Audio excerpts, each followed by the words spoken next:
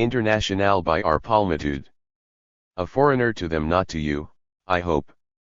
Though my English may not be pure, yet you will find it plain English. No working man in England nor in France, either, by ever treats me as a foreigner.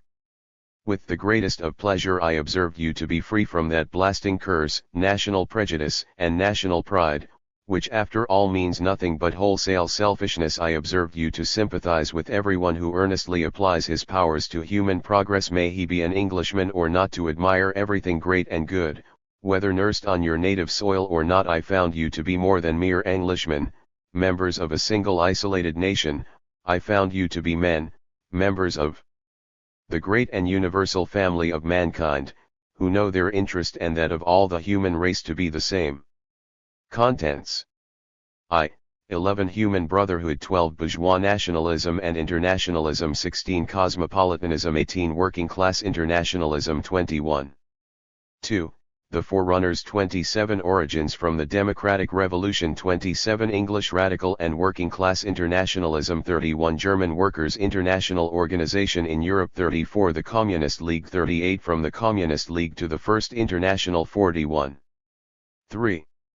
The First International, 45 Foundation, 45 Composition and Organization, 47 Battles and Victories of Marxism against Opposing Trends, 52 Congresses and Main Decisions, 59 Aim of Working Class Political Power for Social Emancipation, 60 Collective Ownership, 61 Trade Unions and Strikes, 61 Cooperatives, 64 Labor Legislation, 65 Necessity for an Independent Political Party of the Working Class, 66 National Question, 66 War and Peace and Foreign Policy, 67. 3. The Franco-German War and the Commune, 72 Divisions and Dissolution, 77 Historical Significance of the First International, 82. 4. The Second International, 84 Foundation Congress, 85 Battle against Anarchism, 88 Battle against Revisionism, 91 Beginning of Distortion of Marxism, 93 Fabianism and Revisionism, 98 Millerandism, 101 Bernstein, Koski and Bolshevism, 103 Opening of the Era of Revolution, 106 Second International and Colonialism, 108 Socialism and War, 110 Achievement and Weaknesses of the Second International, 118. V. The First World War, 125 Marxism and the First World War, 126 Collapse of the Second International, 129 International Socialist Fight against the War, 133 Beginning of the World Socialist Revolution, 139 Revolution and Counter-Revolution in Europe, 145. 6. The Two Internationals, 153 The Split in the Working Class, 153 Foundation of the Communist International, 155 Extending affiliations to the Communist International, 159 From the Second to the Fourth Congress of the Communist International, 160 Resurrection of the Second International, 165 The 2.5 International, 168 United Front and Rejection of the United Front, 169. 7.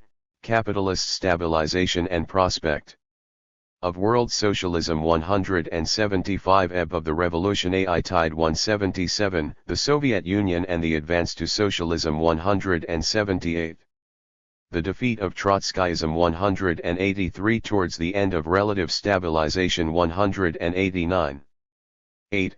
Communism, Social Democracy and Fascism, 194 Definition of Fascism, 194 How Fascism came to power, 202 Responsibility of Social Democracy, 205 Tactical Problems and Shortcomings of the International Communist Movement, 207. 9. The United Front Against Fascism and War, 215 Fascist War Offensive and Soviet Peace Policy, 215 The Fight for the United Front Against Fascism and War, 218 Positive and Negative Experiences of the United Front and the People's Front, 220. X. Socialist Achievement and Problems. Before the Second World War 227 Socialism victorious and the peace policy of the Soviet Union 228 Rearmament and the costs of rearmament 231 Emergency regime 236 The role of Stalin 239 Trials and purges 243 Trotskyism and counter-revolution 246 Drawing the balance 249 11.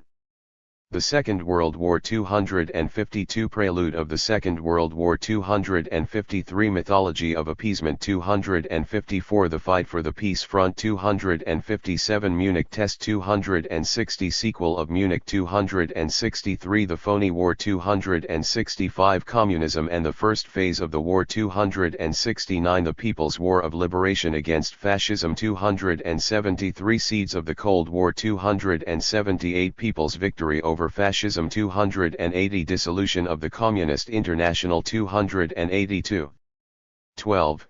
The World System of Socialism 285 Change in the Balance of the World 286 People's Democracy and Socialism in Europe 288 The Struggle Against Counter-Revolution 295 The Chinese People's Revolution 300 Korea Vietnam Cuba 304 National Liberation and Socialism 307 Successes and Problems 313 13.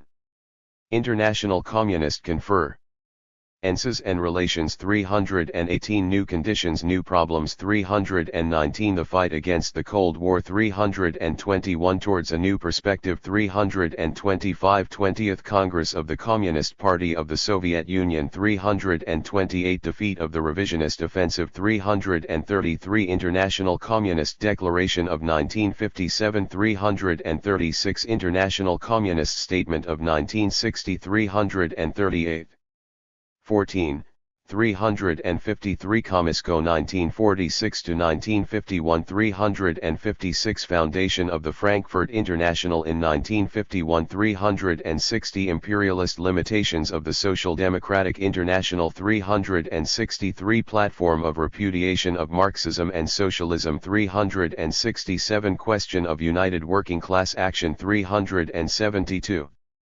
15.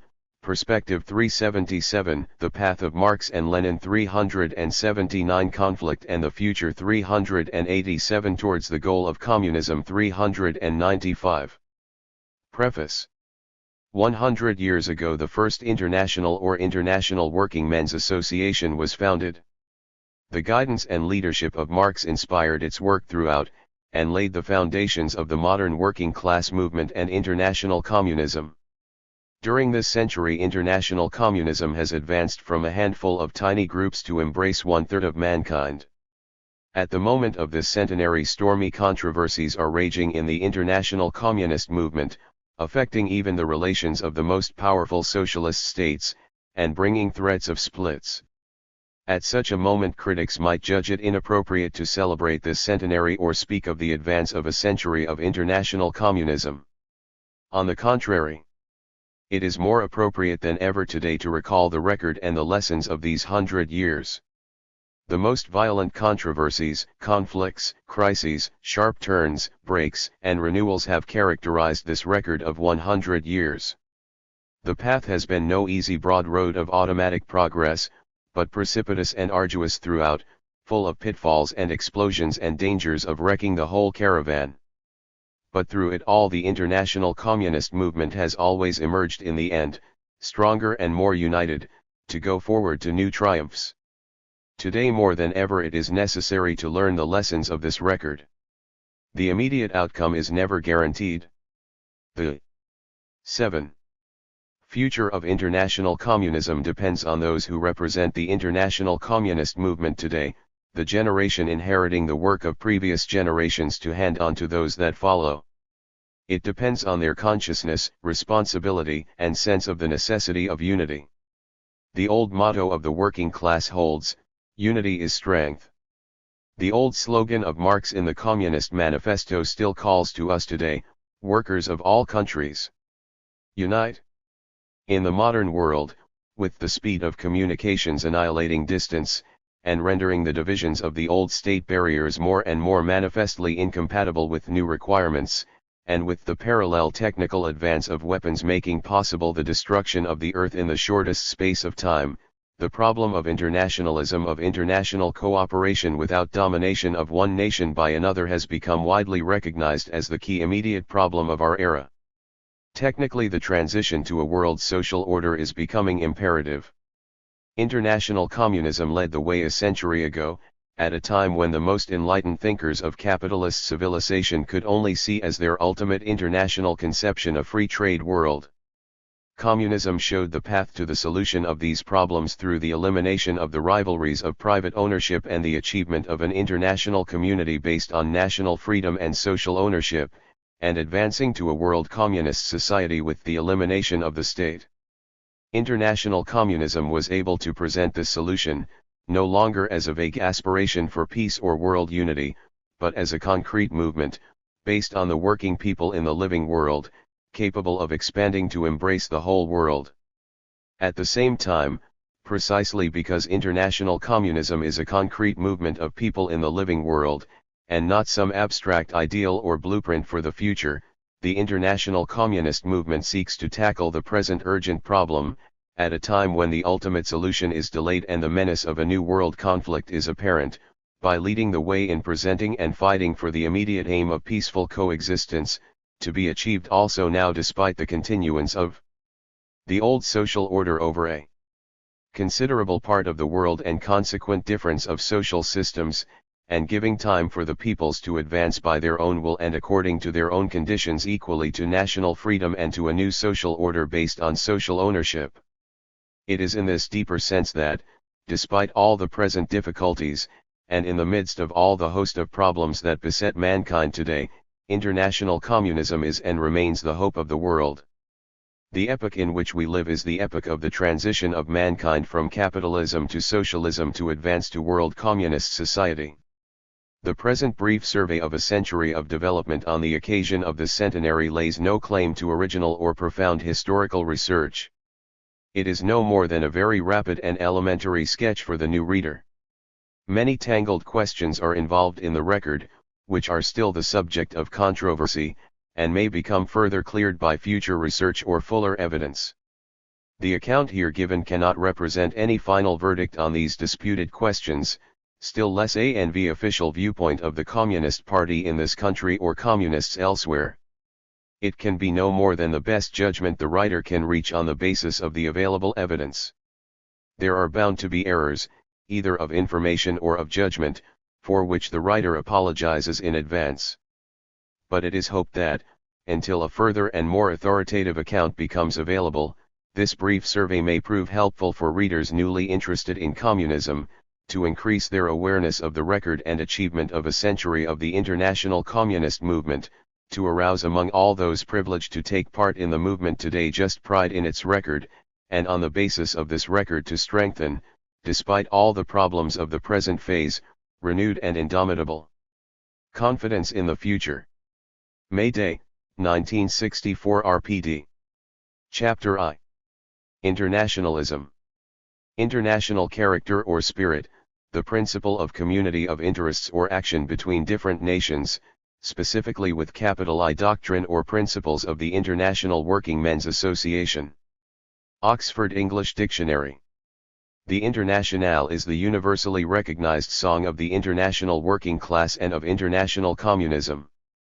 Just as the Marseillaise, the song of the French Revolution, became the widely recognized anthem of the democratic revolution and of national patriotism, so the Internationale, also the product of a gifted French composer, and sprung from the French working class movement, has become in the 20th century the universally recognized anthem of the international working class and communism. But with this difference. The range of the Marseillaise has been mainly European. The range of the Internationale is worldwide.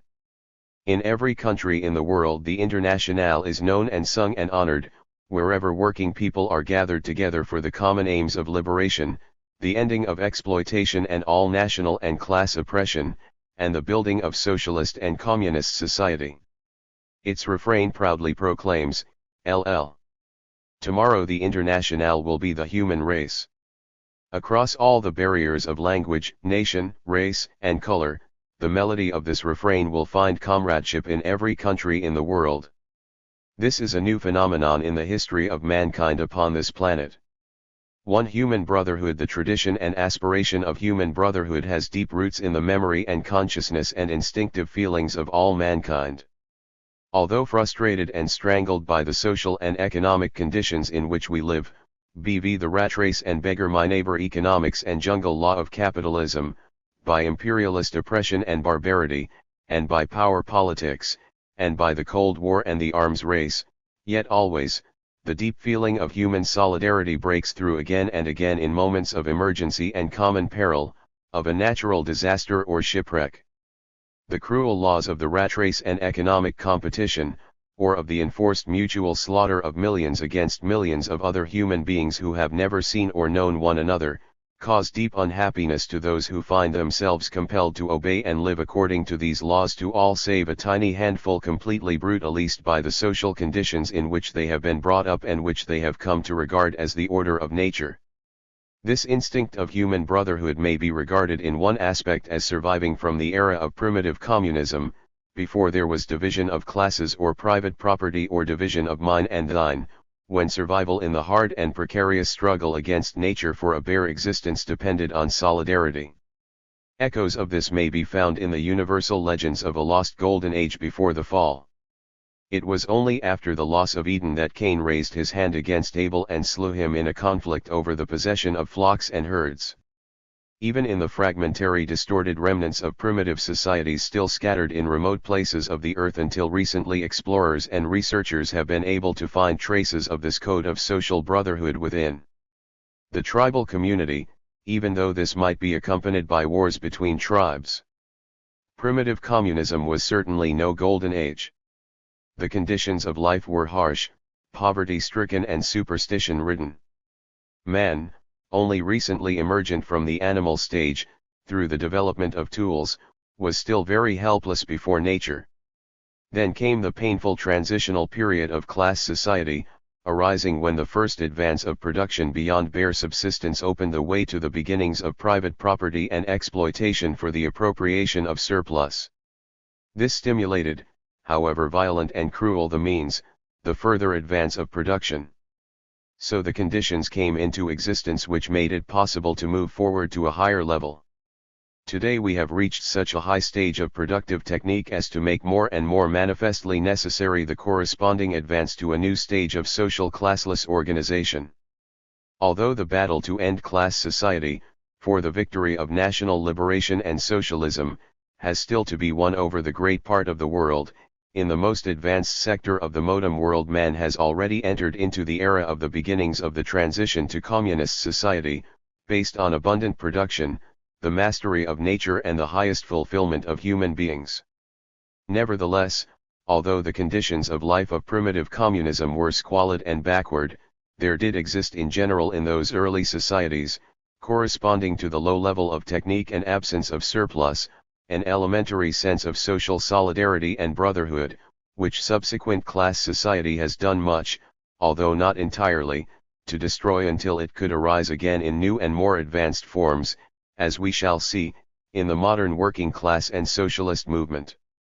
A remarkable confirmation of this Marxist analysis of the early elementary sense of social brotherhood arising in these societies of low productive technique and absence of surplus was provided when the islanders of Tristan da Cunha, following the volcanic explosion of 1961, were transplanted to Britain and employed as wage workers there until their return to their island in 1963. These islanders were no ancient primitive society. They were descendants of a handful of early 19th century English sailors and soldiers. They spoke the English of the early 19th century like characters from Dickens. But the difficult conditions of maintaining life on their isolated rocky island home had found expression in a mainly subsistence economy with some analogies with primitive communism, and this has found reflection in a social consciousness completely at variance with the basic tenets of English property-owning society of capitalists and wage earners. The enlightened official mind in Britain had assumed that the marvels of English mid-20th century civilization would leave them gasping with admiration and awe and the desire to remain.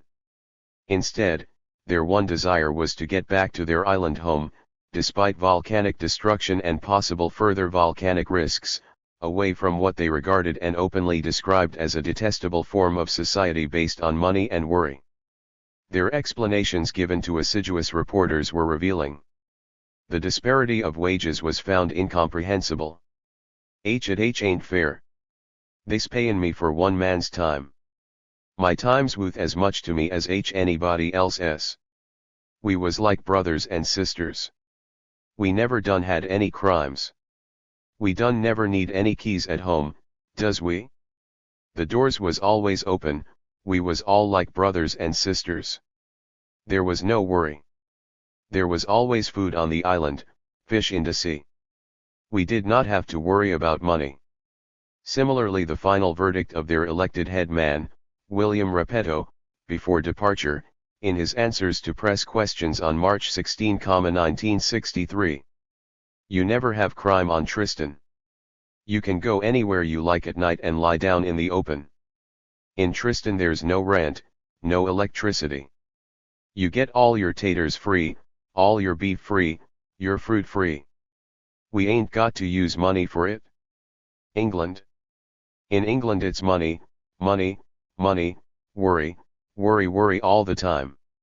In this confrontation we can see, as by the operation of a magical time machine, a remote and accidentally arising partial expression of the outlook of early communism suddenly placed in the midst of late monopoly capitalism. The great ancient religions, such as Hinduism, Buddhism, and Confucianism, all reflected, even though under a cover of much subsequent dross, this sentiment of human brotherhood and the oneness of all life, but in a passive rather than in an active sense, that is, as a spiritual belief and aspiration, alongside acceptance of existing social and political forms as an inevitable expression of the transient world. The more recent and unfortunately more bellicose and bloodthirsty religions, such as Christianity and Islam, both deriving in part from Judaism, did also express some underlying conception of human brotherhood, though in a narrower sense, confined to believers, with relegation of unbelievers to damnation. Within the ranks of believers there was formal equality, irrespective of social status, race, or color, even though this was accompanied, as in all the religions, by practical acceptance of existing social institutions, such as slavery, with only the offer of consolation in the hope of a future life of bliss for believers after death. This narrowing of the conception of brotherhood in the later religions to the ranks of believers, with ferocious crusading zeal against the unbelieving world, found expression in the unexampled violence and barbarity of the wars between Christianity and Islam, only later surpassed in the modern era by the full flower of Western imperialist Christian civilization in its colonial conquest and exploitation of the world and therefrom developing world wars. Nevertheless, while the upper classes sought to use religion as an instrument to hold down the people with the justification of the existing social order of oppression as a supposed divine ordainment, or with the hope of a life hereafter as a consolation for their sufferings, the masses of the people sought again and again to find in the deep tradition of human brotherhood, enshrined at the heart of all the religions, the banner and inspiration of their revolt to change the existing social order. Buddhism arose and spread so rapidly as a revolt against the priestly hierarchy of Hinduism. The ceaseless Christian heretical sects, which were suppressed with such relentlessness in the medieval era, were the manifest expression of gathering and increasing social revolts from below, until they culminated in the Reformation, which was the preliminary stage of the bourgeois and democratic revolution. But it was only in the era of the modern democratic, working class, and socialist movement that the conception of human brotherhood could take form and shape, no longer as an isolated and impotent spiritual aspiration or belief in the midst of a world of evil and injustice, but as a concrete and fully realizable social and political order to be achieved on earth in this life by scientifically directed human effort.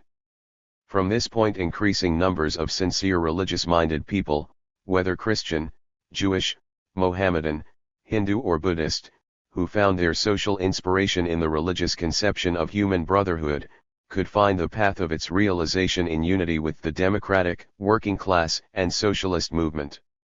These representatives have brought a significant current to swell the advancing tide of the modern socialist and communist movement. When we consider the relatively modern conception of internationalism which has only reached its full definition and completion in international communism, we must never forget the deep underlying tradition of human brotherhood which has its roots in the conditions of human existence from very early times and which remains enshrined in the heart of so many ancient religions. 2. Bourgeois nationalism and internationalism. The term international dates from the period of the modern democratic revolutions in the latter part of the 18th century. This is understandable, since only with the formation of the modern nations and nation-states arising from the development of capitalism could the conception of an international order arise. The earliest example of the use of the term international is offered by the Oxford Dictionary from the Old Utilitarian. Er of the Rising Bourgeoisie, Jeremy Bentham, in. The law may be referred to the head of international jurisprudence. Note, the word international, it must be acknowledged, is a new one, though it is hoped sufficiently analogous and intelligible. It is calculated to express in a more significant way the branch of law which commonly goes by the name of the law of nations. The word is thus offered very tentatively as a new invention. Further, it is used en as a purely legal term, to refer to the legal relations between nation-states, or what previously used to be termed jus gentium, the law of the relations between peoples or communities. In contrast to the arid legal limitation of Bentham's conception, the revolutionary fighters for democracy recognized a bond of brotherhood, reaching across countries, in their common cause and the common struggle against the holy alliance of tyrants. The Frenchman Lafayette fought in the American Revolution. The Englishman Thomas Paine, the immortal author of The Rights of Man, both played a foremost inspiring part in the American Revolution and was elected a deputy for Calais to the convention in the French Revolution. He died in exile and poverty on American soil, outlawed by the charge of high treason brought against him by the government of Pitt. It was Paine who declared in J. His Rights of Man, "My country is the world, and my religion is to do good." This early revolutionary internationalist tradition of the first stages of democratic revolution could not be continued by the representatives of the victorious bourgeoisie, since their victory found expression in the establishment of the modern nation-states based on the single market dominated by a given bourgeois grouping, with mutually conflicting interests. Bourgeois nationalism became the expression of the larger egoism of rival groups of exploiters. Hence the revolutionary internationalist tradition passed to communism. For the victorious bourgeoisie, the international conception remained on the level of the law of relations between states. Thus Hallam in his History of Literature in 1838 wrote of the great system of international law. The highest conception which the 19th century bourgeoisie could reach of a perspective of conciliation and peace between nations lay in the doctrine of free trade as the supposed panacea for establishing amicable and mutually profitable commercial relations between all nations. The Great Exhibition at the Crystal Palace in 1851 was the characteristic expression of this ideal. The subsequent exhibition of 1862 was officially called the International Exhibition. When liberal free trade capitalism developed to the stage of monopoly capitalism and imperialism, the term international in bourgeois usage began to take on a more sinister connotation to describe systems of joint colonial exploitation. Thus in 1882 the constitutional lawyer F. Dicey wrote, "The internationalization, if I may use the conception, of Egypt." In 1883 the Contemporary Review in its June issue expressed an earnest appeal to the government at Berlin to unite with England in internationalizing the Congo. In 1884 the Times weekly edition of October 31 wrote of questions affecting the internationalization of the Congo, the Niger, and other fields of commerce. In 1885 the Spectator declared on May 30, "The Suez Canal must be internationalized." And in 1888 Sir Charles Moncrieff wrote in the Pall Mall Gazette of September 11, "On a par with most of the others which internationalism has advised for the welfare of Egypt." Thus the will has come full circle. The internationalism of the bourgeoisie has turned into its opposite, to become the system of destroying the national independence of other peoples. 3. Cosmopolitanism. It is in this connection that the conception of cosmopolitanism takes on its special significance in the era of imperialism. Previously over the ages there were not a few cases where a sage or thinker would declare, to show his freedom from narrow local prejudices, that he regarded himself as a citizen of the world. Plutarch relates how Socrates, when banished from Athens, said, "I am not an Athenian or a Greek, but a citizen of the world." William Lloyd Garrison could declare in 1830 his motto for his journal The Liberator, dedicated to the abolition of slavery in the United States, "Our country is the world, our countrymen are all mankind." But when the further development of capitalism had passed from its early progressive era associated with the liberation of nations from colonial bondage in the American continent or monarchical bondage in Europe to the further extension of the world domination of the handful of victorious capitalist powers enslaving the rest of the world and destroying national freedom, then to profess indifference to the national liberation struggle of the dependent and oppressed peoples in the name of a supposed higher loyalty to the principle of cosmopolitanism becomes in practice identification with imperialism for the enslavement of nations.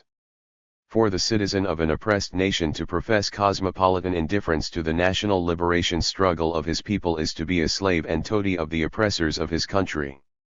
For a citizen of an imperialist oppressor country to proclaim cosmopolitan superiority to the liberation struggle of peoples oppressed by his country is equally to choose identity with imperialism on the side of slavery. Above all, for a socialist in an imperialist oppressor country to express himself as superior to the obsolete 19th century national sentiments of the nations oppressed by his imperialist rulers, and to describe this outlook as international socialism, means in fact to unite with his imperialist rulers and to betray socialism.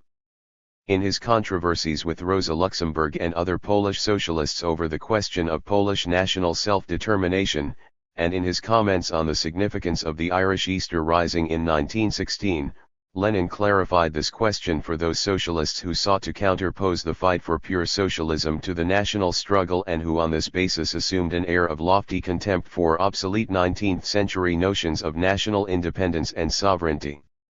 To imagine that a social revolution is conceivable without revolts by small nations in the colonies and in Europe, without the revolutionary outbursts of a section of the petty bourgeoisie with all its prejudices, without the movement of non-class conscious proletarian and semi-proletarian masses against the oppression of the landlords, the church, the monarchy, foreign nations etc. To imagine this means repudiating social revolution. Only those who imagine that in one place an army will line up and say, "We are for socialism," and in another place another army will say, "We are for imperialism," and that this will be the social revolution, only those who hold such a ridiculously pedantic opinion, could vilify the Irish rebellion by calling it a putsch. Whoever expects a pure social revolution will never live to see it. Such a person pays lip service to revolution without understanding what revolution is. Already in the 19th century Marx had poured scorn on this supposed supranational outlook of certain would-be very revolutionary representatives, French Proudhonists, and some French socialists, including Lafargue, who had sought to dismiss nationality as an antiquated prejudice, and to concentrate on the social question to the exclusion of national issues. In the International Council of the First International in 1866 a discussion followed, which Marx describes. The representatives of Young France came out with the announcement that all nationalities and even nations were antiquated prejudices. The whole world waits until the French are ripe for a social revolution. Whoever encumbers the social question with the superstitions of the old world is a reactionary. The English laughed very much when I began MV speech by saying that our friend Lafargue and others 21. Who had done away with nationalities, had spoken French to us, i.e. a language which 9/10 of the audience did not understand. I also suggested that by the negation of nationalities he appeared, quite unconsciously, to understand their absorption by the model French nation. Cosmopolitanism is the characteristic outlook of modern finance capital, concealed behind a tawdry facade of nationalist jingo slogans to deceive the people. Finance capital recognizes no national frontiers, seeks only the highest profit, penetrates and seeks to dominate every nation wherever it can reach. In the First World War the biggest combines and armaments trusts, at the same time as they fought with one another for the redivision of the world, secretly traded with one another and protected their interlocking interests to extract colossal profits from the business of the war. The same happened in the Second World War. Such cosmopolitanism has nothing in common with international socialism. For working-class internationalism, wherein Marx and Engels asked in their manifesto of the Communist Party in 1848, "Do the Communists differ from other working-class parties?" They gave the answer. The Communists are distinguished from the other working-class parties by this only: in the national struggles of the proletarians of the different countries they point out and bring to the front the common interests of the entire proletariat, independently of all nationality in the various stages of development which the struggle of the working class against the bourgeoisie has to pass through. They always and everywhere represent the interests of the movement as a whole. Thus the first distinguishing feature of communism on which Marx and Engels lay stress is its international character. Indeed, the two distinguishing features described may be regarded as in fact one, that the communists represent the basic long-term interests of the whole working class, as against either sectionalism or national division. 22. In the preceding analysis we have seen how the early internationalism of the bourgeois democratic revolution broke down once the bourgeoisie had won power.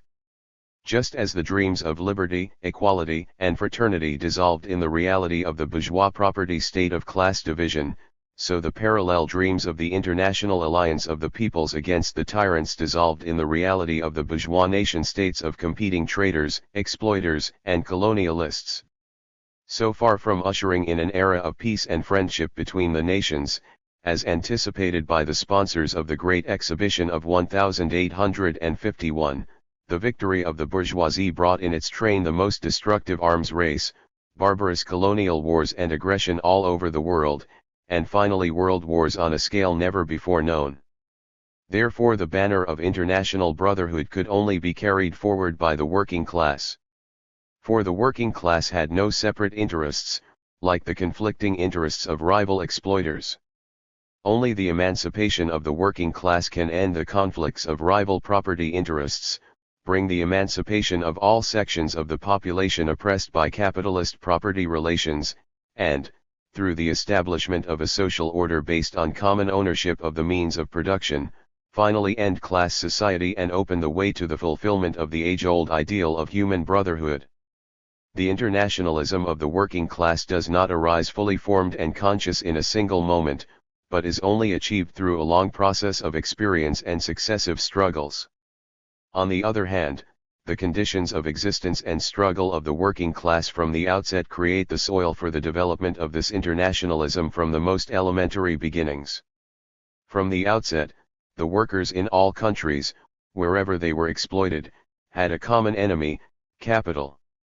That common enemy often combined against them, as in operations for strike breaking, or in the use of low wages in one country as artillery to attack wages in another. If the workers sought to achieve political advance against their enemy and to move to political power, as was most powerfully demonstrated in the 19th century by the Paris Commune of 1871, the rival capitalist powers, which a moment before had been engaged in mutual war, laid aside their conflict to help one another. 23. Against the common class enemy. This was still more powerfully shown with the victory of the first socialist revolution in 1917 and the whole subsequent history. Therefore at every level, from the most elementary to the highest, international unity has always been and remains the vital interest of the working class. But this internationalism of the working class brings in a new element which was not present in the generalist conception of the brotherhood of man expressed in the outlook of the early revolutionary democratic movement. What is now expressed is no longer the idealized brotherhood of abstract man in the existing class society, whose antagonism of exploiter and exploited has shattered the idealized vision. Such a future vision of the brotherhood of man can only be realized by the ending of class society and class exploitation. What is expressed in working class internationalism is the international unity and cooperation of all who work against all who exploit their labor. This is a new feature. This internationalism of the working class extends to all who are oppressed by capital, equally to the colonial slaves, to the masses of the peasantry independent countries exploited by the big overseas combines, and to all the nations oppressed or dominated by imperialist rule or penetration.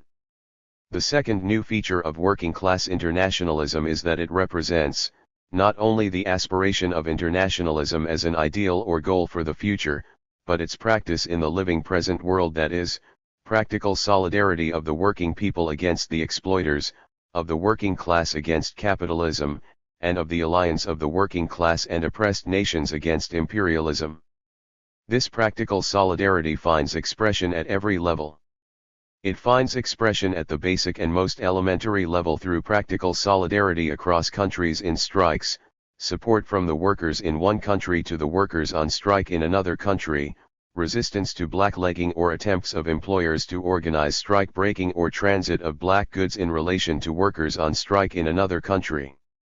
It finds further expression in political cooperation, campaigns for the release of political prisoners in a country under an oppressive regime, against political repression, the color bar or apartheid, and for support of national liberation. 24. Struggles. It reaches its highest level in joint struggle in the cause of the socialist revolution against counter-revolution. The third new feature of working-class internationalism is that it leads the way forward, through the partial struggles, practical solidarity and partial victories of today, to the future fulfillment of internationalism as the realizable principle of world organization on the basis of international socialism. International socialism does not represent the denial of national liberation and national sovereignty, which is the indispensable next stage from the preceding imperialist system of national enslavement, but is built on the foundation of ending equally national and class oppression and thereby ends the conflicts between rival groups of exploiters, which are presented as national conflicts, and opens the era of international cooperation along the common path of socialist construction and the transition to communism. The first victory of the socialist revolution in Russia in 1917 brought also the national liberation of all the nations previously oppressed by Tsarism, with full recognition of the right of secession, and annulment of the unequal treaties imposed by Tsarist imperialism, like every other imperialism, against a number of nominally independent, but in fact dependent, countries. From 1917 onwards, as Lenin repeatedly pointed out, the world socialist revolution comprised the unity and common action of three related fronts: the advance of the first socialist state, the struggle of the working class against capitalism, and the national liberation struggle of the oppressed peoples against colonialism. Following the victory of the joint struggle of the peoples against fascism, and the further victories of the socialist revolution, we have now reached the stage of a world system of socialism, extending over one-third of the world, and anticipating the future world order of international socialism, which will embrace the whole world. The victory of international socialism will establish the foundation for the further advance to international communist society, which will finally end the divisions between advanced and backward nations, and eventually all national divisions, leading, as communists foresee, to the fusion of nations in the 25. United humanity of the coming era. But this is music of the future. The fourth distinctive feature of working-class internationalism is that it has consistently led and leads the fight for peace against the ever more destructive wars let loose by capitalism and by its modern phrase, imperialism. When the Franco-German War broke out in 1870, the General Council of the First International, uniting French and German sections, denounced the joint responsibility of the French and German governments. Liebknecht and Babel, the leaders of the German workers, were imprisoned for high treason. The French workers rose and established the Commune, the first victory of the working class. The Second International in successive resolutions called on the workers in all countries to struggle against the impending First World War. When the First World War broke out, and the test revealed the falling away of many leaders and sections, the Russian working class, under the leadership of the Bolshevik Party, fulfilled the resolutions of the International, in unity with sections in all countries faithful to the principles of internationalism, and as soon as the Russian workers had won the victory of their revolution in 1917, their first decree was the Decree on Peace. Since then, the Soviet Union for close on half a century has been always in the vanguard in the fight for peace and disarmament, in their disarmament proposals in the 1920s, in their fight for the peace front during the 1930s, which could have stopped Hitler's aggression and prevented the Second World War, and in the modern period in the fight to end the Cold War and for peaceful coexistence, and for the abolition of nuclear weapons and prevention of a Third World War. Such is the high theme of working-class internationalism, expressed in all these four distinctive features. When we consider the progress during the short span of a century and a quarter, from the handful of groups of the International Communist League of 1847 to 48, through the First International, the Second International and the Communist International, to the present world system of socialist states, comprising one-third of the world, with the international communist movement extending through all countries and the general advance of the working class movement, we cannot but recognize a historical 26. Development without parallel in the record of mankind. Storms and ordeals there have been in plenty, strains and stresses, fallings by the wayside, partial breakdowns and resumed advance. But through it all the path has gone forward. Over this century and a quarter the principle of working-class internationalism, of international communism, has proved itself, and will further prove itself, as the indispensable principle to solve the problems of our epoch. Chapter 2. The Jacobin of 1793 has become the communist of today.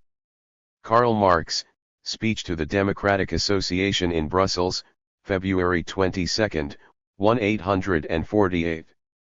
Communism did not spring into existence ready-made from the inspiration of a genius. Lenin has traced the three component sources of Marxism or communism: French socialism, German philosophy, and English political economy.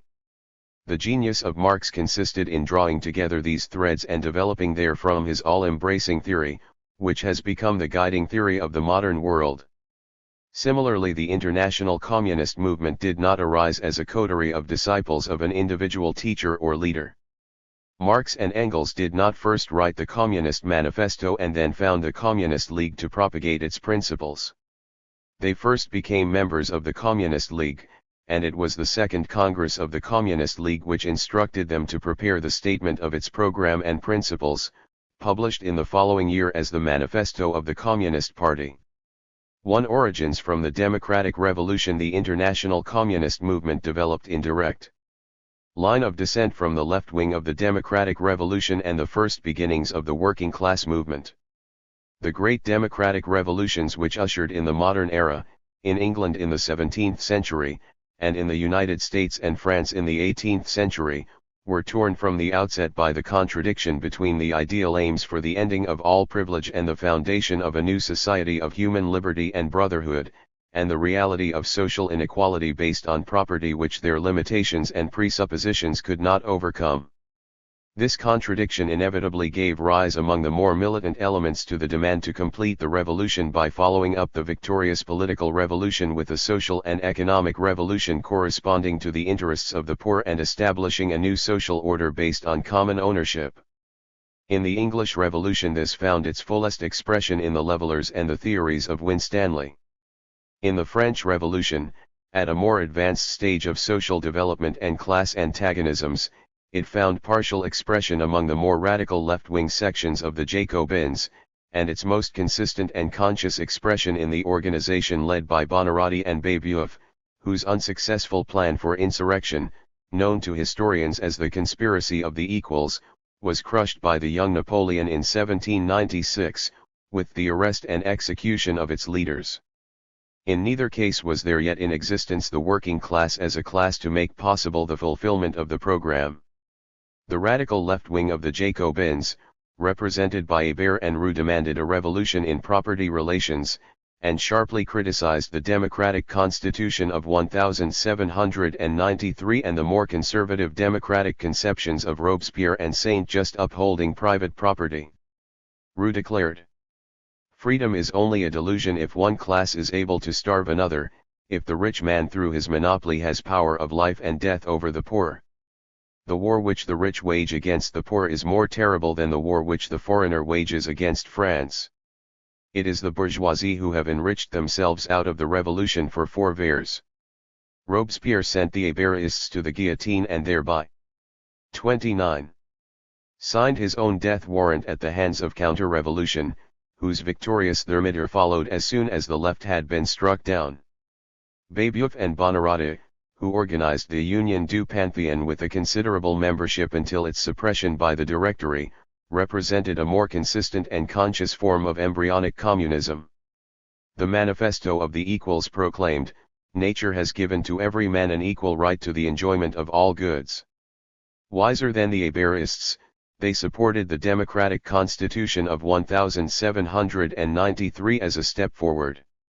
They advocated a temporary revolutionary dictatorship, based on the workers, as a transition, during which all private property would be expropriated within a generation and pass into communal ownership, and the establishment of a democratic constitution in which labor would be compulsory for all, and all persons engaged in useful labor would have the right to vote. After the counter-revolutionary coup of Thermidor and the execution of the Jacobin leaders in 1794, the revolutionary section which had been organized in the legal Union du Panthéon had to move over to a legal organization, and were joined in this by the remnants of the radical left wing of the Jacobins.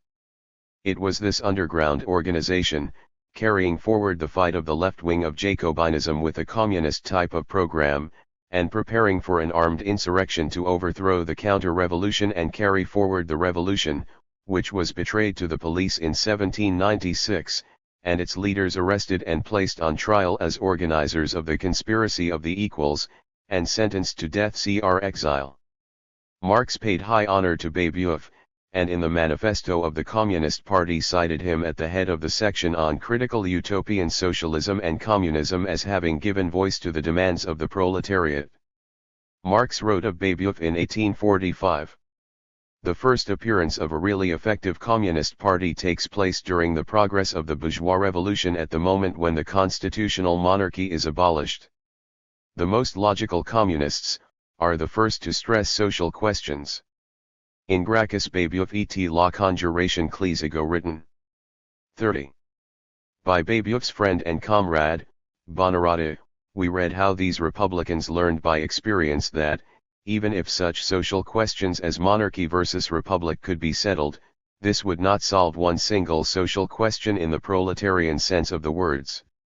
Similarly, Marx and Engels in the first joint exposition of their views wrote, "The French Revolution brought forth ideas which led beyond the ideas of the entire old world system. The revolutionary movement which began in 1789 in Cercle Social, which in the middle of its course had as its chief representatives Leclerc and Roux, and which finally was temporarily defeated with Babeuf's conspiracy, brought forth the communist idea which Babeuf's friend Buonarroti reintroduced into France after the Revolution of 1830. This idea, consistently developed, is the idea of the New World System. At the same time they warned against regarding Babeuf as a theoretician of communism. To take Babeuf as the theoretical exponent of communism could only have entered the head of a Berlin schoolmaster. Buonarroti, the associate of Babeuf, wrote his account of the conspiracy and its aims in his book published in 1828, which, as Marx mentioned, was translated by the Chartist leader Brantera O'Brien and exercised its revolutionary influence among the left wing of Chartism.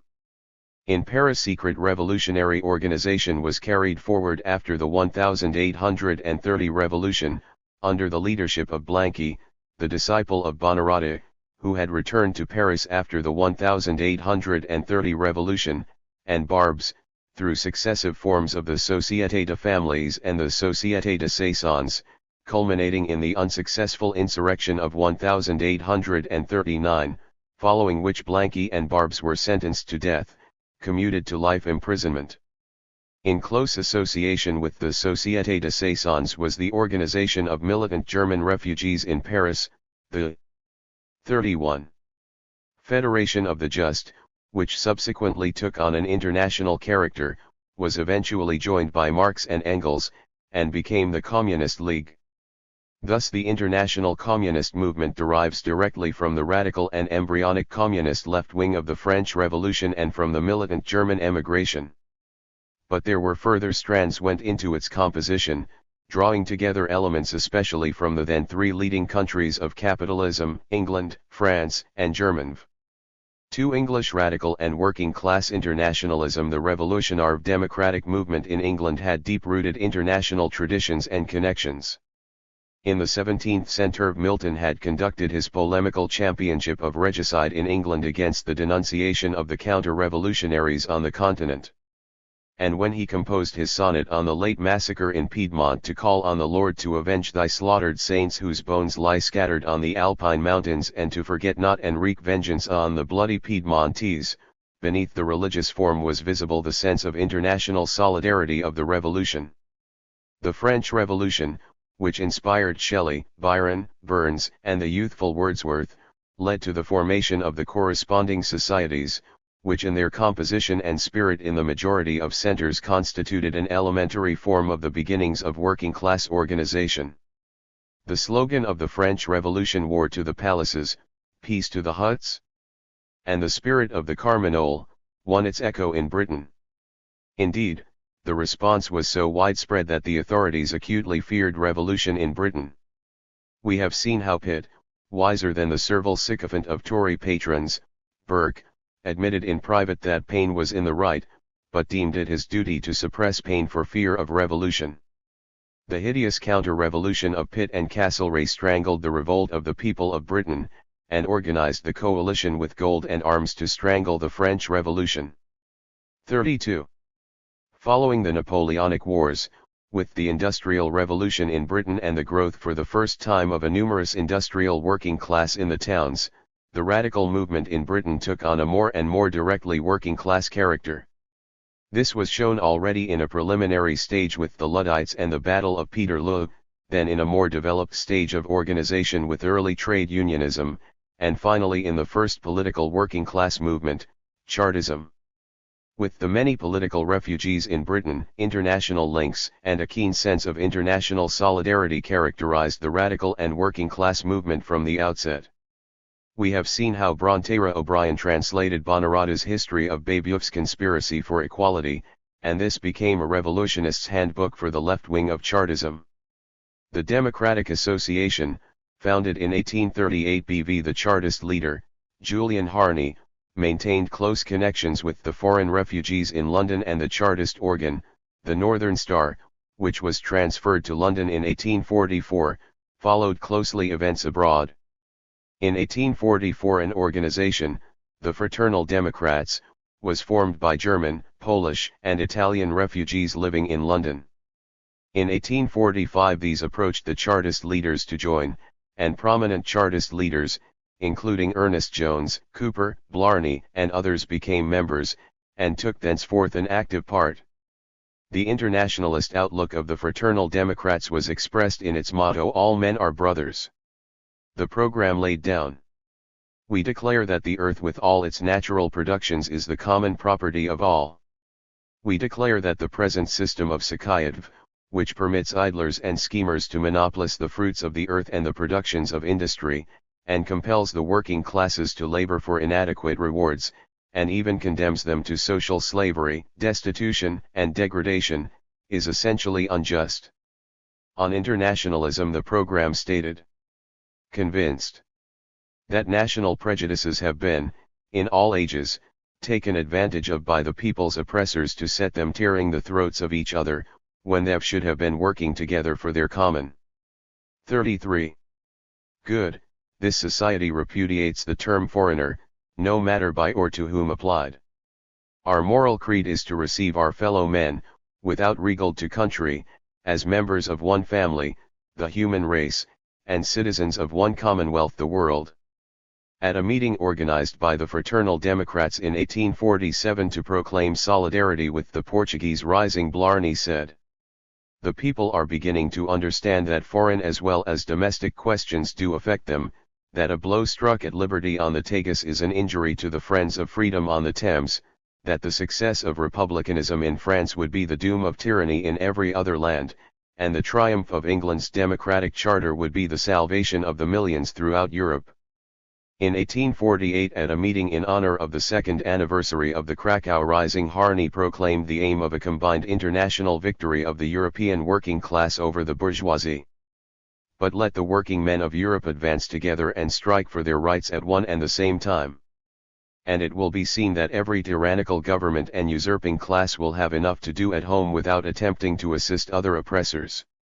The age of democratic ascendancy has commenced. The rule of the bourgeoisie is doomed. From 1847 the Fraternal Democrats Association was organized with the regular constitution of General Secretary, and international executive and national secretaries for each nation, England, France, Germany, Poland, Italy, Switzerland, and so on. The Marxist historian, Theodor Rothstein, has commented, "There can be no doubt whatever that this form of organization, which was repeated in all subsequent similar organizations, served as the prototype of the International. Only 17 years elapsed before the foundation of the latter, and throughout this period the traditions of the Fraternal Democrats remained in force. This was the second foundation on which the international communist movement was built. 3. German Workers' International Organization in Europe. The third constituent element arose from the organization of German emigrant workers in the capitals of Western Europe, organizations which often took on an international character. Since we are not here considering the theoretical origins of communism, we are not in this context referring to the German philosophical element in these origins, still less the scholastic absurdities on which Marx and Engels poured scorn in the Communist Manifesto under the title German or True Socialism. It is well known how the monks wrote silly lives of Catholic saints over the manuscripts on which the classical works of ancient heathendom had been written. The German literati reversed this process with the profane French literature. They wrote their philosophical nonsense beneath the French original. For instance, beneath the French criticism of the economic functions of money, they wrote alienation of humanity. What is important for the organizational origins of the international communist movement as an organized international movement is the role of the German emigrant workers' organizations in the European capitals, which often reflected the theoretical outlook of the German utopian worker communist, Weitling, and in some cases drew in representatives of other nationalities. This significant political role of the organizations of German refugees and workers in the European capitals, especially Paris, Brussels, and London, arose, not only from the police persecution in Germany, but also from the traditional practice of the Wanderjahr or year of travel of the German craftsman worker in completing the mastery of his trade. The principal trades were tailoring and carpentry. Engels has described the outlook of the craftsman workers of this epoch, in describing the character of the predominantly proletarian sections of the membership of the Federation of the Just, the organization which, originating in Paris, and then centered in London, eventually became the Communist League. The proletarian part of the membership consisted entirely of manual workers. They were exploited by men who, even in the great metropolis, were nearly always small masters. The exploitation of large-scale tailoring, so-called confection, the transformation of the work into domestic industry on behalf of a great capitalist, was still in its infancy in the London of that epoch. The exploiter was a small master, and the workers in the trade lived in hopes of themselves becoming small masters. In addition, vestiges of the guild spirit still adhered to the German craftsmen. They were not as yet fully fledged proletarians, were only on the way to becoming members of the modern proletariat, were still hangers-on of the petty bourgeoisie, had not at that date become the direct opponents of the bourgeoisie, the large-scale capitalists. These craftsmen, to their eternal honor, instinctively foresaw the future development of their class, and, though not fully conscious of the fact, were pressing forward toward organizing themselves as the party of the proletariat. The heroic character of the revolutionaries of this period was described by Engels when he wrote of Karl Schapper, the former university student of forestry who, after participating in the 1832 conspiracy led by George Buchner in Germany and the storming of the police station in Frankfurt on the Main in 1833, fled abroad, joined Mazzine's forces in Savoy in 1834, built up organization in Paris, fought in the 1839 insurrection alongside Blanqui, was arrested and expelled to London and there fulfilled a leading role in the organization which became the Communist League. Engels wrote, "Built on a heroic scale, resolute and energetic by temperament, ever ready to risk life and limb, Schapper was the prototype of the professional revolutionist of the 1830s. He was a man of genuine mettle all through, and his services to the German working class movement will never be forgotten." 36. This admiring reference of Engels in 1885 to Schapper as tire prototype of the professional revolutionist of the 1830s is worth recalling today to destroy the current widely spread myth according to which the conception of the professional revolutionary is supposed to have been a peculiar invention of Lenin previously unknown to Marxism, however much Lenin may have developed the conception to meet modern conditions. The organization which eventually became the Communist League originated as a secret society of German refugees and workers in Paris, then the revolutionary center of the world, founded as the Exiles League in 1834, and reconstituted in 1836 by the more militant section as the Federation of the Just. At the outset, Engels says, the Federation was a German outlier of French working-class communism, and in reality not much more than a German branch of the French secret societies, and its members fought alongside the French revolutionaries in the Rising of 1839. After its leaders, Schapper and Bauer, had been expelled to London, they joined forces with others there, including Joseph Mahle, in building up the organization and made London the new headquarters. There in 1834 Engels made their acquaintance. They were the first proletarian revolutionists I had ever met. With the establishment of the headquarters in London, the Federation of the Just took on an international character.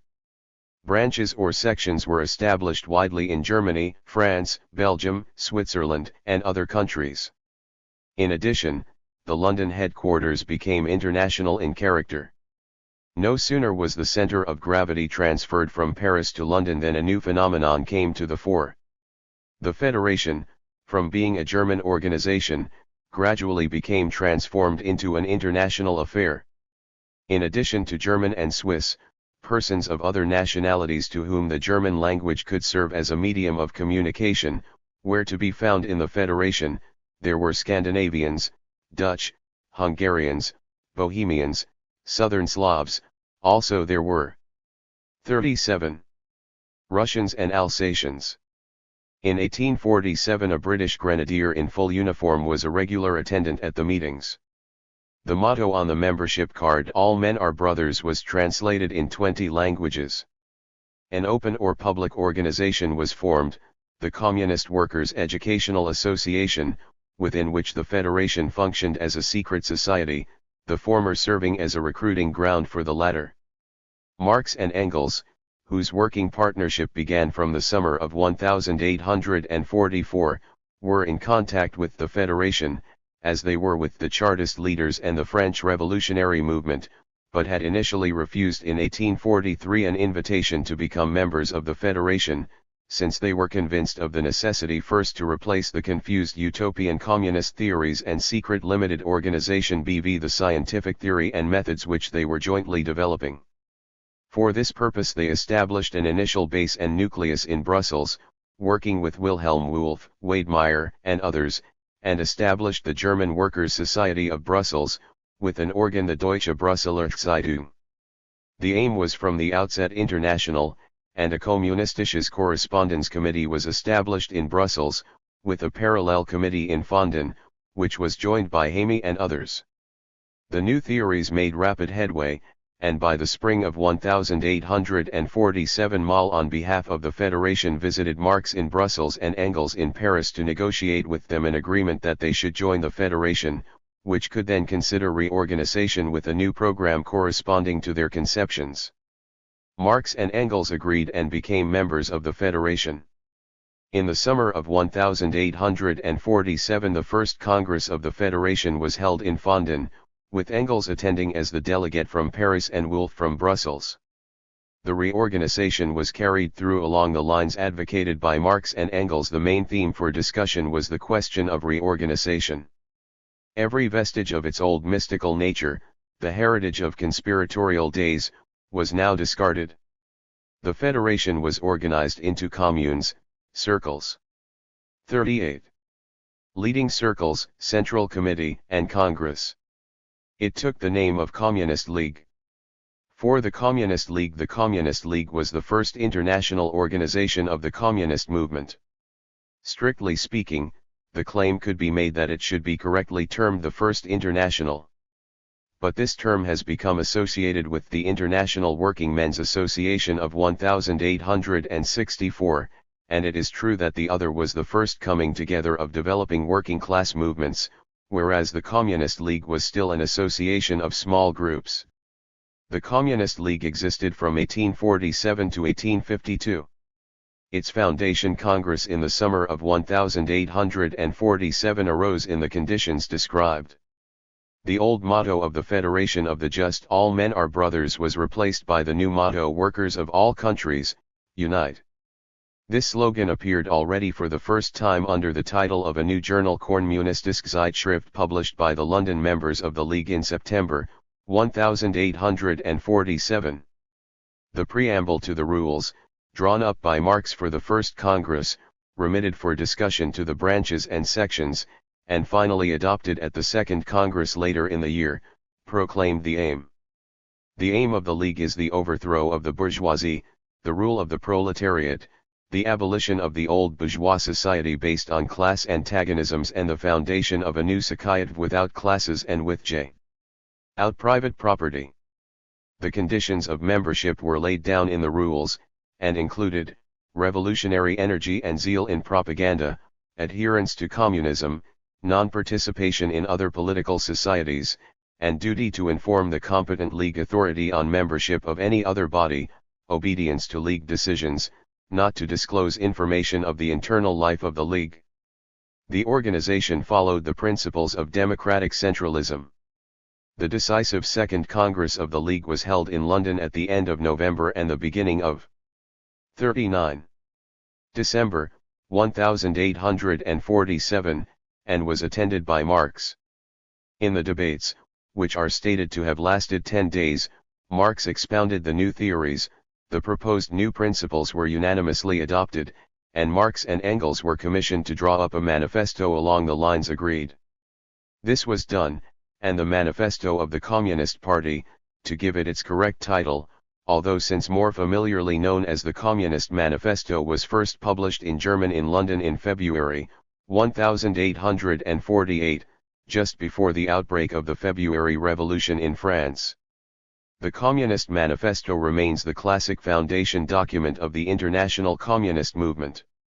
25 years later, in the 1872 preface, Marx and Engels stated that the general principles laid down in this manifesto are, on the whole, as correct today as ever, and that only the immediate demands and the current tactical relations to other parties and organization are dated. 2. In the revolutions and revolutionary struggles which shook Europe in 1848 and the immediately ensuing phase, Marx and Engels and the principal members of the Communist League played an active part, whose record belongs to the history of the period.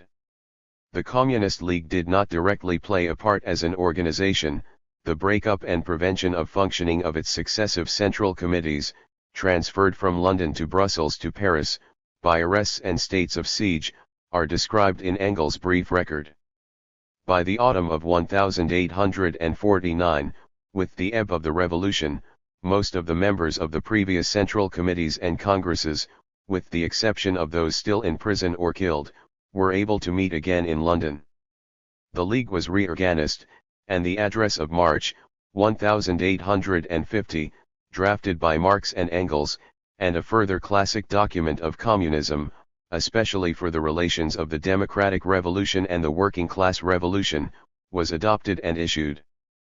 But by 1850 divisions arose in the estimation of the situation in Europe. As London became the headquarters of the refugees from the defeated revolutions in Europe, the League was inundated with an influx of new adherents of varying outlooks, French Blanquists, Polish and Hungarian social revolutionaries, English Chartists. At the same time there were gathered in London the followers of Louis Blanc, Ledru Rollin, Mazzina, Kossuth, and others, all dreaming of forming provisional governments to lead victorious renewals of the revolution in their respective countries. By the summer of 1850 Marx and Engels had reached a negative view of these two sanguine hopes of a rapid renewal of the revolution in Europe.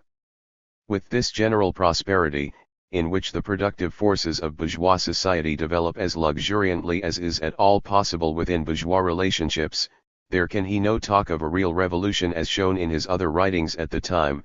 Marx by 1850 had developed the view that, with the world extension of capitalism, West Europe had become too narrow a basis for the world's socialist revolution, and began to turn his attention increasingly during the 1850s and after, alongside his deeper study of the functioning of capitalist economy, which found a preliminary expression in the Critique of Political Economy in 1859, to developments in the United States, India, China, and Russia. This view met with resistance from the more ardent spirits, including some of the tried old fighters of the Communist League like Schapper and Willich. These disagreements led to a split. Marx moved the headquarters of the League to Cologne, where the program of the League was revised in December 1850, to meet the new conditions.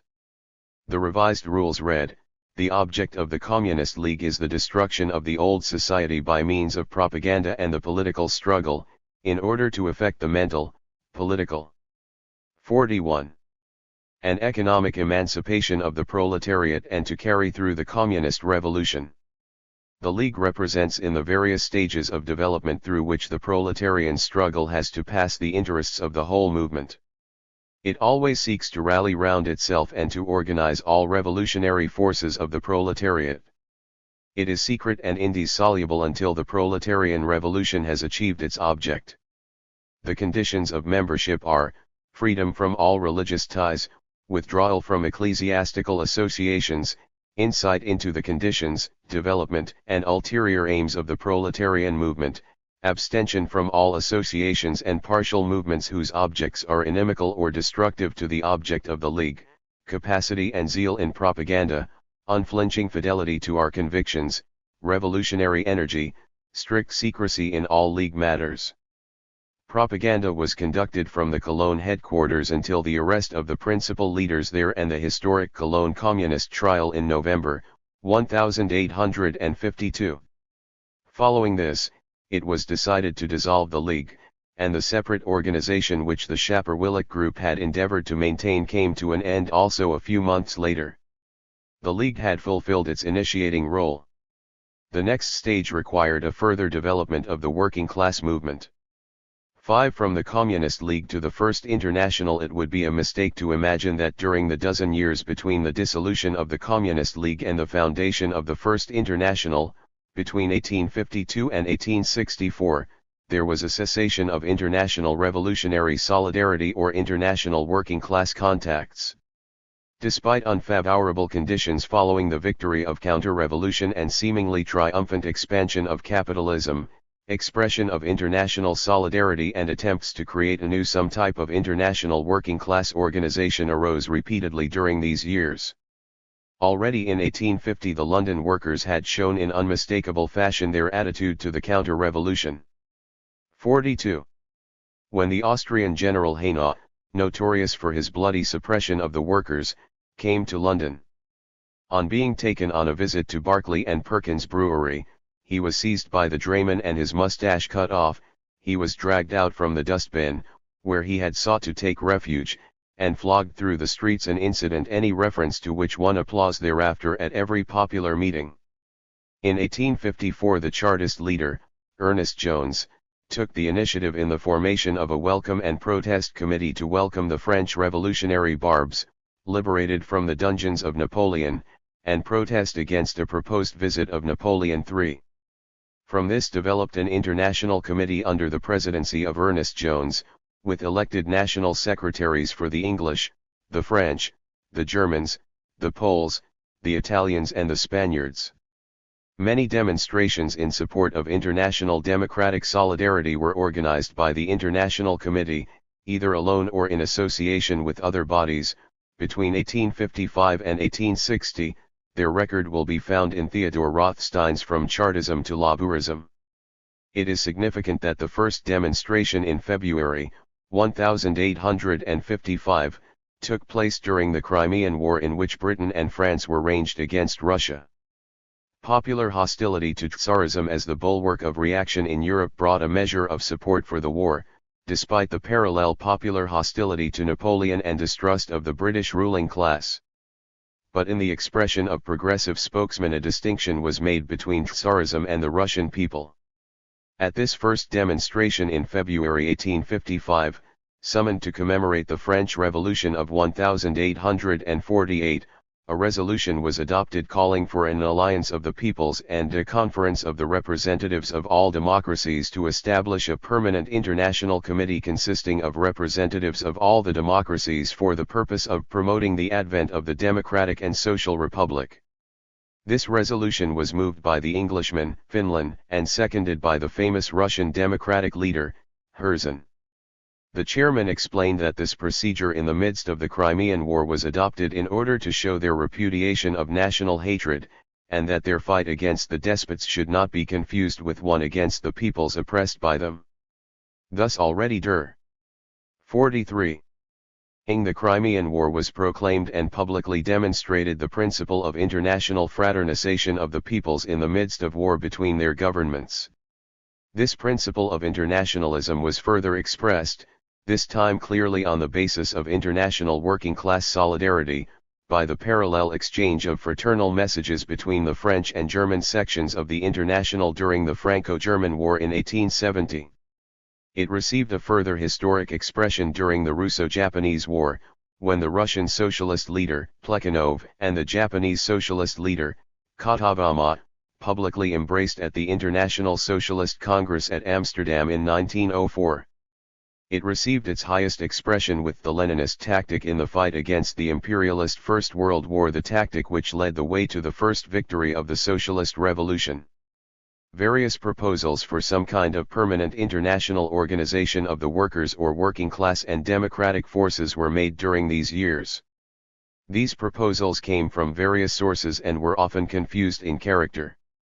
In April, 1856, a deputation came to London from Paris, representing supporters of the very confused petty bourgeois socialist, Proudhon, to propose the formation of a universal league of workers which would, in accordance with the recipe of Proudhon, painlessly eliminate capitalism by using the contributions of 20 million workers to found productive and distributive cooperatives.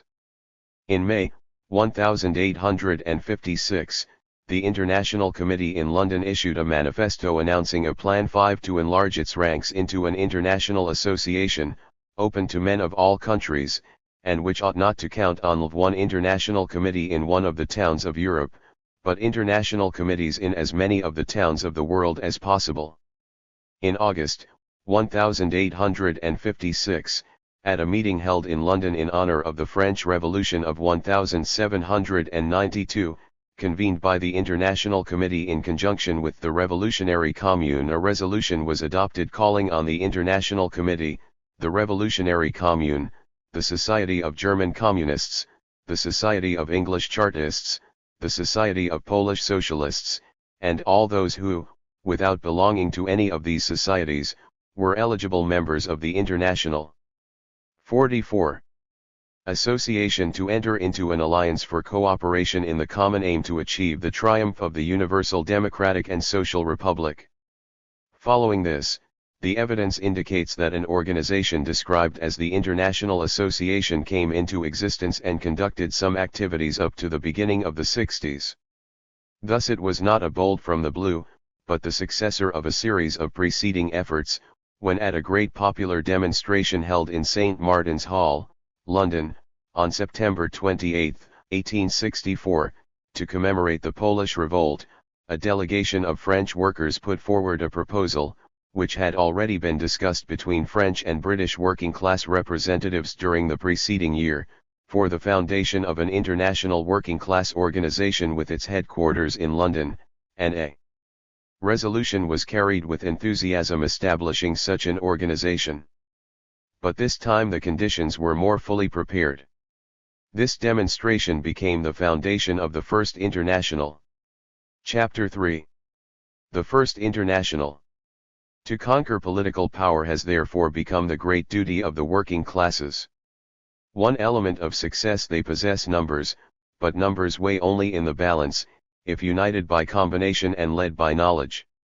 Inaugural Address of the First International, 1864. Of course the true title was not the First International. This arithmetical term, by which it is nowadays known, was only attached to it after the foundation of the Second International. Its official title was the International Workingmen's Association. In general contemporary expression, equally of friends and of enemies, it was referred to as the International. The International Workingmen's Association was founded in 1864, and reached its effective end in 1872, although it was not actually wound up then, but formally transferred to the United States for its headquarters, where it was finally dissolved in 1876. One foundation. The foundation at the St. Martin's Hall meeting in London on September 28, 1864, was the outcome of a series of preparatory steps during the preceding 2 years. 45. 46. At the International Exhibition in London in August, 1862, an elected delegation of French trade union representatives had met English trade union representatives and discussed the project of forming an international workers' organization. Contact was maintained. In the following year this was brought to a higher level when the American Civil War and consequent cotton famine brought extreme hardship to the textile workers of Lancashire and also in France. The British ruling class openly sympathized with the slave owners of the South, and sought to whip up popular feeling, on the basis of the suffering of the cotton workers, against the North. In vain. The Lancashire cotton workers, to their eternal honor, and the whole British working class and popular movement stood firmly by the North for the abolition of slavery. It was to this stand that Marx paid tribute when he wrote, "This is a new and brilliant proof of the indestructible excellence of the English popular masses, of that excellence which is the secret of England's greatness." Committees were formed and meetings held both in Britain and France in support of the cotton workers and the cause of the North, and also in support of the Polish insurrection of 1863. In July, 1863, a demonstration was held in London in support of the Polish insurrection, with the joint participation of French and English workers' leaders, who carried forward the contacts of the preceding year.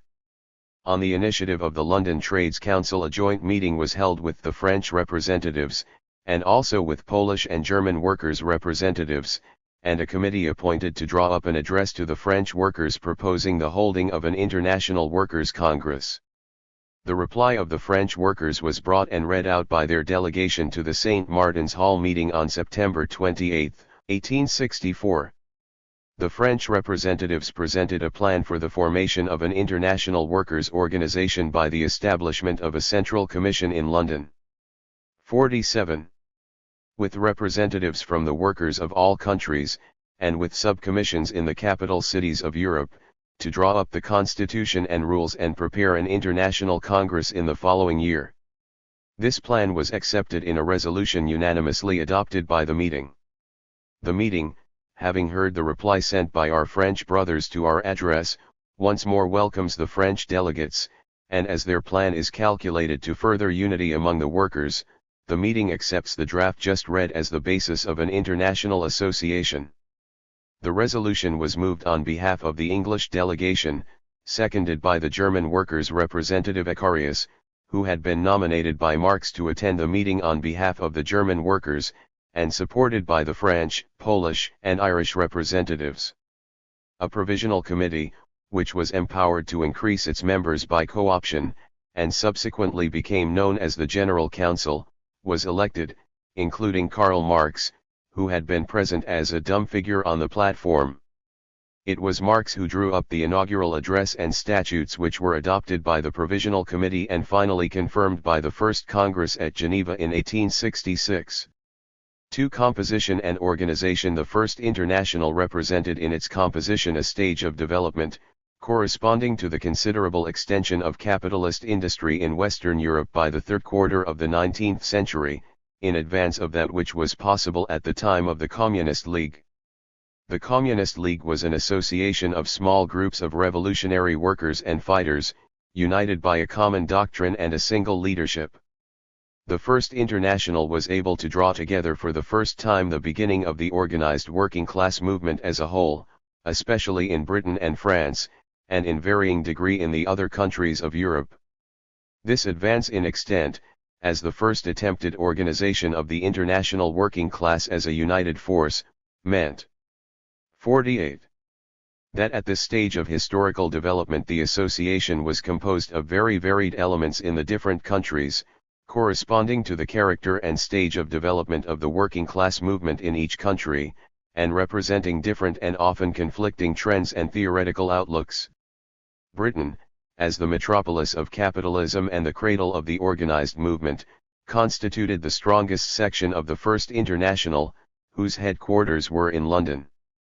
Their representatives on the General Council were some of the principal progressive leaders of the craft unions of skilled workers and democratic working class reform movements, men such as Applegarth and Cremer, of the Carpenters, or Odger, Secretary of the London Trades Council. Their outlook was mainly that of reformist trade unionism. They were not revolutionaries. They attached importance to the International as a means of promoting international trade union solidarity, at the same time as they supported progressive democratic movements. France was the second strongest section. Here the majority were supporters of the ideas of Proudhon, the very confused prophet of petty bourgeois socialism, eventually anarchism, with whose theories Marx had dealt mercilessly in his Poverty of Philosophy in 1847. Proudhon opposed political action, political parties, strikes, or class struggle, and advocated the painless suppression of capitalism by the extension of proletarians and consumers' cooperatives or mutualist societies with free credit through people's banks. Proudhon himself died in 1865, and his supporters had begun to move away from some of his ideas by entering on some elementary forms of political action.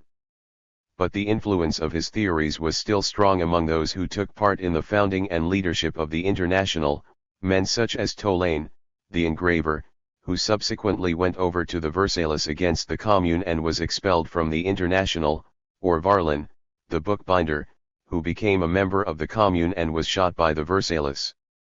The other main influence among a minority of the French movement was that of Blanqui, the revolutionary communist. 49. Disciple of Babeuf and Buonarroti. Marx had over a decade previously signed a joint statement with Blanqui in support of the dictatorship of the proletariat. But the political conception of Blanqui was entirely concentrated on the isolated aim of the armed insurrection by a conspiratorial elite, opposed all reforms, and ignored the tasks of building up trade union and mass political parties of the working class. In Germany the principal political influence among the workers at that time was that of Lassalle, who had founded his General Union of German Workers in 1863, and had thus led the way in the political organization of the German working class. Lassalle had learned some of his ideas from Marx, though in a distorted form, but he mixed his very confused exposure of capitalism, with dangerous utopian schemes for government-subsidized cooperatives to replace capitalism. On this basis he entered into a flirtation and alliance with Bismarck, whose strategy was aimed to penetrate and disorganize the nascent labor movement. Lassalle himself was killed in the famous duel a month before the foundation of the International, and his followers in general abstained from participation on the alleged grounds that this would invite police persecution. Subsequently in 1869 the German Social Democratic Workers' Party was founded at Eisenach under the leadership of Wilhelm Liebknecht and August Bebel, on the general basis of Marxism, and affiliated to the International. Another influence indicating the elementary stage of development of the working class movement at the time, especially in Spain and Italy, and to some extent in Switzerland and other countries, was that of anarchism. The role of Bakunin, who was the principal representative of this trend, and his subsequent attempts to disrupt the International belong to its later history. With this very varied and disparate composition and conflicting trends which went to make up the International at its foundation, a contemporary observer might well have concluded that the attempt would rapidly break down without result, like previous attempts. Indeed, only a very mature 50. Theoretical and practical understanding of the conditions of development of the working class movement, and of the actual situation within each country, could have possibly navigated the shoals and stormy waters without shipwreck, held the disparate forces together without collapsing into the alternative of meaningless compromises, and found a basis of common action. But such a theoretical and practical understanding was forthcoming to save the International and make it a permanent historical achievement. This was provided by the scientific theory of Marxism, which found expression in the guiding leadership of Marx from the beginning to the end of the First International. The organization of the International was at the same time loose and centralist. This was its peculiar and distinctive character. Its membership was direct individual membership of the International in all countries, by individual membership card and subscription. Thus it was already the prototype of a single international working class party. At the same time trade unions, cooperatives, and all kinds of working class organizations were affiliated, not to the International as such, but to its national sections or central committees in each country. Over all was the General Council, situated in London, with representatives from each country. The Congress, which met annually, in 1866, 1867, 1868, 1869 and in 1872, was the supreme sovereign body, and expressed the democratic character of the International. The General Council was the expression of the centralist leadership of the International, and its fearless leading political role was in marked contrast to the post office character of the International Socialist Bureau of the later Second International. At the Basel Congress in 1869, Applegarth reported that in Britain there were 230 branches of the International with 95,000 members, and funds totaling £1,700. In Belgium there were stated to be 64,000 members. In Austria there were reported 13,350 members, despite legal prohibition. In France and other countries police persecution made reports of membership difficult. In all cases the statistics available could not of course be firmly checked. Occasions were reported. 51. Where, after a strike had received support from the International, all the members of the union involved were stated to have joined the International in a body. In the Paris police prosecution of the French members of the International in June, 1870, the police prosecutor gave the figures of membership of the International as follows: France, 433,785, Switzerland, 45,000, Germany, 150,000, Austria-Hungary, 100,000, Great Britain, 80,000, Spain, 2,728. These statistics from police records can be treated with suitable reserve. There is no doubt that the International aroused panic fears of the ruling class in all countries, not merely because of its proclaimed revolutionary aims to end capitalism and establish the political power of the working class, but because of the measure of solid support it had won, demonstrated also in elementary acts of practical working class solidarity in strikes and immediate issues. The International Working Men's Association, wrote Marx in 1867, has become a power in England, France, Switzerland, and Belgium. The role of the General Council in giving continuous political and practical international leadership was the key to the success of the International. The key to this leadership of the General Council, a voluntary and moral leadership, not authoritarian, as Bakunin later falsely complained, was the continuous and tireless active role of Marx in its midst. Marx was offered in 1866 the position of President of the International, but declined, and in the following year secured the abolition of this office and its replacement by the election of a chairman at each weekly meeting of the General Council. The minutes of the General Council, now at last in process of publication in book form, show this continuous active work and leadership of Marx on every issue, large and small, and incidentally once again give the lie to the hoary old legend of the bookworm in the British Museum without contact with the real world.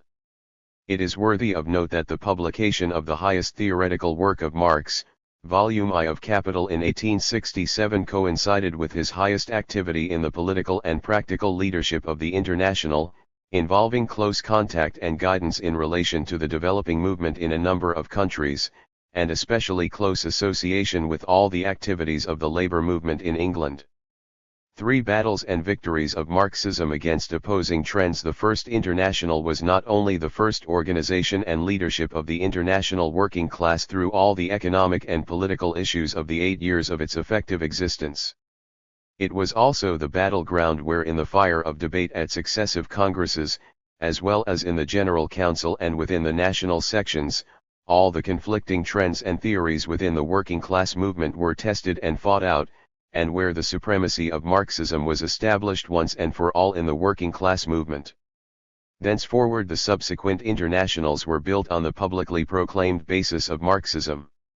Reviewing the experience in retrospect during the last period of the International, Marx summarized this role. The International was founded in order to replace the socialist or semi-socialist sects by a real organization of the working class for struggle. The original rules and the inaugural address show this at a glance. On the other hand, the International could not have maintained itself if the course of history had not already smashed sectarianism. The development of socialist sectarianism and that of the real working class movement always stand in inverse ratio to each other. Sects are justified so long as the working class is not yet ripe for an independent historical movement. As soon as it has attained this maturity, all sects are essentially reactionary. Nevertheless, what history exhibits everywhere was repeated in the history of the International. What is antiquated tries to re-establish itself and maintain its position within the newly acquired form. And the history of the International was a continual struggle of the General Council against the sects and 53. Amateur experiments which sought to assert themselves within the International against the real movement of the working class. The struggle was conducted at the congresses, but far more in the private negotiations between the General Council and the individual sections. This was no easy task to accomplish. For, as has already been indicated, the initial forms of the working class movement and of socialist or semi-socialist theories in the various countries were extremely different and confused. There is no more brilliant and enlightening demonstration of the theoretical and practical method of Marxism than the way in which Marx tackled the complex problems of this situation. It would have been contrary to the whole spirit of Marxism to have attempted to impose a ready-made doctrine like a dogma. The method of Marx was to draw out from the existing movement and its problems the elementary basis, in terms acceptable to them, of common agreement for common action, and then, out of the struggle and the needs of the struggle, to deepen the understanding and carry forward the approach to more fundamental problems, while waging relentless war against every sectarian trend and theoretical confusion which could retard and disrupt the movement. In preparing the inaugural address which laid down the basic constitution and program of the International, and set out the aim of the conquest of political power by the working class, Marx recognized, as he explained in a private letter to Engels, that it was no longer possible to use the old forthright language of the Communist League, if the support of the existing stage of the working class movement as represented by the English trade union leaders was to be secured. It was very difficult to frame the thing so that our view should appear in a form acceptable from the present standpoint of the workers' movement. In a few weeks the same people will be holding meetings for the franchise with Bright and Cobden. It will take time before the reawakened movement allows the old boldness of speech. It will be necessary to be fortiter in re, suaviter in modo. 3. 54. Similarly he noted in the same letter, I was obliged to insert 2 phrases about duty and right into the preamble to the rules, ditto about truth, morality, and justice, but these are placed in such a way that they can do no harm. It is amazing how many foolish comments have been made about this profound and elementary statement. Some apologists have sought to explain it away as ironic or jesting.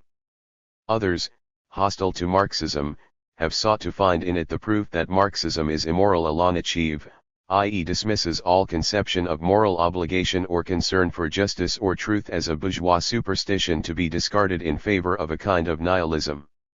In reality, the statement is so clear and penetrating that it is a very illuminating guide to the Marxist approach.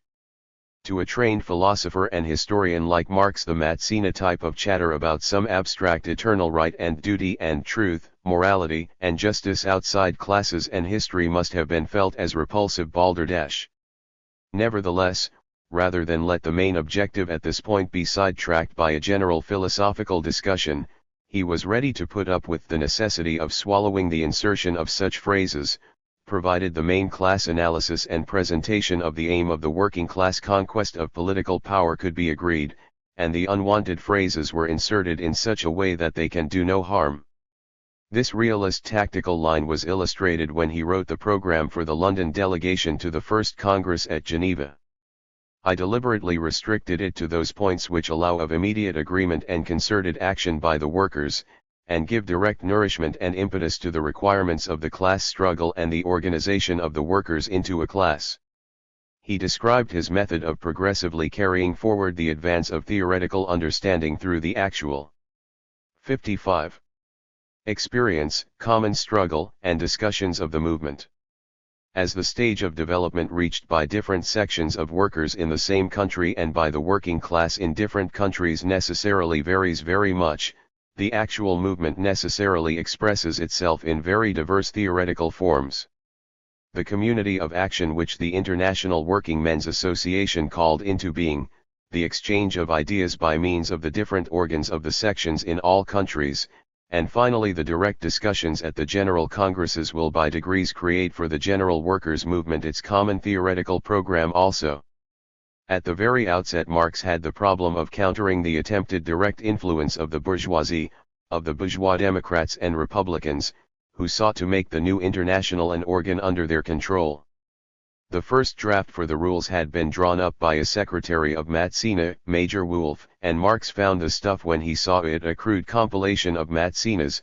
A draft program had been prepared by an old Owenite manufacturer, Weston, a very amiable and worthy man, but his draft a program of indescribable breadth and confusion in the view of Marx. A draft declaration of principles had been prepared by the French emigrant Elie Loubez, in which Mazzina could be detected everywhere, the whole being crusted over with the vaguest tags of French socialism. After discussion in subcommittee Marx secured agreement that he was given all the drafts to edit. On this basis he wrote the entirely new inaugural address and rules which were adopted unanimously with great enthusiasm by the whole General Council and subsequently confirmed by the Congress at Geneva. The inaugural address remains, alongside the Communist Manifesto, a permanent classic statement of the aims and principles of the working class movement. During the first year there were still various attempts in different sections, particularly in France, and also 56. In Britain, by the bourgeois Liberal Democrats to take the leadership out of the hands of the representatives of the working class movement. But these attempts were defeated, the number of representatives of the working class in the General Council was increased, and by the latter part of 1865 most of the representatives of bourgeois liberal democracy had withdrawn. A more complex tactical problem was presented by the key role of the English liberal trade union leaders who constituted the main representation and basis of strength of the General Council. London was the headquarters of the International, the English movement was the direct concern of the General Council, there was no intermediate separate committee for England. Marx always stressed the key importance of England for the International. Indeed, on one occasion he went so far as to write in a letter, England, being the metropolis of capital, the power which has hitherto ruled the world market, is for present the most important country for the workers' revolution, and moreover the only country in which the material conditions for this revolution have developed up to a certain degree of maturity. Therefore to hasten the social revolution in England is the most important object of the International Working Men's Association. With this basic conception of the significance of capitalism and the working class struggle in England in this epoch, and with this main weight of the English working class movement in the composition of the International, it is evident that the key question for the success of the International was the achievement of cooperation with the English trade union and radical working class representatives.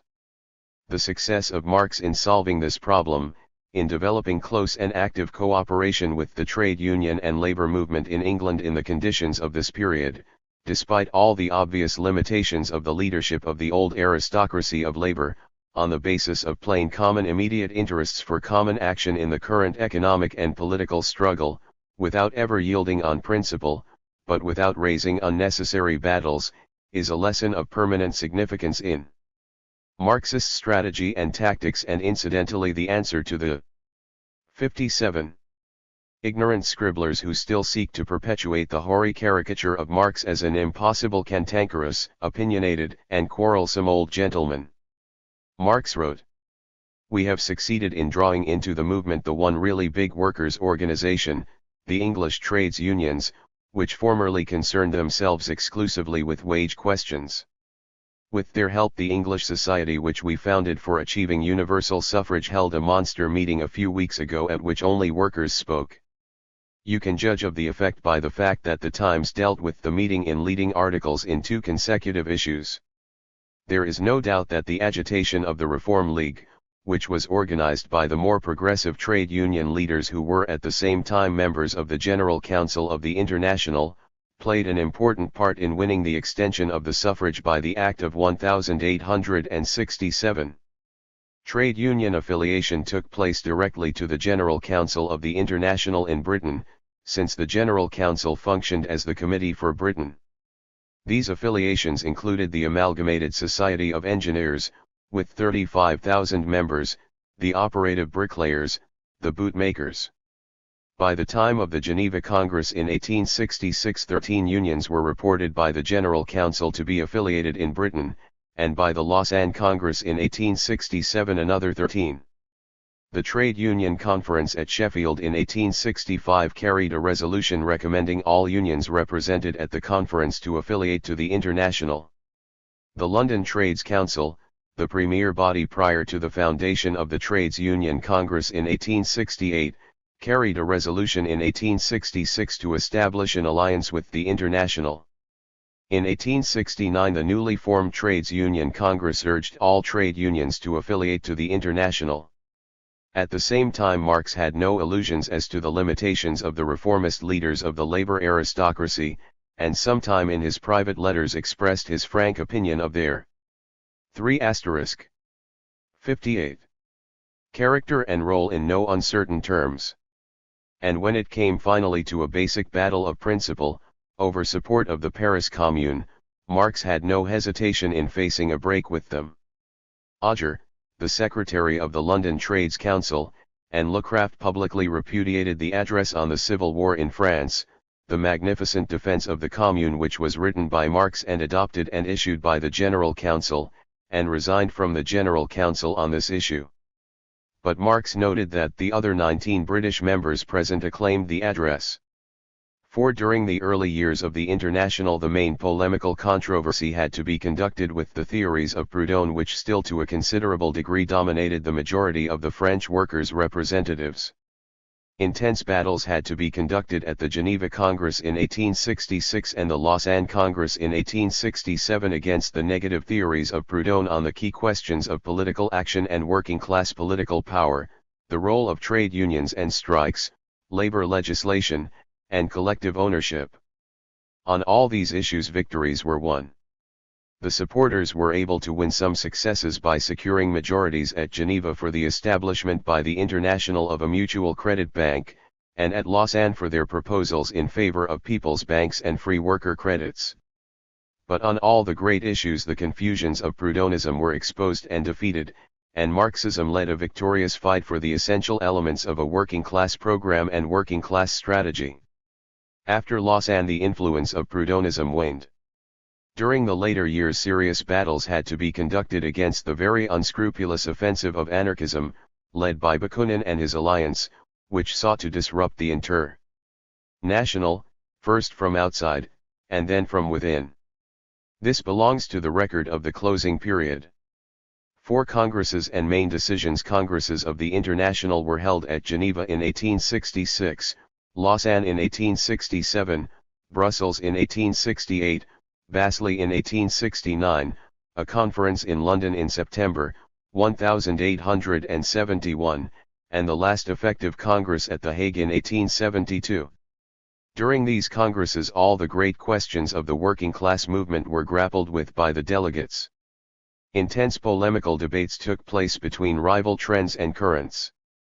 Important debates also took place in the proceedings of the General Council, as well as many further discussions and assessments of controversial questions in the communications between the General Council and the national sections. Through all this procedure results and decisions were achieved which highlighted the path forward for the working class towards the aims of political power and the conquest of the means of production, for the development of working class organization, and for the tactics of the working class movement on key questions of trade unionism and strikes, economic and political reforms and labor legislation, the national question, and war and peace. Not the whole program of Marxism or socialism could be embodied in these decisions, since the movement was not yet ripe for majority agreement on all questions or on basic theory. Some decisions were adopted which reflected opposing views, and on which the supporters of the Marxist view were defeated. Such was the approval of the Prudentist panaceas of mutualist credit associations and people's banks at Geneva and Lausanne. Similarly, the Bakuninist nostrum for the legislative abolition of the right of inheritance as the supposed path to the liquidation of private property, was carried at the Basel Congress. This last was carried by majority vote against the reasoned statement of the General Council on this issue, which pointed out that the right of inheritance was the consequence and not the cause of the existing economic system, that its abolition could only follow on the general transformation of society with the 60. Abolition of private ownership in the means of production, but that meanwhile transitional measures could be carried through such as an increase of legacy duties and restrictions of the right of bequest. The General Council resolution on this issue is a striking example of the patient care and reasoning with which Marxism dealt with even an obviously impracticable fancy nostrum, although in this case the majority of the delegates were swept away by the glitter of the fancy nostrum, and adopted it by 32 votes against 19 votes for the General Council resolution. However, these occasional decisions adopted in opposition to the outlook of Marxism, and reflecting backward or sectarian views, were in the main of secondary importance. The general body of the program, principles, and policy adopted by the First International remain a permanent treasure house, not of the complete exposition of Marxism, but of the elementary aims and guiding principles of the working class movement. Some of the most important issues on which programmatic decisions of lasting historic significance were adopted may be noted: aim of working class political power for social emancipation. The inaugural address, drawn up by Marx in 1864, and adopted by the General Council and confirmed by the Geneva Congress in 1866 as the basic program of the Internationale, laid down that to conquer political power has become the great duty of the working class. The preamble to the rules, similarly drawn up by Marx, adopted and confirmed, further defined this aim. That the emancipation of the working classes must be conquered by the working classes themselves, that the struggle for the emancipation of the working classes means not a struggle for class privileges and monopolies, but for equal rights and duties, and the abolition of all class rule, that the economical subjection of the man of labor to the monopoliser of the means of labor, that is, the sources of life, lies at the bottom of servitude in all its forms, of all social misery, mental degradation and political dependence, that the economical emancipation of the working 61 classes is therefore the great end to which every political movement ought to be subordinate as a means. Collective ownership. The first concrete formulation on this question was adopted at the Lausanne Congress in 1867. When a resolution was adopted declaring that all means of transport and exchange should be taken over by the state, in order to destroy the monopoly of the great companies. An amendment was moved to add land nationalization, but this was held over for consideration at the next Congress. At the Brussels Congress in 1868 the battle on common ownership was joined. The British and German delegates favored complete collective ownership, both of the land and of the instruments of production. The French and Italians stood out for private ownership of the land. A special committee of 9 prepared a resolution which advocated collective ownership of mines and quarries, railways, arable land and forests, roads, canals, telegraph, and other means of communication. This was adopted by 30 votes to 5, with 15 abstentions.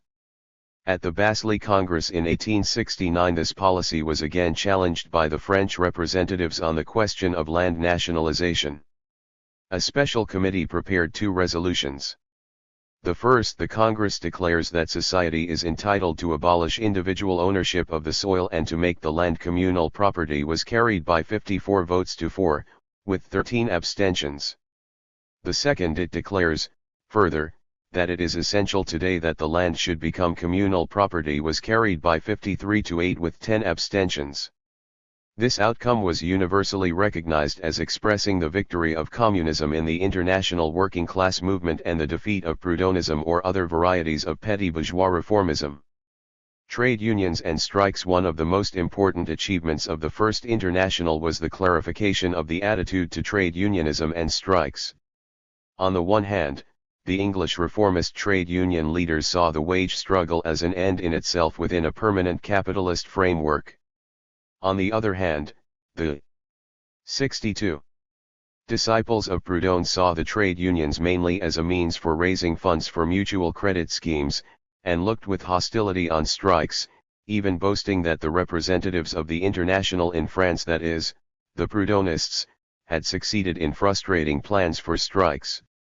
At the Geneva Congress in 1866 a report of the General Council, drafted by Marx, on trade unions, their past, present and future, was adopted, and remains a classic statement on this question.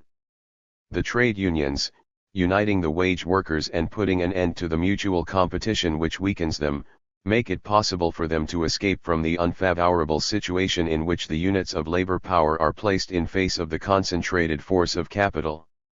The immediate task of the trade unions is restricted to the needs of the daily struggle between labor and capital, in a word, to questions of wages and working hours. On the other hand, the trade unions involuntarily become organizing centers for the working class, just as in the Middle Ages the communes and municipalities served as centers of organization for the bourgeoisie. While, however, the trade unions are absolutely indispensable in the daily struggle between labor and capital, still more important is their other aspect as instruments for transforming the system of wage labor and for overthrowing the dictatorship of capital.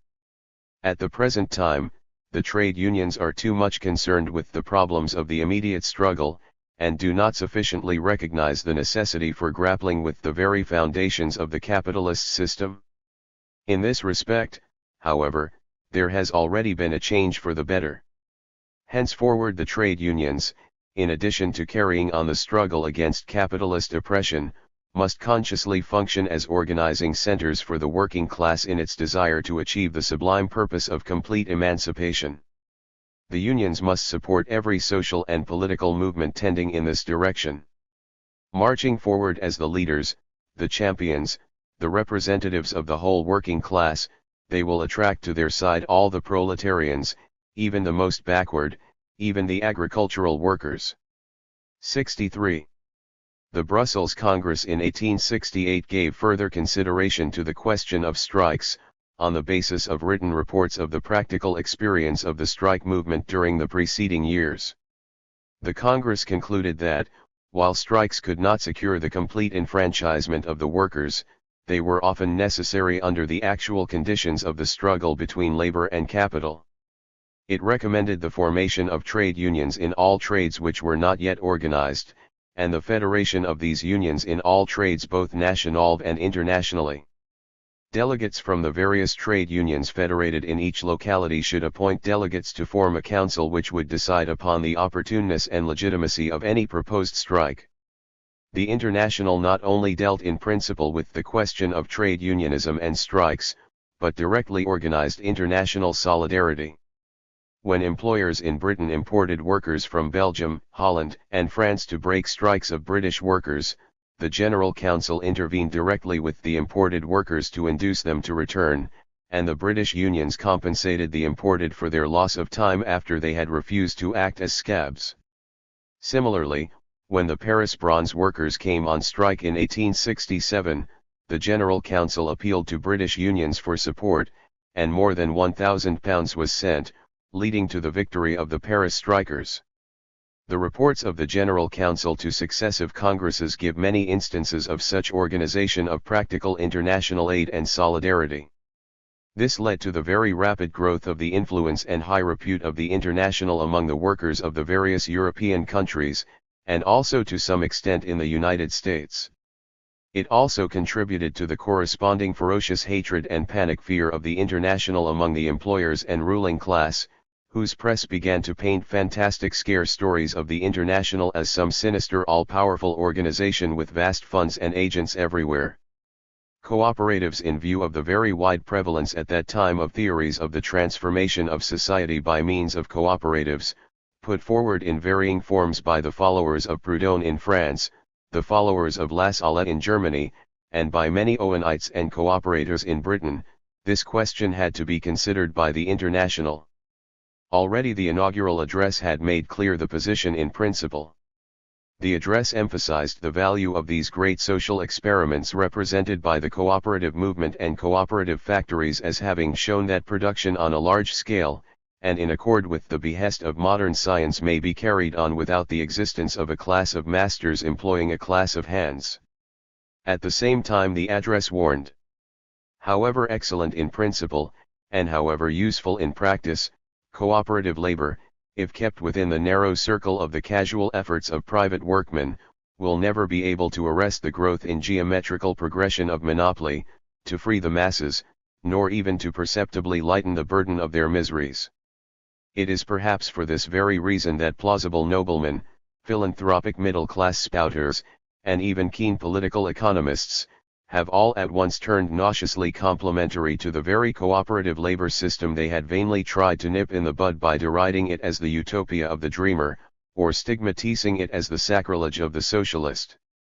To save the industrious masses, cooperative labor ought to be developed to national dimensions, and, consequently, to be fostered by national means.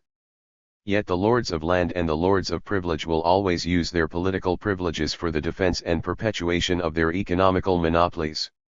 Hence the conclusion that the main task must be the conquest of political power by the working class. The General Council's report to the Geneva Congress in 1866 returned to this question. The report trod the delicate ground with care. It began by pointing out that one of the tasks of the International must be to extend and unify the spontaneous movement of the working class without imposing on it any doctrinaire system. Hence the Congress should not 65. Regard itself as a specialist in cooperation to lay down one particular system of cooperation, but should only clarify certain principles.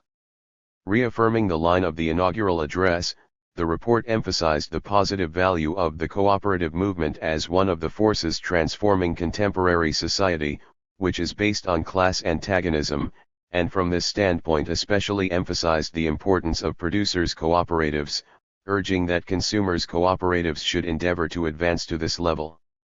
At the same time the report, adopted by the Congress, warned that the cooperative movement is incompetent, by its own unaided powers, to achieve a transformation of the capitalist order of society.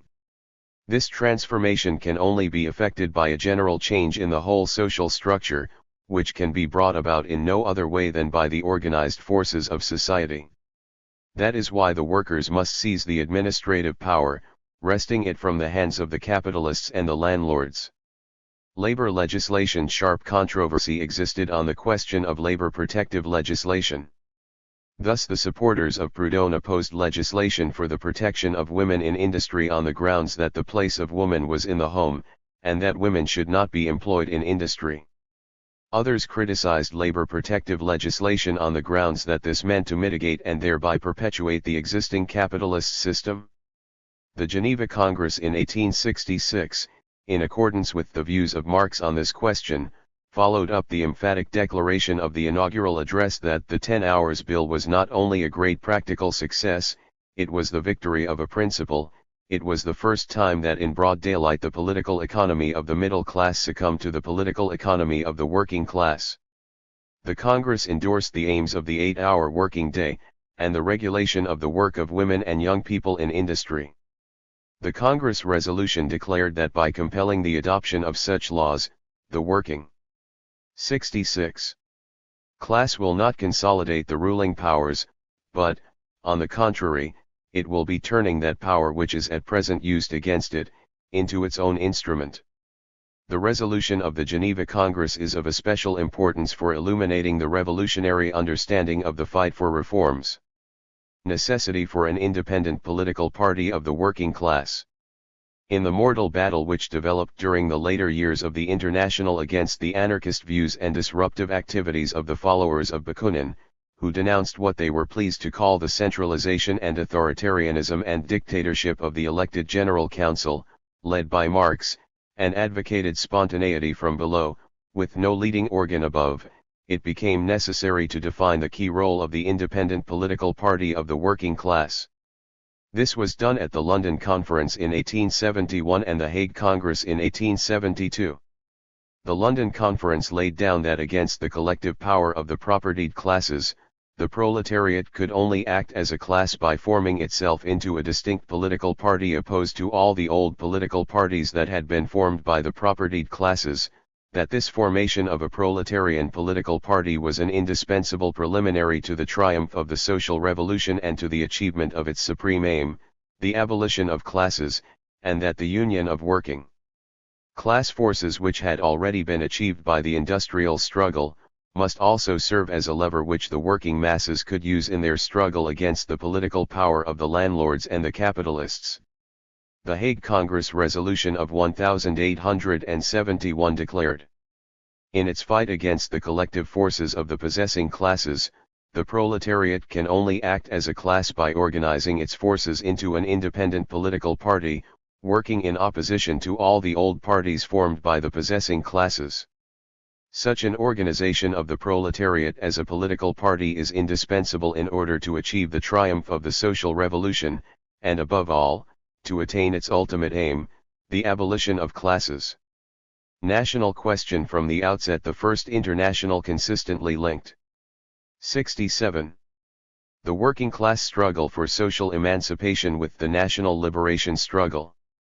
The foundation of the Internationale had taken place at the demonstration held in honor of the Polish uprising of 1863.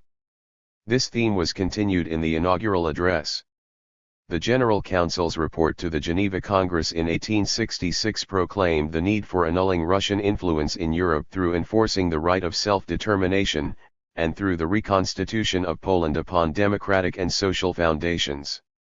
Similarly, in relation to Britain's rule over Ireland, the initiative of Marx was tireless in rallying the General Council, including the very moderate trade union leaders in Britain, on the side of the Irish national struggle.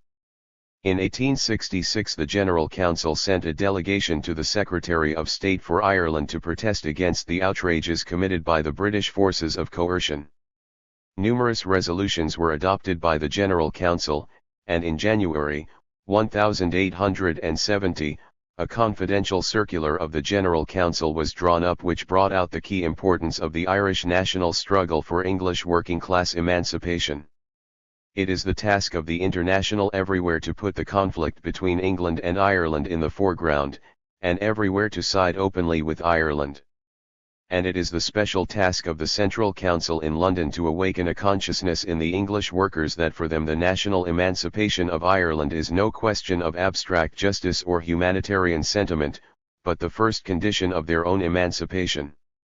These roughly are the main points of the circular letter, which thereby at the same time gave the raison d'etre of the resolution of the Central Council on the Irish amnesty. War and Peace and Foreign Policy. The era of the First Internationale was an era of successive wars. During the first year of its existence the American Civil War was still raging. The troops of Napoleon III were engaged in Mexico. The victorious War of Prussia and Austria. 68. Over Denmark had secured the annexation of Schleswig-Holstein just after the foundation of the Internationale. There followed the War of Prussia on Austria in 1866, and the Franco-German War of 1870–71. This is to leave out of account the normal colonial wars of the British and other imperialists, such as the war against the Maoris in New Zealand, the suppression of the Jamaican Rising in 1867, the suppression of the Fenian Rising in Ireland in the same year, or the British invasion of Ethiopia also in that year. From the outset the International concerned itself with questions of war and foreign policy. In a famous passage the inaugural address declared, "If the emancipation of the working classes requires their fraternal concurrence, how are they to fulfill that great mission with a foreign policy in pursuit of criminal designs, playing upon national prejudices, and squandering in piratical wars the people's blood and treasure?" Recent events, continued the address, referring to the suppression of the Polish Rising, and the endeavors of the rulers of Western Europe to intervene on the side of slavery in America, endeavors only defeated by the resistance of the English working class, have taught the working classes the duty to master themselves the mysteries of international politics, to watch the diplomatic acts of their respective governments, to counteract them, if necessary, by all means in their power, when unable to prevent, to combine in simultaneous denunciations, and to vindicate the simple laws of morals and justice, which ought to govern the relations of private individuals, as the rules paramount of the intercourse of nations. The fight for such a foreign policy forms part of the general struggle for the emancipation of the working classes. On the re-election of Abraham Lincoln as President, the General Council in November 1864, unanimously adopted a congratulatory message to him as the single-minded son of the working class in the battle against the counter-revolution of the South, and affirming that from the commencement of the titanic American strife the working men of Europe felt instinctively that the Star-Spangled Banner 69 carried the destiny of their class. Similarly, after the assassination of Lincoln, the General Council sent in May 1865 a message to his successor, President Andrew Johnson, proclaiming the universal outburst of popular feeling against the infamy of the assassination, and looking forward to the arduous work of political reconstruction and social regeneration in the United States to initiate the new era of the emancipation of labor. The Geneva Congress in 1866, alongside the call for the right of self-determination in Europe, dealt with the question of the armed forces. The resolution called for the abolition of standing armies, and their replacement by a general arming of the people through people's militias, with a temporary transitional period of small standing armies for the purpose of training officers of the militia. On the outbreak of the war between Prussia and Austria in 1866, the General Council published a resolution denouncing the war as a quarrel between two despots, with neither of whom the proletariat could have any sympathy. The working class must be permeated with one idea and with one will, to overthrow all the tyrants at a single blow, and to achieve its own complete emancipation. The Lausanne Congress in 1867 adopted a resolution on the question of war and peace, declaring that the burden of war is borne mainly by the working class, inasmuch as war does not only deprive the workers of the means of subsistence but compels them to shed one another's blood, that armed peace paralyzes the forces of production, asks of the workers nothing but useless labor, and scares production by the perpetual threat of war, that peace, since it is the first requisite of general well-being, must be consolidated by a new order of things which shall no longer recognize in society the existence of two classes, one of which is exploited by the other. On this basis the Congress sent a delegation to the Peace Congress about to be held at Geneva and pledged support in any activities to achieve the abolition of standing armies and the maintenance of peace.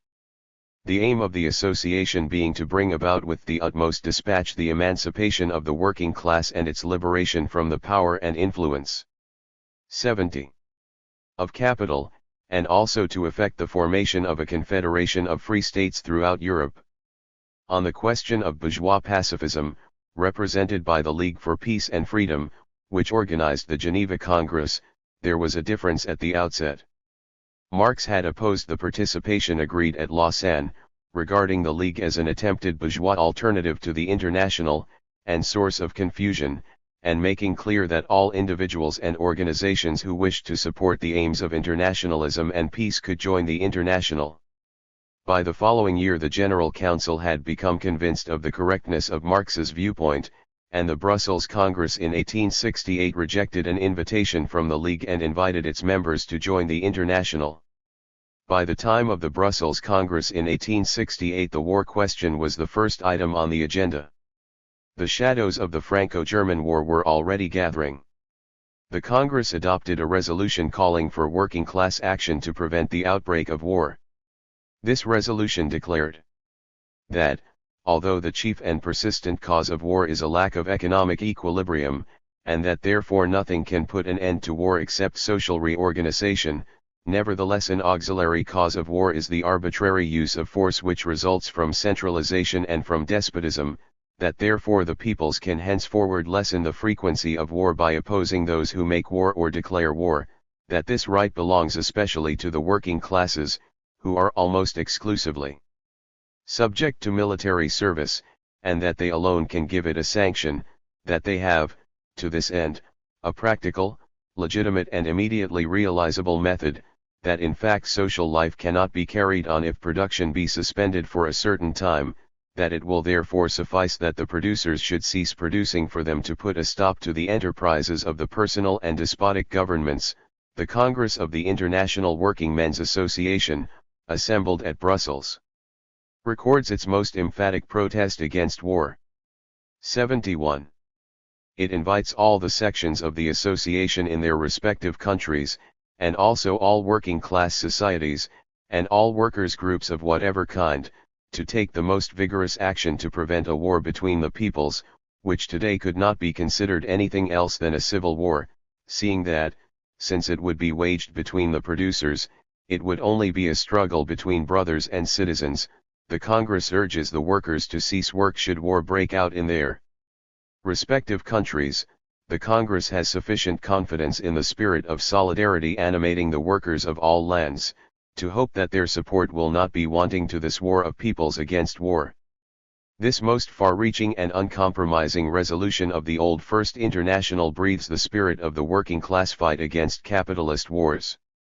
The method proposed at that time was the then still untried formula of the general strike against war, which subsequent experience, as in the Franco-German War 2 years later, showed to be easier to proclaim in peacetime than to fulfill in the conditions of the outbreak of a major capitalist war.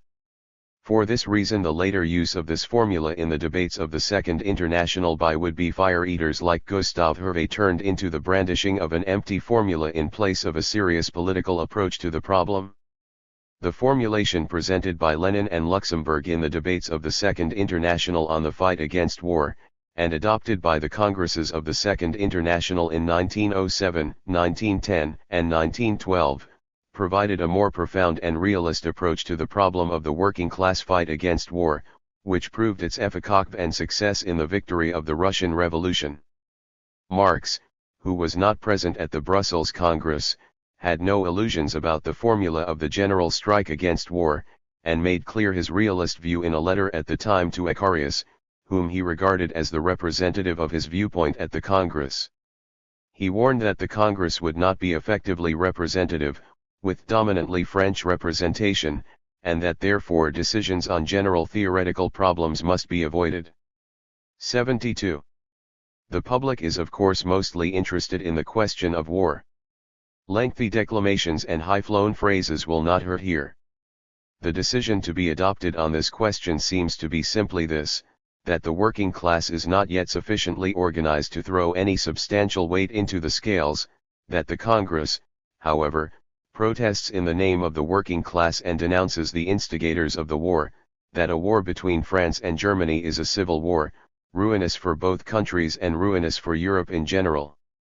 The correctness of this realist approach of Marx, in contrast to the rhetoric of the Brussels resolution, was proved in the outcome. The last Congress of the First International before the Franco-German War was held at Basel in 1869, a year before the outbreak of war.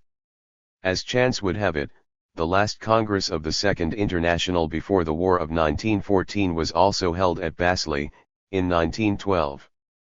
The next Congress of the First International was due to have been held in Paris in September, 1870. The next Congress of the Second International was due to have been held in Vienna in August, 1914. In each case the outbreak of war swept aside the arrangements for the impending Congress. But unlike the Second International, the First International met the STEM test of war with honor.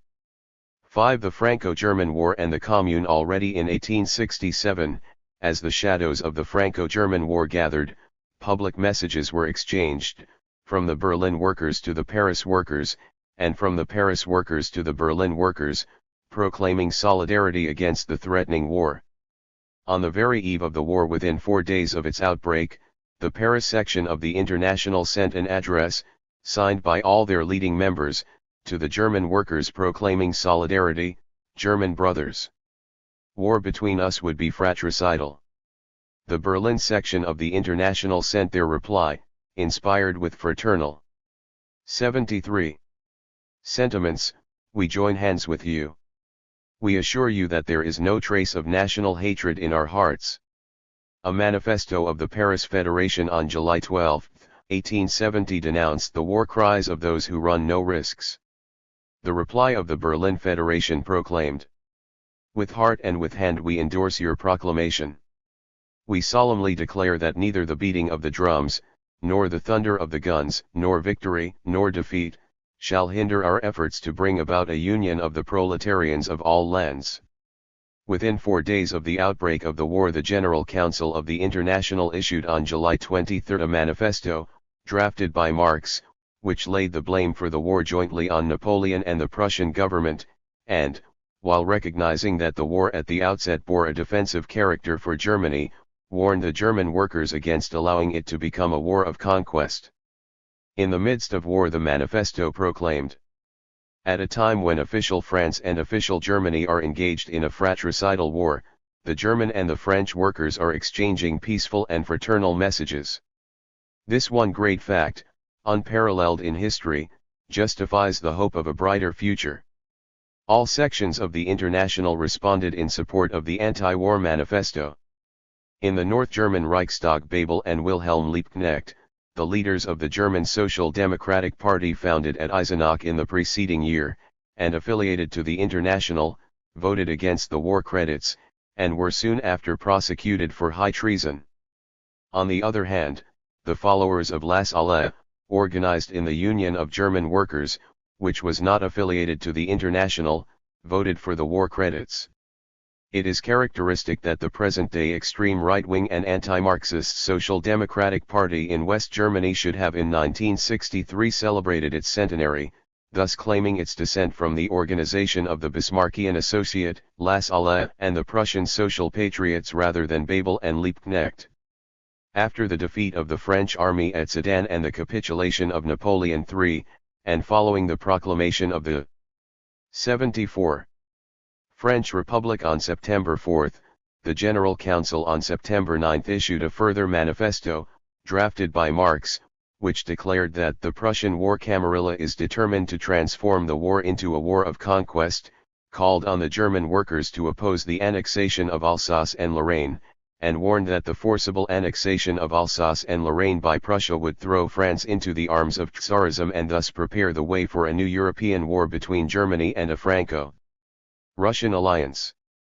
Against this menace, the manifesto called on the workers of all countries to rally. Let the branches of the International Working Men's Association in all lands summon the working class to action. If they fail to fulfill this duty, if they remain passive, the present disastrous war will be merely the prelude to yet more murderous international conflicts, and everywhere the lords of war, land, and capital will triumph anew over the workers. Long live the Republic! In Germany, already on September 5, the day after the proclamation of the French Republic, the Brunswick Committee of the Social Democratic Party issued a manifesto, drafted by Marx, addressed to the German workers. This manifesto demanded an honorable peace with the French Republic, and called for working-class demonstrations throughout Germany to protest against the annexation of Alsace-Lorraine from France. On September 9 the members of the committee were arrested, followed by arrests of Social Democrats in other German towns, and Bebel and Wilhelm Liebknecht were tried for high treason and sentenced to 2 years' confinement in a fortress.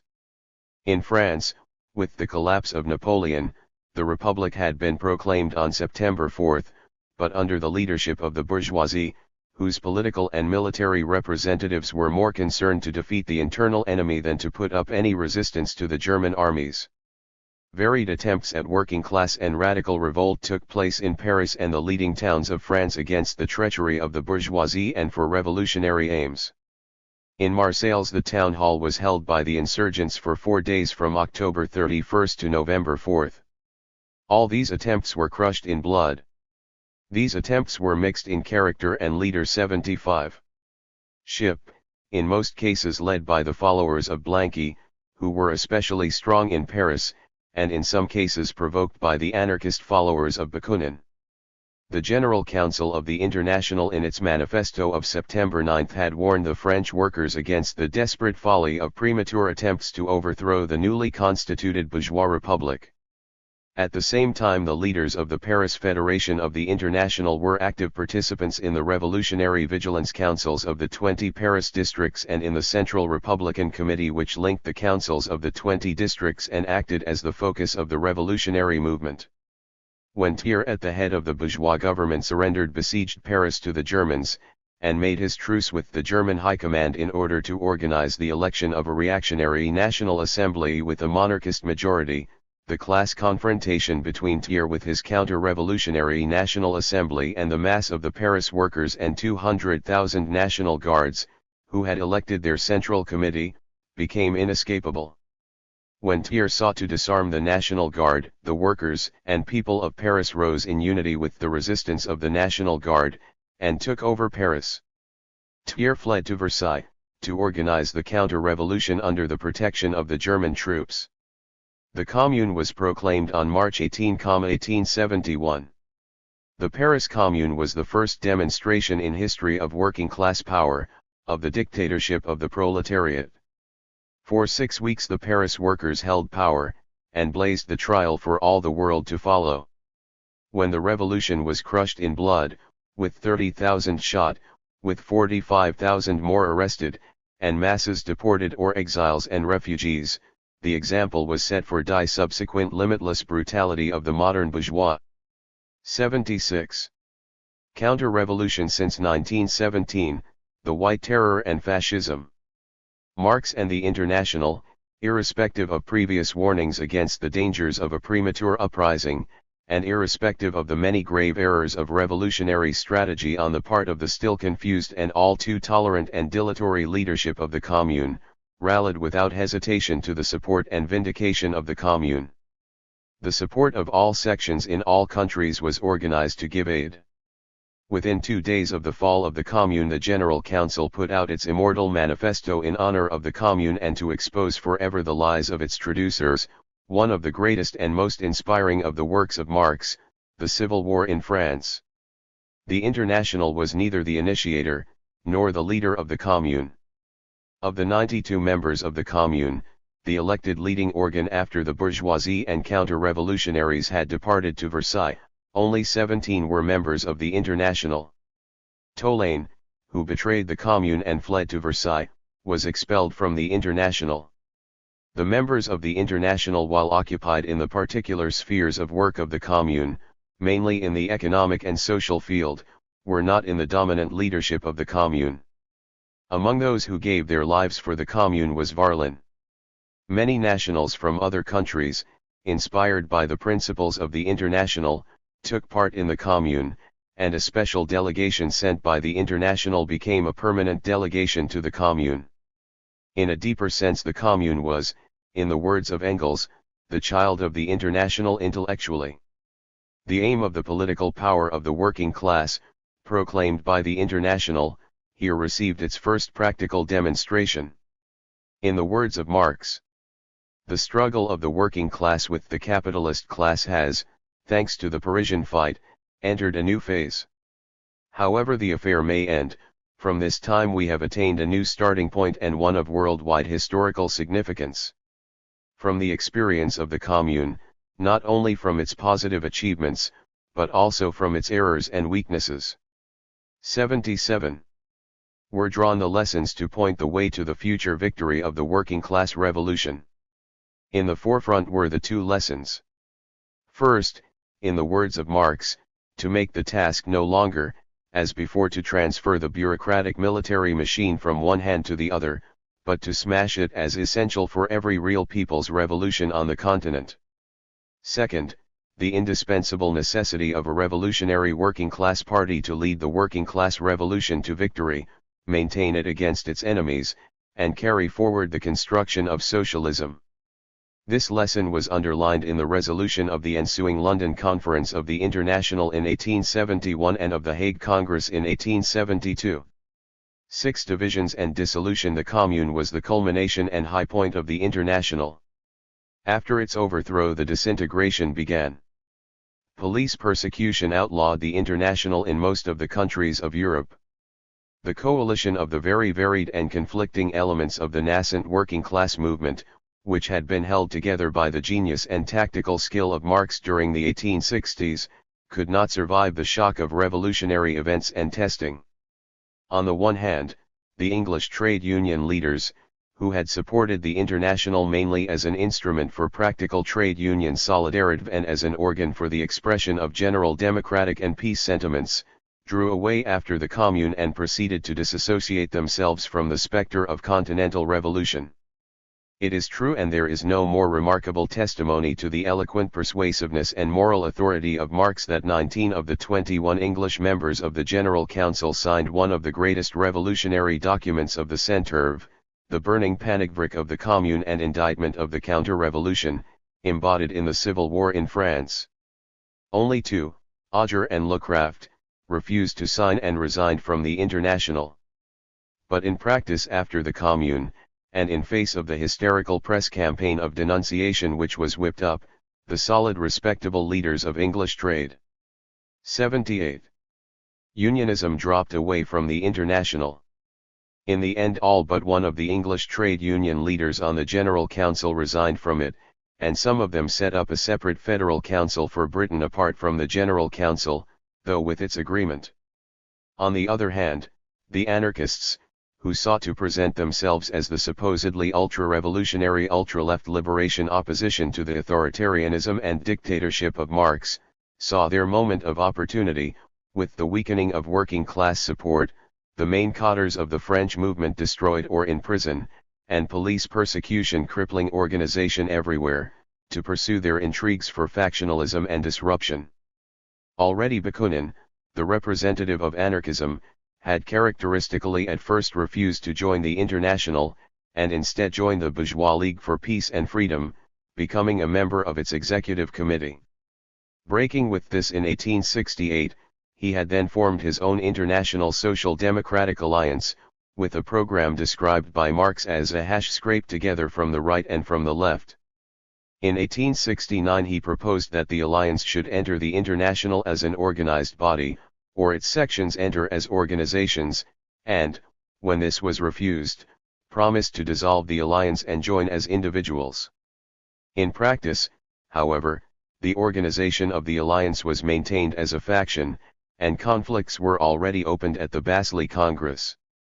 The main offensive of anarchism developed after the overthrow of the Commune, and the offensive of counter-revolution had weakened the working-class basis and organization of the Internationale and thus rendered it more vulnerable to attack. The alliance built up rival organizations in countries with more backward development of the working class, principally in Spain, Portugal, Italy, and French-speaking Switzerland. The offensive was especially directed against the conception of working-class political party organization, and against the rights and powers of the General Council as a central leadership. A preliminary conference of the Internationale was accordingly convened in London in September, 1871, to consider the new questions arising and prepare a congress. The London Conference dealt with the question of the factional activities of the alliance by recalling the 79. Announcement of voluntary dissolution of the alliance, and the decision of the Basel Congress giving the General Council the right to grant or refuse affiliation to any organization, subject to appeal to a following Congress, and on this basis declared the question of the alliance settled. The most important political decision of the London Conference was the resolution setting out the necessity of an independent political party of the working class as indispensable for the victory of the social revolution. The conference further decided that the next Congress should be held in the following year. Bakunin and the anarchists challenged the decisions of the London Conference, and held a separate conference in Switzerland, constituting what was called the Jura Federation. In the name of the Jura Federation, a circular was sent out to all organizations of the Internationale. This circular consisted of a violent denunciation of the General Council and its leadership, obviously directed against Marx in particular, although the name of Marx was not mentioned. The General Council was accused of authoritarianism and dictatorship, imposing orthodoxy and treating dissident opinions as heretical, introducing the authoritarian spirit into the Internationale, and seeking to transform the Internationale into a hierarchical organization guided and governed by an executive. The General Council should only be a correspondence and statistical bureau. The unity which the Council is endeavoring to establish by means of centralization and dictatorship, we shall realize by means of a free federation of autonomous groups. How could we expect an equalitarian and free society to issue from an authoritarian organization? Such a thing would be impossible. The Internationale, that germ of the human society of the future, must be a faithful representation of our principles of freedom and of federation. It must reject any principle which may tend towards authoritarianism and dictatorship. The terms of the anarchist anti-communist language directed against Marx in his day, and exactly paralleled against Lenin in his day, are still familiar, even with identical repetition of the old 19th-century libertarian catchwords, in some of the most recent would-be left and new-thinking anti-communist quarters today. 80. The battle was joined at the Hague Congress in September 1872, a life or death matter for the Internationale, in the words of Marx referring to the coming Congress in a letter to Zarga on June 21, 1872. Both Marx and Engels attended as delegates. The Congress showed the widest international representation of any Congress of the Internationale, including delegates from branches in Australia and America. The conflict was already sharp over credentials. The Marxists, in the broad sense of supporters of political action and organization of the working class and of effective powers of the General Council, were in a majority. The Bakuninists were in a minority. Two issues were the center of the battle. The first was democratic centralism or the powers of the General Council. The General Council, said Zarga, speaking for the majority, must be the general staff of the association. The Congress adopted amendments to the rules to strengthen the powers of the General Council, including the right to suspend branches or federations, but with the right of appeal to the next Congress, and to strengthen internal discipline. This power of the General Council was, as Marx emphasized in the debate, not a physical power, but a moral one. In his speech to the rally in Amsterdam following the Congress, Marx again emphasizes this character of democratic centralization as representing a moral authority. Who but our enemies have any reason to feel suspicious of the powers of the General Council? Does it possess a bureaucracy? Does it command the services of an armed police force whereby it can force obedience? Is not its authority purely moral? When it comes to any declarations, does it not communicate these to the federations, and is it not the federations that are charged with carrying them out?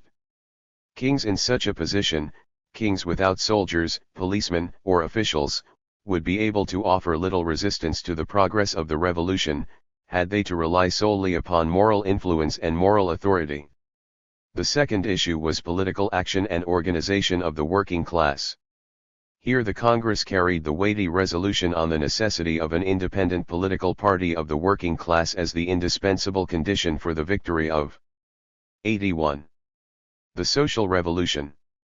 On the question of Bakunin and the factional activities of the alliance, the Congress appointed a committee of investigation, and on the report of the committee finding the charges proved and recommending expulsion of those responsible, carried the expulsion of Bakunin and his main associate, and warned the others. Victory has thus been won for Marxism at the Hague Congress, though it had required a heavy battle. But in view of the altered conditions of the working class movement, as already described, after the fall of the Commune, and the dangerous signs of weakened organization and disintegration opening the way to attempts at factional disruption, To have attempted to continue the International in the old way would have played into the hands of the disruptors. Marx and Engels accordingly moved a resolution for the transfer of the General Council to New York, and for its members to be composed from members of the Federal Council for North America. The resolution was carried, against the opposition, not only of the Bakuninists, but also of the Blanquists who had supported the Marxists over the other issues, but who now withdrew from the Congress. The transference to New York was in political reality, though not yet in form, the end of the First International. It is true that Marx and Engels entertained some hopes at first that the rapid development of capitalism and the working class movement in North America might provide an effective basis for further growth, unimpeded by the anarchist confusions at the moment affecting some sections, mainly in Southern Europe. But these hopes were not fulfilled. An attempt was made to hold another Congress of the International at Geneva in 1877, but this was a failure. The anarchists attempted to form an anarchist international, which held congresses, but gradually petered out. The history of the First International in the United States from 1872 to 1876 belongs really to the history of the American labor movement. In 1876, after a Congress of the International had been convened at Philadelphia, but only one foreign delegate, from the German Social Democratic Party, had arrived, the General Council of the International was formally dissolved, the North. 82. American Federal Council being commissioned to maintain the documents and international connections and convene a future international Congress if opportunity arose. 7. Historical significance of the First International. The record and example of the First International, guided by the teaching and direct leadership of Marx, remains a permanent inspiration for the working class movement. Its weaknesses sprang from the still elementary stage of the organized working class movement. But the courage, initiative, and leadership displayed on every issue arising in the world during those 8 years of its effective existence, and the masterly definition of guiding principles on so many of the till then uncleared and hotly contested key questions of the economic and political struggle, the programmatic aims of working class political power and collective ownership, tactical methods, and the role of the trade unions and political party organization, and democratic centralism, remain an immortal inheritance and treasure house for all subsequent development. Directly from the First International and its initial organization and influence arose the main political working class parties, based on the aim of socialism and guided by Marxist theory, of the subsequent period. From the First International derives the modern international working class movement and modern communism. Commenting on the transfer of the General Council to New York, Marx wrote in 1873, "As I view European conditions, it is quite useful to let the formal organization of the International recede into the background for the time being. Events and the inevitable development and complication of things will of themselves see to it that the International shall rise again in improved form. Furthermore, it upsets the calculations of the continental governments that the specter of the International will fail to be of service to them during the impending reactionary crusade. Besides, everywhere the bourgeoisie considers the specter laid for good. Similar confidence in the future rebirth of the International." 83. In a new and 1874, strengthened form was expressed by Engels in "With your resignation the old International is anyhow entirely wound up and at an end. Any further effort to galvanize it into new life would be folly and a waste of energy. For 10 years the International dominated one side of European history, the side on which the future lies, and can look back upon its work with pride. But in its old form it has outlived its usefulness. I believe the next International after Marx's writings have exercised their influence for some years will be directly communist and will proclaim precisely our principles. The immediately next International, the Second International, only partially fulfilled this prediction. Marxist theory was in principle accepted, but became increasingly corroded in the leading democratic parties of Western and Central Europe by reformism and revisionism, with the consequent collapse of 1914. The prediction of Engels of a future communist international received its fulfillment 45 years later with the foundation of the Communist International in 1919. It is of interest to note that in March 1870, a Russian section of the First International was founded in Geneva. The members of the Russian section of the First International nominated Karl Marx as their representative on the General Council, and at the same time sent Marx their program and rules for approval. Marx wrote with amusement to Engels in 1870 that he had become the representative of young Russia. In the last days of the First International, the links with the future had begun to appear. Chapter 4. The Second International was an international organization of the proletarian movement whose growth was in breadth, at the cost of a temporary fall in the revolutionary level, a temporary increase in the strength of opportunism, which in the end led to the disgraceful collapse of this international. Lenin, the Third International and its place in history. 1919. 13 years passed between the end of the First International and the foundation of the Second. During these years, social democratic or socialist parties on the general basis of Marxism developed in most of the countries of Europe and in a few outside Europe. The First International had prepared the ground for this development. The parties in the leading countries developed from parties or groups already associated with the First International. The battles within the First International had clarified the essential principles of socialism and socialist tactics, and had established the supremacy of Marxism against the various rival theories which threatened confusion. The German Social Democratic Party was the oldest social democratic party, founded at Eisenach in 1869 under the direct inspiration of Marx and Engels, and already affiliated to the First International. For decades it was regarded as the model party, both as the guardian of Marxist theory, and as the most successful electorally in winning mass support. Already by 1890 it obtained 1.5 million votes, or 1/5 of the total poll. During the 70s, social democratic parties were formed in Austria, Denmark, France, Holland, Hungary, Spain, Switzerland, and the United States. During the 80s, parties were formed in Belgium, Britain, Norway, Russia, and Sweden. In other countries groups existed, or parties were in process of formation. Thus by the end of the 80s conditions had ripened for the renewed establishment of a working-class international, on a broader representative basis, and with a general acceptance of the principles of Marxism by most of the constituent parties. One foundation Congress. The aim of international socialist and working-class organization was by no means dormant during these intervening years. In 1877 an International Socialist Unity Congress was held at Ghent, and a federal bureau was established, including Liebknecht and other veterans of the First International, and this organized a further congress at Coire in Switzerland in 1881. But it was there decided that conditions were not yet ready for re-establishing a socialist international. In 1888 an International Labour Conference was organized in London by the Trades Union Congress, but excluding socialist organizations. It became clear that Marxism would have to take the lead to establish international socialist organization. The London Conference of 1888 adopted a decision for the convening of an International Labour Congress in Paris in 1889, to establish a permanent international labour organization, excluding socialist bodies. This exclusion was laid down by the Trades Union Congress.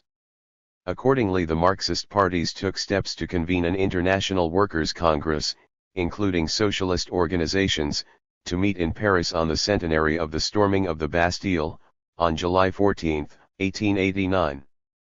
Thus the Foundation Congress of the Second International in Paris in 1889, organized by the Marxist socialist parties, was confronted by a rival reformist anti-Marxist International. 86. Gathering organized by the French Possibilists or the Reformist Party led by Brousse. The organizing commission FOI. The Marxist Congress included Babel and Liebknecht for the German Social Democratic Party, Paul Lafargue for the Socialist Federation of France, and delegates from the Belgian, Dutch, and Swiss parties, while William Morris for the Socialist League in Britain and delegates for the Danish party expressed agreement.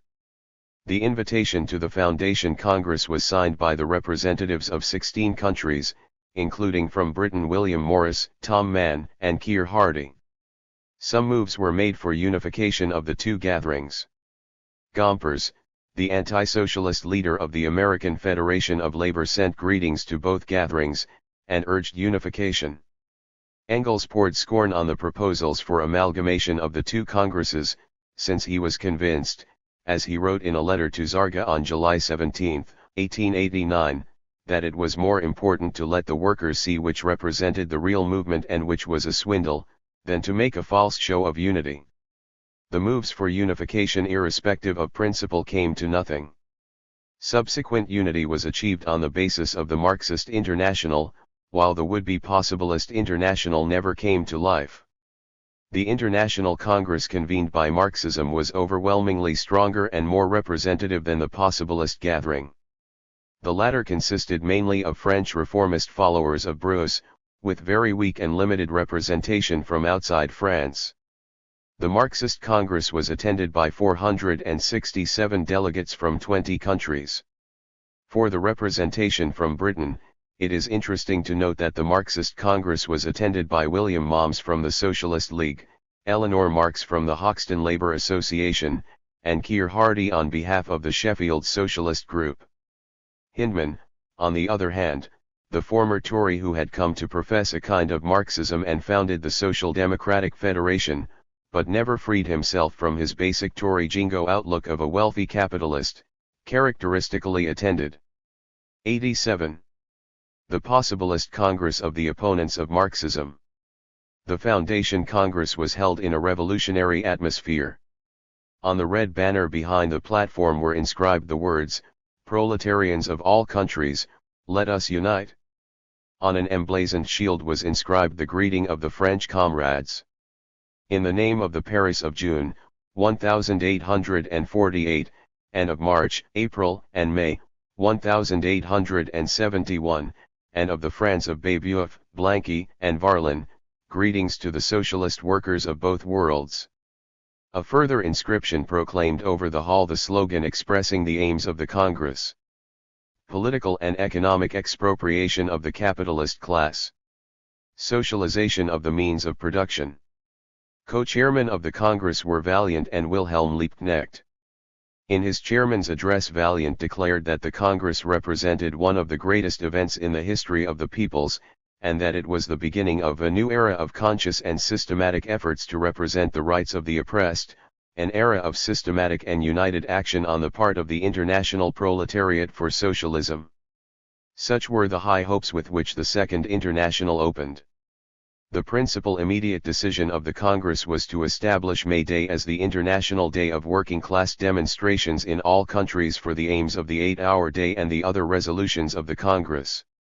The text of this historic resolution ran: "A great manifestation will be organized on a fixed date, in such a way that simultaneously in all countries and in all towns on the same agreed day the workers will call upon the public authorities to reduce the working day by law to 8 hours and to put the other resolutions of the Congress of Paris into effect." In view of the fact that a similar manifestation has already been decided for May 1, 1890, by the American Federation of Labor at its Congress held at St. Louis in December, 1888, this date is adopted for the international manifestation. The workers of the various countries will have to 88. Accomplish the manifestation under the conditions imposed on them by the particular situation in each country. The plain aim of this resolution was to establish on May Day a simultaneous international manifestation of working-class strength which, if May Day fell on a working day, would mean a strike. However, the last paragraph was added on the request of the German Social Democrats, who did not wish to risk a renewal of the anti-socialist law, due to expire in 1890. The German party instructed their members not to strike on May Day, but to confine the celebration to meetings in the evenings. The British preferred the first Sunday in May. On the other hand, the French, Austrians, Hungarians and many others struck on May Day and demonstrated working-class solidarity and internationalism in the streets, often in face of considerable police brutality. A bitter controversy followed, echoes of which are still familiar today. Finally, at the Third Congress at Zurich in 1893, a resolution was adopted which reaffirmed in principle the duty of the international strike on May 1, and added to the aim of the 8-hour day the aim of the social revolution, but left the form of manifestation to be decided by each party for itself. This compromise on May Day, carried with the support of the Germans and British against the French, illustrated the subsequently familiar method of the Second International to combine revolutionary terms in principle with concessions to right-wing trends in practice. To battle against anarchism, the Second International was initially mixed in composition, including both political working class and trade union organizations, and both socialist and anarchist trends. The first Congress was officially called an International Workers' Congress. The Fourth Congress in London in 1896 was officially called the International Socialist Workers and Trade Union Congress. Trade union affiliation was formally recognized by the Zurich Congress in 1893, which laid down that all trade unions shall be admitted to the Congress, also those socialist. 89. Parties and organizations which recognize the necessity of the organizations of the workers and of political action. This Congress was participated in by the Trades Union Congress Committee and Miners' Federation from Britain. At the London Congress in 1896, out of 476 members of the British delegation, 185 came from trade unions or from local trades and labour councils. It was not until 1901 that a separate international trade union conference was held at Copenhagen, and in 1903 an international secretariat of national trade union centres was established, which grew into the International Federation of Trade Unions in 1913. This loose composition facilitated the disruptive role of anarchism during the early years of the Second International. We have already seen how anarchism disrupted the last phase of the First International. Although successive congresses laid down the principles of political action and the aim of political power of the working class, to which the anarchists were in fact opposed, anarchist participation continued during the first 7 years, both directly and through trade union representation. Anarchism, reflecting the petty bourgeois libertarian outlook of small property ground down by big capital, set the ultimate aim of communism, the elimination of any form of state or coercion, as an immediate aim. But the path to this ultimate aim lies through the working class conquest of political power, or dictatorship of the proletariat, as the only power strong enough to break the resistance of big capital and its old state machine, expropriate the capitalists and establish the new social order.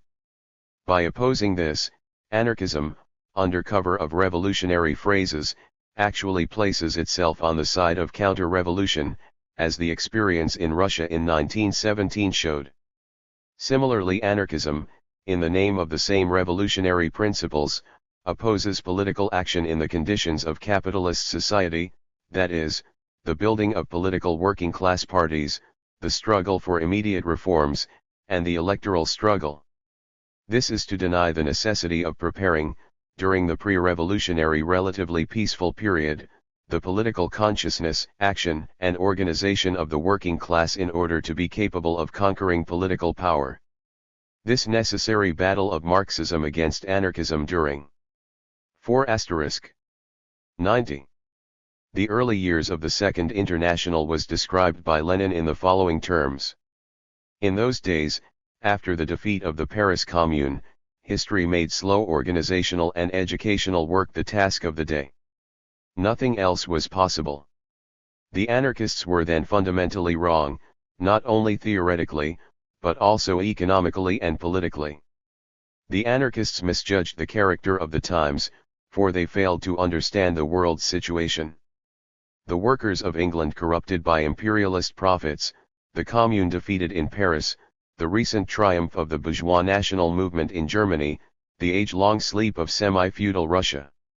Marx and Engels gauged the times accurately, they understood the international situation, they understood that the approach to the beginning of the social revolution must be slow.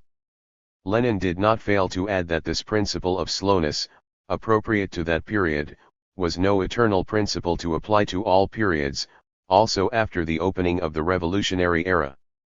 Let us not, he warned, imitate those sorry Marxists of whom Marx said, "One have sown dragons and have reaped a harvest of fleas." At the Zurich Congress in 1893 a specific resolution was adopted on the necessity of political action, which was defined in very limited terms as meaning that the working class parties use or seek to win according to their strength the political rights and constitutional machinery for furthering the interests of the working class and the winning of political power. This definition was inadequate, and was strengthened at the next Congress, but it served to provide a line of demarcation from the anarchists. When this resolution was carried by a majority, the anarchists left the hall in protest. Engels, who was present at the last session of this Congress and made the closing speech, emphasized the necessity for an organizational separation from the anarchists. This exclusion of the anarchists was accomplished at the London Congress in 1896. A resolution on political action laid down. 91. This Congress understands by political action all forms of the organized struggle for the conquest of political power, and the use of the constitutional and legal provisions in the state and municipalities by the working class for the aim of emancipation. The resolution laid down the aim of the International Socialist Republic, the necessity for independence of the working class parties from the capitalist parties, and adopted demands for universal and equal suffrage, the second ballot, the initiative and referendum, and for the full right of self-determination of all nations. In the conditions of admission which were adopted it was laid down that anarchists are excluded. This ended the direct representation of the anarchists, while in respect of the trade unions participation of the unions was made conditional on their recognition of the necessity for political and parliamentary activity. This final settling of accounts with the anarchists was rendered less difficult because the fight for political action united equally the revolutionary Marxists and the reformists in one camp. But meanwhile the deeper battle between revolutionary Marxism and reformist, which had already revealed itself in preliminary forms at the earlier congresses during the 1890s, was now to develop and reach an increasingly critical character. 3. Battle against revisionism. The battle of Marxism against revisionism constituted the main battle of theory, policy, and tactics in the Second International. Revisionism is a special form of reformism in the era of developing or fully developed imperialism when Marxism has become the recognized theory of the working class movement. Reformism in general was already long familiar as the expression of capitalist influence in the working class. The politics of reformism are the politics of adaptation to capitalism, denial of revolutionary aims, substitution of the fight for reforms, not as a path to the conquest of political power and the socialist revolution, but as an alternative to the socialist revolution, attempt to soften the class struggle, and belief in a harmonious progressively developing capitalism. Since the 92 facts of life contradict these smooth theories, the logic of reformism, whatever the initial subjective benevolent intentions of its exponents, leads them, in sharp moments of class struggle or catastrophic world events, to place themselves openly on the side of capitalism against the working class, and even to become the militant agents of capitalism for the betrayal or violent suppression of the working class.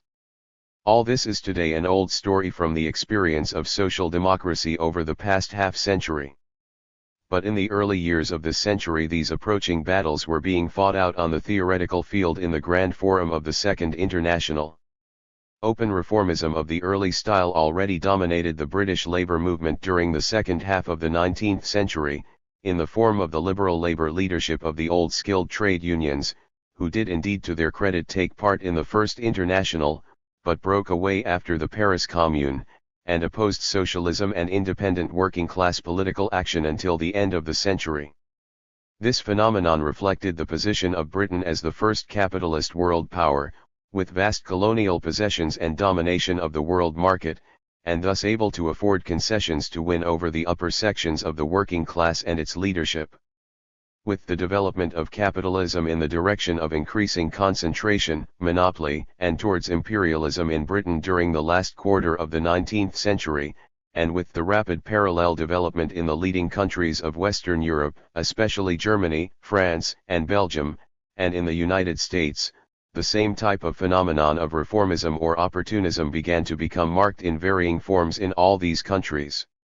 Thus it came about that in the most advanced capitalist countries, which first reached the objective conditions requiring the transition to socialism, and where the modern working class movement first developed, the growth of opportunism in the upper sections and leadership of the labor movement retarded the fulfillment of the revolutionary task, and the world's socialist revolution had to develop in a different way from the original anticipation of its beginning in the most advanced industrial countries. 93. Beginning of distortion of Marxism. Already before their deaths, Mann and Engels warned against the growth of petty bourgeois reformist trends in German social democracy. Marx wrote in 1877, "A rotten spirit is making itself felt in our party in Germany, not so much among the masses as among the leaders." The compromise with the Lassalleans had led to a compromise with other halfway elements too, in Berlin with Dühring and his admirers, but also with a whole gang of half-mature students and superwise diplomaed doctors who want to give socialism a higher, idealistic orientation, that is to say, to replace its materialistic basis by modem mythology with its goddesses of justice, liberty, equality, and fraternity. Similarly, Engels in 1885. In a petty bourgeois country like Germany, the party is bound to have also a petty bourgeois educated right wing, which it shakes off at the decisive moment. In a letter to Bernstein on June 5, 1884, Engels seriously discussed the necessity of a split in German social democracy on basic questions of program against the opportunist tendencies. He only advocated waiting with the split until the repeal of the anti-socialist law, as until then the opportunist tendencies, assisted by police persecution of the militant working class fighters, might be able to secure the majority. In 1891, Engels' strong criticism of the weaknesses of the draft Erfurt program dealt specifically with the menace of opportunism and the way opportunism is gaining ground in the social democratic press. What else can result from this than that the party may suddenly at the first critical moment prove helpless, that on decisive questions confusion and division will arise within the party because these questions had never been discussed. The neglect of great fundamental considerations for the sake of the momentary interests of the day, this chase after momentary successes, and this race after them with 94. Out account of ultimate results, this sacrifice of the future movement for the present, is perhaps the result of honest motives, but is and remains, nonetheless, opportunism, and honest opportunism is perhaps more dangerous than any other. This critique, sent from Engels to Koskai in 1891, was withheld from publication until 10 years later, when the revisionist offensive led by Bernstein was already in full blast. On the eve of his death in 1895, Engels wrote his final warning in his famous preface to Marx's Class Struggles in France. The preface is dated March 6, 1895. Engels died on August 5, 1895. In this, his last writing for the international working class, Engels sketched out with a masterly hand the future of the revolutionary struggle in the contemporary conditions of advanced capitalism, the gradual massing of the workers' battalions through the forms of legality, leading up to the final struggle and the conquest of power. In dialectic fashion he analyzed the two aspects of the revolutionary struggle, peaceful and non-peaceful, in the modern conditions in prospect at the beginning of the 20th century. He showed how the old style of 1848 barricade insurrection was out of date. The newly built quarters of the large cities, erected since 1848, have been laid out in long, straight, wide streets, as if made for the effective use of cannons and rifles. The revolutionary would be mad who would of himself select the new working class districts of the north and east of Berlin for barricade struggle. Immediately after this, as if anticipating the one-sided misuse that might be made of this passage by defeatists and legalists, he continued. Does this mean that in the future the street struggle has no role to play? Not at all. It only means that the conditions since 1848 are far more unfavorable for the insurrectionaries, far more favorable for the military. Accordingly, a street struggle can only be victorious, if this unfavorable nature of the situation is compensated for by other factors. Therefore it will more seldom come in the beginning of a great revolution than in its later developments, and must be undertaken with greater forces. These, however, will then probably, as in the great 95 French Revolution, on September 4 and on October 31 in Paris, prefer the method of open attack to the passive barricade tactics.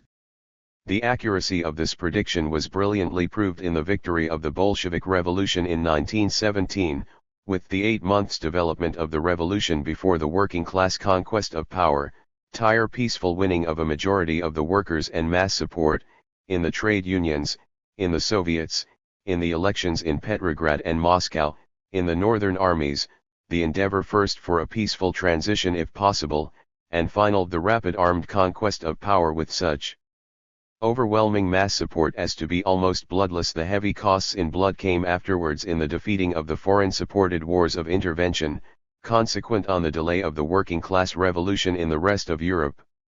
This preface of Engels, giving his political testament to the working class for the new problems opening with the 20th century, proved the litmus paper to reveal the dangerous inner weakening which increasingly affected and corrupted the majority of the leadership of social democracy and the Second International during the imperialist era. The German social democratic leadership, confronted with this preface, carefully suppressed the key revolutionary passages in it, such as the one quoted above, and thus in the published version replaced the balanced picture of the relationship of peaceful and non-peaceful forms of struggle by a one-sided doctrine of the rejection of old-style barricade revolutionary tactics as out of date and consequent preaching of legality at all costs as the only future path. The meaning of the preface was thus turned into the exact reverse of what Engels wrote. The correct text of what Engels wrote, that is, the original manuscript, was in the possession of Bernstein, who after the death of Engels became the father of revisionism and utilized the falsified text to prove his case. When challenged by Koski 4 years later to produce the true text, which Koski, then fighting for Marxism, declared would blow up Bernstein's whole case, Bernstein refused to comply. In its mutilated form, this falsified text was circulated by right-wing social democracy for 30 years in every country in the world as proof that Marxism finally abandoned the conception of violent revolution as out of date. It was not until 1924-96, after this lie had done its work for 30 years, that the true text was at last discovered and photographed by the Russian scholar Ryazanov from the German Social Democratic Party archives and published to the world by the Marx-Engels Institute in Moscow. The effect of this veritable EMS forgery at the root of right-wing social democracy was far-reaching. The preface in its falsified form was circulated as the political testament of Engels, and at the critical point of the advancing imperialist epoch opened the full floodgates to opportunist legalism. Bernstein made this falsified preface of Engels the essential basis and starting point of his revisionist campaign, as set out in his book Presuppositions of Socialism, published in 1899, and translated into English as Evolutionary Socialism. The opposition of the left was disorganist. The combined revolutionary and also military authority of Engels appeared too great to be contradicted. The effect can be traced through the whole utterances and line of the Marxist left in German social democracy, in the lack of clearness and certainty on the question of the state and the conquest of power. Even as late as 1918, at the Foundation Congress of the German Communist Party, Rosa Luxemburg could still declare, referring to this Engels preface without awareness of its falsification.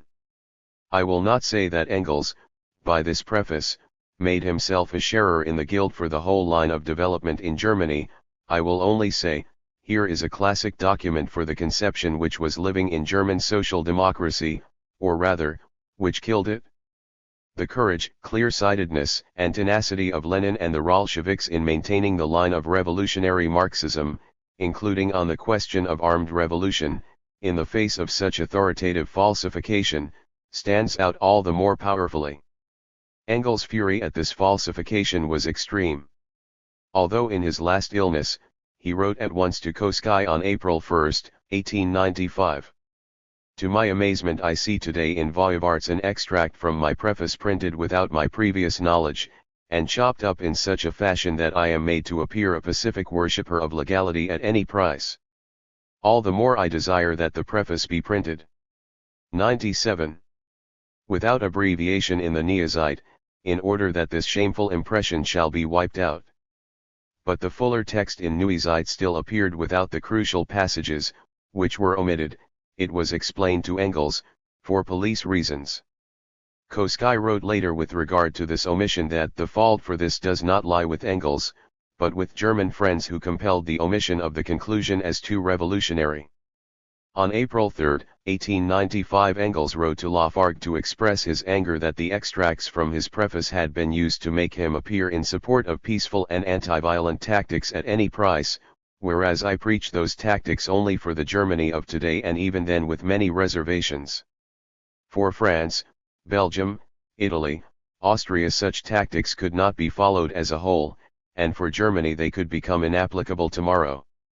With this symbolic direct distortion of Marxism by the then dominant leaders of social democracy, the new phase opened. Marx and Engels were dead. The last work of Marx, the merciless critique of the Gotha program in 1875, had been withheld from publication for 16 years by the German party authorities, and finally only published under the strong pressure of Engels. The last work of Engels, the preface to the class struggles in France, was directly falsified to produce an exactly opposite and counter-revolutionary meaning. The voices of Marx and Engels were silenced. The majority of the succeeding leaders of social democracy were not strong enough to carry on their work, were even assisting to conceal and distort the teaching of Marxism, at first half-consciously through honest opportunism, later, more and more consciously, until 1914 laid bare the fruit in open treachery. Thereafter, and especially after 1917, the direct role of anti-communist social democracy became to slander and distort Marxism by gross, dishonest, deliberate misrepresentation. In the preliminary phase of this battle, which took the form of the theoretical battle against the revisionist offensive, the revolutionary Marxist left in the old Second International were still in the process of gathering their forces. Imperialism was able to find the path open for it in the working class movement, to divide the workers, to buy off 98 sections with concessions, to bribe and corrupt the leadership. Revisionism, Fabianism, progressivism, liberal labourism, evolutionary socialism, all rose to the surface upon this basis of social corruption, expressing it into political systems, and had their short-lived day. The dance of all the dirt began. 5. Fabianism and Revisionism. Revisionism was the theoretical expression of this trend in the initial period of imperialism before the onset of the general crisis and before the beginning of the socialist revolution.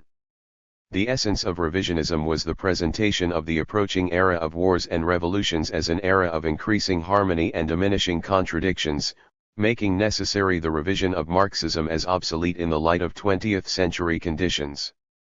Revisionism in its time was seen as an ideological and political controversy of doctrines and tactics. Today historical experience has demonstrated its character as an expression of the illusions of the initial period of imperialism leading up to the First World War, when imperialism could still be seen by Philistines and idiots as progressive, liberal, extending social reforms, and even pacific. In class terms, it was an expression of certain social strata closely connected with the process of imperialist corruption, and temporarily riding on the wave. Fabianism was the characteristic British form of this trend and of these strata. Sidney Webb, its main founder, had gained his political experience as an official of the Colonial Office. Corresponding to the earlier development of British capitalism towards imperialism, Fabianism was the pioneer in this development. Fabian Essays was published in 1889, whereas Bernstein's book, which became the Bible of revisionism on the continent, was not published until 1899. Bernstein in London had learned his ideas from Webb. But Fabianism was honestly and openly anti-Marxist from the outset, and boasted of its main initial achievement, in the words of its secretary and historian, to have broken the spell of Marxism in Britain.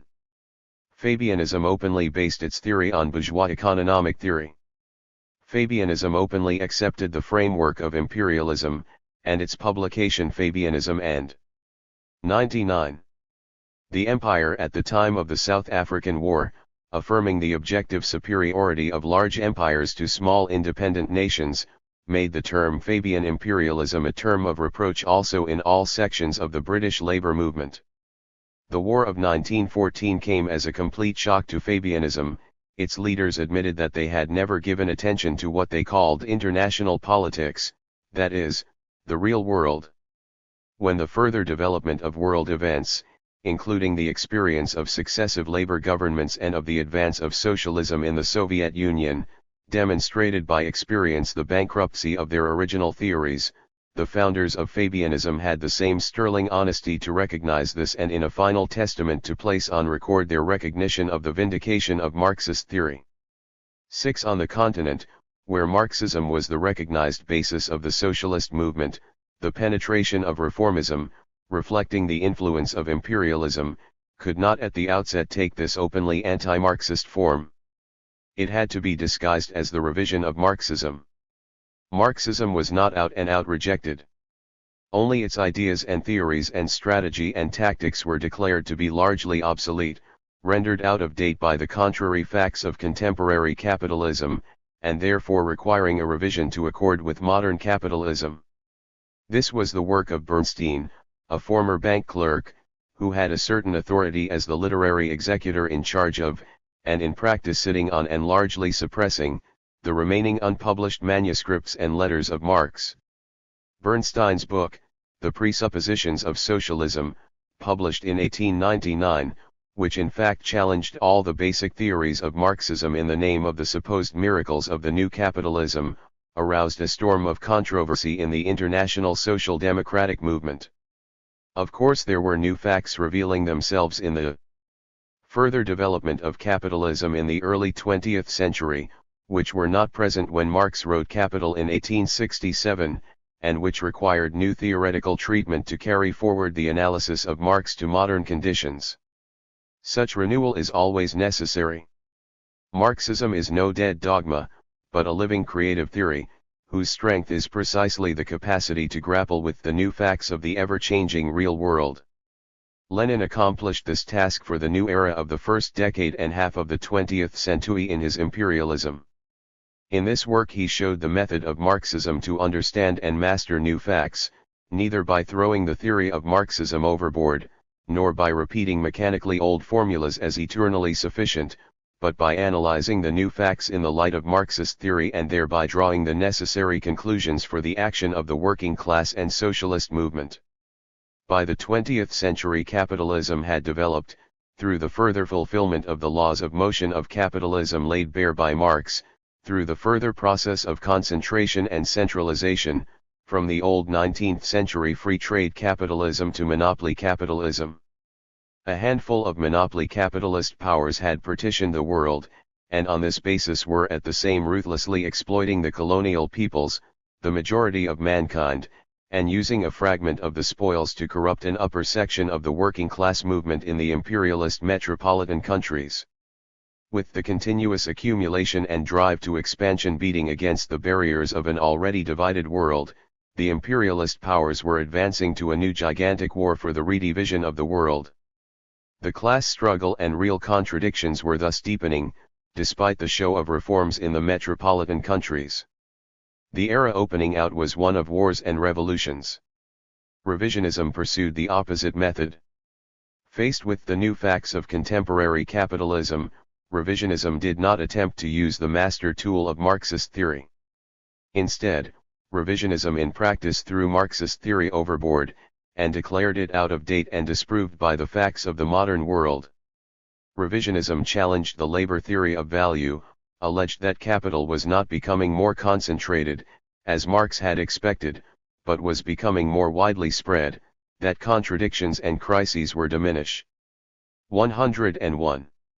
And that in consequence the goal of socialism had lost significance, and that the real task was to win continuously expanding reforms within the capitalist framework.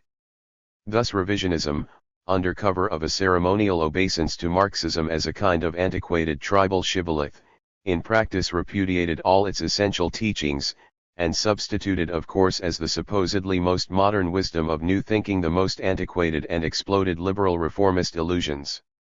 6. Millerandism.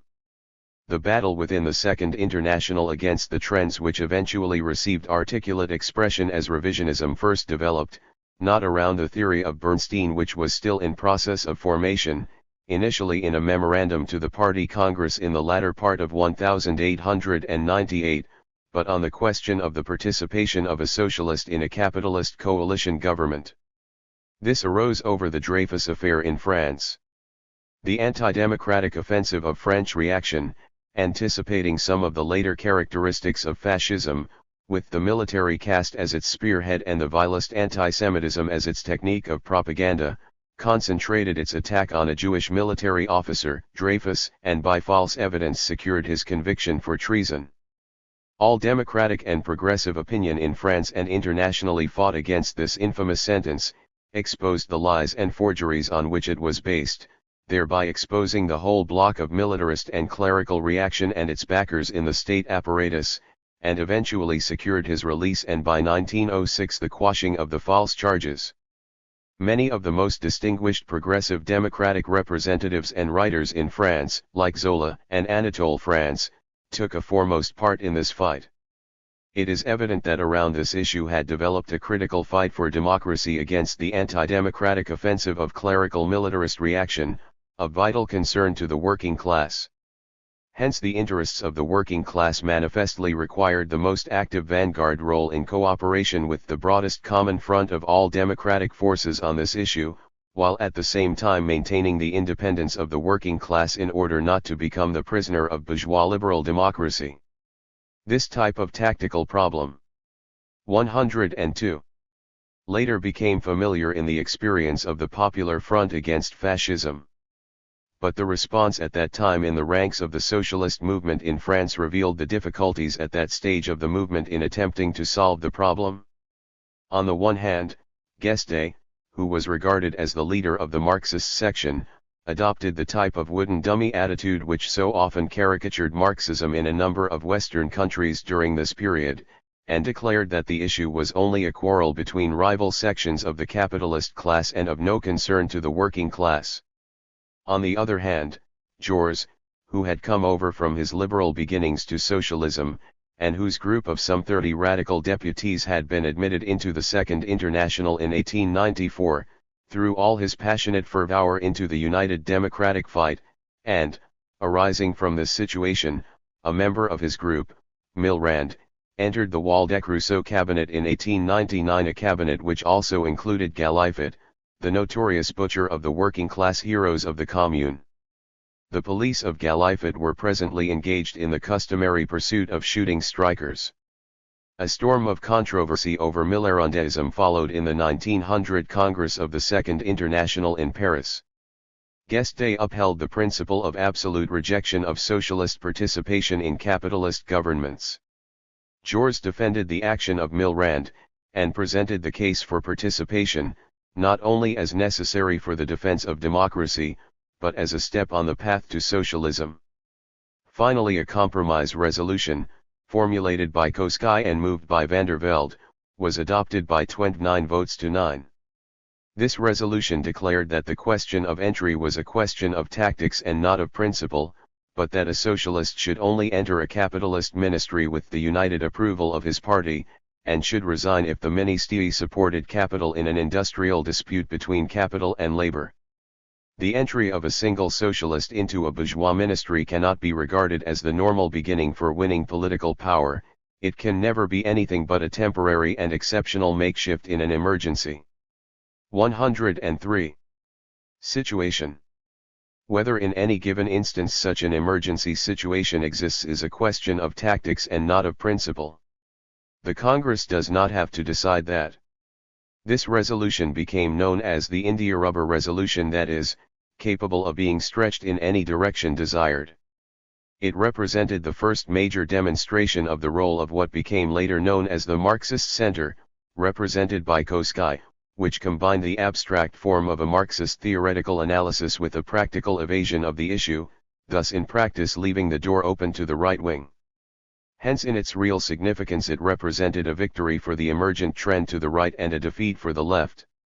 The example of socialists hiving off to join liberal cabinets became a familiar feature of the ensuing period in France and Britain, with the role of Briand and Viviani in France or John Burns in Britain. 7. Bernstein, Koski, and Bolshevism. By the time of the Amsterdam Congress in 1904, the full theoretical debate on revisionism or Bernsteinism was the center of attention. At the Dresden Congress of the German Social Democratic Party, Bebel and Koski led the fight for the adoption of a resolution which explicitly condemned revisionism.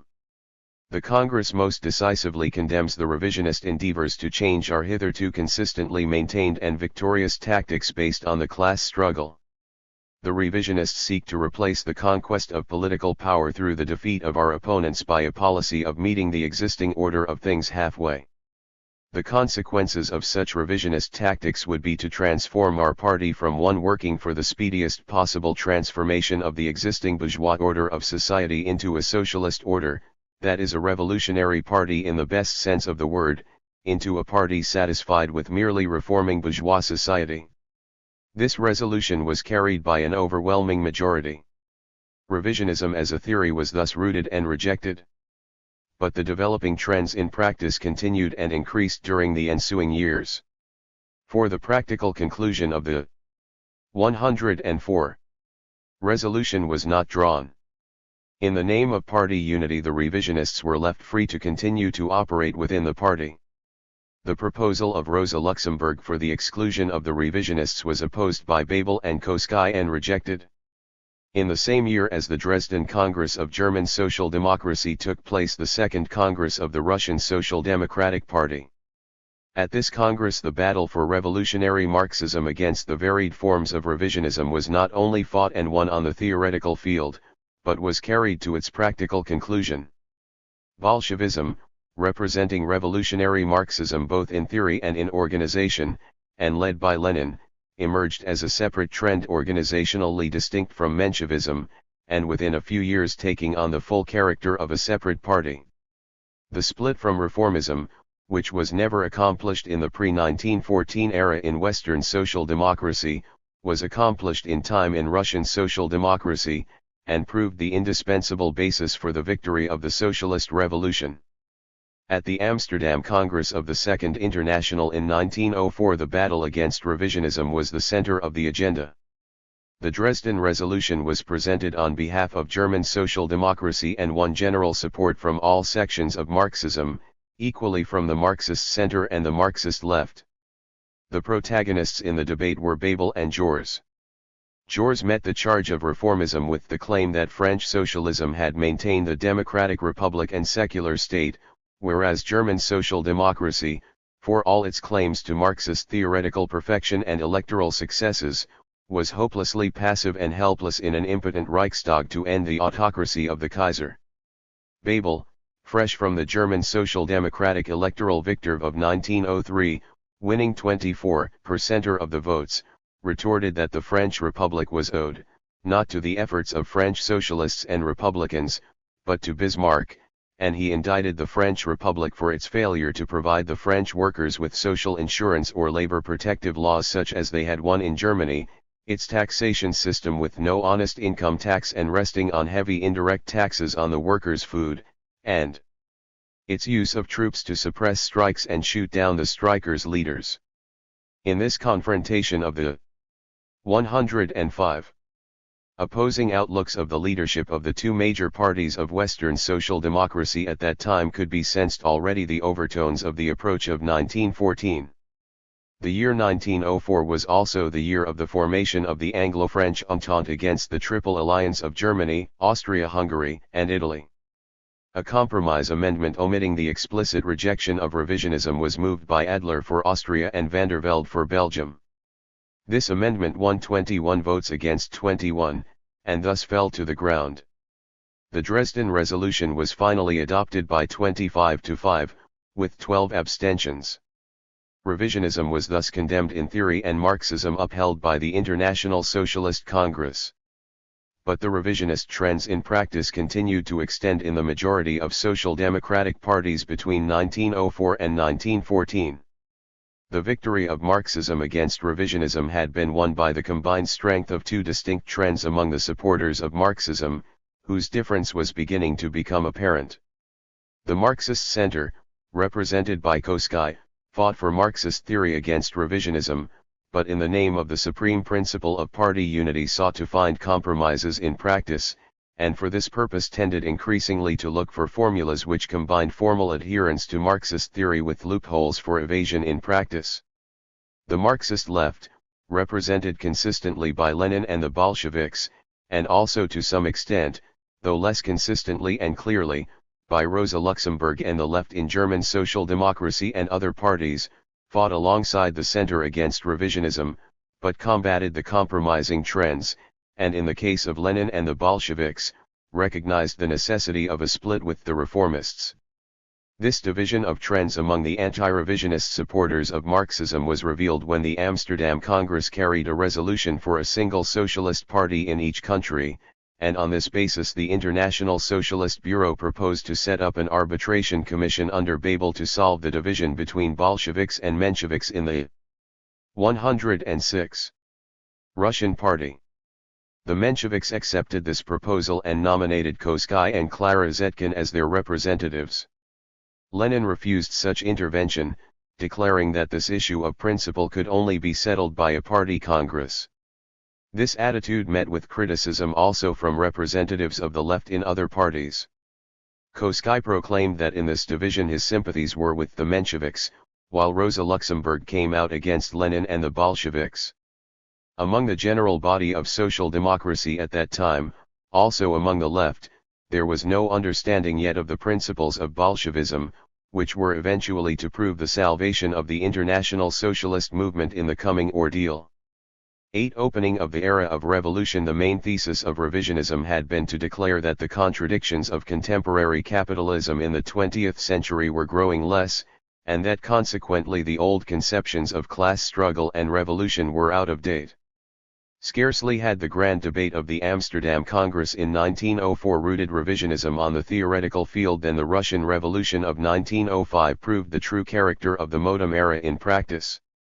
Already in 1900, in moving the resolution against militarism at the Paris Congress of the Second Internationale, Rosa Luxemburg had offered the prediction: "It is becoming ever more probable that the downfall of the capitalist order will arise, not from an economic crisis, but from a political crisis brought about by world politics." Lenin, writing in 1913 on the historical destiny of the doctrine of Karl Marx, defined three main periods of world history since the publication of the Communist Manifesto in 1848. Subsequent world history clearly falls into three main periods: 1. From the Revolution of 1848 to the Paris Commune; 2. From the Paris Commune to the Russian Revolution; 3. Since the Russian Revolution. He concluded with a prediction which was soon to receive its powerful fulfillment. Each of the three great periods of world history since the appearance of Marxism has brought Marxism new 107 confirmation and new triumphs. But a still greater triumph awaits Marxism, as the doctrine of the proletariat, in the period of history that is now ensuing. The Russian Revolution of 1905 was the opening of the modern revolutionary era. The upsurge of the whole population of a leading imperialist power, the formation of Soviets, the political general strike and the armed insurrection in Moscow opened new vistas before the international socialist movement. Here the role of the different classes and parties, and, above all, the rival tactics of Bolshevism and Menshevism were tried and tested on the anvil of revolution.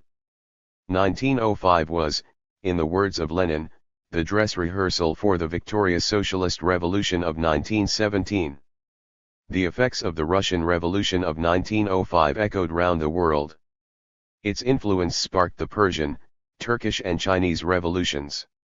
In India it gave rise to the first mass movement under the banner of the boycott, stirring the hitherto placid waters of the Congress and splitting the extremists from the moderates. In Austria the entire working class came out in a political general strike in October 1905, organized by the Social Democratic Party for the demand of universal suffrage. Barricades went up in Prague, and when universal suffrage was finally conceded by the beginning of 1907, Social Democratic representation increased from 11 to 87 seats in Parliament, with over 1 million votes.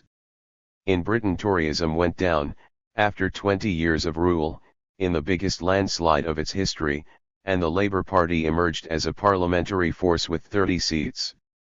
It is true that almost all these seats were given to Labour by the Liberal Party on the basis of a secret pact between Ramsay MacDonald and the Liberal Chief Whip, but the emergence of Labour as a parliamentary force was recognised as a political phenomenon in the conditions of Britain, where a political Labour movement had previously been declared impossible, and the shrewd old Tory leader, A.J. Balfour, noted that his emergence of Labour was a reflection of the Russian Revolution. In 1908 the Labour Party was admitted into the Second International on the basis of a resolution drafted by Koskai which declared that the British Labour Party be admitted to international socialist congresses, because while 108 not expressly accepting the proletarian class struggle, in practice the Labour Party conducts the struggle and adopts its standpoint, inasmuch as the party is organised independently of the bourgeois parties. Lenin presented an amendment to substitute the words because it represents the first step on the part of the really proletarian organizations of Britain towards a conscious class policy and towards a socialist workers' party.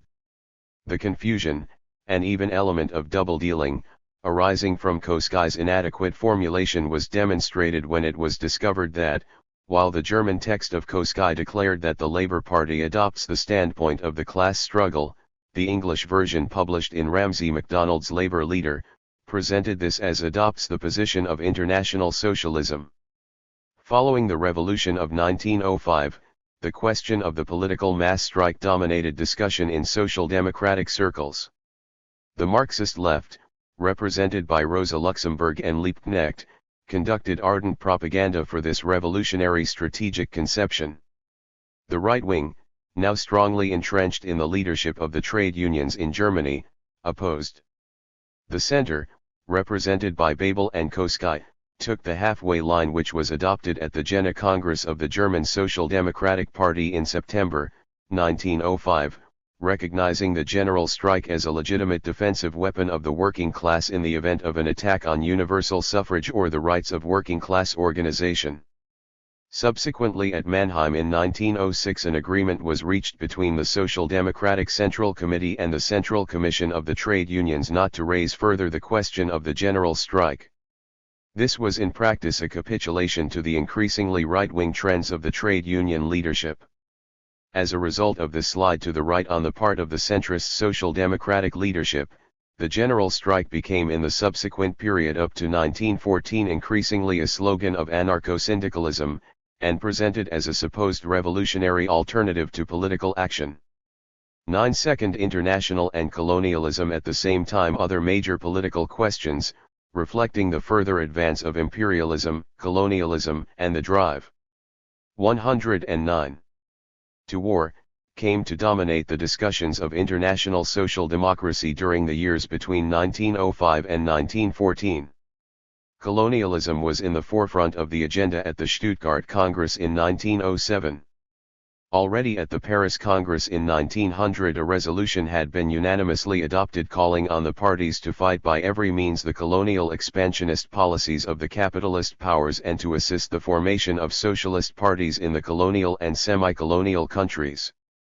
This resolution was carried with unanimous enthusiasm at a time when the predatory South African War of British imperialism had aroused angry condemnation among all socialists. But within a few years the links of revisionism with colonialism were to reveal themselves. At the Stuttgart Congress in 1907 the majority of the Colonial Commission of the Congress, led by the Dutchman Van Cole, and supported by Bernstein, came out to denounce the negative anti-colonialism of previous Congresses and to advocate what they were pleased to call a socialist colonial policy.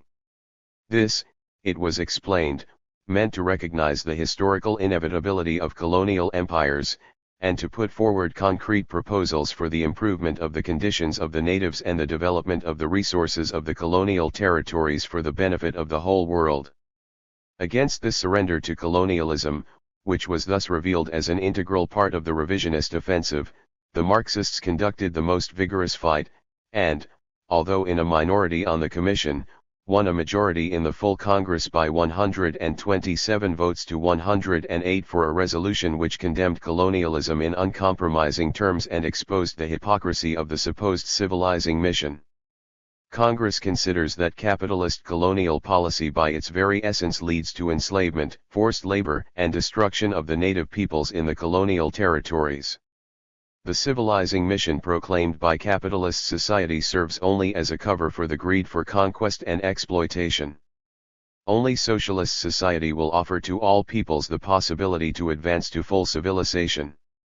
But it was significant that the minority view, proclaiming that Congress does not on principle and for all time reject all colonial policy, which under a socialist regime can fulfill a civilizing role, received so large 110 a vote.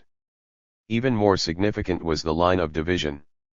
The vote for a socialist colonial policy included the representatives of all the European colonial powers except Russia, that is, the majority in Britain 7 and France, and as a whole, Germany, Austria, Belgium, Holland, also Sweden and Denmark, and South Africa.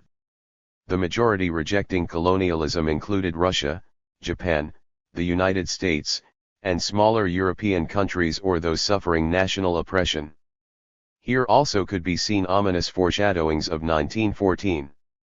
Closely linked in fact with the colonial issue was the major question which dominated the Stuttgart Congress and each succeeding Congress before 1914, the question of the fight against the ever more visibly threatening European war, and against militarism and the arms race, and the determination of the duty of international socialism in the event of war. 10. Socialism and war. From the outset the Congresses of the Second International were occupied with the problems of the fight against the menace of war, and against militarism and armaments. Within 2 years of the foundation of the Second International, the Franco-Russian alliance in 1891 foreshadowed the future war of 1914. The Congresses of 1891 and 1896 all carried resolutions for the fight against war and armaments. The resolution of the Zurich Congress in 1893 called on all socialist parliamentary representatives to vote against war credits, and adopted the demand for disarmament.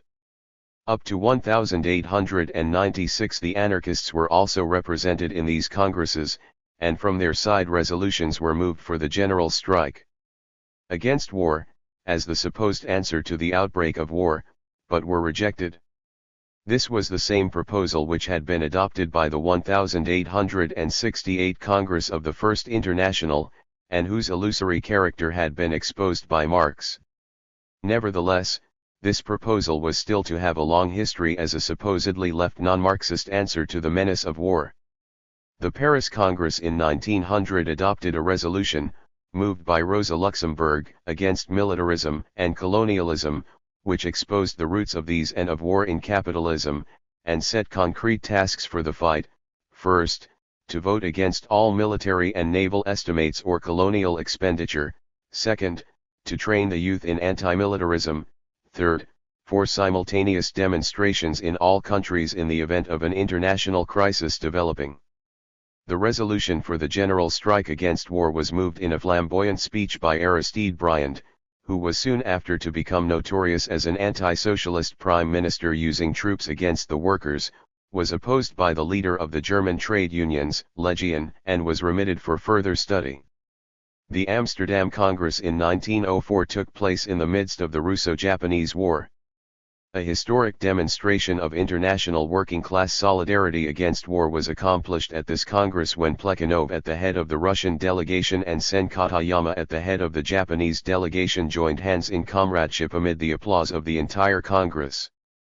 Although Plekhanov failed 10 years later, Katayama remained faithful to his pledges and became a member of the Executive Committee of the Communist International. By the time of the Stuttgart Congress in 1907 the menace of a European war hung over the international situation. The crisis over Morocco in 1905, when the Kaiser made his demonstrative visit to Tangier and the French Foreign Minister, Delcas, boasted that he had pledges of British military support, showed that the Anglo-French Entente Cordiale was already a military alliance against Germany. The new Liberal Asquith-Grey Haldane combination, entering office in January, 1906, after 112. The anti-Tory landslide, took over the military alliance inherited from the Tories and authorized Anglo-French military staff consultations without informing the rest of the cabinet, still less Parliament or the nation. The Anglo-German conflict, open since the German Navy Law of 1900 challenging British naval supremacy, now dominated the international situation. By 1907 the negotiation of the Anglo-Russian Treaty was completing the formation of the Triple Entente to confront the Triple Alliance. The outlines of the approaching War of 1914 were inescapable to all who followed international affairs. Hence the question of war dominated the Stuttgart Congress. The debate and the 4 resolutions which were submitted revealed the extreme confusion of approach and uncertainty of the future course of action. Bebel for the German party presented the basic Marxist resolution, which provided the main text for the final resolution. This draft analyzed in correct Marxist terms the inseparable connection of capitalism and war, the task of the working class to fight against war and armaments, and to refuse all financial support for such purposes, and to organize defense on a democratic basis by the substitution of a people's militia for standing armies. The draft called for all forms of working class pressure and activity, allowing for differences of national conditions, time and place, to avert threats of war and demand arbitration and disarmament. What to do in the event of the outbreak of war was less clear. The draft called on the parties to seek to prevent its outbreak by using the means which seemed to them most effective, and, should it break out despite their efforts, to bring it rapidly to an end. The resolution submitted by Jors and Vaillant for the French majority called for the use of all means, including the general strike and insurrection, in the fight against war, and simultaneously affirmed the duty of socialists to participate in national defense against aggression. The resolution submitted by Guesde for the French minority offered the customary caricature of Marxism by declaring opposition to any special campaign against militarism, since militarism was only the product of capitalism, and that therefore campaigning against militarism or for peace would be a diversion from the essential task to destroy capitalism. At the end the generally accepted immediate measures, to vote. 113. Against military credits, for the shortening of the period of military service, and for the replacement of standing armies by a people's militia were included. The 4th resolution, submitted by Hervé, repudiated bourgeois and governmental patriotism, denounced all wars except for the establishment or maintenance of communism, and called on the working class to respond to any declaration of war by a military strike and insurrection. When the test of 1914 arrived, Hervé became a violent chauvinist. Thus the inadequacy of the alternatives proposed was revealed, and was further underlined in the highly polemical exchanges of the debate. First, verbal Marxism, with a correct theoretical analysis, but extreme vagueness on the question of action. Second, national defensism, served with a flourish of revolutionary phrases. Third, ossified Marxism, ending in passivity. Fourth, the ultra-revolutionary phrase, meaning in practice nothing. In this difficult situation which, alongside the universal intense emotional feeling against war, already in 1907 revealed the danger of bankruptcy in practice when the testing time should come, Lenin, in association with Rosa Luxemburg, came to the rescue. A subcommission had been appointed to work over the 4 drafts and prepare an agreed resolution. Rosa Luxemburg was on this subcommission. Lenin, in association with her, prepared certain amendments, which were also signed by Martov for the Mensheviks, to be moved on behalf of the Russian and Polish delegations. These amendments, while adapted to the general text of Bebel's resolution, despite its weaknesses, clarified and strengthened it in certain key passages, and at the end replaced the very vague final formulation with regard to practical action in Bebel's text by 2 sentences which set out an inescapably plain and clear directive of action for the entire international socialist movement in relation to the threatening European war. These 2 sentences, whose realist clarity bore all the unmistakable hallmark of Lenin's drafting, became the most famous decision of the Second International, known thereafter to all international socialists as their marching orders in the event of the onset of the impending European war. The 2 sentences ran. 114. If a war threatens to break out, it is the duty of the working class and of its parliamentary representatives in the countries involved to exert every effort to prevent the outbreak of war, using all the appropriate means, which naturally vary and rise according to the degree of sharpening of the class struggle and of the general political agitation. Should war nonetheless break out, it is their duty to intervene to bring it promptly to an end, and to strive with all their energies to utilize the economic and political crisis brought about by the war in order to stir up politically the masses of the people and hasten the downfall of capitalist class rule. The preamble of the resolution made clear that the reference was to wars between capitalist states. The resolution as amended, with the final Lenin-Luxemburg conclusion, was carried unanimously amid enthusiasm. It was confirmed and adopted anew, including the final section, at the subsequent congresses at Copenhagen in 1910 and Basel in 1912. But this unanimity meant that the real divergences revealed in the debate, especially with regard to the question of national defense in an imperialist war, were never brought to an issue and cleared by a vote. The right-wing opportunists and revisionists, who by no means shared the viewpoint of the revolutionary Marxist formulation set out in the amended resolution, preferred to vote for it rather than challenge a division. Thus the policy of the International was in fact laid down and pledged by every party. But the real divergences were buried out of sight, only to burst out the more violently when the test of practice came. At the Copenhagen Congress in 1910 the anti-war resolution, alongside a number of general peace proposals, repeated the operative last two sentences of the Stuttgart resolution. The familiar formula of the general strike of workers, especially in the industries which supply the instruments of war as the particularly effective method to prevent and hinder war, was moved on behalf of the Labour Party and Independent Labour Party by Keir Hardie and on behalf of the French Socialist Party by Vaillant. The Commission defeated this amendment by 119 to 58, and with the agree 115 meant of the movers the proposal was remitted for further study. The years 1910 to 1914 saw a rapid acceleration of the advance towards the coming European war, at the same time as a rising tempo of working-class militancy and even semi-revolutionary struggle in many countries. 1911 was the year of the Agadir crisis, which already brought the confrontation of the Triple Alliance and the Triple Entente close to the point of war, when the Kaiser sent a warship to Agadir to stake out his claims against France over Morocco, and when Lloyd George in his Mansion House speech gave the first public warning of the military alignment of Britain with France and Russia against Germany, and also of his own future war role. In the same year Italy went to war with Turkey for the conquest of Tripoli. The First Balkan War in 1912 and the Second Balkan War in 1913 were recognized on all sides as the prelude to the European War. The socialist parties of Italy and of the Balkan countries stood by their internationalist pledges in their opposition to these wars.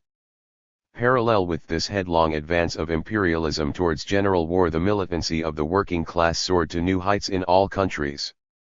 These years saw the great strike movement in Britain and the formation of the Triple Alliance of miners, railwaymen, and transport workers with its implicit challenge to the capitalist state. In France the stormy struggles led by the GGT under strong influence of revolutionary syndicalist doctrines. In the United States the mass upsurge of the most exploited sections associated with the IWW.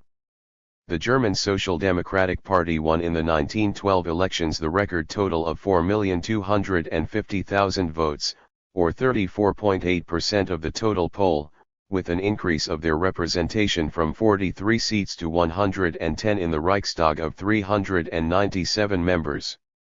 In Italy, Spain, and Austria mass struggles led to clashes with the armed forces of the state. In Russia the Lena Goldfields strike of 1912 opened a new revolutionary wave, which had reached a point by the eve of the War of 1914 when barricades were up in St. Petersburg.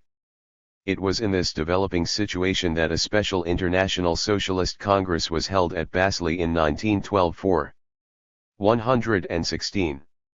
The sole purpose of confronting the menace of the general European war, now visibly close after the First Balkan War. The manifesto of the Basel Congress analyzed with precision the impending menace of a European war arising from an Austro-Serbian dispute, and emphasized the special responsibility of the working class movement in Germany, France, and Britain to prevent the criminal madness of a war between the three great leading civilized peoples because of the Serbo-Austrian dispute. The Basel Manifesto reaffirmed the famous two sentences of the explicit revolutionary instructions in the event of the menace of outbreak of war, and during an imperialist war if the efforts to prevent it should fail, as already adopted in 1907 and 1910. The text of Die Manifesto made still more explicit the revolutionary meaning of these instructions by such action. Let the governments not forget that, with the present situation of Europe and temper of Die working class, they cannot unloose a war without danger to themselves. Let them remember that the Franco-German War was followed by the revolutionary outbreak of the Commune, and that the Russo-Japanese War set in motion the revolutionary forces of the peoples of the Russian Empire. Nevertheless, this threat of revolution was simultaneously regarded as a guarantee of peace rather than as a call to action. The fear of the ruling classes of a proletarian revolution as the sequel of a world war has proved to be a real guarantee of peace. This optimistic sentiment failed to take into account the reverse truth that the fear of the ruling classes of the already developing revolutionary situation in Europe on the eve of 1914 had its influence in accelerating their decision to plunge into the desperate alternative of war as a supposed solution, a temporary solution, as it proved, in the short run, by setting the workers to mutual slaughter and submerging the Socialist International in a wave of chauvinist frenzy. But in the end nonetheless bringing the outcome of the opening of the world socialist revolution. The words of the Basel Manifesto thus did in fact express the plainest pledge and call, unanimously adopted by all the calling concrete historical examples of 117 parties of the old Socialist International for revolutionary action against the war and directed to the aim of the overthrow of capitalism, in the event of the outbreak of the impending imperialist World War of 1914, whose character was precisely and accurately described. Nevertheless, the real situation within the majority of the leading parties and their leadership was far from corresponding to the words. The Basel Congress itself took on the character of a deeply emotional demonstration for peace rather than of a congress for the preparation of action in the event of war. The delegates marched in procession to the cathedral, bv the invitation of the church authorities, and to the sound of the cathedral bells, to demonstrate for peace, headed by children robed in white and waving palm branches and mottos: "It is more honorable to dry your tears than to shed streams of blood," while on a flower-wreathed wagonette a white-clad Queen of Peace was heralded by the emblem "Lay down your arms." In the parliamentary political situation in the leading Western European countries, and in the upper ranks of the leadership of the labor movement in these countries, the opportunist trends, which had already been strongly visible in practice at the time of the controversy over revisionism, despite the rejection of the latter in theory, became still more entrenched, entered into conflict with the militancy of the working class, and even began to become entangled in the arms race and the preparation of the war. Opportunism was sliding towards chauvinism. In Britain the Labour Party, while maintaining criticism of the diplomacy of the Foreign Secretary Grey during the Liberal government of 1906 to 1914, and of the increase of arms expenditure, was simultaneously in increasingly close unofficial coalition behind the Liberal government of Asquith, Grey, and Haldane, which was preparing the war.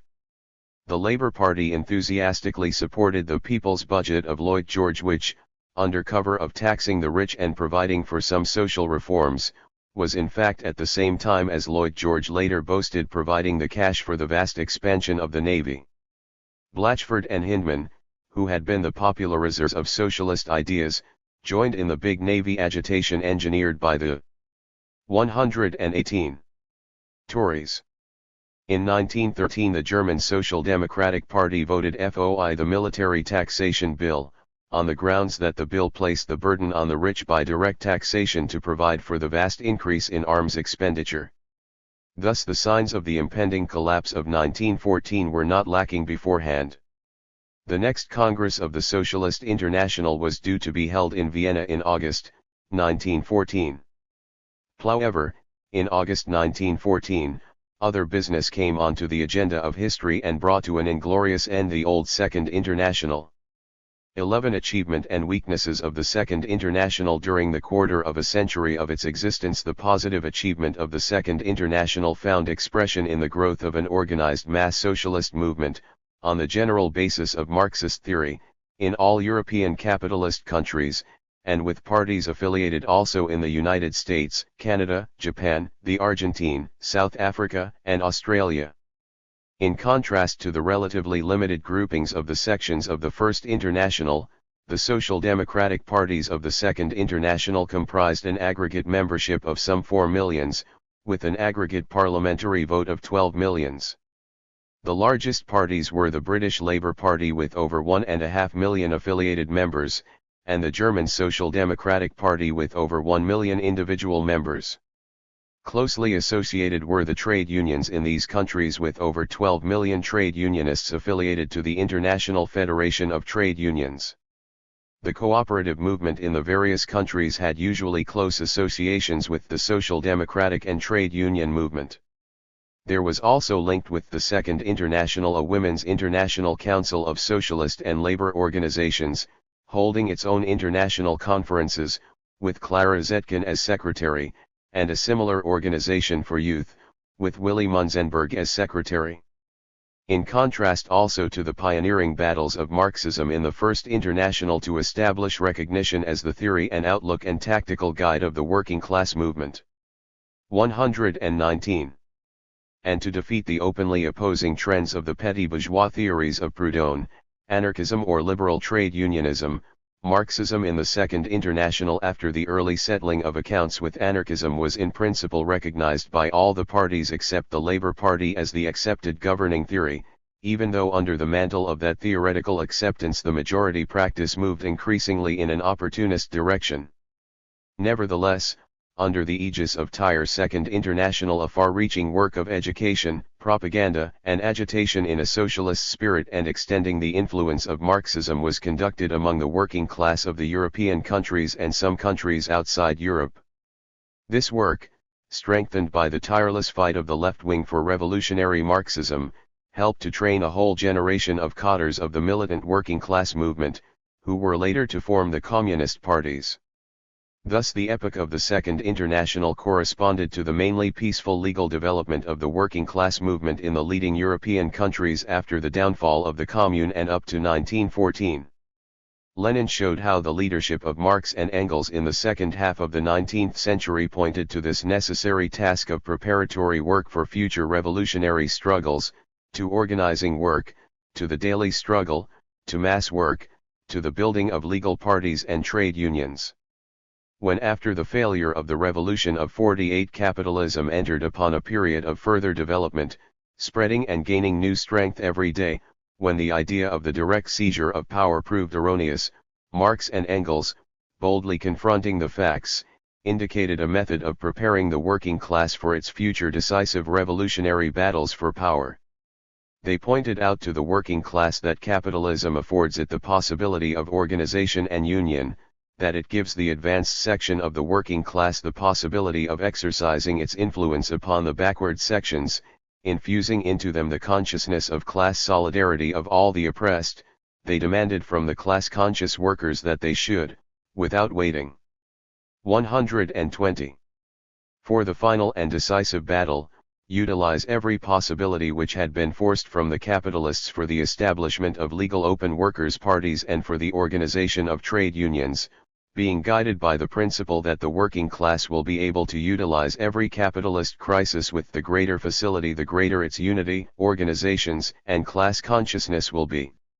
They called upon the workers to fight for universal suffrage and democracy, in order that the masses might be able from the parliamentary tribune to tear the mask from every capitalist deceit, proving to the workers how every kind of transaction between the various sections of capitalism is made at the expense of the working class. They called upon the workers to make use of the conflicts arising between the various sections of the capitalist class in order to secure economic and social reforms which would tend to ameliorate the position of the working class, to strengthen it and afford it an opportunity of making progress in its struggle against capitalism. They called upon the working masses directly to take part in politics and to exercise direct pressure upon the bourgeoisie.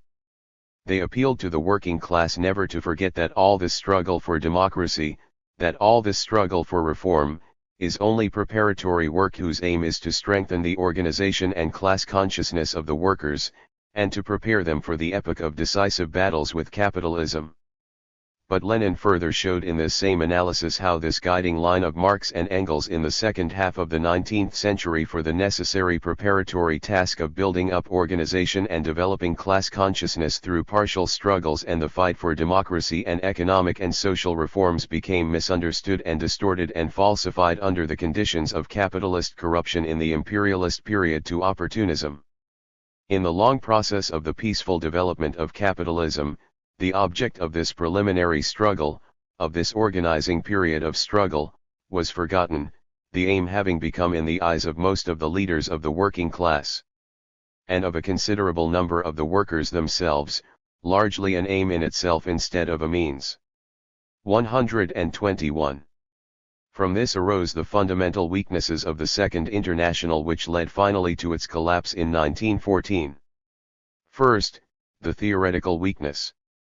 Despite the formal acceptance of Marxist theory, this acceptance took on increasingly the character of a verbal or formal acceptance, again and again evading rather than grappling with the real problems, smoothing over controversies under cover of ambiguous formulas, and thus peacefully coexisting with and even condoning opportunism in practice. Opportunism especially dominated the leading sections, parliamentary representatives, and trade union official circles.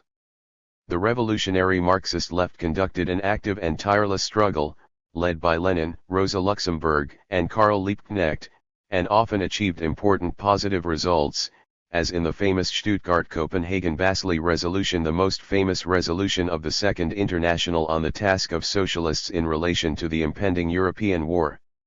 The clearest and most consistent expression of the Marxist left in the Second International was represented by Bolshevism, which alone among the leading parties had broken also organizationally with opportunism in Russia, and was under constant pressure from the dominant leadership of the Second International, represented by Koski and van der Velde, to reunite.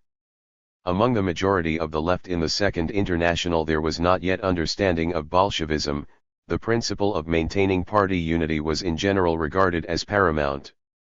The Marxist Center, as it came to be called, led by Koski, occupied the dominant theoretical position in the Second International.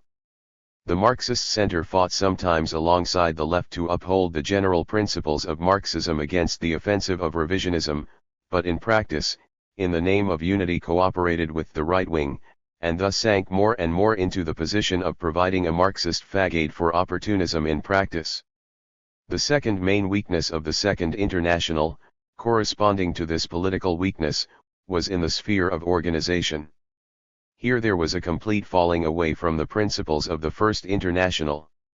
The General Council NF, the First International, was a central international leadership of the working class, democratically elected, exercising 122 authority over national sections, and giving continuous leadership, not only on broad questions of principle hammered out at Congress or in the Council debates, but in the active struggles of the working class in the various countries and in the direct organization of working class solidarity. During the first 11 years of its existence, the Second International was constituted only by the Congresses, without any organized center of any kind.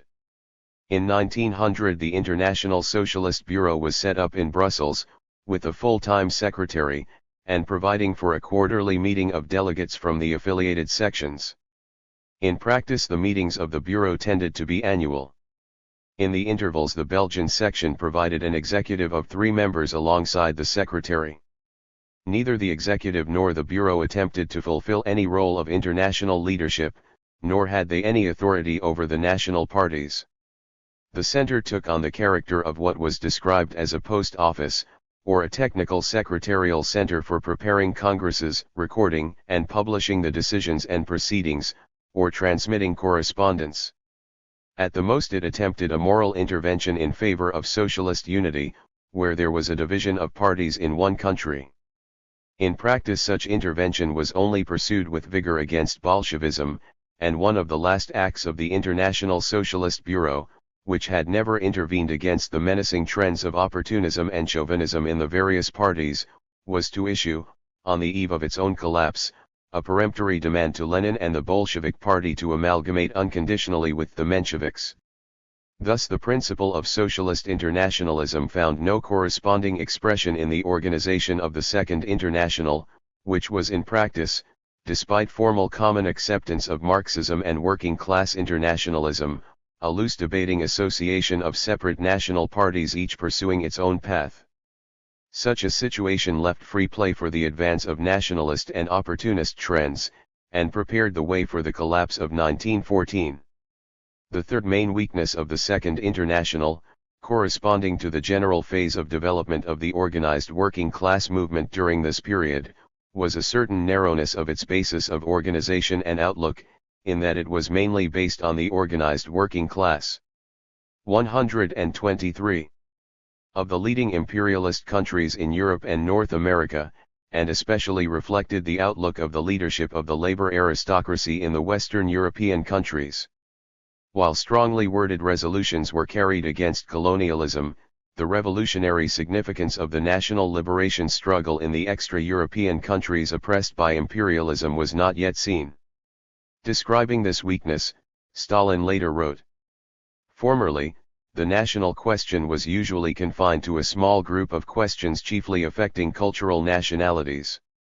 The Irish, the Hungarians, the Poles, the Finns, the Serbs and several other nationalities in Europe made up the list of disfranchised nations in whose destinies the heroes of the Second International were interested.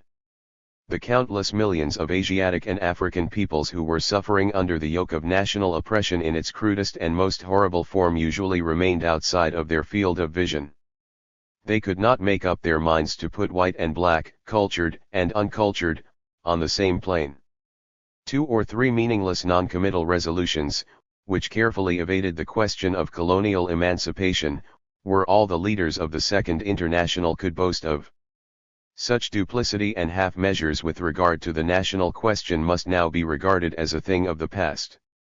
Leninism laid bare this shocking incongruity, tore down the wall between whites and blacks, between European and Asiatics, between the cultured and uncultured slaves of imperialism, and thus linked the national question with the question of the colonies. Any review of the Second International needs accordingly to take into account both its positive achievements and the serious negative features which led to its downfall. Lenin summed up the significance of the stage represented by the Second International, in the development of the 3 successive internationals, when he said, "The First International laid the foundation of the proletarian international struggle for socialism." 124.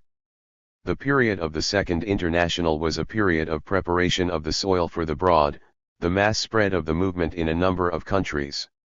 The Third International gathered the fruits of the work of the Second International, discarded its opportunist, social chauvinist, bourgeois and petty bourgeois dross, and has begun to realize the dictatorship of the proletariat. But before this transition from the Second to the Third International could be fulfilled, the working class and all the peoples of the world had to pass through the searing experience of the First World War. Chapter V. The First World War. If these men must die, would it not be better to die in their own country fighting for freedom for their class, and for the abolition of war, rather than to go forth to strange countries and be slaughtering and slaughtered by their brothers that tyrants and profiteers may live? Contrary to the conventional myth, the First World War did not come as a bolt from the blue. The general staffs had elaborately prepared and planned its outlines for a quarter of a century, ever since the Franco-Russian alliance of 1891. The arms magnates and the journalists in their pay had used every device, including wholesale lies and forgeries, to exacerbate the arms race and pile up ever more monstrous weapons of destruction. The diplomats had toiled assiduously to construct the rival alliances whose mutual threats and successive crises finally blazed into war. The innermost political circles in each country knew all that was preparing, and consciously concealed it from the public. The Socialist International had given the most explicit warning of its approach, and 2 years before its outbreak had even precisely predicted its starting point from an Austro-Serbian dispute. Only in the subsequent nostalgic memoirs of Ivory Tower Dons and Fabian utopian dreamers, looking back on the 125, 126 Edwardian era as a golden afternoon, and blind to the cruel realities of imperialism, did the War of 1914 appear as a sudden and startling interruption of their dreams.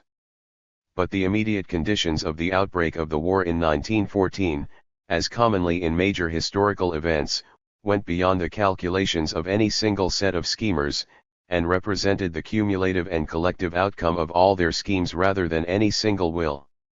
The further outcome completely defeated all their calculations.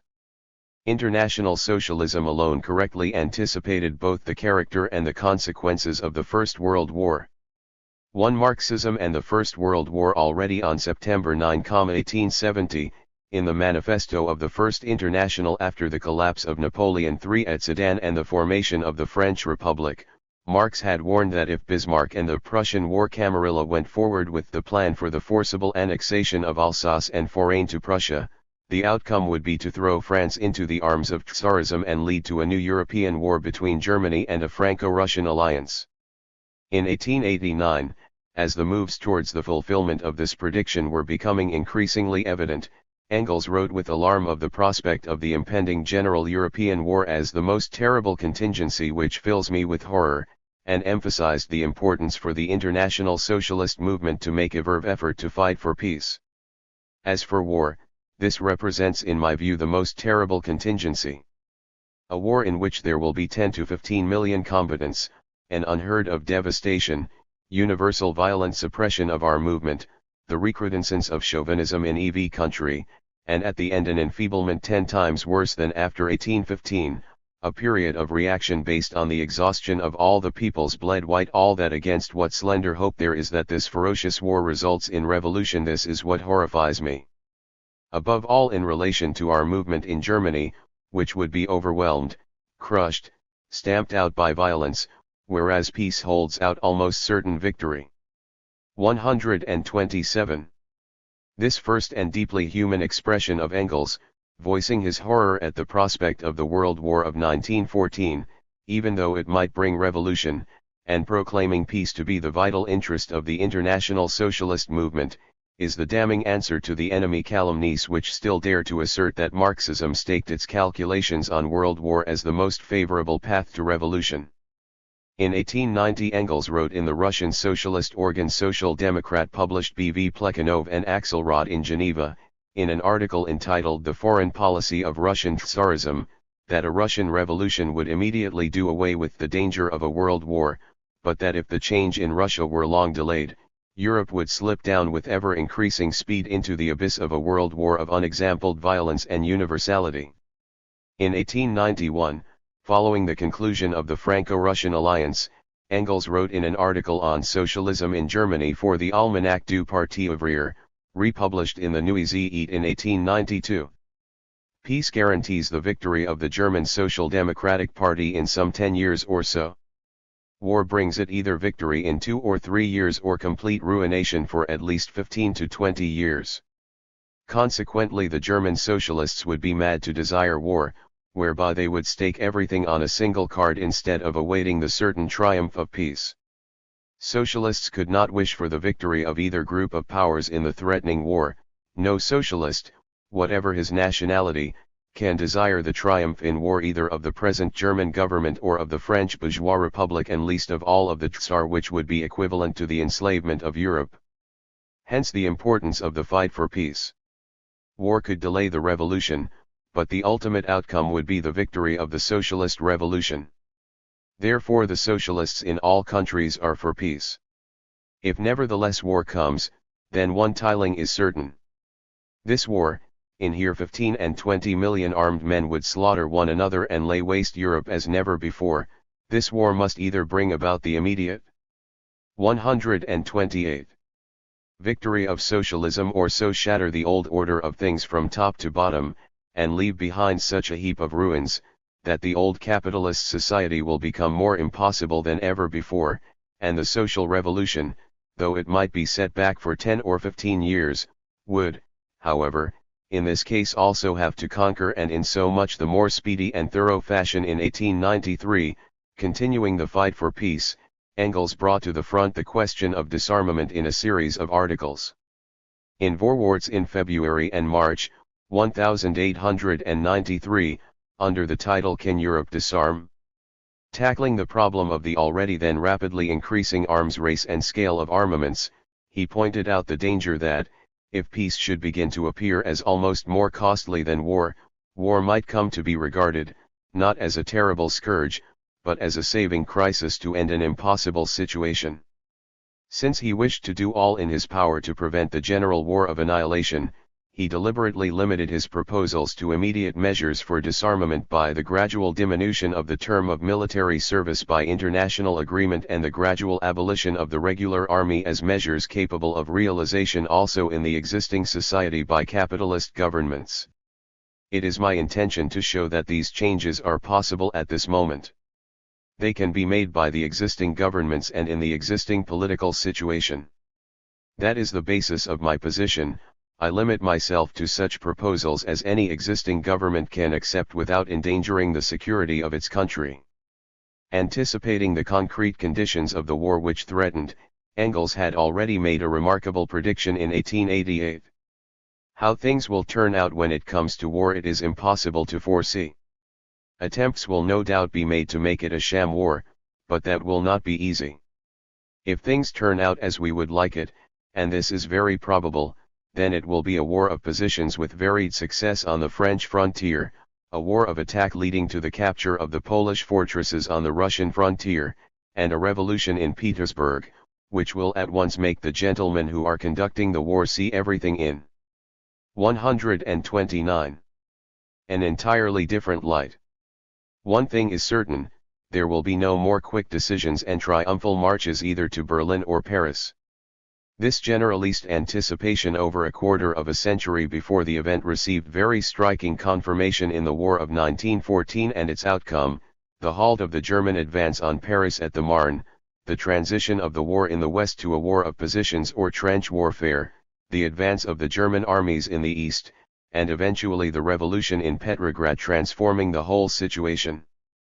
To collapse of the Second International basing itself on the general theory of Marxism, the Socialist International in the Basel Resolution of 1912, reaffirming the previous Stuttgart and Copenhagen resolutions, had defined with very precise accuracy the character of the impending European war, the opposing alliances, the secret treaties, the criminal aims of all the capitalist powers, and even specifying the prospective immediate occasion of the war in the Austro-Serbian dispute. The resolution thus left no room for subsequent excuse that the war which broke out in 1914 was in any essential respect different from that which had been anticipated, and with regard to which all the parties had unanimously pledged themselves to pursue a policy of uncompromising opposition. The Basel resolution no less emphatically proclaimed the absolute hostility of the international working class to such a war, which it would be a crime to support. The proletarians consider it a crime to fire at each other for the benefit of the capitalists' profits, the ambitions of dynasties or the greater glory of secret diplomatic treaties. Further, in the terms of the universally accepted Lenin-Luxemburg Amendment, the Basel resolution laid down explicitly the task and duty of international socialists and of all socialist parties in the event of the outbreak of this war to fight to bring it to an end and to exert all their efforts to utilize the crisis brought about by the war in order to arouse the masses of the people for the overthrow of capitalism. These pledges were unanimously endorsed by all the 130 affiliated parties of the Second International, including the British Labour Party, the German Social Democratic Party and the French Socialist Party, as well as the Bolshevik Party. When the test came in August 1914, the majority leadership of the dominant parties in the countries of Western and Central Europe involved in the conflict repudiated their pledges in practice, and joined up with their respective governments in calling on the workers to slaughter one another. Opportunism thus became open chauvinism and betrayal. This was the collapse of the Second International. The last meeting of the International Socialist Bureau took place in Brussels on July 29, 1914. The resolution adopted on behalf of the representatives of all nations threatened with a world war called on the workers in every country to increase their pressure on their governments for peace, and, in particular, the International Socialist Bureau congratulates the Russian workers on their revolutionary attitude. At a mass demonstration organized by the Bureau in Brussels on July 30, Jors, representing France, spoke. For the absolute masters the ground is undermined. If in the mechanical seduction and intoxication of first struggles they succeed in luring the masses, just as typhoid will finish the work of the shells and as death and misery will aid in striking down men, so the masses, sobered down and come to their senses, will turn towards the directing Germans, French, Russian, Italians, and will ask what reasons they can give for all these corpses. And then revolution freed from its chains, will say to them, away and seek pardon from God and man.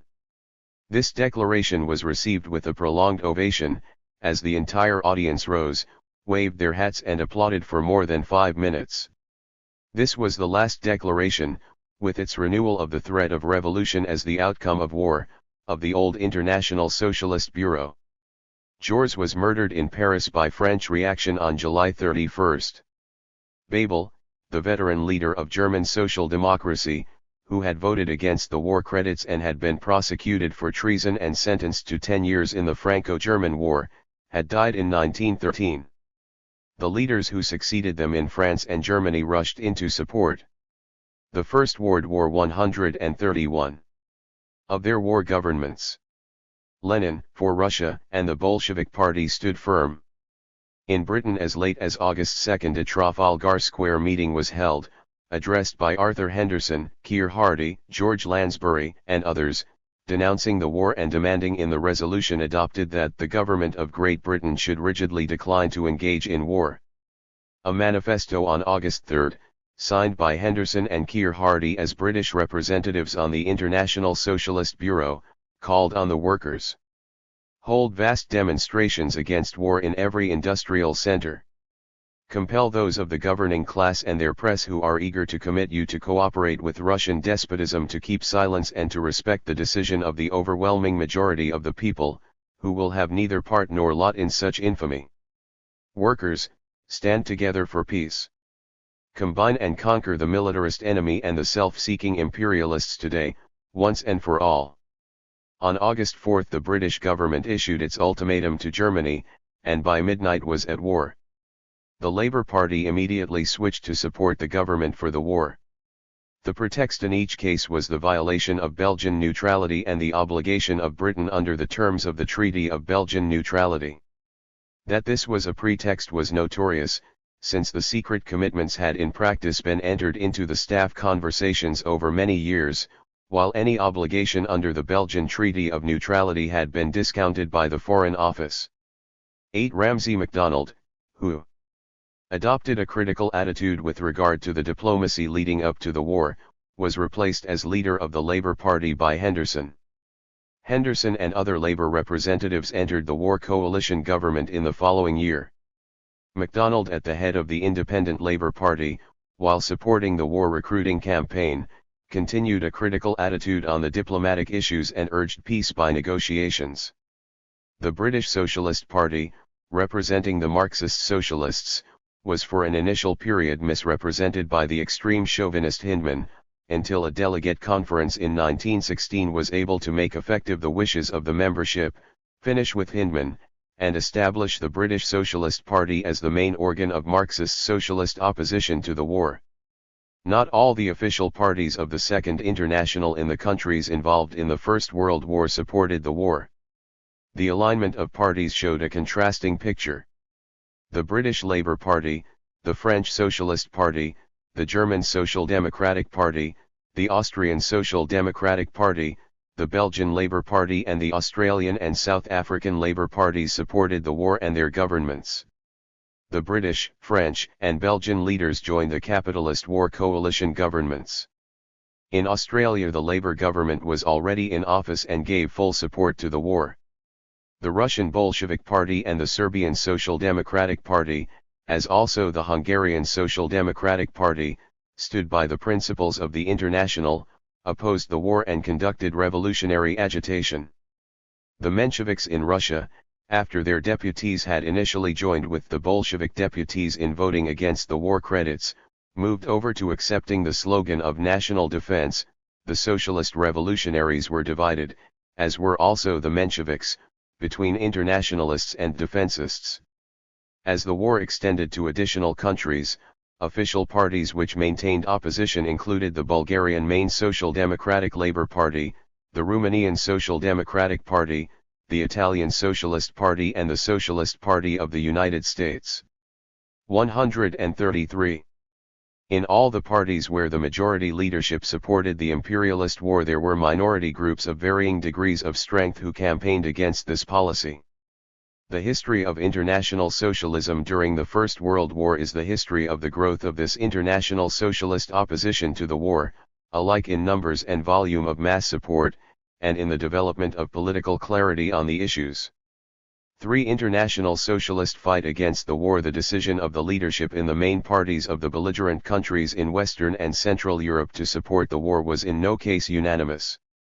Thus in the German Social Democratic Party the decision to vote for the war credits on August 4 was reached only after sharp division in the parliamentary fraction.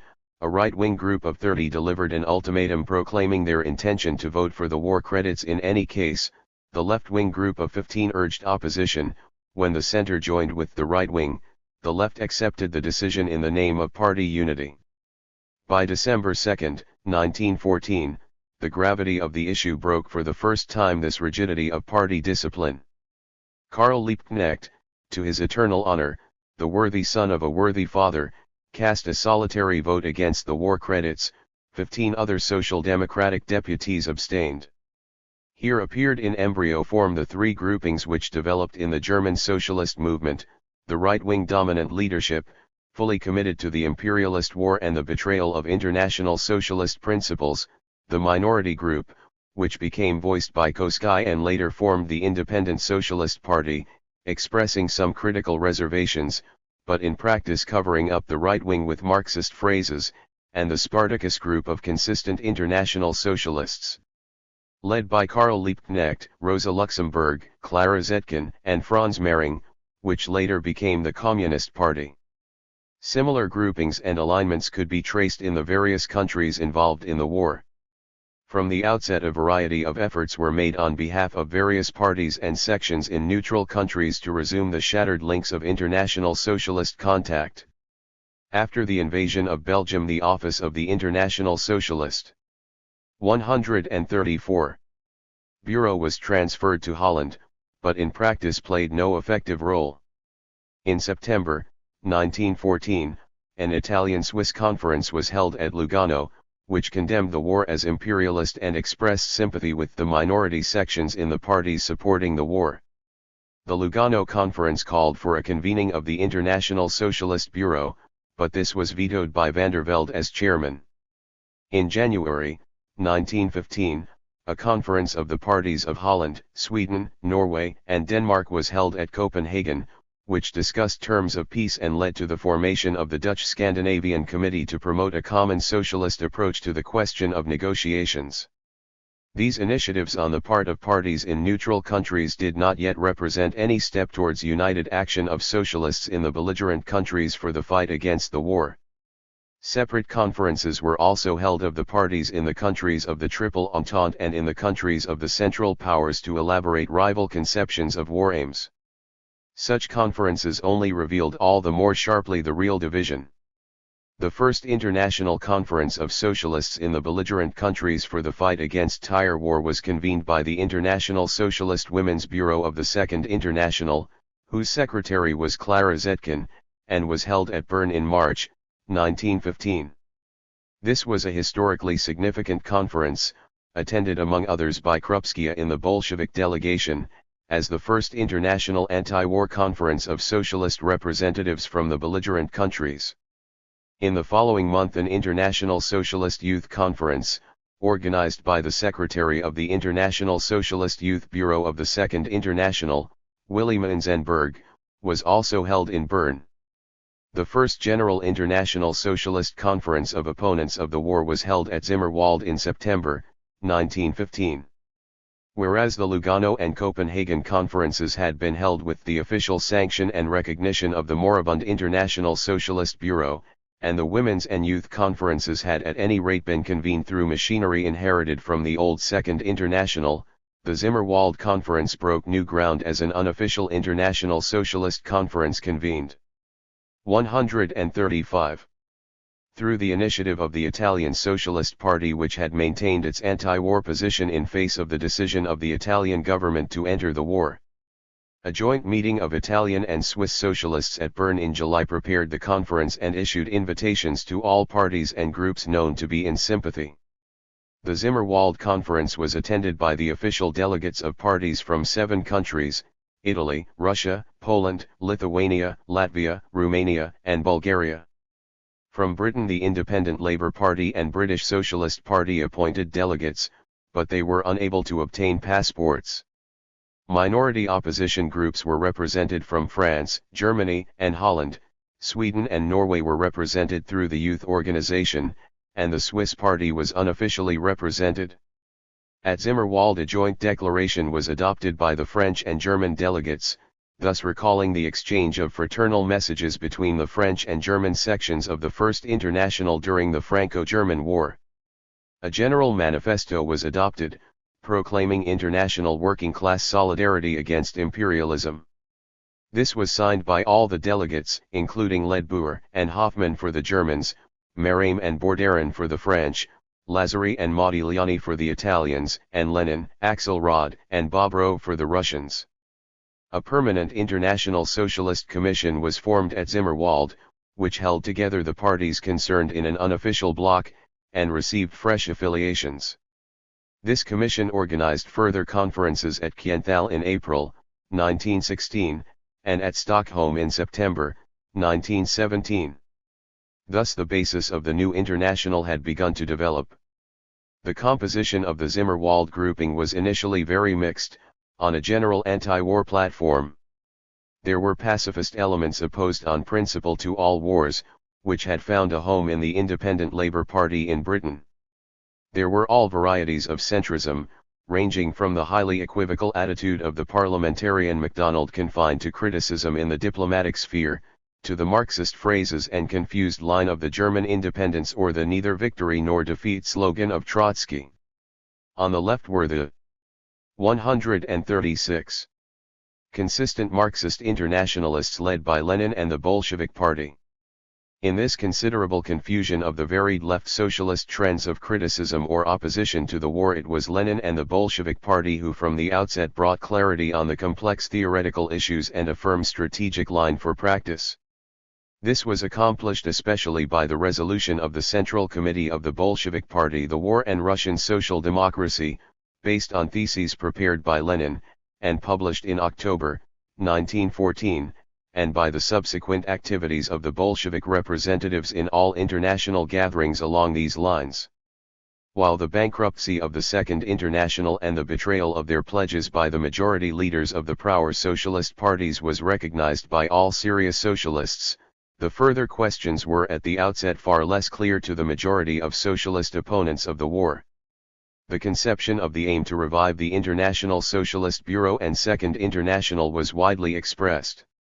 On the question of national defense, aggressive and defensive war, and the attitude of socialists to participation in the war, there was a special confusion. In the pre-imperialist era, Engels had spoken of the necessity of German socialists defending Germany in the event of a two-front war, or of French socialists defending France in the event of an attack by Germany, and these quotations were freely used by the pro-war socialists to justify their policy. Revolutionary agitation against the war was often sidetracked and replaced by discussion about peace aims or advocacy of a negotiated peace. Lenin's analysis cut through this confusion. First, it showed the character of the war as an imperialist war, recalling the very precise definition of it already given by the Basel Resolution. Second, it clarified the Marxist attitude to wars, the distinction between just and unjust wars, and the judgment of each war concretely, not on the basis of categories of aggressive or defensive wars or allegations who began it, but according to the class waging the war, and the policies and aims of the class waging the war. Third, the plea of national defense was thus exposed as a sophistical alias for imperialist aims in an imperialist war. This was not a question of indifference of socialists to national independence. In fact, in the imperialist World War of 1914, while the mass of the people were called on to fight and give their lives in the name of national defense, that is, to save their countries from invasion and subjugation, their rulers were in reality fighting for secret aims to fulfill colonial ambitions and redivide the world. The truth of Lenin's analysis was proved when the Bolshevik Revolution laid bare the archives of Tsarism and revealed to the world the secret treaties of the British, French, and Russian governments for expansionist ambitions and especially the domination of the Middle East as the real war aims. Fourth, the only practical revolutionary socialist fight against the war must be directed against one's own government, for the defeat of one's own government and the victory of the working class revolution, as already precisely laid down in the Basel Resolution, with its reference to the example of the Paris Commune, that is, to transform the imperialist war into civil war. As Karl Liebknecht proclaimed, if the German socialists, for instance, were to combat the English government and the English socialists the German government, it would be a farce or something worse. He who does not attack the enemy imperialism represented by those who stand opposed to him face to face, but attacks those from whom he is far away, and who are not within his shooting range, and that even with the help and approbation of his own government is no socialist, but a miserable hack of the ruling class. Fifth, the bankruptcy of the Second International was no mere temporary interruption of contact through the war, but was the consequence of the domination of opportunism in the main parties. Hence it was necessary to break with the bankrupt Second International, since continuance of unity with the opportunists would mean unity with the bourgeoisie, and to prepare the foundation of a new Third International on the basis of the principles of revolutionary socialist internationalism, of communism. 138. On this basis the practical tasks of socialists in the countries involved in the imperialist world war were declared to be, unconditional refusal to vote for war credits, and immediate withdrawal of all socialists from bourgeois governments, rejection of any agreement with the bourgeoisie and of class peace, establishment of illegal organizations in countries where they did not exist and where work in legal organizations was difficult, support of fraternization by the soldiers at the front, support for all revolutionary mass actions of the proletariat. Already at the Zimmerwald Conference a Zimmerwald left grouping of 8 delegates was organized on the initiative of Lenin, and set up its own bureau. The Zimmerwald left issued a statement criticizing the inadequacy of the manifesto adopted by the conference, but joined in signing it as representing a first step in developing the international fight against the war.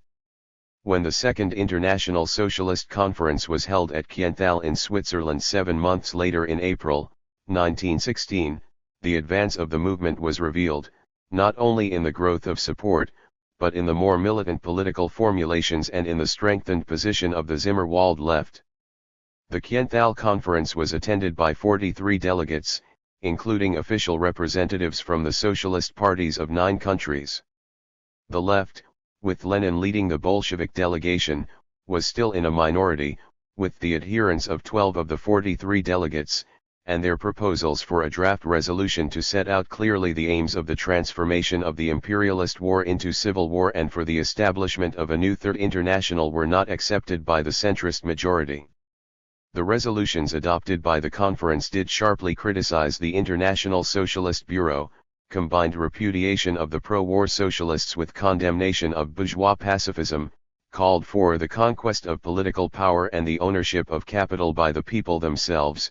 The real durable peace will be the fruit of triumphant socialism, urged the intensification of the mass movement against reaction and the economic consequences of the war to culminate in the 139. Supreme international struggle for the final triumph of the proletariat, and set the next objective for a united fight for an immediate armistice and peace without annexations. By the time of the Third International Socialist Conference convened by the Zimmerwald Commission at Stockholm in September, 1917, an entirely new situation had arisen with the development of the Russian Revolution. For beginning of the World Socialist Revolution. The conventional view that the beginning of the World Socialist Revolution in 1917 was caused by the First World War is a shallow and superficial analysis. We have seen that in the majority of European countries a semi-revolutionary situation was developing on the eve of 1914. The explosion of the contradictions of imperialism into the War of 1914 exposed the bankruptcy of the old social order and entry into the era of the general crisis of capitalism, and through its further consequences of deepening horror for the peoples eventually sharpened the conditions for revolutionary development. But the first effect of the outbreak of war in 1914 was to drown the revolution in a flood of chauvinism. Already in 1886 Engels predicted this initial outcome of the outbreak of the threatened European war. The bourgeois republicans in France are in the same boat as the Tsar in Russia. They see revolution raising its head before their eyes and they see but one means of salvation, war. For my part, I believe that the decisive fact for us must be that the war, if war there be, will be made only with the purpose of preventing revolution. Therefore I am for peace at any price, since it is not we who will pay the price. At the outset, with the dominant leadership of the main social democratic parties in the belligerent countries failing in the hour of trial and joining up with their ruling class, the masses of the people entered into the war in a high tide of national patriotic ardor to defend, as 140. They believed, their countries or their ideals against the assault of a criminal enemy. They knew nothing of the secret imperialist intrigues which had led to the war, or the secret imperialist expansionist aims for which they were really being called upon to give their lives. This initial mood received characteristic poetic expression in the naive ignorance of Rupert Brooke's "Now God be praised who has matched us with this hour." The realities of war soon shattered these naive illusions. The Christmas fraternization on the Western Front in the first year of the war was a temporary manifestation of rank-and-file solidarity, which higher authority was concerned by every means to suppress.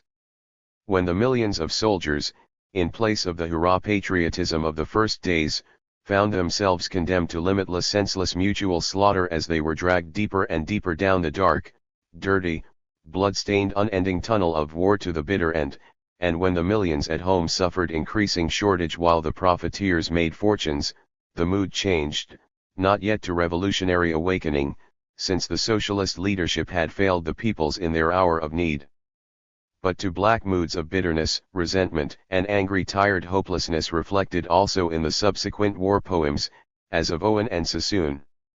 The first revolt was the Easter Rising in Ireland. This was a national liberation revolt against British imperialism, not yet successful, but preparing future success. Within this national revolution the working class, through Connolly and the Irish Citizens' Army led by him, played its independent vanguard role in the common national front. The proclamation of the unity of the working class struggle for socialism and the national liberation struggle against imperialism as the specific form of the world socialist revolution in the imperialist era was the great independent contribution of Connolly to Marxist theory, already before the teachings of Lenin, which clarified the whole question, were known in the Western working class movement. War waged by the oppressed nationalities against the oppressors, and the class war of the proletariat against capital, is par excellence the swiftest, safest, and most 141 peaceful form of constructive work the socialist can engage in. With the insight of genius, Connolly saw how the struggle in Ireland during the war could be the starting point to kindle all Europe. Starting thus, Ireland may yet set the torch to a European conflagration that will not bum out until the last throne and the last capitalist bond and debenture will be shriveled on the funeral pyre of the last warlord. In the Easter Rising he made good his words. Connolly, a wounded prisoner of war, was bound to a chair to be executed by decision of the British War Cabinet, which included Henderson, leader of the Labour Party. All the old-fashioned schools of socialism in Britain, not only on the right, but also on the left, failed to understand the meaning of his role and of his death, and thereby exposed their links, conscious or unconscious, to imperialism. The Labour Party, through Arthur Henderson, executed him. MacDonald and the ILP denounced him as a militarist. Tom Johnston and the left-wing Glasgow Forward proclaimed his action inexplicable. It remains a mystery. A few days before his death, the wounded Connolly, still conscious, asked for any socialist papers and said, "They will never understand why I am here." But there were those who understood. From afar Lenin understood, and castigated those who dared to denounce the Irish Rising as a putsch. To imagine that a social revolution is conceivable without revolts of small nations in the colonies and in Europe, to imagine that is only tantamount to Irish is that they rose prematurely, when the European revolt of the proletariat has not yet matured. Capitalism is not so harmoniously built that the various springs of rebellion can immediately merge into one, of their own accord, without reverses and defeats.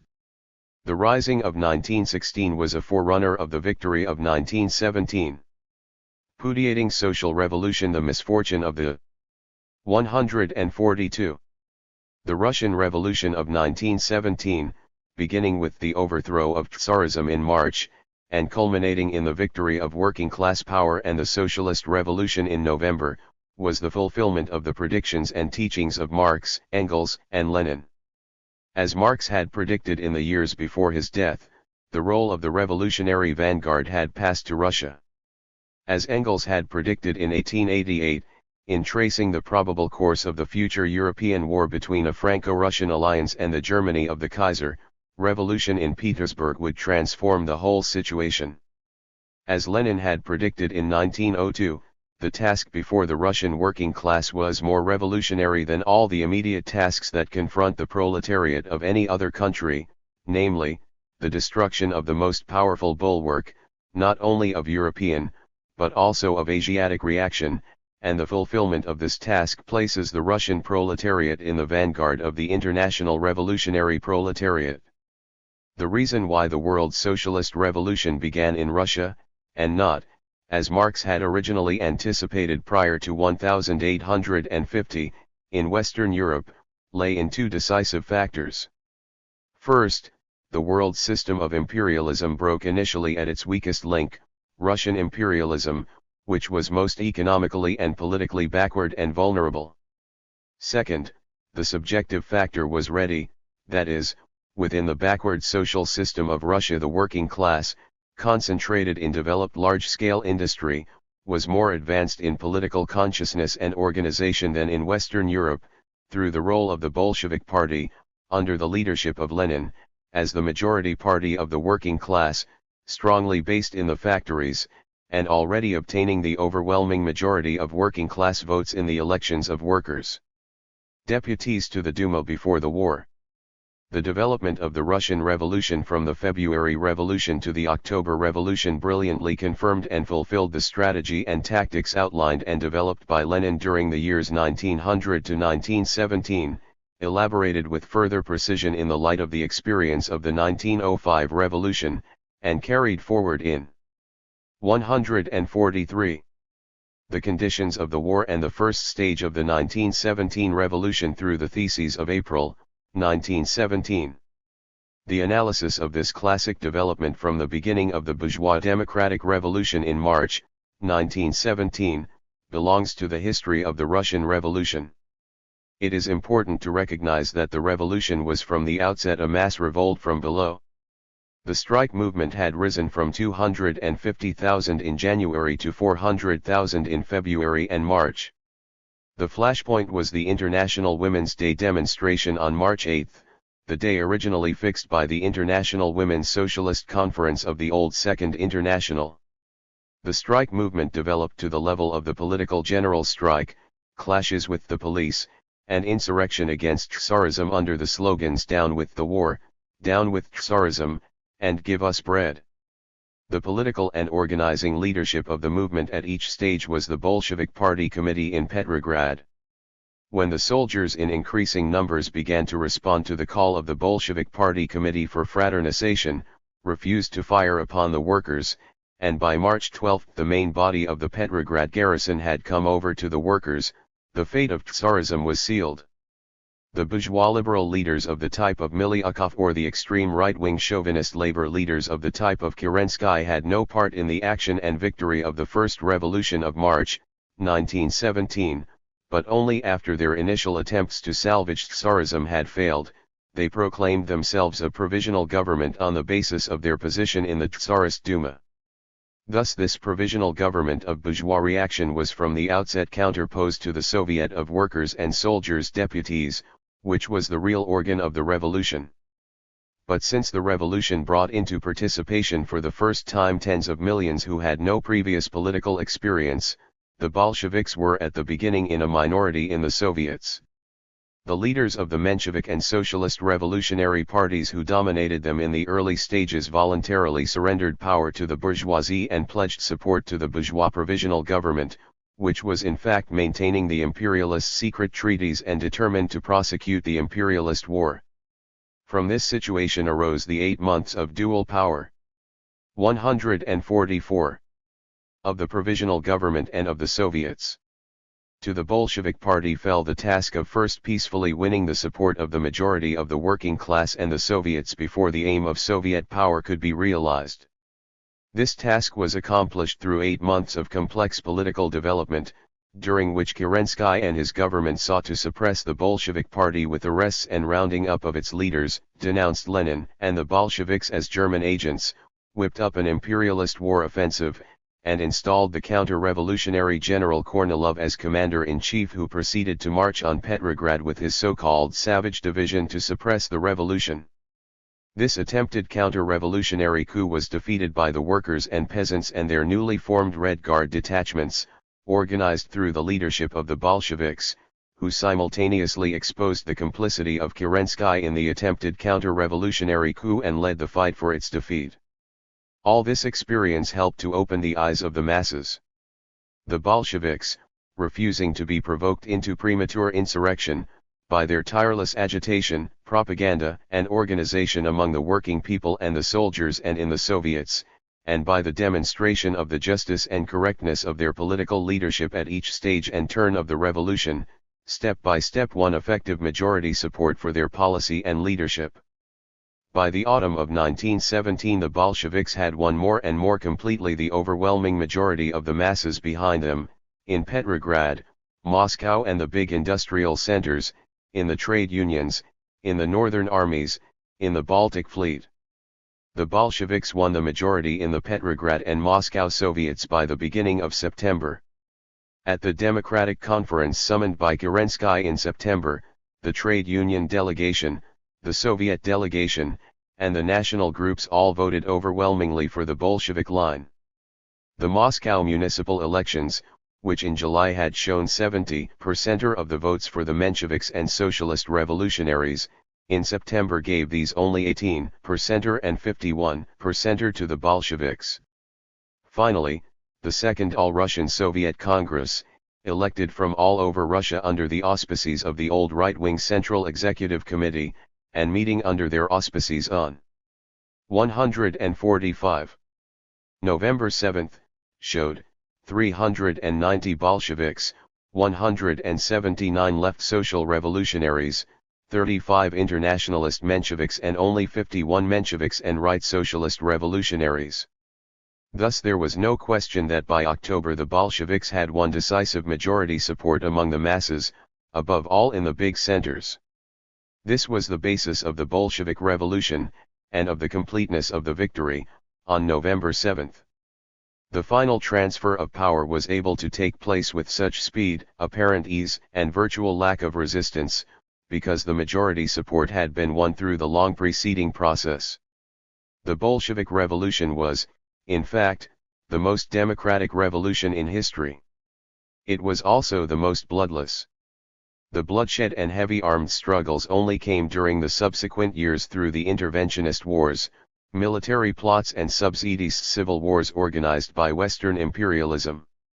5. Revolution and counter-revolution in Europe. All this complex political development of the Russian Revolution during the 8 months of dual power culminating in the victory of the Bolshevik Revolution, was intertwined at each stage with the international situation and the rising development of the international revolutionary movement in the other European belligerent countries, and in the neutral countries, against the imperialist war. The mass demands which were the driving force of the Russian Revolution, and which found concrete expression in the program of the Bolshevik Party, were the demands for peace, bread, and land. Within the Soviets, the struggle against the right-wing leadership which supported the provisional government of Kerensky and Miliukov developed in the forefront as a struggle against the imperialist war and for peace. The Petrograd Soviet adopted the slogan "No annexations and no indemnities," and called for an international conference of socialist parties to organize the fight for peace along these lines. The effects in stimulating the movement within all the belligerent countries were far-reaching. In France, the military revolts of the spring of 1917 were only with difficulty suppressed. In Germany, the Social Democratic Party split, with the formation of the centrist Independent Socialist Party.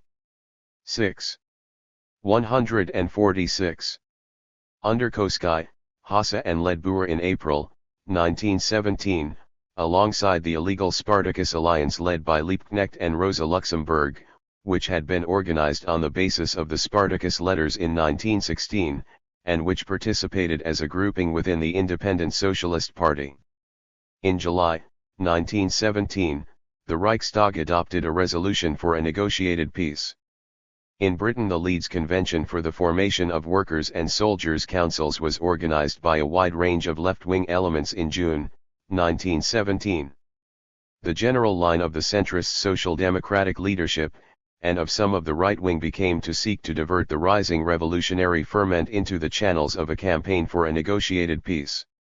This proposition had already been presented by more far-seeing representatives of the bourgeoisie, as in the famous letter of the veteran Lord Lansdowne in November, 1916, the similar proposals of the Austrian Emperor Karl in the same month, the readiness of the Asquith cabinet to negotiate in December, 1916, which led to its replacement by Lloyd George, President Wilson's Peace Without Victory speech in January, 1917, and the Austrian peace negotiations of the spring of 1917 with the accompanying Count Czernin memorandum.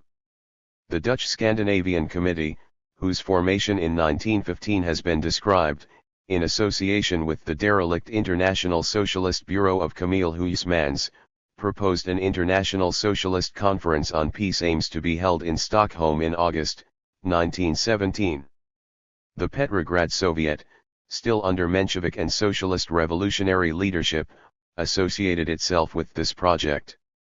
The social democratic parties in the countries of the Central Powers and the neutral countries supported this proposal, while those in the Entente countries were divided. The British Labour Party had been originally opposed, but after Henderson had visited Petrograd on an official mission and recognized the urgency of the situation, he came back and recommended participation, which was carried by a majority at a special Labour Party conference in August, 1917. Henderson was disowned by the War Cabinet, and resigned, but the Labour Party continued participation in the War Cabinet through Barnes. In the end, nothing came. 147. Of the projected Stockholm Conference, since the governments of the Entente countries refused passports. But a conference of the Zimmerwald left was held at Stockholm and adopted a decision for the formation of a new international. The Russian Socialist Revolution of November, 1917, with the peace decree as its first decree, appealing to all the warring governments and peoples to end the bloodshed and make peace, transformed the situation.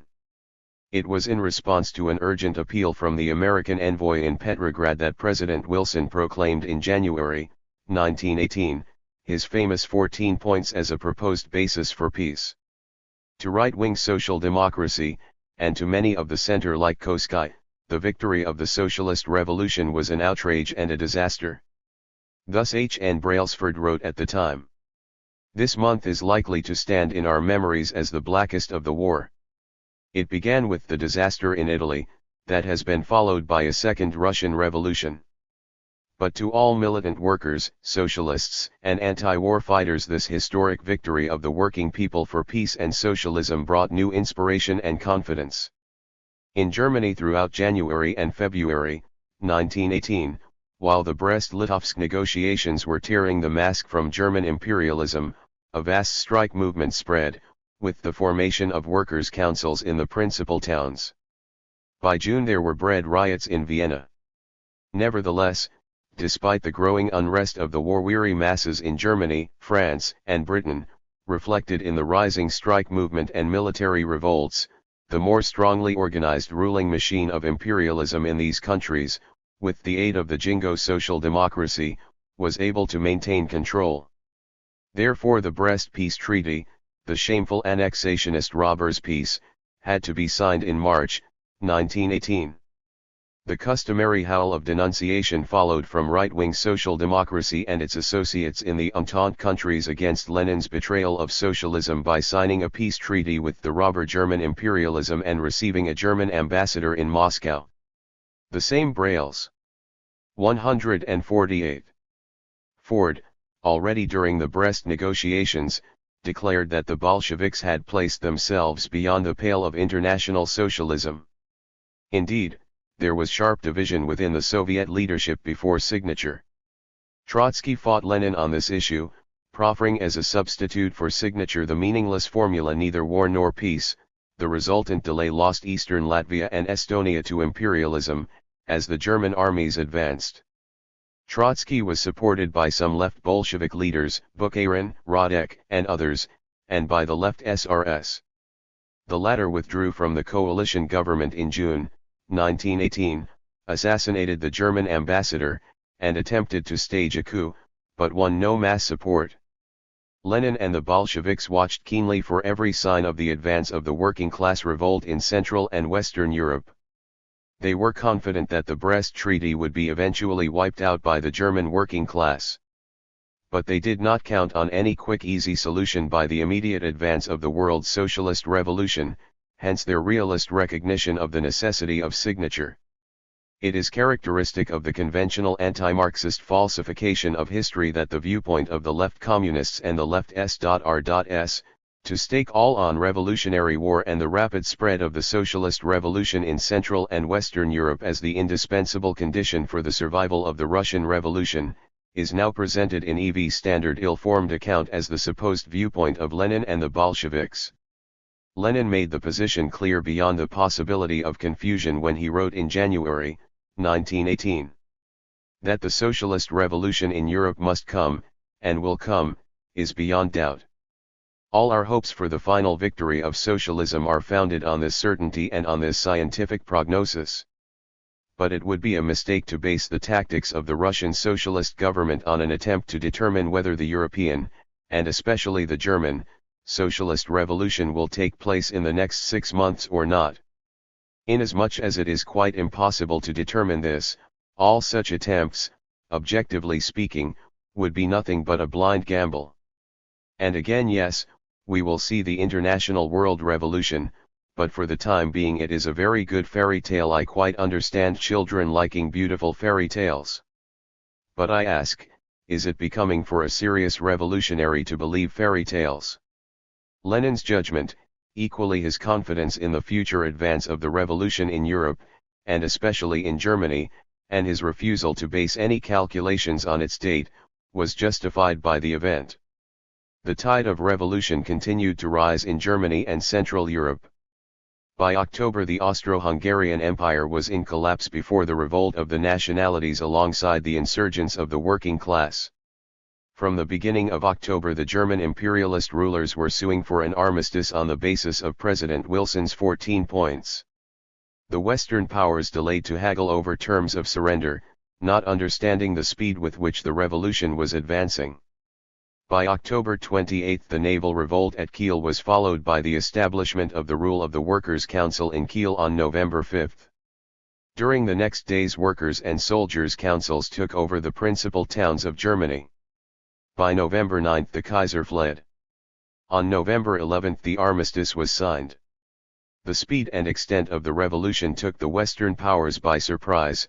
Right up to the last their general staffs were engaged in preparing elaborate plans for the campaigns of 1919.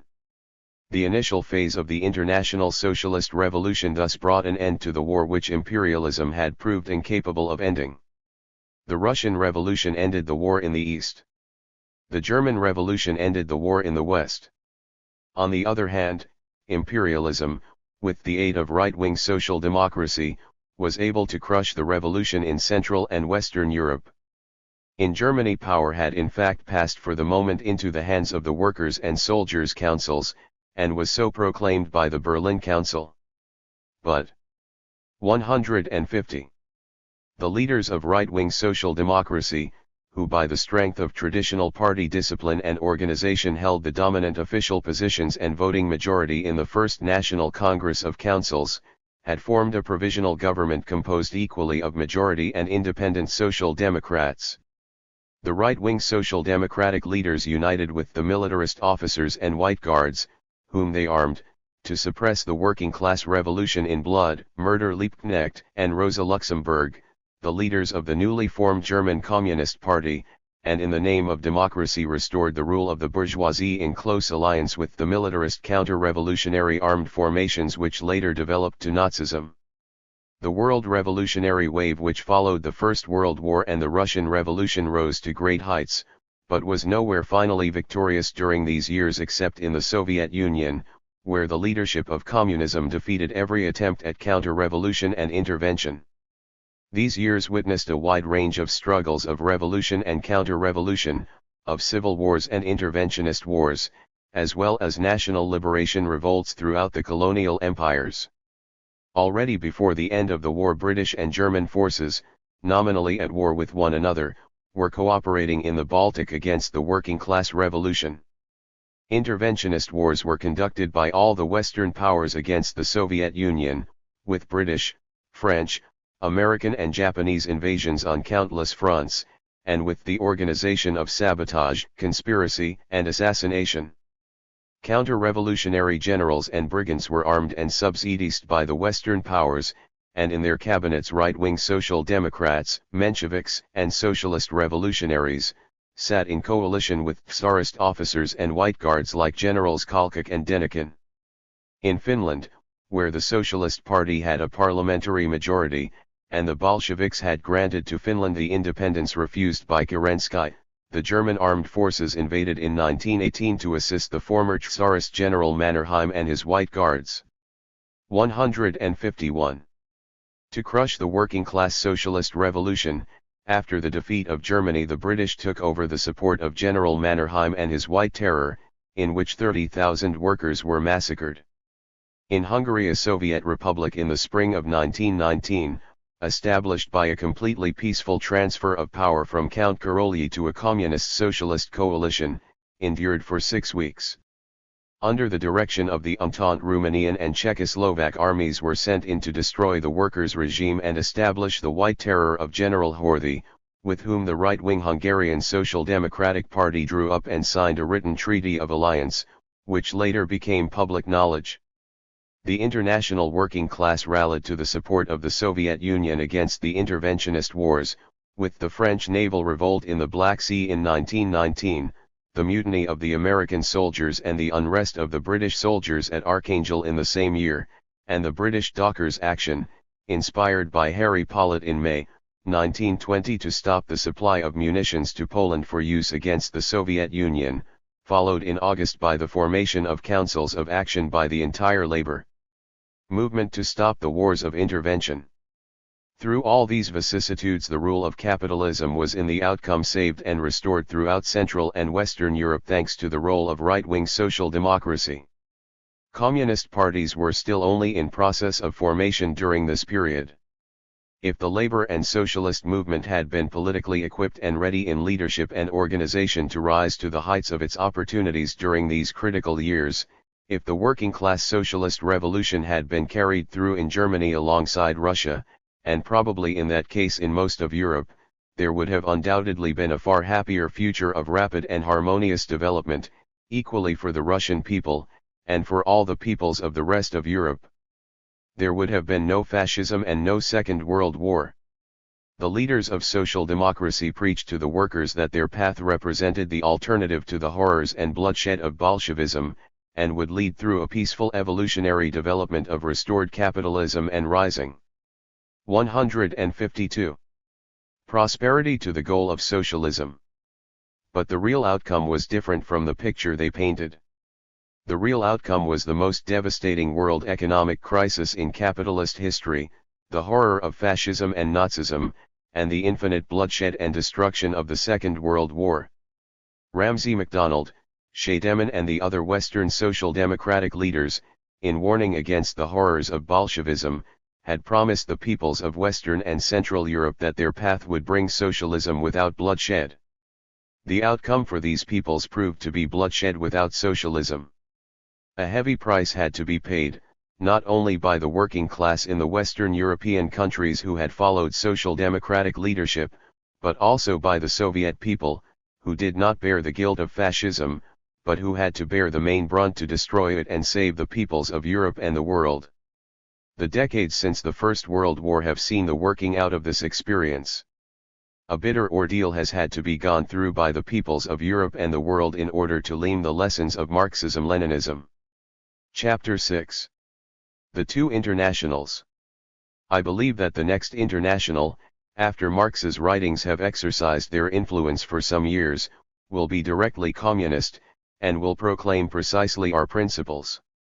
Engels, Letter to Zarga, September 12–17, 1874. This prediction of Engels, as often with the predictions of Marxism, took longer to fulfill than anticipated. The Second International, which came into existence 16 years after he expressed this expectation, did indeed accept in general principle the theory of Marxism, but was far from directly communist, and sank into opportunism and ignominious collapse. It was only after the lesson of this experience had been drawn that the hope of Engels found fulfillment in the foundation of the Third or Communist International. 1. The split in the working class. The split in the organized working class movement, both internationally and within the leading capitalist countries, has now continued for half a century, and there is not yet any immediate prospect of its being healed. This split did not originate from the War of 1914, although it reached its public organized form since then. The split was not due to the physical rupture of contacts which accompanied war conditions and the collapse of the Second International. Lenin showed how the split arose from the consequences of imperialism, through the corruption of the 153. 6 * 154. Greater part of the upper leadership and an upper section of the working class sharing in the crumbs of imperialist colonial exploitation, thereby developing a common interest of class cooperation with the ruling class against any militant mass revolt or colonial revolt, and sacrificing for the sake of this limited and temporary sectional advantage the interests of the working class as a whole, of the international working class and socialism. Marx and Engels had already exposed this process in the conditions of Britain in the second half of the 19th century, where the establishment of Britain's world industrial and trading monopoly, alongside vast colonial possessions, had made it possible to suffocate the flaming spirit of working-class revolt expressed in Chartism and revolutionary trade unionism, and to replace it by the respectable relatively limited aims and methods of struggle of the skilled craft unions of the labor aristocracy, politically following in the wake of the capitalist Liberal Party. But with the development of imperialism as the general character of all advanced capitalism on a world scale by the beginning of the 20th century, this process was carried very much further in all the leading imperialist countries and their immediate capitalist subsidiaries. The pickings of the opportunist upper leadership became very much more considerable, still more manifestly with the shift of war conditions, leading to increasing integration with the capitalist state. At the same time class contradictions grew, the foundations of the old labor aristocracy began to crack with the advancing challenge of the organization of the unskilled and the rising national liberation struggle, and there was a simultaneous growth of working-class militancy directly struggling against the opportunist leadership and finding its political champion in revolutionary Marxism. Such was the developing situation within the international socialist and working-class movement from the beginning of the 20th century, which reached its culmination and inevitable outcome with the collapse of the Second International on the outbreak of the War of 1914. The collapse of the Second International was not the beginning of the split, but rather, as Lenin said, the bursting of an abscess. 155.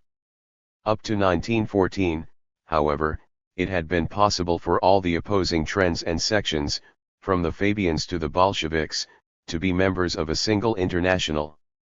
This was possible because the differences and divisions, however acute, were still differences and divisions in the realm of theory, of debate, of polemics, of tactics, vital theoretical and practical differences, but not yet direct and open differences of revolution and counter-revolution.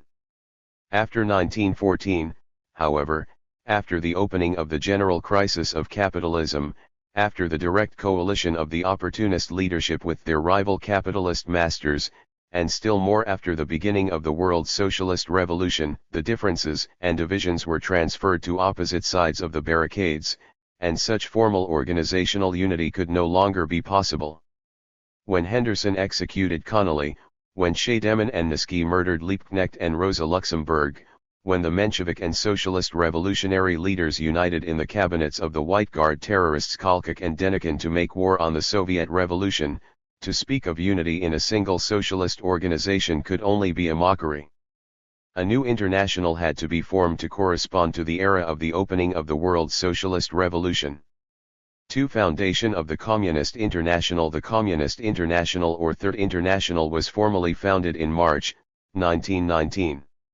In fact, the aim of its foundation was already explicitly proclaimed by Lenin in November 1914, when he wrote, "Overwhelmed by opportunism, the Second International has died.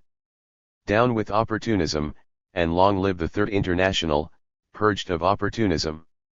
This aim was also officially proclaimed by the resolution of the Central Committee of the Bolshevik Party on the same date, which declared "Long live a proletarian international, freed from opportunism."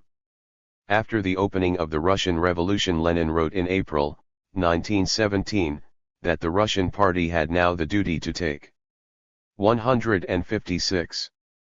The initiative for the formation of the Third International.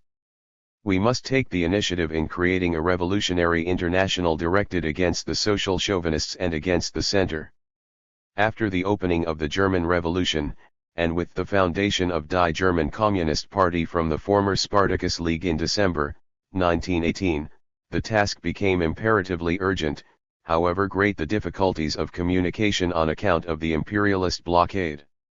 On January 24 the invitation to the Foundation Congress was sent out in the name of 6 communist parties, the Balkan Revolutionary Social Democratic Federation and an individual representative of the Socialist Labor Party of Die United States. The invitation set out in summary form the proposed basis and principles of the new international, and was addressed to 39 organizations or groups, including all communist parties, 5 socialist or social democratic parties regarded as ranged with the left, and 19 left minorities within socialist parties or militant industrial groupings. Urgency was increased by the fact that the discredited leaders of the old Second International were planning to meet at Bern in February, 1919, in order to resurrect the old Second International. For this leadership, favored by the governments, there were none of the difficulties of coming together which faced the still developing revolutionary sections of the working class movement in the conditions of the beginning of 1919. The first Congress of the Communist International, held at Moscow on March 4–7, 1919, had to be held under these extremely difficult practical conditions. It was attended by representatives of 11 communist parties, 5 socialist or social democratic parties, and 3 groupings, including the Left Zimmerwald Bureau and the Group of Oriental Nationalities in Russia, all with voting rights. In addition, there were observers without voting rights from a number of countries, including Britain, Bulgaria, China, Czechoslovakia, France, Holland, Korea, Persia, Turkey, and Yugoslavia. This Congress launched the new international. At the outset there was some division whether to go forward at once or to wait, in view of the still fluid situation of the development of the left and emergence of communist parties in the majority of countries. The delegate of the German party had been originally mandated for delay on these grounds. But the argument of urgency, strongly emphasized by Lenin, prevailed. The resolution establishing the Communist International or Third International was carried with the abstention of the German delegate. The platform of the new international, its provisional constitution and organization, and its appeal to the workers of all countries, which became known as the New Communist Manifesto, were adopted on behalf of all the parties and groups participating in the Congress. The achievement of the first Congress was not only to found the new International, but to set out in clear and memorable terms the principles of revolutionary communism, carrying forward the theory of Marxism or communism in the era of the general crisis of capitalism and opening of the world socialist revolution, analyze the experience of the war and the international situation after the war, demonstrate the necessity of the break with social chauvinism and centrism, clarify the basic questions of capitalist democracy and working-class dictatorship, proclaim the tasks ahead in this era of revolution, and lay down the provisional organization of the Communist International. The Congress appointed a provisional executive committee, consisting of representatives of the parties of 7 countries or regions. This was to serve until the definitive constitution which was left for the Second Congress to draw up and adopt. The term communist was adopted in place of the term 158. Social Democrat previously used in the period of the Second International. This change had been advocated by Lenin after the collapse of the Second International, on the grounds that this was the correct Marxist term which Marx and Engels always used to describe their position. Marx and Engels had explicitly condemned the term Social Democrat as scientifically inaccurate, even though they had tolerated it in the Second International. Since 1914 the term had become identified with the betrayal of socialism. We must call ourselves a communist party just as Marx and Engels called themselves. We must repeat that we are Marxists and that we take as our basis the Communist Manifesto, which has been perverted and betrayed by the Social Democrats. The term social democracy is scientifically incorrect, as Marx frequently pointed out, in particular, in the critique of the Gotha program in 1875, and as Engels reaffirmed in a more popular form in 1894. Democracy is one of the forms of the state, whereas we Marxists are opposed to all and every kind of state. Our new state, now in process of being born, is no longer a state in the proper sense of the term, for in manned parts of Russia these detachments of armed men are the masses themselves, the entire people. The majority of the social democratic leaders, of the social democratic parliamentarians, of the social democratic papers, and these are the organs for influencing the masses, have deserted socialism, have betrayed socialism, and have gone over to the side of their national bourgeoisie. The masses have been confused, led astray and deceived by these leaders. And are we to aid and abet that deception by retaining the old and antiquated party name, which is as decayed as the Second International? It is time to cast off the soiled shirt and don a clean one. The 7th Congress of the Bolshevik Party in March, 1918. 159. Had already adopted the new name Russian Communist Party. Lenin, in his speech at the Congress advocating the change, declared that the name communist was the only correct one to describe the aim. In starting on socialist changes, we must clearly set before ourselves the goal to which they are directed in the final analysis, namely, the creation of a communist society. The formation of the Communist International aroused great enthusiasm and response in the working class and socialist movement in all countries. The extent of this response proved the correctness of the decision to go ahead with the launching of the International, despite the initial limited basis, in the confidence that its existence would prove a powerful center of attraction and stimulate the development within each country. This swing to join the Third International drew in its wake the majority of the leading parties of the old Second International, apart from the British Labour Party, the German right-wing Social Democrats, the Austrians, the Swedes, the Belgians, and the Dutch.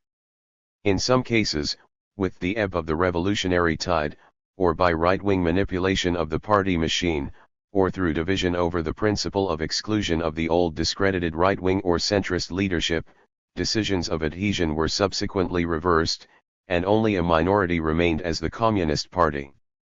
During 1919 decisions to join the Communist International were taken by a number of parties including the Italian Socialist Party, the Norwegian Labour Party, the Swedish Left Socialist Party, the Swiss Socialist Party Conference, the Hungarian Social Democratic Party, the British Socialist Party, the Bulgarian Main Social Democratic Party, the Greek Socialist Labour Party, the Socialist Labour Party of Yugoslavia, the International Socialist League of South Africa, the Japanese Socialist Party, the United States Socialist Party referendum majority, and left sections of minorities in parties dominated by the 160 right wing.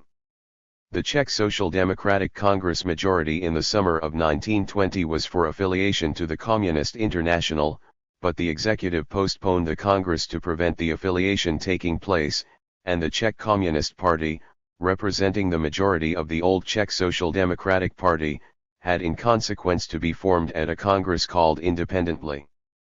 Various trade union organizations declared for affiliation, including the Spanish General Confederation of Labor, the Italian Syndicalist Union, and later in 1921 the South Wales Miners' Federation.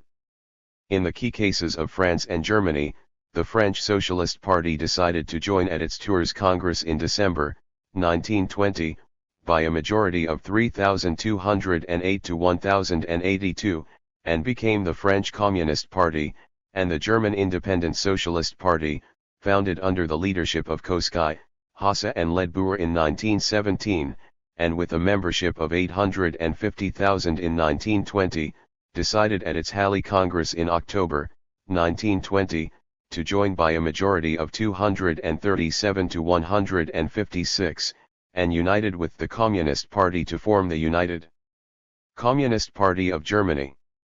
For from the 2nd to the 4th Congress of the Communist Internationale, by the time of the 2nd Congress in July and August 1920, there were delegates from parties and organizations in 41 countries, as well as consultative delegates from the French Socialists, German Independents, and others.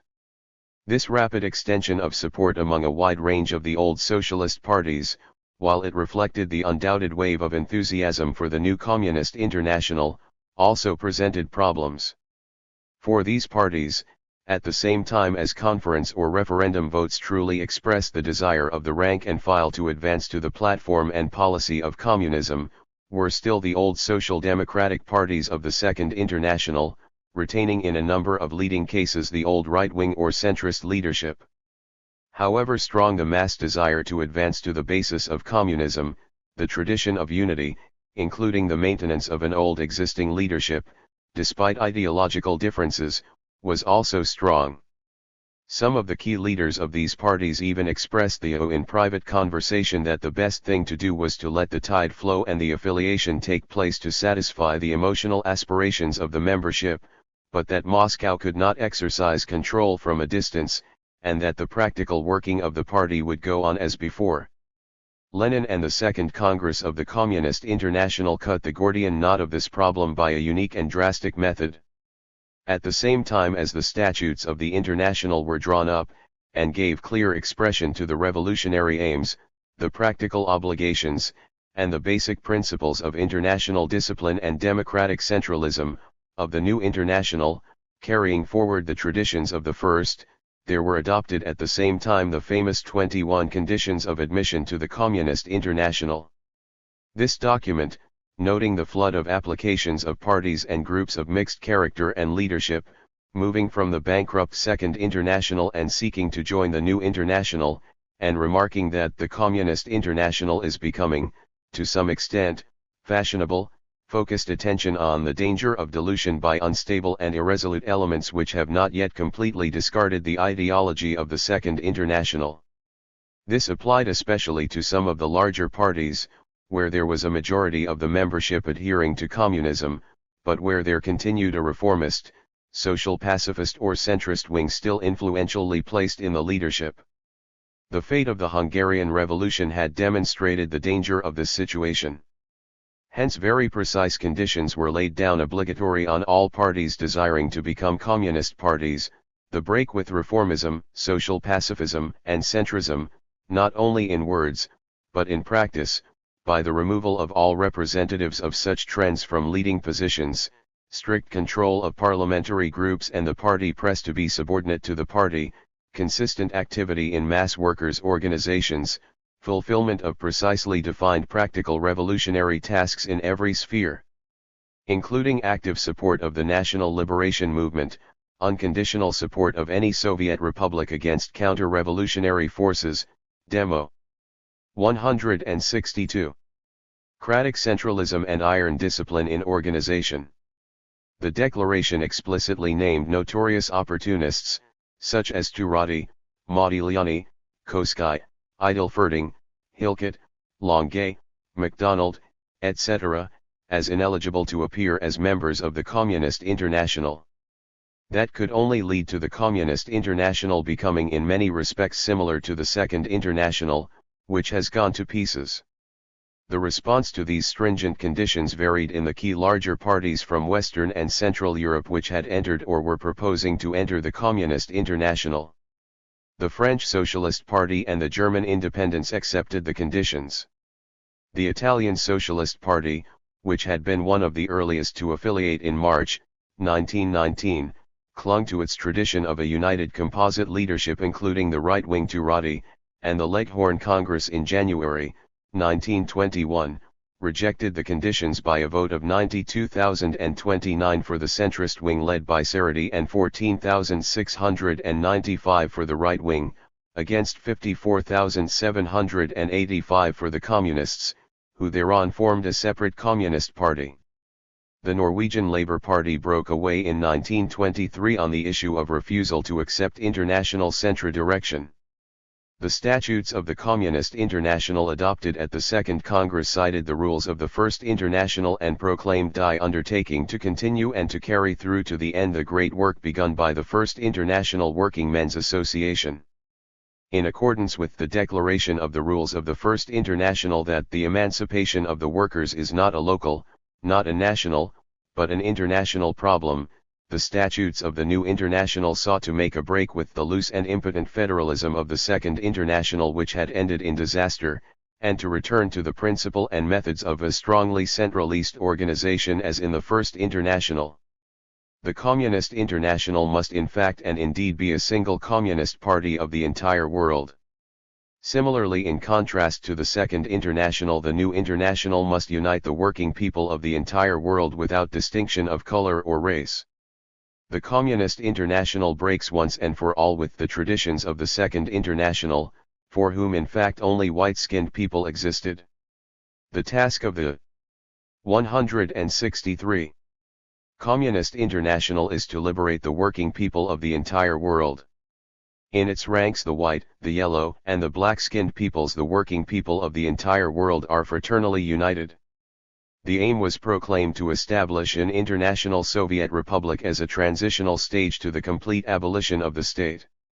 The Second Congress was the most important initiating and creative Congress of the Communist International, in that it laid down, not only the constitution and rules, but set out and defined the basic theses, both of principle and of practical policy, of communism on all the great questions, not only of the general international situation, but also in each sphere of activity: parliamentarism, trade unionism and the factory, the agrarian question, the national and colonial question, the role of the Communist Party.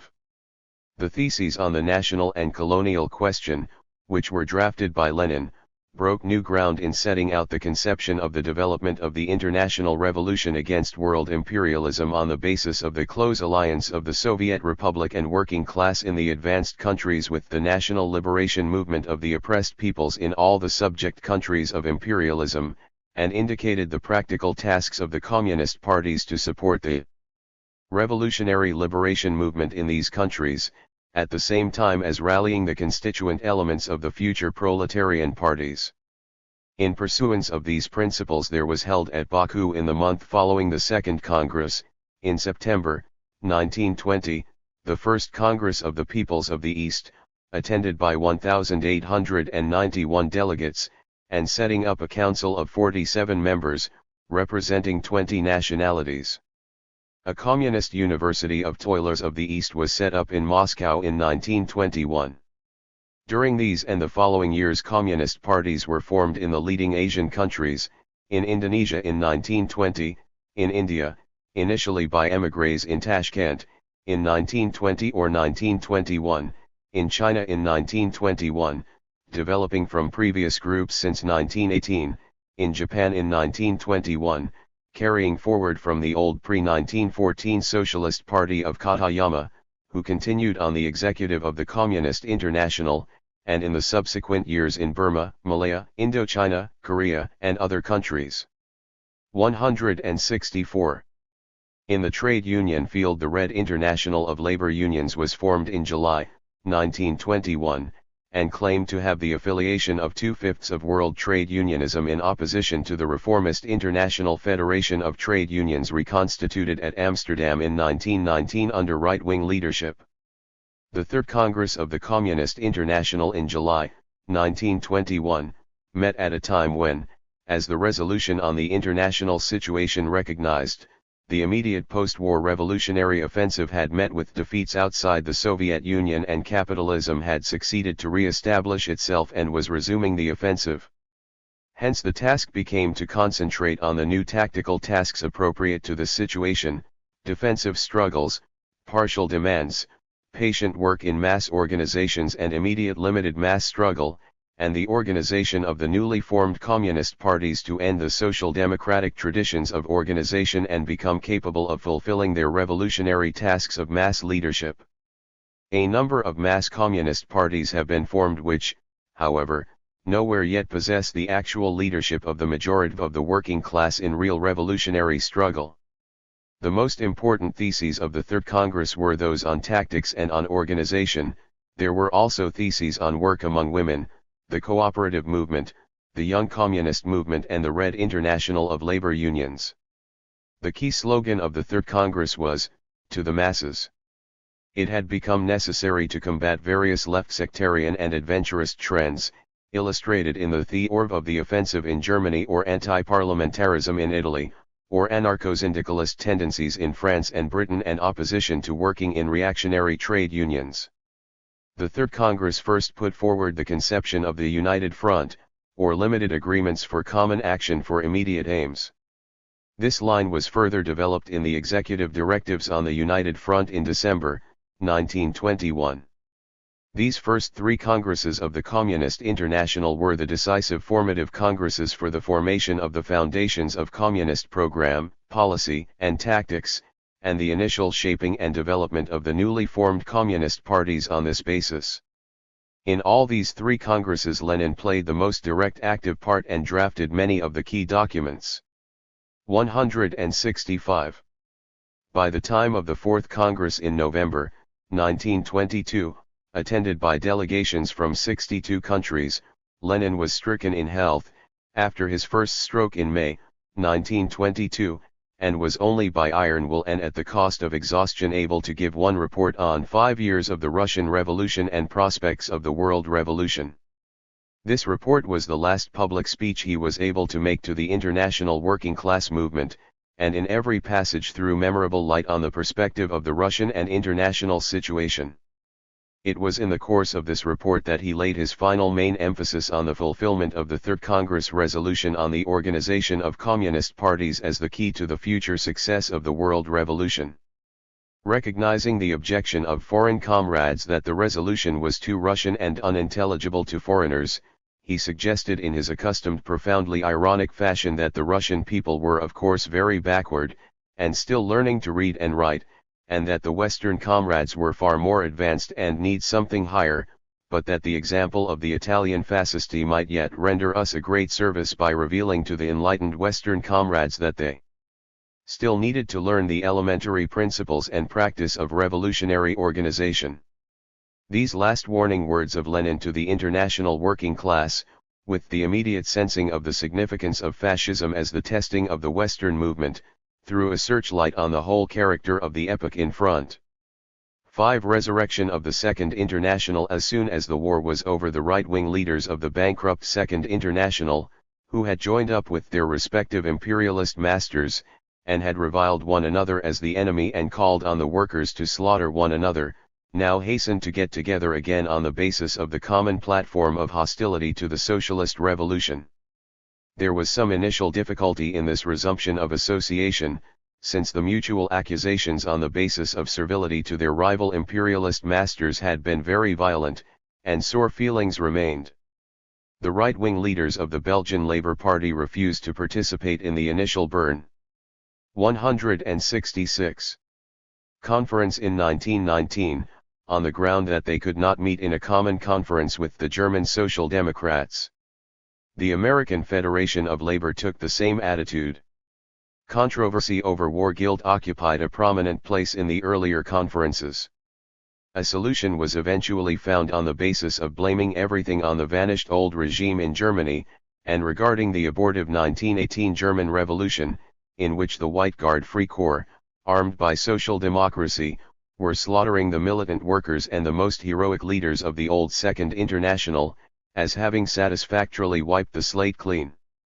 Community of hatred of communism covered a multitude of sins, and outweighed the differences of rival imperialist interests which the various right-wing social democratic leaderships in fact represented. The Bern Conference in February, 1919, was called by a committee of right-wing social democratic leaders appointed during the war b.v. the Inter-Allied Labor and Socialist Conference, in March, 1918. This was a gathering of Entente powers proper social democratic representatives, and had no standing in relation to the old Second International. Thus the attempted resurrection of the Second International by right-wing social democracy after the war had no claim to legitimacy in relation to the old Second International, save Sayat the old secretary Camille Huysmans, continued to function. The Bern Conference was mainly called to meet parallel to the Versailles Peace Conference and present demands on behalf of the organized labor movement with regard to the proposed League of Nations, territorial questions, and an international labor charter. Invitations were sent both to socialist and to trade union organizations. In the case of Britain this was interpreted to mean the Labour Party and the Trades Union Congress to have the monopoly of representation, and to exclude the socialist parties which had been directly affiliated to the old Second International from the early days before the Labour Party was affiliated, also after the Labour Party had been admitted in 1908. The Belgian and American Federation of Labour rejected the invitation, as explained, on the grounds of hostility to German Social 167. Democracy. The parties associated with Zimmerwald, including the official parties of Italy, Switzerland, Serbia, and Romania refused to attend a conference called by pro-war representatives. Italy was only represented by the tiny reformist group of Bisolati and Bonomi, who had been expelled from the party already in 1912 for supporting the predatory war of Italian imperialism in Tripoli. Poland was only represented by Pilsudski's Polish Socialist Party, and not by the Polish Social Democrats. Russia was represented by Mensheviks and right-wing socialist revolutionaries who were allied with the White Guards, Tsarist officers, and Western imperialists in making war on the Russian Socialist Revolution. The same applied to the representatives of Estonia, Latvia, Armenia, and Georgia. On this basis the claimed representation of 26 countries was much narrower in practice. The main representation was in practice the British Labour Party and Germany, with the Dutch and Scandinavians, Austria and Spain, and temporarily France. The first Congress of the resurrected Second International was held at Geneva in July and August, 1920, with 17 countries represented. By this time the French Socialist Party, the German Independents and the Spanish Socialist Party had withdrawn. The two major parties were the British Labour Party and the German majority Social Democratic Party. A resolution was drawn up on the political system of socialism, expressing the thesis of parliamentary democracy versus dictatorship. Another resolution on socialization still expressed the paper aim of ownership and control by the community of all the industries and services essential for the satisfaction of the people's needs. The formal aim of socialism had not yet been explicitly abandoned, as was to happen later. The headquarters was transferred to London, where the Secretariat could be run under the practical control of the Labour Party. Thus the international working class movement was presented with the confrontation of two opposing international organizations in place of the previous Second International, the Communist International, carrying forward the communist teachings of Marx and Engels, and the First International in the era of the World Socialist Revolution, and the 168 right-wing Social Democratic International, which claimed to represent a resurrection of the Second International. 6. The 2.5 International. During this initial phase a number of parties were still undecided, or sought to pursue a centrist line and to reconcile the opposing principles and internationals. A conference of parties and groups representing this standpoint was held at Vienna in February, 1921, and formed the International Working Union of Socialist Parties, which during its short existence came to be generally known as the Vienna Union or 2.5 International. The main participants were the Independent Labour Party from Britain, the French minority after the adhesion of the French Socialist Party to the Communist International, the minority from the German independents after the adhesion of the latter to the Communist International, the Austrian Social Democrats who had been the traditional representatives of the so-called Austro-Marxism or centrism, the Czech Social Democrats, after the withdrawal of the Communist majority, the Hungarian Social Democrats after breaking the union with the Communist Party, and the Russian Menshevik and right-wing socialist revolutionaries. The Vienna Union passed a resolution which sought to reconcile capitalist democracy and working-class dictatorship, parliament and Soviets, in an all-inclusive synthesis, and called for an all-inclusive international with simultaneous autonomy and independence for each national section and binding decisions to be accepted voluntarily by all national sections. The Vienna Union, which disclaimed the intention of being a separate international, was included in the Conference of the Three Internationals in 1922, following the initiative of the Communist International for negotiations for a united front. After the failure of these negotiations, the Vienna Union passed out of the picture, and merged with the right-wing Social Democratic International at the Hamburg Congress in May, 1923, to form the Labour and Socialist International, with the headquarters continuing in London. 169. 7. United Front and rejection of the United Front. The bankruptcy of the pre-war Second International had made necessary the foundation of the new Communist International, purged of opportunism, as Engels had predicted would arise from the outcome of the prospective European war. But the indispensable break with opportunism was made with the aim, not to divide the working class, but to open the road for the unity of the working class on the basis of common class interests, without the disruptive role of the spokesmen and allies of capitalism within the labor movement.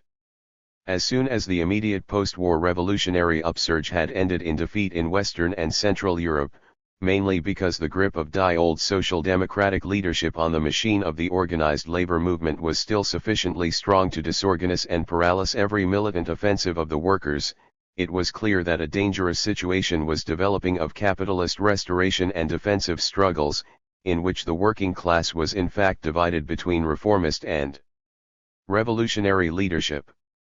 Therefore the urgent need became to find the means, even while the differences of principle and organization remained, to make possible the common united action of the working class in the immediate struggle recognized by all sections of the working class, irrespective of ultimate outlook or division of organization.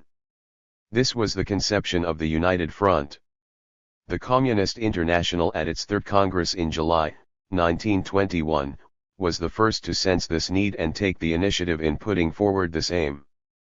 The conception and method of fulfillment was further developed in the Executive Statement on the United Front in December, 1921, and the Joint Manifesto for the United Working Class Front, addressed to the workers of all countries BV the Communist International and J. Red International of Labor Unions in January, 1922. In addition to encouraging the aim of United Front agreements and action within each country, the Communist International made direct approaches to the other internationals for joint action in relation to urgent current issues, against the white terror and persecution of workers in Spain and Yugoslavia, for Russian famine relief, and, in relation to the Open 170 ing of the Washington Conference, for unity against the menace of a new imperialist war. These approaches did not obtain any response. However, following this, the Vienna Union proposed a joint conference of the three internationals. The conference of the executives of the three internationals met in the Reichstag in Berlin during April, 1922. The representation included many of the leading figures of the international communist and social democratic movement.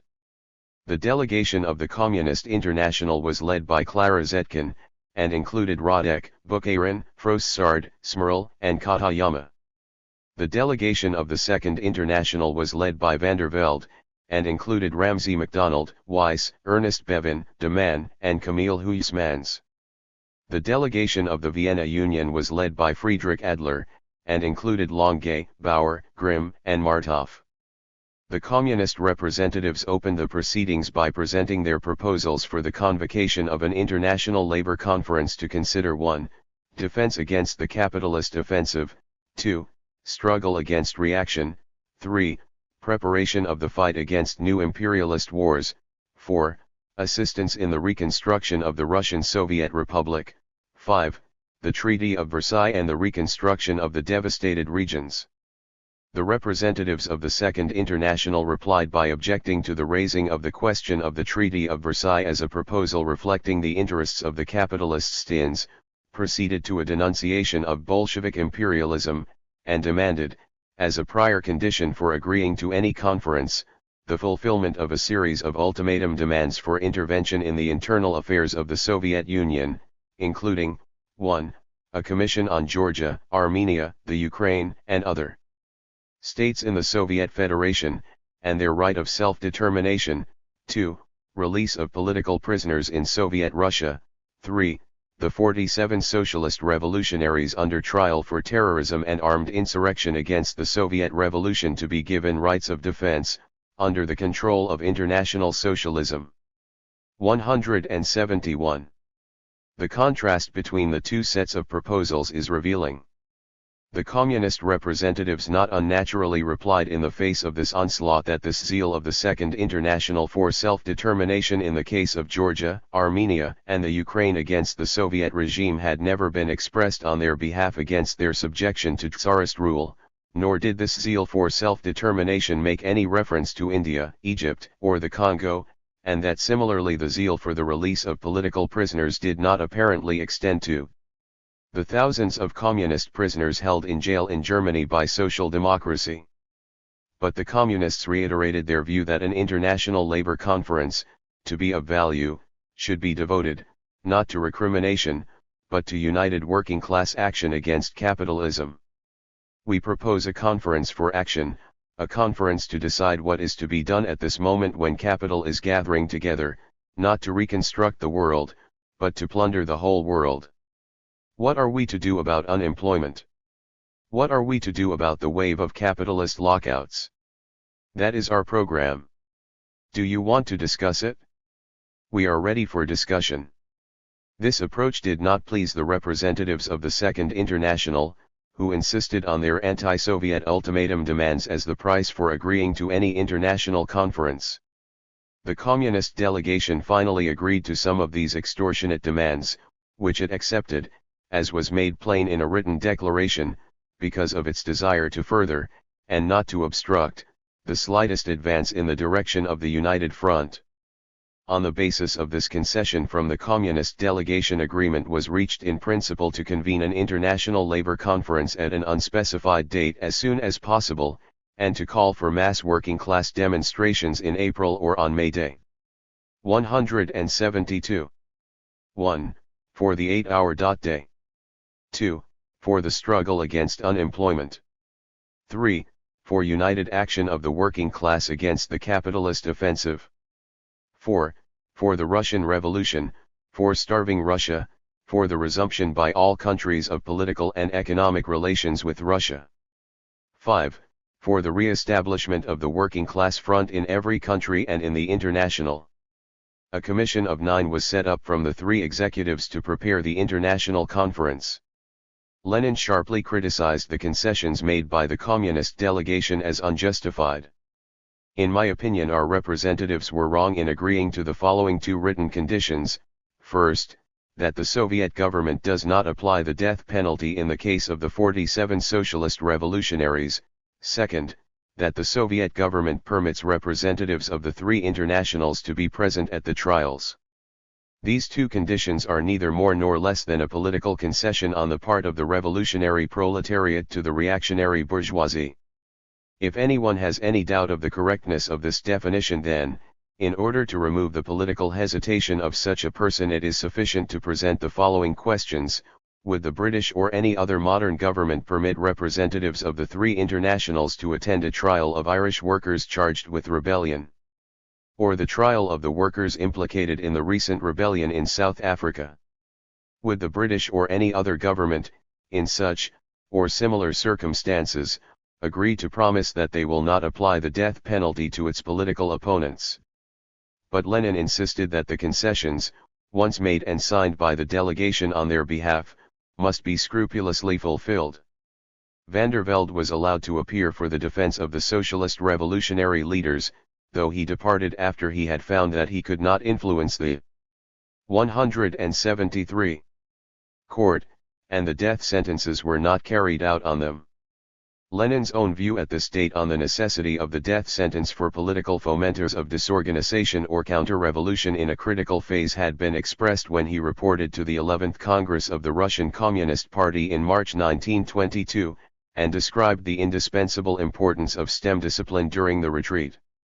When a real army is in retreat, machine guns are placed in the rear, and when an orderly retreat degenerates into a disorderly one, the command is given, fire. And quite right. When a Menshevik says, "You are now retreating," I have been in favor of retreating all the time. I agree with you, I am your man, let us retreat together, we say in reply. For the public advocacy of Menshevism, our revolutionary courts must pass sentence of death, otherwise they are not our courts, but God knows what. They cannot understand this and exclaim, "What dictatorial manners these people have." But had we listened to what they said, we should have been unable to hold power for 2 months. March 27, 1922, the fate of Liebknecht and Rosa Luxemburg, as well as the fate of the Hungarian Revolution, and subsequently the experience of the Spanish Revolution and 100 similar experiences have abundantly proved the justice of Lenin's stern judgment. Had we listened to what they said, we should have been unable to hold power for 2 months. The outcome of the meeting of the representatives of the three internationals proved the justice of Lenin's criticism. The promised return for the concessions was never carried out. The Commission of 9 met in May, 1922, but broke up without result. The declaration of the Second International justify. 174. The breakdown made clear their opposition in principle to a united conference. The Second International cannot participate in any undertaking which would deceive the proletariat with a mere appearance of unity, while in reality the unity is only deception and a tactical maneuver. The present position forces the Second International to emphasize as emphatically as possible the purely imperialist and capitalist attitude of the Soviet government in Genoa. Similarly, MacDonald condemned the ill-judged attempt to bring socialists and communists together without any preliminary effort to pave the way for the success of the project.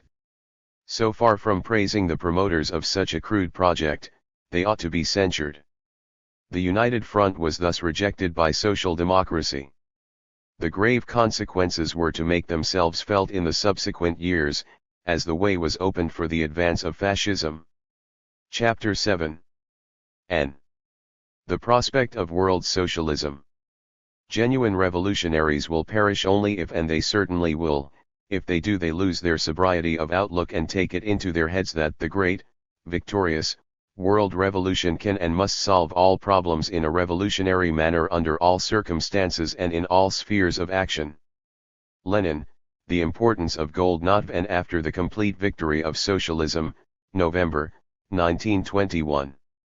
In contrast to the utopian socialists, or to some of the enemy caricatures of supposedly Marxist revolutionary socialism, Marxism has always taught that the world socialist revolution can be no dream of a millennium or sudden conquest of power by the international working class, but can only constitute a prolonged and complex epoch, with many ups and downs, extending over many decades. As far back as 1851 Marx wrote, "We say to the workers, you will have to go through 15, 20, 50 years of civil wars and international wars, not only in order to change existing conditions, but also in order to change yourselves and fit yourselves for the exercise of political power." 175. 176. Similarly, Lenin wrote, "The transition from capitalism to socialism occupies an entire historical epoch." And again, "The socialist revolution cannot take place in any other form than that of an epoch, uniting the civil war of the proletariat against the bourgeoisie in the advanced countries with a whole series of democratic and revolutionary movements, including movements for national liberation, in the undeveloped, backward and oppressed nations." Why is this? Because capitalism develops unevenly. This uneven development of the world's socialist revolution, with zigzags, with ups and downs, with variations in the tempo, as well as in the conditions in different countries, brings corresponding problems for the international working class movement. As the first tumultuous revolutionary upsurge of 1917 to 1920 began to subside, and give place to victories of the imperialist old order outside the Soviet Union, the Third and Fourth Congresses of the Communist International in 1921 and 1922 were increasingly occupied, as indicated in the proposal for the United Front already described, with the consequent problems for the working class movement. A fight had to be conducted, not only against opportunism and centrism, but also against ultra-left would-be revolutionary trends which could only isolate, disrupt, and destroy the vanguard. Lenin wrote his left-wing communism, an infantile disorder, in 1920. The task of the newly formed communist parties, it was again emphasized at these congresses, was to win the majority of the working class, and to develop their entire organization and structure and methods of work to become capable of fulfilling the requirements of mass leadership, both in the immediate daily struggle, and for the future advance to the conquest of political power. Again and again it was emphasized at these congresses that the true communist is not he who only swims with the stream when it is rising to a high point, but the serious revolutionary who is capable of consistently carrying forward the daily, slogging, seemingly unrewarding tasks of the movement for years, and 177. For decades, if need be, while the tide is low, with inextinguishable confidence in the future victory, and with the ability to arouse that same confidence among those with whom he works. One ebb of the revolutionary tide by 1923, the successful maintenance or restoration of capitalist rule in Western and Central Europe had been completed, and the revolutionary wave after the First World War had ended in defeat outside the Soviet Union. In Britain, Black Friday in April, 1921, had marked the turning point, with the collapse of the Triple Alliance and the full onslaught of the capitalist offensive, and by 1922 the coalition government of Lloyd George had given place to the first purely conservative government since the earliest years of the century. In Germany in the summer of 1923 a renewed revolutionary situation had flared up with the French occupation of the Ruhr and the inflation crisis, but at that time the leadership of the still recently formed Communist Party was not able to respond to the possibilities. This ebb in the revolutionary tide did not mean that the general crisis of capitalism was solved, or that the revolutionary ferment did not continue to be manifested in major struggles or uprisings at one point or another during the following years. In Britain the working class militancy which had been betrayed on Black Friday in 1921, won the engagement of Red Friday in 1925, leading on to the general strike in 1926, culminating in a renewed betrayal on a larger scale and a consequent heavy depression of the movement. 1927 saw the Vienna Rising and the Indonesian Revolt. 1925 to 1927 were the years of the sweeping advance of the Chinese National Revolution up to the betrayal by the Kuomintang leadership represented by Chiang Kai-shek and the consequent transition to a new stage. The Meerut trial of 1928 revealed the advance of the Indian working class, followed by the mass national movement of civil disobedience of 1930-1932. But what did follow the defeat of the working class revolt in Western and Central Europe by 1923 was a measure of economic restoration and stabilization of capitalism, mainly based on the direct economic political intervention of the 178. Wealthier and more powerful United States capitalism in Europe, through the Dawes Plan to regulate the German economy with the aid of massive dollar credits. This operation was accomplished through the agency of the MacDonald Labour government in Britain and the Areo-Radical government in France. The success of this operation was followed by the temporary return of Britain, now again under conservative rule, to the gold standard in 1925, and the Locarno treaties in the same year combining Britain, France, Belgium, Germany and Italy in a West European alliance, with the point obviously directed against the Soviet Union. The Fifth Congress of the Communist International in 1924 analyzed the character of this relative stabilization of capitalism, and its political expression in some cases through social democratic or radical bourgeois governments, and in other cases through methods of fascism and suppression of the militant working class. The meeting of the enlarged executive in March and April, 1925, characterized the stabilization as partial, relative, and temporary. To the Soviet Union and the advance to socialism, this period of setback of the international working class movement also involved problems for the development of the Soviet Revolution. The prolonged years of imperialist war, interventionist wars, and civil wars had left a devastated economy. By 1920 the output of large-scale industry was barely 1/7 of pre-war. If the working class revolution had conquered also in an advanced industrial country like Germany, the tasks of reconstruction would have been by comparison easier.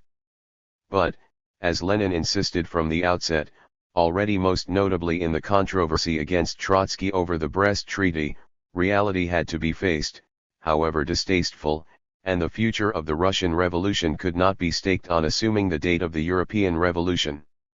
In face of the delay of the working class revolution in the rest of Europe, the path of reconstruction and of the advance to socialism would have to be found also in the conditions of the devastated Russian economy, with limited resources, and surrounded by a hostile capitalist world. Before his death, Lenin was able to give guidance on the path forward in these conditions.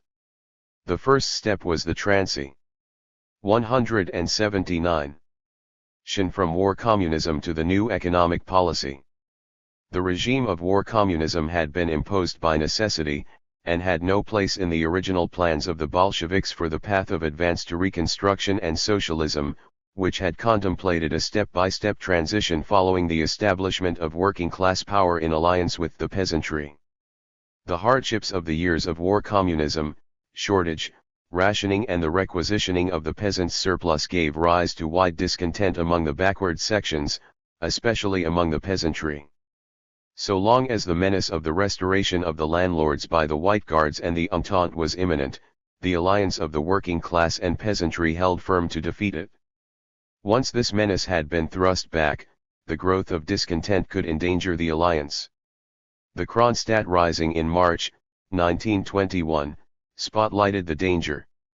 This rising was not of the famous revolutionary sailors of Kronstadt, who had already either given their lives or transferred to other fronts of the revolutionary battle, but of new politically inexperienced recruits from the peasantry. The slogan spread among them by the counter-revolutionary agents was "Soviets without the Communist Party," thus revealing that support for Soviet power was too strongly entrenched among the masses to be directly challenged, and that the method had to be chosen of trying to undermine it by robbing it of its vanguard, the dynamo which alone could maintain it and make it effective, the Communist Party. In the same way, the Hungarian counter-revolutionary attempt in 1956 at first spoke only of the reform of communism, withdrawal from the socialist camp, and the like, and only later began to reveal openly its fascist aims. Lenin and the 10th Congress of the Russian Communist Party in March, 1921, were quick to respond to the emergency. At the same time as the Red Army, including delegates from the 10th Congress who hastened straight to the field of battle, stormed the reputed impregnable Kronstadt fortress and crushed the rising, the 10th Congress adopted the new economic policy. The new economic policy, or NEP as it came to be called, replaced the requisitioning of the peasants' surplus by the agricultural tax in kind, leaving them free to sell the remainder in the open market. The free market. 180.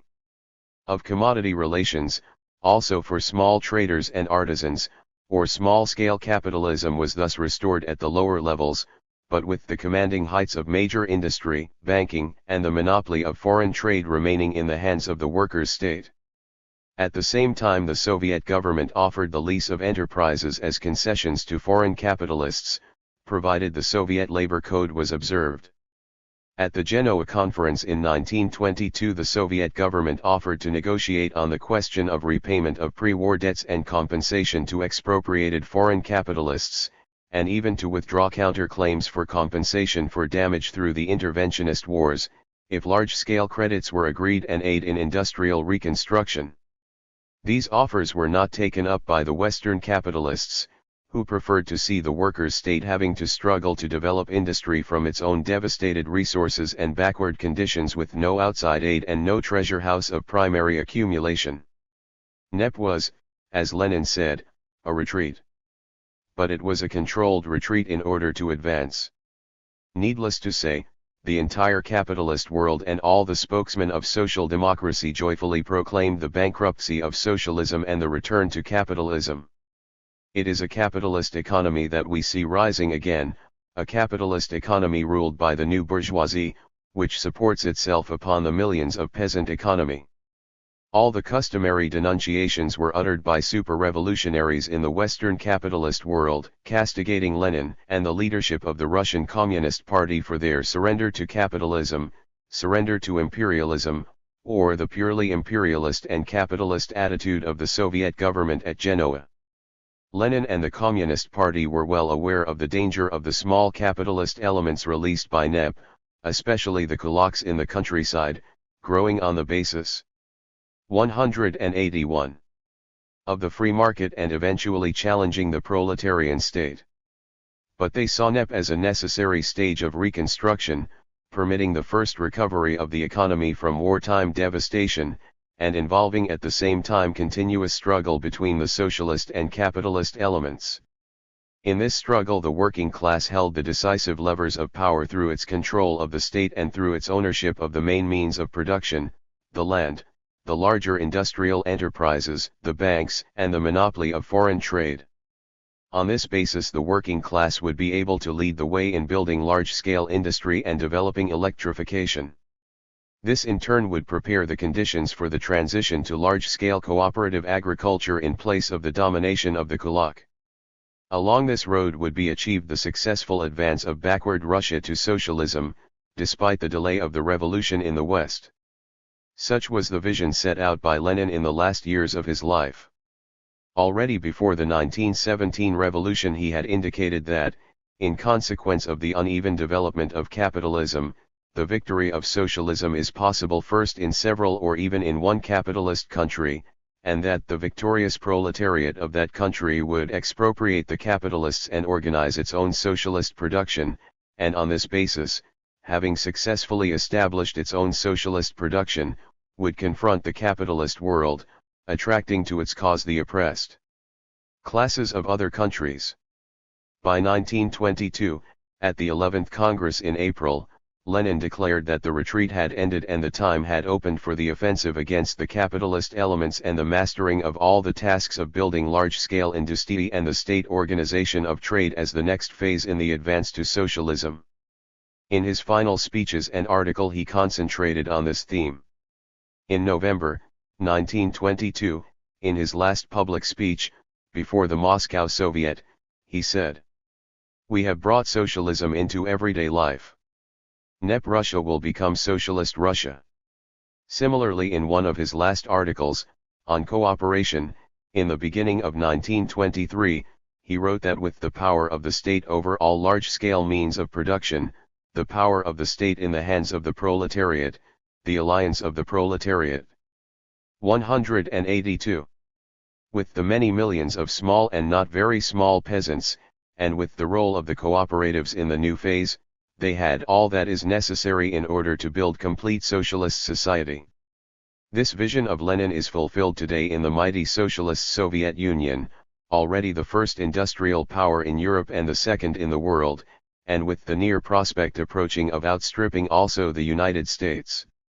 A far cry from the ruined backward Russia of 1920, when all the faint hearts like the Western socialistic novelist H.G. Wells could see only devastation and hopelessness, and Lenin's piercing vision could with confidence see the future. Could the Soviet Union survive and successfully build socialism if the delay of the working class revolution in Western Europe were to continue? Lenin examined this question in the last article that he wrote, in March, 1923, and gave his answer. Shall we be able to hold on? While the West European capitalist countries are consummating their development to socialism. But they are consummating it not as we formerly expected. They are not consummating it by the gradual maturing of socialism, but by the exploitation of some countries by others, by the exploitation of the first of the countries to be vanquished in the imperialist war, combined with the exploitation of the whole of the East. On the other hand, precisely as a result of the first imperialist war, the East has been definitely drawn into the revolutionary movement, has been definitely drawn into the general maelstrom of the world revolutionary movement. It was in the context of this analysis of the world's situation, including the situation in Western Europe, that he made his famous prediction. In the last analysis, the upshot of the struggle will be determined by the fact that Russia, India, China, etc., account for the overwhelming majority of the population of the globe. And it is precisely this majority that during the past few years has been drawn into the struggle for emancipation with extraordinary rapidity, so that in this respect there cannot be the slightest shadow of doubt. 183. What the final outcome of the world's struggle will be. In this sense, the complete victory of socialism is fully and absolutely assured. Thus in Lenin's view the perspective of the future advance of the Soviet Union and the world socialist revolution did not depend on the prior development of the working class revolution in Western Europe. The victory of the working class socialist revolution in Russia in 1917 was accelerating revolutionary development in the most vulnerable regions of imperialism, in China, India, and other countries oppressed by imperialism, and thereby, alongside the key factor of the construction of socialism in the Soviet Union, changing the balance of forces in the world, undermining the foundations of the imperialist economic and political systems in the countries of Western Europe, with their reflection in the temporary dominance of reformism, and so preparing the conditions for the advance to socialism also in all Western countries. This perspective carried forward the similar perspective already indicated by Marx subsequent to 1850, and exposes the caricature presented by current capitalist and social democratic theorists as the supposed theme of classical Marxism. 3. The defeat of Trotskyism. Nevertheless, there was also in some circles of the Russian Communist Party a defeatist trend. A small minority group of miscellaneous opposition elements gathered around Trotsky, who echoed the Western capitalist and social democratic skepticism about the possibility of building socialism in Russia, and who declared that this program could not be fulfilled unless the working class won power in the advanced countries of Western Europe. Trotsky was a brilliant orator and writer, a dynamically energetic mass agitator and leader and ruthless administrator, but in the political sphere wildly erratic, with a bigger bag of bumptious overconfident assertions and predictions all his life completely falsified by history than almost any other political leader, and with a venomous, almost pathological hatred of the basic principles of Lenin and Bolshevism, and the Communist Party, resulting in a long record of slander and disruption. Before the revolution Trotsky fought Lenin continuously. 184. During a long period of years over the basic questions of the Russian Revolution, and especially over Lenin's conception of the party. The whole structure of Leninism, he wrote in 1913, is built up on lies and distortions, and contains the poisonous seed of its own decay. He found the outlook of Lenin an evil-minded and morally repugnant one, which must be liquidated at the present moment at all costs, otherwise the party is threatened by moral and theoretical decay.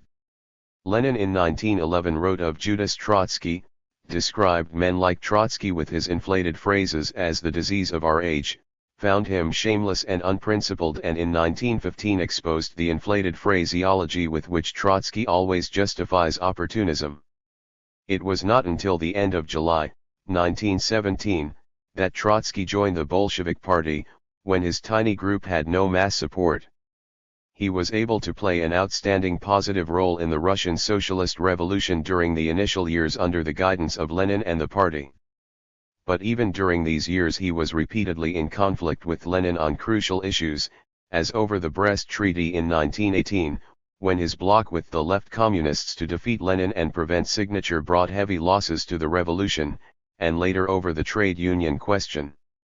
In 1921 his fight against Lenin for dictatorial anti-democratic methods in the trade unions, presented as a public opposition platform against Lenin's viewpoint, was accompanied, in the discussion preceding the 10th Congress, by parallel opposition platforms of the workers' opposition and democratic centralism.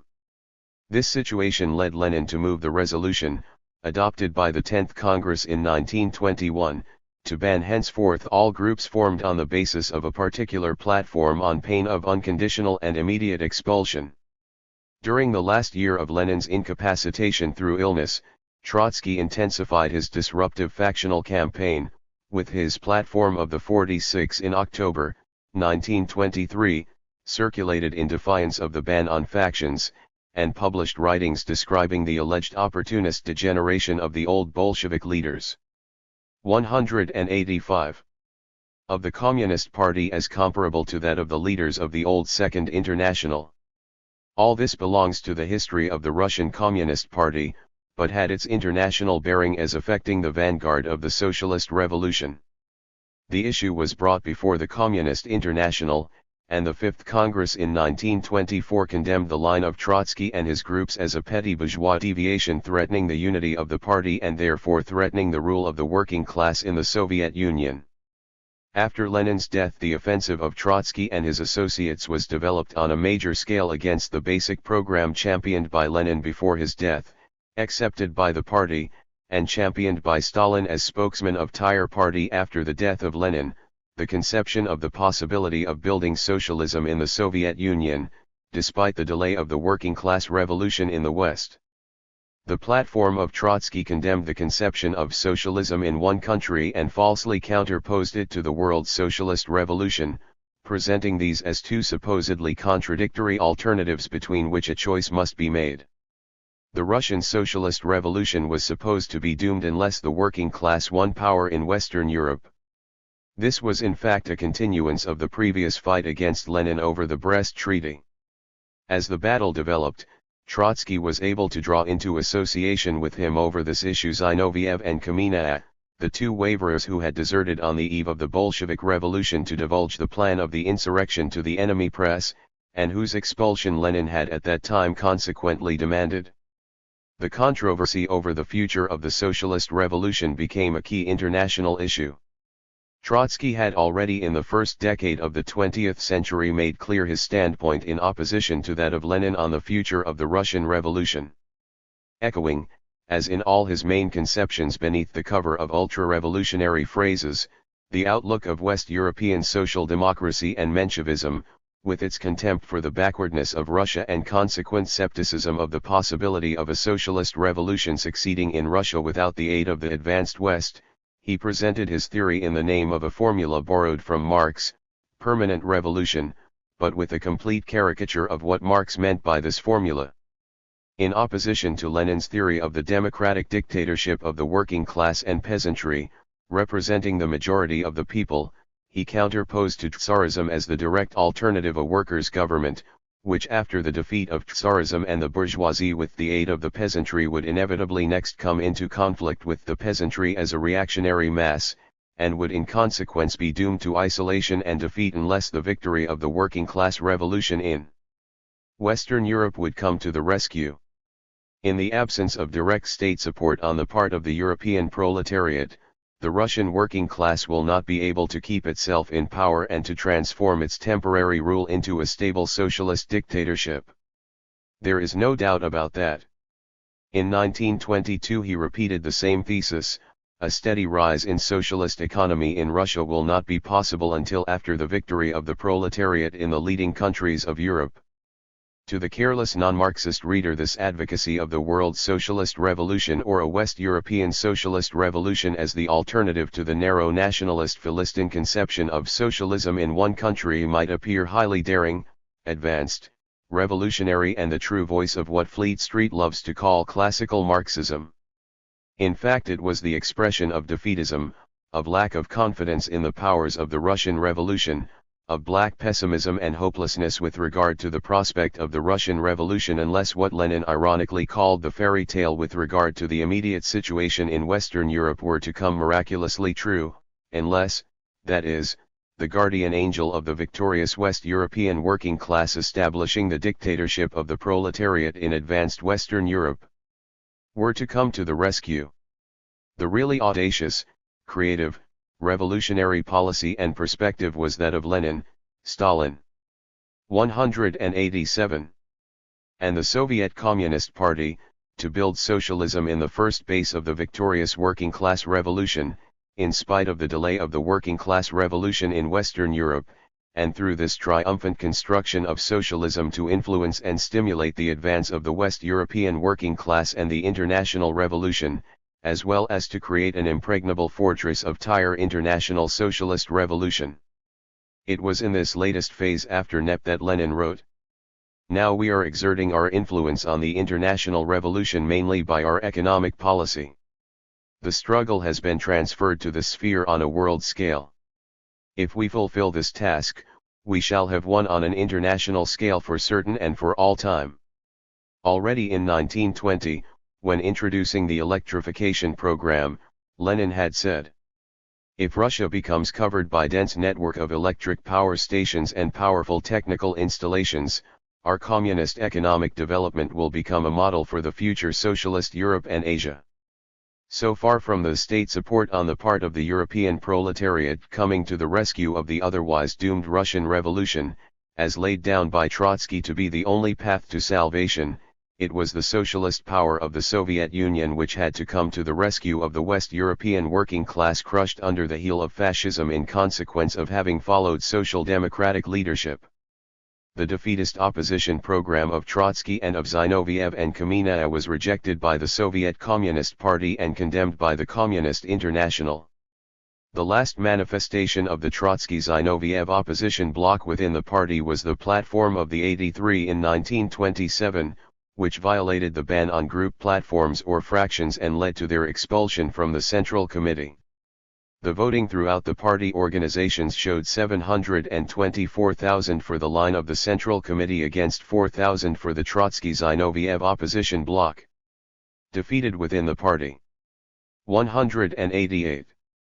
The Trotskyist faction, led by Trotsky, Zinoviev, and Kamenev, attempted on the 10th anniversary of the Socialist Revolution to call directly on the masses in the streets with speeches and hostile posters against the leadership of the party and the Soviet government. The call won no response, but the significance of this transition from inter-party factionalism to what was in fact, whatever the subjective intentions or grievances of those committing it, public anti-party and anti-Soviet incitement was unmistakable, and would have meant, if it could have won any mass support, the disruption of the Soviet regime and its replacement by civil war. Trotsky was expelled from the party, and later from the Soviet Union.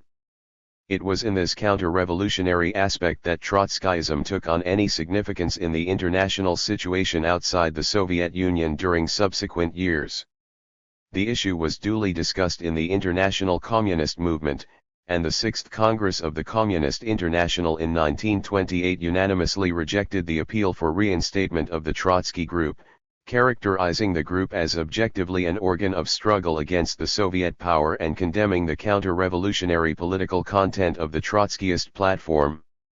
In practice, no more than negligible and transient fragments of support were obtained by Trotskyism in a few countries. Some of these attempted to combine later in a so-called Fourth International in 1938, whose subsequent history was a history of feuds and schisms of grouplets. The main international repercussion of Trotskyism was in Western capitalist circles, which eagerly acclaimed and reproduced on a large scale for mass consumption the formulas about the bankruptcy of socialism in the Soviet Union, the restoration of capitalism, the degeneracy of the leadership, the betrayal of the revolution, and the general theme of the light that failed. Fleet Street during the subsequent years became full of Trotskyists who were too revolutionary for the Communist Party, and who consequently found a home in lucrative editorial posts, from which they could pour out their venom against communism and the Soviet Union as a betrayal of all the original ideals of Marxism and the revolution, thus simultaneously relieving their sensitive revolutionary consciences, shocked at the horrors of the Soviet Union and modern communism, and serving their millionaire 189 employers. Ultra-revolutionary phrases to cover an anti-Soviet and anti-communist content became the hallmark of Trotskyism during the middle decades of the 20th century. For towards the end of relative stabilization, the Sixth Congress of the Communist International in 1928 gave the warning that the period of relative stabilization of capitalism, analyzed by the Fifth Congress in 1924, was now drawing to an end, and would give place to a new period, as a result of the forces let loose by the measure of restoration of capitalism, which would be characterized by extreme sharpening of economic contradictions and crises, major political conflicts and the advance to war. The experience of the 1930s proved the truth of this prediction. This was precisely the time when all the prophets of the Second International, and the established economic and political theorists and publicists of the capitalist world were celebrating the success of the restoration of capitalism, the elimination of economic crises, the conquest of poverty and unemployment, and the final disproof of Marxism and all revolutionary theories. President Hoover proclaimed in 1928, on the very eve of the crash of 1929, that the outlook for the world today is for the greatest era of expansion in history, and again that unemployment in the sense of distress is finally disappearing. We in America today are nearer to the final triumph over poverty than ever before in the history of any land. Similarly, the Encyclopaedia Britannica in its 14th edition, in a special editorial article under the heading Capitalism, proclaimed the triumph of capitalism in ending the era of violent slumps and large-scale unemployment. Capitalism is still accused of responsibility for avoidable unemployment, arising from periodic alternations of climaxes and depressions in trade activity, of booms and slumps. It is certain, however, that though there must always be some tidal movement of rise and fall, the former violence of these rhythms is now much abated in times of peace, owing to longer experience and fuller knowledge, to swifter information in every part of the globe of what 190 is happening in every other, to quicker transport, to better calculated control exercised by the great trusts and syndicates as indirectly by the great banking combinations, and to the better adjustment altogether of supply and demand. This judgment of the Encyclopaedia Britannica was penned at the height of the boom in the summer of 1928, that is, at the same time as the Sixth Congress of the Communist International was making its opposite analysis of the growth of contradictions leading to the near approaching crash of stabilization. Unfortunately for the reputation of the learned oracle of Western Anglo-American capitalism, the 14th edition was published in 1929, the year of the outbreak of the worst world economic crisis in the history of capitalism. Social democracy, as always, repeated all the illusions of Western capitalism. The theorist of German social democracy, Hilferding, stated at the Kiel Congress of his party at Kiel in 1927 that we are in the period of capitalism which in the main has overcome the era of free competition and the sway of the blind laws of the market, and we are coming to a capitalist organization of economy, to organized economy, and that organized capitalism in reality signifies the supersession, in principle, of the capitalist principle of free competition by the socialist principle of planned production. The conception of organized capitalism as equivalent to socialist planned production, thereby superseding Marx, was thus no new discovery of Gaitskell, Harold Wilson, or the younger Fabians after the Second World War, but was already the standard dogma of German social democracy in the later 1920s during the boom on the eve of the world economic crisis and Nazism. Similarly, Tarnow, the leading theorist of German trade unionism, declared at the Breslau Congress of the German Trade Union Federation, Marxism as a leading ideology of the working class movement has outlived itself. For the first epoch of capitalism, as he described it, Marx and Engels were typical, but for modern capitalism Ford is typical. Another theorist of German trade unionism, Naftali, wrote. Cyclical development, under which there was a regular succession of prosperity and crisis, of which 191. Marx and Engels wrote, applies to the period of early capitalism. Yet another spokesman of German trade unionism proclaimed, one must not lose sight of the fact that the working class is a part of the capitalist system, the downfall of which system is its own downfall, and therefore the great historical duty of the working class is to obtain by means of the regulation of its place in that system the improvement of all social structure, which is again equivalent to the betterment of its own situation. Nor were these illusions of blind faith in capitalism confined to German social democracy. They were common to all the parties of the Second International in the period of capitalist stabilization and boom preceding the crash. Welcoming the Bankers' Manifesto in 1926, Van der Velde, the leader of Belgian social democracy, found that the outlook of finance capital and of social democracy was approximating. The language of the International of the financiers is not very different from that of the Socialist International. In Britain the same conceptions were spread by what became known as Mondism after the general strike. The slogan of Ford Verms Marx was popularized by the Independent Labour Party. Even as late as 1931 a belated younger theorist of the Labour Party was declaring, there are grounds for thinking that the situation is changing for the good. The wave of world revolution, on which the advance of communism is depending, has subsided. Capitalism has been successful up to a point in stabilizing itself, though at the price of admitting into its structure socialist elements which will ultimately supersede it. There is a good deal in the communist picture of a world in the grip of ineluctable conflict that is out of date. 192. The writer argued that the most modern capitalist monopolies were showing an enlightened and benevolent tendency of scientific world organization which held out the prospect of an ultimate synthesis of common aims with socialism. Unfortunately for the writer, he chose as his example of this progressive tendency of modern monopoly capitalism and potential ally with socialism Kreuger. It is noteworthy that one of the greatest and most progressive of modern finance corporations, the Swedish Kreuger and Tollco, in a brilliant review of world conditions comes to conclusions not dissimilar. When a great capitalist concern speaks in these terms, one seems to see a glimpse of the future in which the existing conflict between socialism and it is resolved in a synthesis of common aims. The preface of this book was dated July 29, 1931. The collapse and exposure of Kreuger and his swindles, and Kreuger's own suicide, took place within 8 months. A symbolic suicide.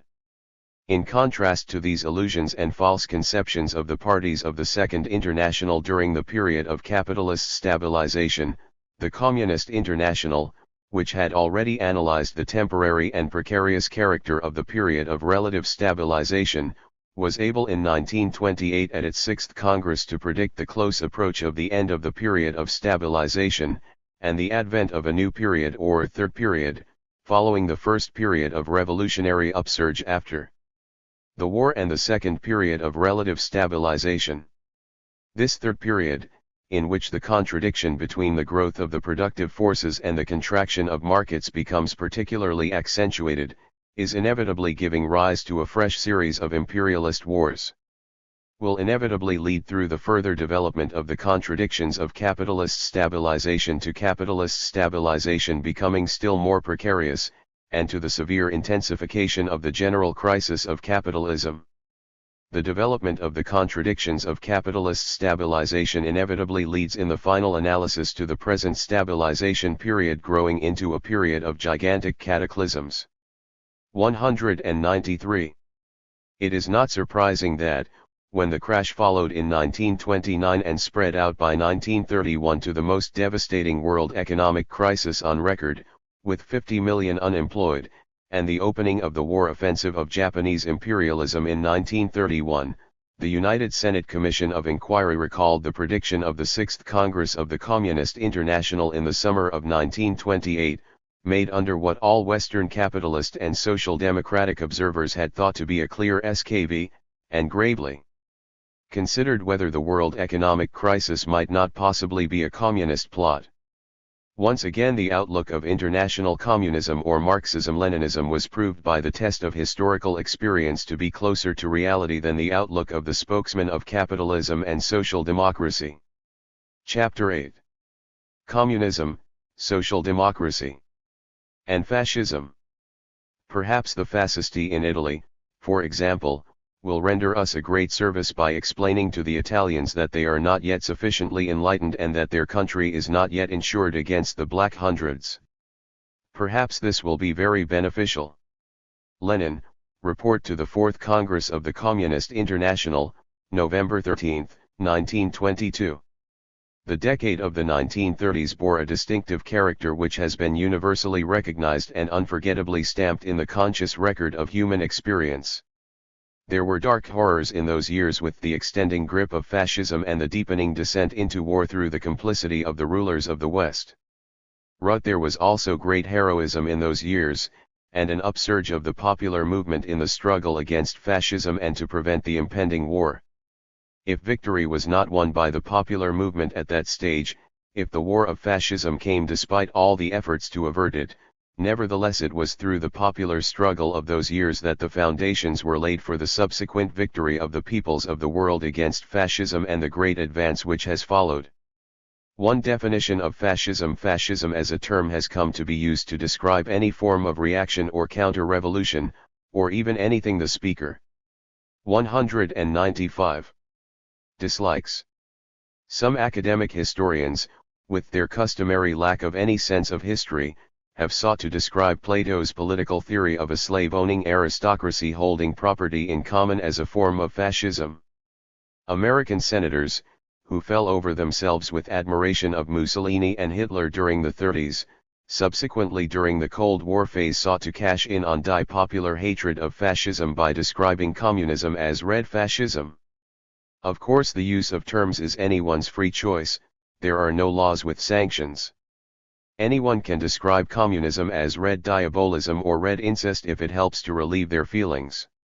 However, fascism is in fact a definite historical phenomenon of a definite historical period and corresponding to specific conditions and characteristics which can be defined.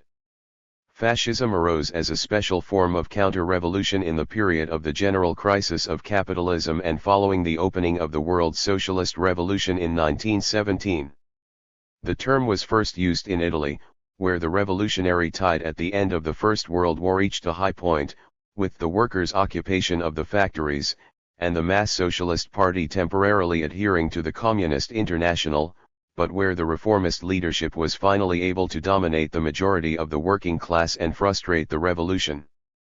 The consequent situation of explosive disillusionment and frustration among wide sections was utilized to stage a mock revolutionary movement with radical slogans, which was in fact backed by the monarchy, the army command and the big industrialists, to preserve the old social order and deliver the most violent gangster offensive against the working class organizations and democratic forms. Such was the classic first manifestation of fascism, which was subsequently reproduced in varying forms in other countries. Fascism is thus a form of counter-revolution. But not every counter-revolution is fascism. The conventional ideological anti-fascist interpretations of fascism see in fascism only the principle of dictatorship or violence. This approach, which is the hallmark of the liberal and social democratic schools of thought in relation to fascism, sees fascism as the parallel extreme to communism, both being counterposed to liberal capitalist democracy. Fascism is defined as dictatorship from the right in contrast to communism as dictatorship. 196. From the left. This line was expressed by the Labour Party Manifesto of March, 1933, on democracy versus dictatorship to justify the Labour refusal of the United Front against fascism. This definition, however, which ignores class relations, will not stand up to analysis. Dictatorships from the right have existed for generations, and can exist in hundreds of forms, without constituting fascism. Tsarism was a dictatorship from the right. But Tsarism was not fascism. The White Guard dictatorship of a Kolchak or a Denikin set up temporarily with Western subsidies and arms in regions of Russia after 1917 were dictatorships of the right, but they were not yet fascism. Fascism is certainly a reactionary dictatorship. But not every reactionary dictatorship is fascism. Fascism can only be defined in terms of class relations and the specific type of class situation in which it arises. Fascism arose, not only in a specific historical period, in the period of the general crisis of capitalism and following the revolutionary upsurge at the end of the First World War, but also in a specific region, in capitalist Europe beyond the frontiers of the victorious socialist revolution in Russia, that is, in the countries of imperialism or closely linked with imperialism, and especially at first in the countries of Central and Southern Europe defeated in the First World War or most adversely affected by its consequences. It arose in countries racked by intense class contradictions, where there was a potential revolutionary situation, but where there was not yet a sufficiently developed revolutionary working class leadership to be able to cane through a victorious socialist revolution, where the social democratic leadership was able to maintain its hold on the majority of the working class to come to the rescue of capitalism and bar the road to the revolution, but in face of increasing working class discontent. And where the discredited capitalist regime was able in consequence to utilize a motley array of demagogues, mouthing radical-sounding, chauvinist and racialist slogans, and in fact financed by big capital, in order to mobilize a reactionary mass movement of the most miscellaneous disillusioned and frustrated elements, mainly from the middle strata, but also from backward sections of the workers. 2. 197. Make war on the organized working class movement and thus prepare the way for the establishment of the terrorist dictatorship of the most aggressive and reactionary sections of big capital. Clara Zetkin, the veteran leader of the old socialist movement, declared in a brilliant report on fascism at the enlarged executive of the Communist Internationale in July, 1923, that historically, fascism is the punishment of the proletariat in Western and Central Europe for failing to carry on the revolution begun in Russia. The same executive gave a preliminary analysis of the character of fascism as seen in 1923. Fascism is a characteristic phenomenon of decay, a reflection of the progressive dissolution of capitalist economy and of the disintegration of the bourgeois state. Its strongest root is the fact that the imperialist war and the disruption of the capitalist economy which the war intensified and accelerated meant, for the broad strata of the petty and middle bourgeoisie, small peasants, and the intelligentsia, in contrast to the hopes they cherished, the destruction of their former condition of life and especially their former security. The vague expectation which many in these social strata had of a radical social improvement, to be brought about by reformist socialism, have also been disappointed. The betrayal of the revolution by the Reformist Party and trade union leaders has led them to despair of socialism itself. The weakness of will, the fear of struggle shown by the way in which the overwhelming majority of the proletariat outside Soviet Russia tolerates this treachery, and under capitalist whips drudges to consolidate its own exploitation and enslavement, has robbed these small and middle bourgeois, as well as the intellectuals, brought into a state of ferment, of their belief in the working class as the mighty agent of a radical social transformation. They have been joined by many proletarian elements who, looking for and demanding action, feel dissatisfied with the behavior of all political parties. Fascism also attracts the disappointed and déclassé, the rootless in every social stratum, particularly ex-officers who have lost their occupation since the end of the war. This is particularly true of the defeated Central Powers. 198.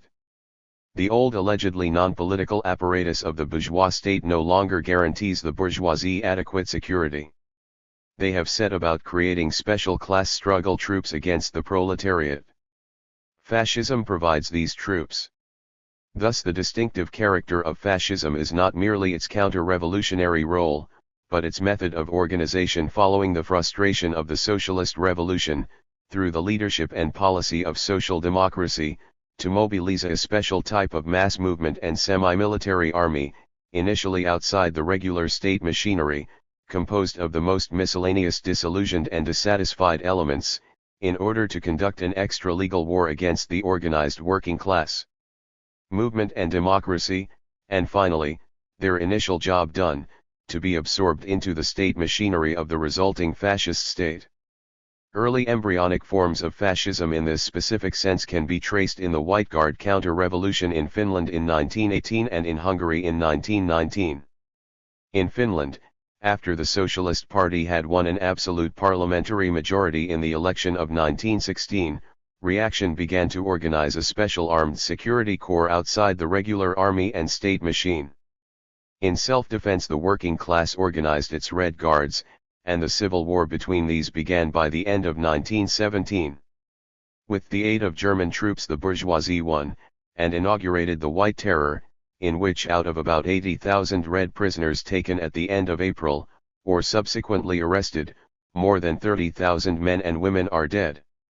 Subsequently this security corps continued to be maintained in the Finnish state, also after the re-establishment of a measure of parliamentary democracy, as an extra-legal, yet officially recognized organization. It was in Italy, however, that the formal and conscious organization of fascism first developed.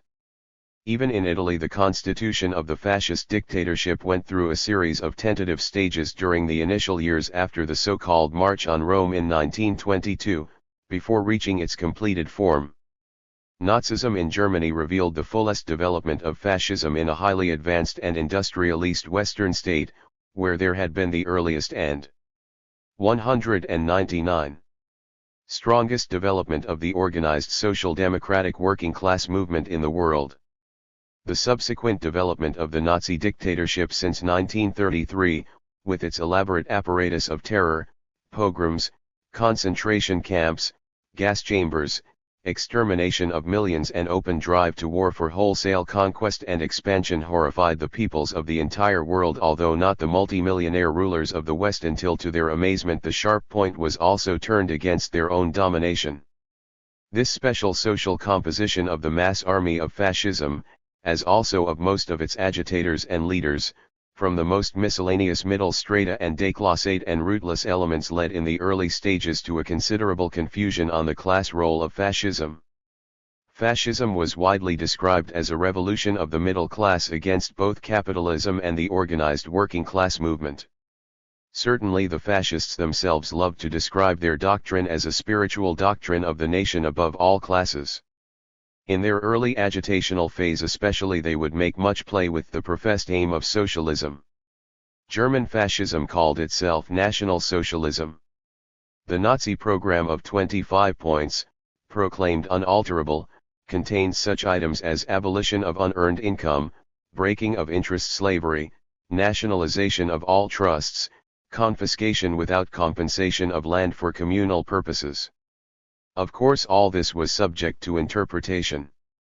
The confiscation without compensation of land was officially explained later as directed in the first instance at the Jewish companies who speculate in land. With regard to the breaking of interest slavery, it was reported that when two earnest students and devotees of Nazism approached Goebbels for an explanation how it was to be done, they received the reply that the only breaking likely to take place would be of the heads of those who tried to understand it. Nevertheless, many gullible press journalists in the West, and also many of the reformist social democratic leaders and organs swallowed this MVTH and peddled for a long time stories of the socialist and anti-capitalist character of fascism and Nazism. Thus, 200.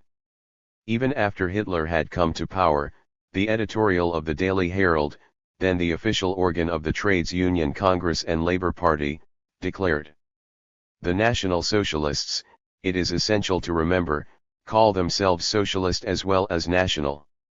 Their socialism is not the socialism of the Labour Party, or that of any recognized socialist party in other countries. But in many ways it is a creed that is anathema to the big landlords, the big industrialists and the big financiers. And the Nazi leaders are bound to go forward with the socialist side of their program." Thus Nazism in the view of the Labour Party was seen as almost a wing of socialism, a rather unorthodox variety of socialism, but anathema to the big landlords, the big industrialists and the big financiers. This confusion on the class role of fascism will not stand up to the demonstration of inescapable facts. The fallacy arises from the confusion of the social composition of the membership of a party, or its ideological propaganda to win that membership, with its real class role which is determined by the class interests that it represents. Thus the Conservative Party assembles its millions of members and voters from the most diverse sections of the population, not merely from the handful of the upper class and the wealthy, but mainly from the salaried, small trading and other middle sections, and from millions of politically backward workers. The Conservative Party claims to represent the nation and be above classes. Nevertheless, the Conservative Party is in fact the party of big business, of the city, of the bankers, landlords, and industrialists. All the rest is voting fodder. Here the analysis of the real class role is relatively simpler, because of the public commanding positions are still held by the scions of the top landed and finance capitalist aristocracy, although the biggest monopoly interests remain in the background and supply the funds. But in a situation of extreme class contradictions and social convulsions as in Germany in the 20s, the old type of German national party of the Hugenbergs and the Hindenburgs would no longer suffice. 201. To hold the masses, but could only prepare the way to hand over to the Hitlers and Goebbels and Goerings and Strikers, the lower class rabble-rousers and gangsters as their nominees.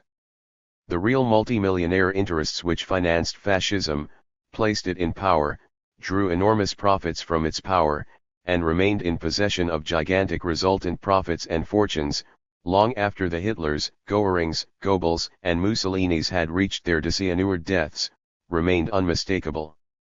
The financial backing of Hitler by big industry was already laid bare in the Hitler-Ludendorff trial of 1924 and in the Bavarian Diet Investigation Committee. In later years the list of the alleged financial patrons of the National Socialist movement became extremely long. Factory owners, managers, general counsel were as thick as they might be on the subscription list of the Republican National Committee of the United States.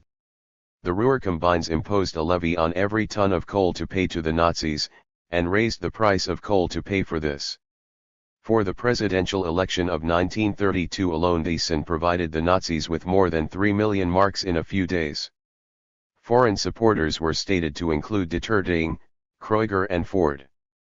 Paul Four stated in the French Chamber of Deputies on February 11, 1932, that the foreign financial backers of the Nazis included the directors of the Czech Skoda armaments firm, controlled by Schneider-Kraussat. The multimillionaire Rothermere publicly proclaimed the Daily Mail to become an organ of Nazism and fascism. The open and avowed supporters of fascism in every country were the representatives of big capital, the Thyssen's, Krupps, Mons, Detertings, and Owen Youngs. Did the German multimillionaires find themselves fooled and fleeced by the Nazis, in accordance with all the threats of confiscation and abolition of unearned income, after the latter had come to power with the aid of millionaire finance and anti-millionaire propaganda? On the contrary, the Thyssen's and Krupps amassed bigger profits and fortunes than ever, through all the network of state regulation, corporate systems, limitation of dividends and the rest of the parade of state monopoly capitalism, and had the additional advantage of prohibition of strikes, extermination of militant working class leaders and abundant imported slave labor obtained. 202. By the gangster wars. Between 1932 and 1939 the number of multimillionaires in Germany increased by 180. When Alfred Krupp came over to the Western Allies in 1945 immediately after the fall and death of Hitler, he stated that his private fortune, as sole owner of the Krupp combine, was 160 million marks, on which he drew tax-free dividends of 6%, or a tax-free income of nearly 10 million marks a year. What subsequently happened, with the supposed expropriation of Thyssen and Krupp by the Western Allies, as a punishment for their crimes in accordance with the Potsdam Agreement, and their subsequent reinstatement in the West Germany of Adenauer and Erhard, so that they are once again richer than ever, is another story, which belongs to the record of the Cold War after the Second World War. After Hitler had come to power, and the full character of the Nazi dictatorship had been demonstrated, the executive of the Communist Internationale in 1933 gave the short definition, repeated by the Seventh Congress in 1935. Fascism is the open terrorist dictatorship of the most reactionary, most chauvinist and most imperialist elements of finance capital. 2. How fascism came to power. The fascist offensive after the First World War raised the most acute problem for the entire international working class. This offensive required to be met by the fullest and most active combined and united strength of the whole international working class, irrespective of ideological differences. But this unity was not forthcoming in the most critical stages. After Hitler had come to power, the lesson of unity began to be learned for a period in France, with a consequent rebuff to the fascist offensive in that country, and in Spain after the Asturian revolt, and partially in Britain by the mass of the labor movement successfully defeating Mosley, although the top Labour Party and Trade Union Congress leadership to the last opposed united resistance to Mosley. At the top unity was never achieved. Even after all the lessons of Italy, Germany, 203, Austria, France, and Spain, to the last the Second International refused every approach of the Communist International for unity against fascism. How did fascism come to power? Not by superior strength over the strength of the working class, nor by superior support of the majority of the population. Consider the crucial example of Germany, where Nazism brought such evils to the world. In the 1918 revolution, Kosky himself, the recognized theorist and spokesman of German social democracy, admitted that the working class had won complete power through the workers' and soldiers' councils and that the bourgeoisie was powerless. In November 1918, the revolution was the work of the proletariat alone. The proletariat won so all-powerful a position that the bourgeois elements at first did not dare to attempt any resistance. How was this absolute power of the proletariat turned in 15 years into its exact opposite, into the absolute power of the bourgeoisie and militarists and the absolute subjection of the working class? The answer to this question, in which is expressed the tragedy of the German Revolution of 1918, is contained above all in the continued domination of the majority of the German working class by the extreme right-wing leadership of social democracy. The German Social Democratic leadership, which had opposed the November Revolution, hastened to hand back the power to the bourgeoisie and dissolve the workers' and soldiers' councils, armed the White Guard monarchist officers, shot down the militant workers and murdered the most famous and honored working class leaders, in order to restore capitalism in the name of democracy. Thus the way was prepared for the reactionary offensive during the following 15 years and the development of the extra-legal militarist and Nazi armed organizations. The final outcome was the Nazi dictatorship. Even as late as the election of November 1932, on the eve 204 of Hitler being placed in power, the combined working class vote, Social Democratic and Communist, amounting to 13,241,000 was greater than the Nazi vote of 11,729,000.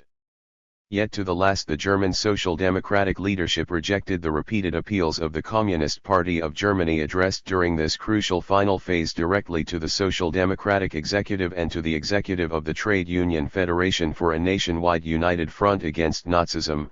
In July 1932, after the von Papen dictatorship had expelled the Social Democratic government of Prussia, in January 1933, after Hitler had been appointed Chancellor by Hindenburg, and a third time in March 1933, after the burning of the Reichstag and the unloosing of full Nazi terror, the German Social Democratic leadership made the fatal mistake of refusing the united front with the Communists, who represented 6 million electors, against Nazism because they clung to the hope of reaching an accommodation with Hitler to continue as a tolerated Social Democratic Party after the Communist Party was suppressed. Weiss, as leader of the party, publicly resigned from the executive of the Second International in protest against the spreading of atrocity stories by the latter against Hitler. The trade union leadership announced their readiness to cooperate with Nazism, proclaiming the Nazi revolution as a triumphant continuance of the 1918 revolution, and urging that the common enemy was communism. On this basis the trade union central leadership officially called on the workers to participate in Hitler's May Day. The union leaders, declared the Labor Daily Herald on April 24, 1933, have sealed their reconciliation with the new rulers of Germany. On May 17 the entire Social Democratic Party in the Reichstag voted for the Nazi government's resolution and joined in the unanimous acclamation of Hitler. This subservience to Hitler proved as disastrous as the previous betrayal of the working class revolution, which had paved the way for Hitler. The Lipparts and the Grassmanns, declared Dr. Ley, Die leader of the Nazi Labor Front, referring to the trade union leaders, may profess their devotion to Hitler, but they are better in prison. On June 22 the Social Democratic Party was banned. Thus the lesson was taught that, while Die fascist offensive may begin against the communist vanguard, thereafter, if other sections acquiesce, joining in the hue and cry against communism, and thinking that they themselves will be immune, then the offensive will be turned against them, against social democracy, against the liberals, and finally against all democracy. The only salvation lies in united resistance. 3. Responsibility of social democracy. The same basic lesson, and the same role of the reformist leadership of Social Democrat in disarming the working class, frustrating the working class revolution for which the objective conditions were ripe after the First World War, building up reaction and turning the offensive against the militant workers, and thus opening the gates to fascism, could be illustrated in varying forms in the other countries where fascism came to power during this period.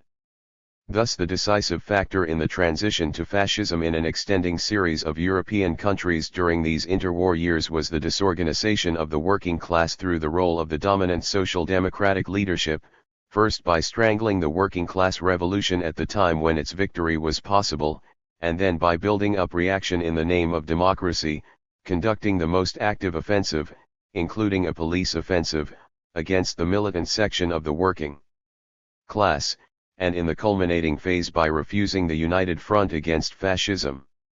In the long-term historical perspective, fascism was the consequence of the delay of the socialist revolution in Western and Central Europe after the First World War, when the whole objective situation called for the socialist revolution as 206.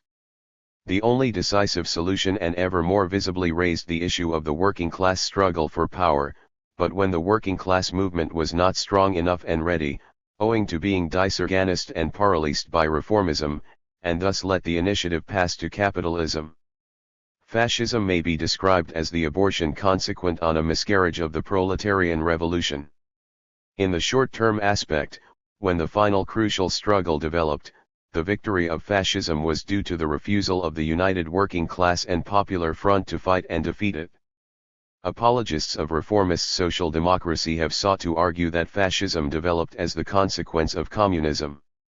Reaction of the left / according to the Labour Party Manifesto of 1933, is displaced by triumphant reaction of the right. Similarly, the conservative leader, Baldwin, declared, "Fascism is begotten of communism out of civil discord. Whenever you get communism and civil discord, you get fascism." This picture is demonstrably contrary to the facts. Undoubtedly, the parallel advance of the forces of revolution and counter-revolution represents the two sides of the single process of the breakup of the old capitalist social order. The continuous interaction of the opposing forces of revolution and counter-revolution was long ago described by Marx. But the inference attempted to be drawn from this that, if the working class follows communist policy and leadership, fascism will triumph, is the direct opposite of historical experience. Reality has shown the exact contrary. Where the majority of the working class has followed communist leadership, fascism was not able to appear, although it later caused plenty of trouble from outside, after reformism had allowed it to conquer elsewhere in Europe. But where, in conditions of social tension and crisis of the capitalist regime, the majority of the working class followed reformist social democratic policy and leadership, there at a certain stage fascism grew and conquered. The strength of the working class state built by communism proved in the final outcome the decisive factor for the defeat of fascism throughout Europe and on a world scale. 207. 4 Tactical problems and shortcomings of the international communist movement. This is not to say that there were no faults on the side of the international communist movement during these critical years. The newly formed and developing communist parties, grown out of the shell of the old social democratic traditions and the early pre-1914 manifold and often confused militant left working class fight, had to find themselves and shape themselves in the midst of all the complex situations and struggles of the post-war years, were not yet masters of the situation even in those countries where they inherited from the outset a wide body of mass support, and had to pass through many sharp struggles of policy and leadership in the process of development. After the basic platform of communism had been accepted, the task of successfully applying the principles of Marxism-Leninism to the concrete conditions of a particular country was not easily solved. In Germany, whose party, with its heroic fighting traditions, was long the premier communist party after the Russian party, the problems were exceptionally acute. One of the most original and successful of parties in finding the path of adaptation to national conditions was the Chinese Communist Party, which, after the initial factional difficulties had been overcome, found the way to combine its communist role with the broad stream of the national revolutionary struggle, and through the leadership of Mao Zedong and his associates brilliantly combined closeness to the people, maneuvering flexibility and revolutionary discipline and audacity through the most varied vicissitudes to the final victory of the revolution. The Communist International was the inspiration and guide of the newly formed communist parties during these early years, especially through the first three congresses, which were directly guided by Lenin, and which elaborated the essential program, principles, and strategical, tactical and organizational lines of the international communist movement. These included the final guiding lines, worked out by Lenin during the latter part of 1921 and the beginning of 1922, as his last general contribution to the international movement before he had to withdraw from active participation, setting out the aim of the united working class front at all levels, including approaches between the two internationals, as the essential strategical and tactical line in the new phase following the ebb of the revolutionary tide. During the succeeding years, the principle of centralist leadership by the international executive, also in concrete questions of particular situations in particular countries, corresponding originally to the period of international revolutionary upsurge requiring an international general staff, and understandable also in reaction against the impotent post office principle of the old Second International of inglorious memory, became less appropriate in the increasingly varied, complex and rapidly changing conditions in the various countries, defeating the possibility of adequate and prompt analysis and judgment for action from a single international center. Gradually this began to be recognized, and by the mid-30s the Seventh Congress concentrated mainly on broad general lines of international significance for the united fight against fascism and war. Eventually, during the Second World War, with the maturity of a wide range of communist parties, and with the extreme variety of national conditions of the struggle, the Communist International was finally dissolved in 1943, not because its role was condemned, but because it had completed its function in the formation and development of the communist parties, and on the foundation of that successful fulfillment a new era of the international communist movement had opened. During these formative years of the communist parties in the 1920s there took place, alongside heroic leadership of mass struggles, errors of tactics and direction in particular countries, normally corrected by the international executive but sometimes, especially during the later 20s, with some participation of the international executive. From the initial heritage there were trends both to the right and to the left. There were errors of opportunism and passivity, of failure to respond promptly to decisive moments. There were errors of sectarianism and adventurism, of theories of the offensive of the advanced vanguard separately from the majority of the working class, or contempt for the use of parliament or hostility to the old reformist trade unions and desire. 209. To form new unions as the instruments of revolution.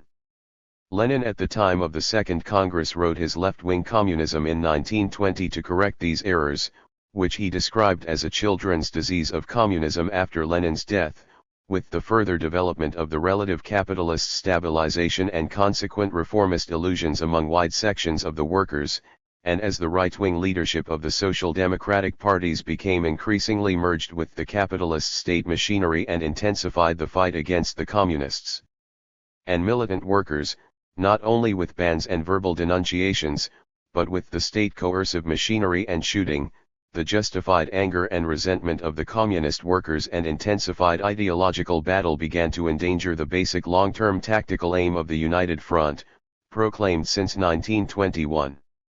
This situation grew graver with the transition to the phase of the breakup of stabilization, when the growth of working-class discontent led to increasing state repressive measures by the Social Democratic leadership and the consequent sharpening of the conflict between the two sections of the working-class movement, at the very moment when the advance of fascism was rendering more indispensable than ever the united working-class front and the utmost flexibility of tactics.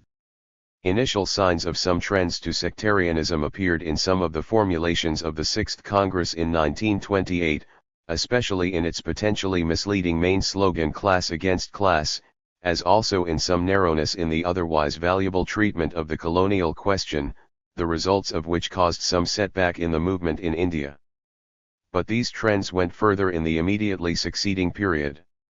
When the Prussian Social Democratic government of Braun and Severing prohibited the historic working-class demonstration on May Day in Berlin, and shot down the workers who dared to demonstrate, the 10th plenum of the Executive Committee of the Communist Internationale in July, 1929, declared that social democracy, in those countries where it was strongly established, had taken on the character of social fascism, which to an ever-increasing extent serves the bourgeoisie as an instrument for the paralysing of the activity of the masses in the struggle against the regime of fascist dictatorship. The use of the term was clearly intended. 8. 210. To parallel Lenin's use of the term social chauvinism to describe the degeneration of the right-wing leadership of social democracy during the First World War to identify with chauvinism. But there were flaws in the parallel which made its use harmful.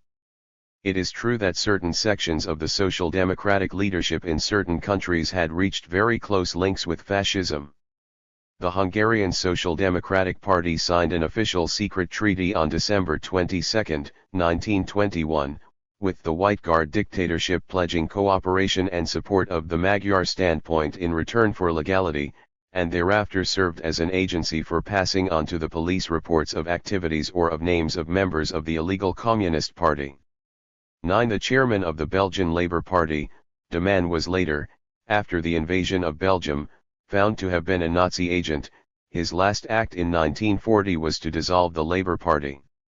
Varjonen of Finland was a member of the Fascist Brotherhood in arms during the Second World War, preached a march of conquest and rapine as far as the Urals, repeatedly visited Hitler Germany, and after the armistice became the secretary of the Finnish Social Democratic Party.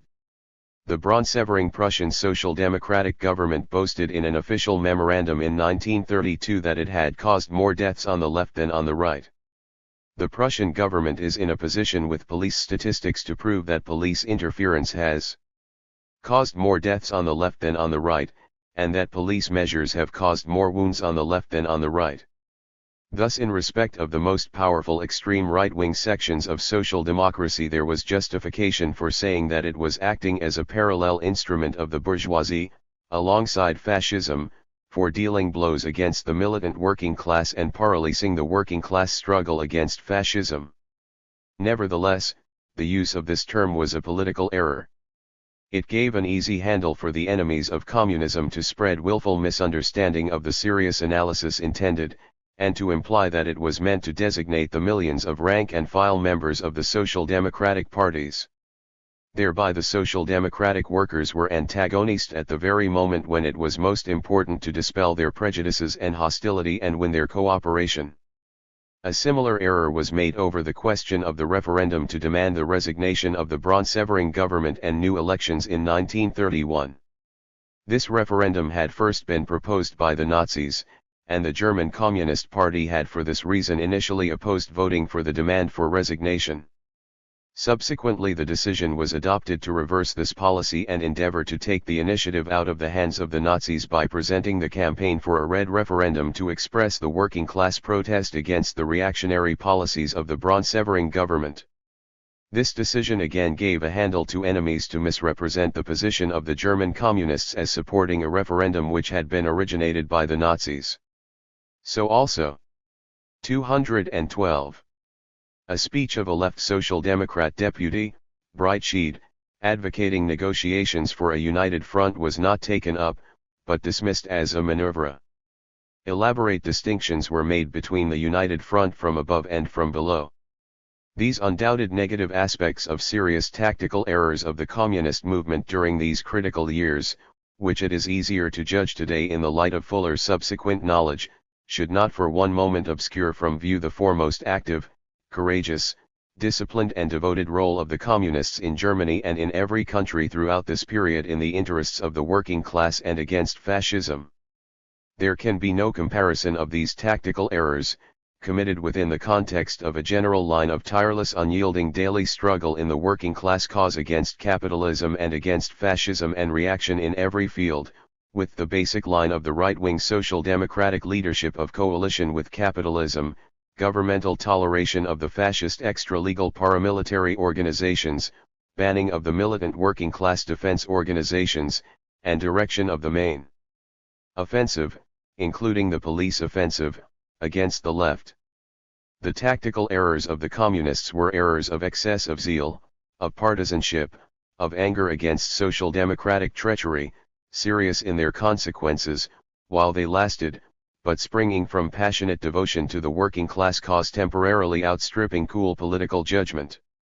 As soon as the increasing gravity of the fascist menace became manifest, the communists were the first to throw aside the previous errors, and urge without conditions, again and again from the summer of 1932 onwards, the united working class front, both above and below, of Social Democrats and Communists, to halt the offensive of fascism. It was the Social Democratic leadership which refused the united front. Already in 1931 the German Communist Party made proposals to the Braun-Severing Social Democratic government in Prussia for cooperation on the basis of a joint program against fascism and reaction. This was rejected. In 1932 a provisional agreement was reached between the secretaries of the Berlin organizations, Franz Künzler, secretary of the Berlin Social Democratic Organization, and Walter Ulbricht, secretary of the Berlin Communist Organization, for joint talks with a view to cooperation, but this was vetoed by the Social 213 Democratic Party executive. In July 1932, the German Communist Party, after the dismissal of the Braun-Severing government, put out its first direct proposal on a national scale to the Social Democratic Executive and Trade Union Executive for a united working class front. This was rejected. The Social Democratic leadership underrated and belittled the Nazi danger, seeing always the main enemy on the left. After the November 1932 elections, with Hitler's loss of over 2 million votes, the Social Democratic press spoke of the final annihilation of Hitler. One thing is now clear, wrote the leading Second International organ, the Vienna Arbeiterzeitung, Germany will not be fascist. I think it is a safe prophecy, wrote the British Labour publicist, Harold Laski, in the Daily Herald on November 19, 1932, that the Hitlerite movement has passed its apogee. The day when they were a vital threat is gone. Only the communists sounded the warning with regard to the election defeats of the Nazis. However great the defeat of National Socialism may have been, it would be criminally foolish to talk of the smashing up of the mass movement of fascism. Similarly, the Social Democratic leadership followed the policy of tolerating Hitler to the point of favoring his coming into governmental position as a desirable development. Thus Severing declared in April 1932, the Social Democratic Party is strongly inclined to see Herr Hitler's Nazis share the governmental responsibility. And the party organ Voruders wrote in the same period, it is a precept of political sagacity to allow the Nazis to come to power before they have become a majority. Only the communists opposed this line and proclaimed in the same period, we shall do everything to bar Hitler's way to governmental power. But the communists were unfortunately in a minority in the working class. Once Hitler had come to power, and the full Nazi terror unloosed had at last opened the eyes of the world to the menace threatening all Europe and the world, the entire strength of the international communist movement was directed to the supreme aim to build up the united working class front and united popular resistance to defeat the offensive of fascism and war. the heroic stand of Dimitrov on trial. 214. In 1933 inspired all mankind. In France in 1934 the first success of united communist socialist resistance to fascism was achieved. The 7th Congress of the Communist International in 1935, through the trumpet voice of Dimitrov, sounded the call to all the working people in every country for unity to defeat fascism and war. The decade of the 1930s became the decade of the greatest popular movement of unity yet known, led by the communists everywhere, to check the advancing offensive of fascism and of war. Chapter 9. The United Front Against Fascism and War. The Communist International puts no conditions for unity of action except one, and that an elementary condition acceptable for all workers, viz., that the unity of action be directed against fascism, against the offensive of capital, against the threat of war, against the class enemy. This is our condition. Georgy Dimitrov, Report to the 7th Congress of the Communist International, August, 1935. From 1933 onwards until the outbreak of the European War in 1939 the question of the united front against fascism and war dominated the situation of the international working class movement, and was the crucial question for the outcome of the increasingly menacing world situation of the 1930s. One fascist war offensive and Soviet peace policy. The victory of fascism in Central Europe reflected the sharpening of the crisis of capitalism and class contradictions after the world economic crisis and breakdown of the temporary stabilization of the 20s. Simultaneously, the sharpening of imperialist antagonisms led to a new increasingly open drive to war, local wars and aggressions, culminating in major war. The distinctive feature of this drive to war during the 1930s was that it was spearheaded by the countries 215, 216 of fascist dictatorship. Thus the offensive of fascism and war was inextricably linked, and the fight against both was equally linked. Basically, the drive to a new world war during the 1930s reflected the same inherent drive of imperialism to war for the redivision of the world as during the period preceding 1914. But its form differed in that the dissatisfied imperialist powers, especially the defeated German imperialism, which were now most aggressively pressing for a redivision of the world, had become the countries of fascist dictatorship. Hence the new war offensive took on the character of a fascist war offensive.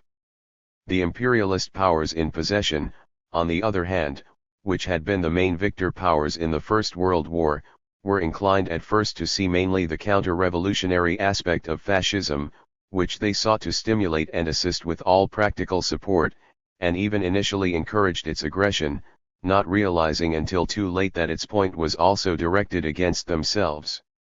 Alongside these changes within the balance of the capitalist world, the most important new feature of the international situation of the 1930s, in contrast to that preceding the First World War, was that it was no longer a single capitalist world. The first socialist state extended over 1/6 of the land surface of the earth and united 1/12 of mankind. This new situation of the parallel existence of capitalism and socialism had already begun at the end of the First World War. But the new socialist state was then still very weak in terms of power, and had to win recognition in the diplomatic field of international relations. By the mid-30s, however, the main construction of socialism had been completed, and this transformed the world's situation. In place of the derelict economy of 1920, which had fallen to 1/7 the industrial level of even the former already backward and dependent Tsarist economy, there was now a major independent industrial power with collectivist agriculture, and a united people, masters of the resources of their country, and among whom class divisions had come to an end. The world economic crisis of capitalism, which ravaged every country of the capitalist world with an extent and 217 universality never before known, stopped at the frontiers of socialism. The impetuous rate of economic growth ascended ever more rapidly, while it descended in the capitalist world. The completion of the construction of socialism by the mid-30s was registered in the new Constitution of 1936 which, had not fascism intervened to bring harsh new requirements, had been intended to introduce the relaxation and further democratic extension that was in practice delayed in fulfillment until the later 1950s. The triumph of socialist construction and industrialization in the Soviet Union, and the consequent emergence of the Soviet Union as a major world power, meant that alongside the capitalist world powers there was now also a socialist world power as the main force on the side of peace.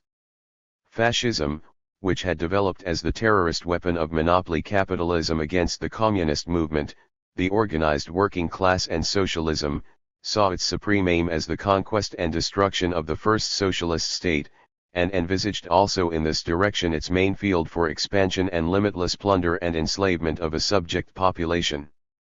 The fascist powers, Germany, Italy, and Japan, organized themselves as an anti-Comintern pact. This did not preclude their aim for the prior subordination or conquest of the Western European powers, who remained to the last fatally blind to the mortal danger confronting them. The Soviet Union was now able to act in the forefront of world politics on the side of peace.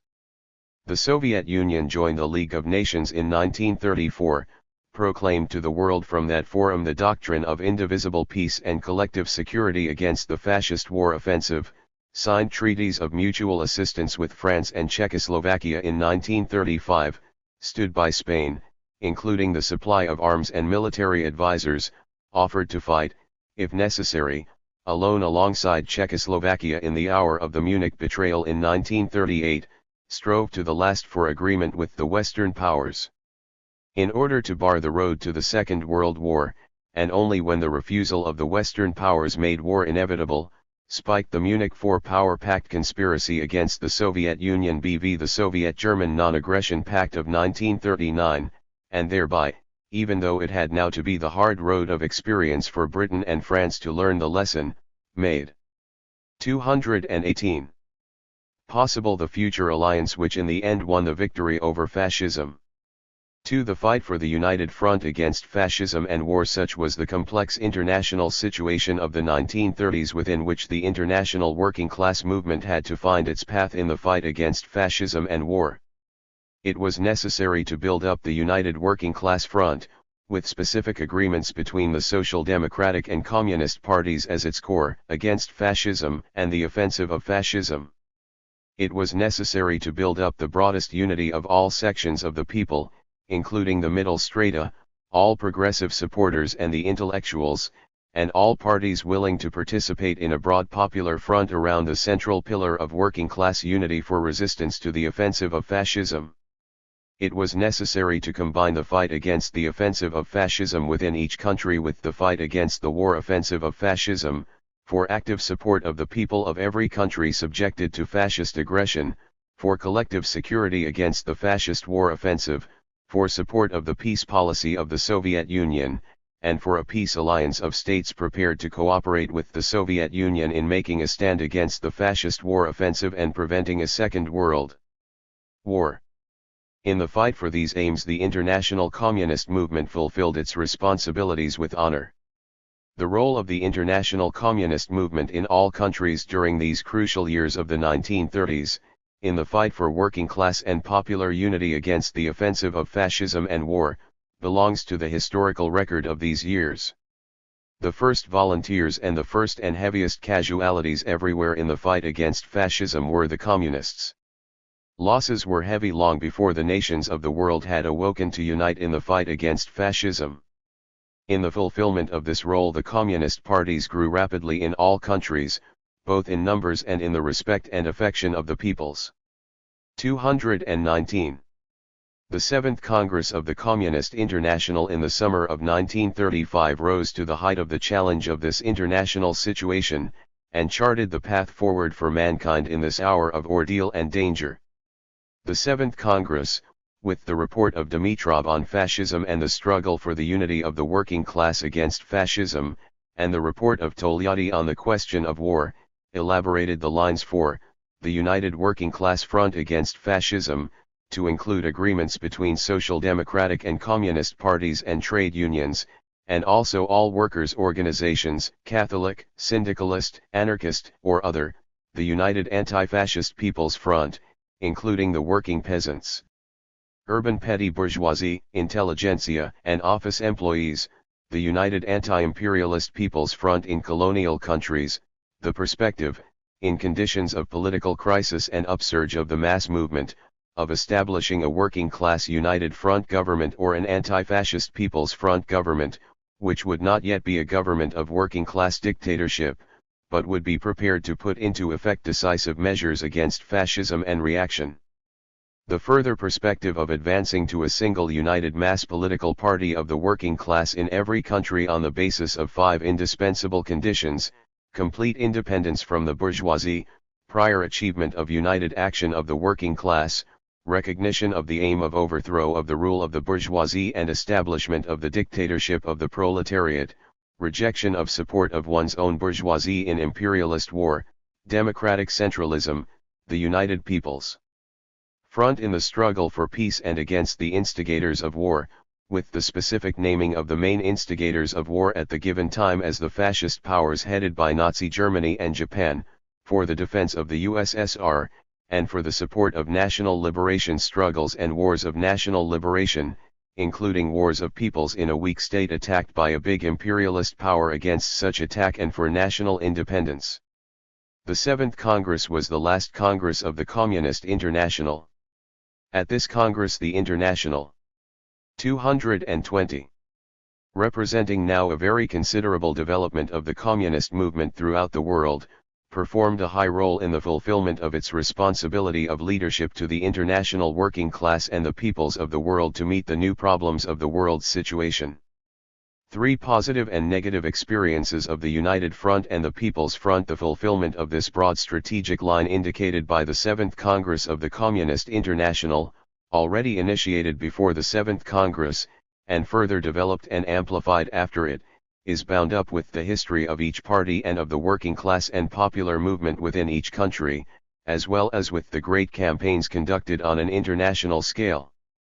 In France in February 1934, when the fascist armed formation Croix de Feu tried to repeat Hitler's conquest of power and marched on the Chamber of Deputies to remove the passive and inert Daladier bourgeois left bloc government, which promptly resigned to make way for the ultra-right Doumergue cabinet of national concentration, the French working class immediately responded to the call of the Communist Party for a giant demonstration on February 9, which was held in the face of the government ban and the mobilization of 40,000 troops and police to break it up, resulting in 10 workers killed and many wounded.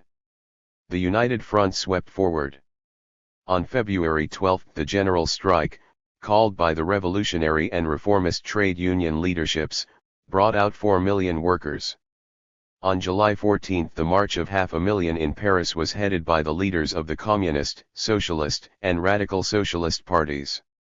In July 1934, the United Front Pact was signed between the Communist Party and the Socialist Party, followed by the first steps to the formation of the People's Front in October, and the unification of the trade union movement in the single Confederation of Labor, completed by the spring of 1936. In the general election of April 1936, the People's Front of the Communist, Socialist and Radical parties won an absolute majority, with the communist representation increasing from 221 to 73 and the socialist from 101 to 148. A socialist and radical coalition government was formed under the premiership of the weak-kneed reformist socialist Blum. This government did not include the communists. Blum rapidly went back on the reforms introduced, and shamefully allowed himself to be used by the British Foreign Office to appear as the sponsor of the criminal non-intervention policy in 1936, by which the Spanish legal republican government was denied its right to arms, while German and Italian fascism poured in armies and arms for its overthrow. Finally he handed over in 1937 to the radical leader Chautemps, and after a short second ministry in 1938 to the radical Daladier, who later became one of the criminals of Munich. This experience showed both the strength and weakness of the United Front and Popular Front. The strength, insofar as the mobilization of the overwhelming majority of the people on this basis did in fact bar the road to fascism, so that fascism could only come to power in France under the heels of the invading Nazi armies. The weakness, insofar as the mobilization and political consciousness of the mass movement was not yet sufficient to overcome the vacillations and treacheries of the reformist leadership.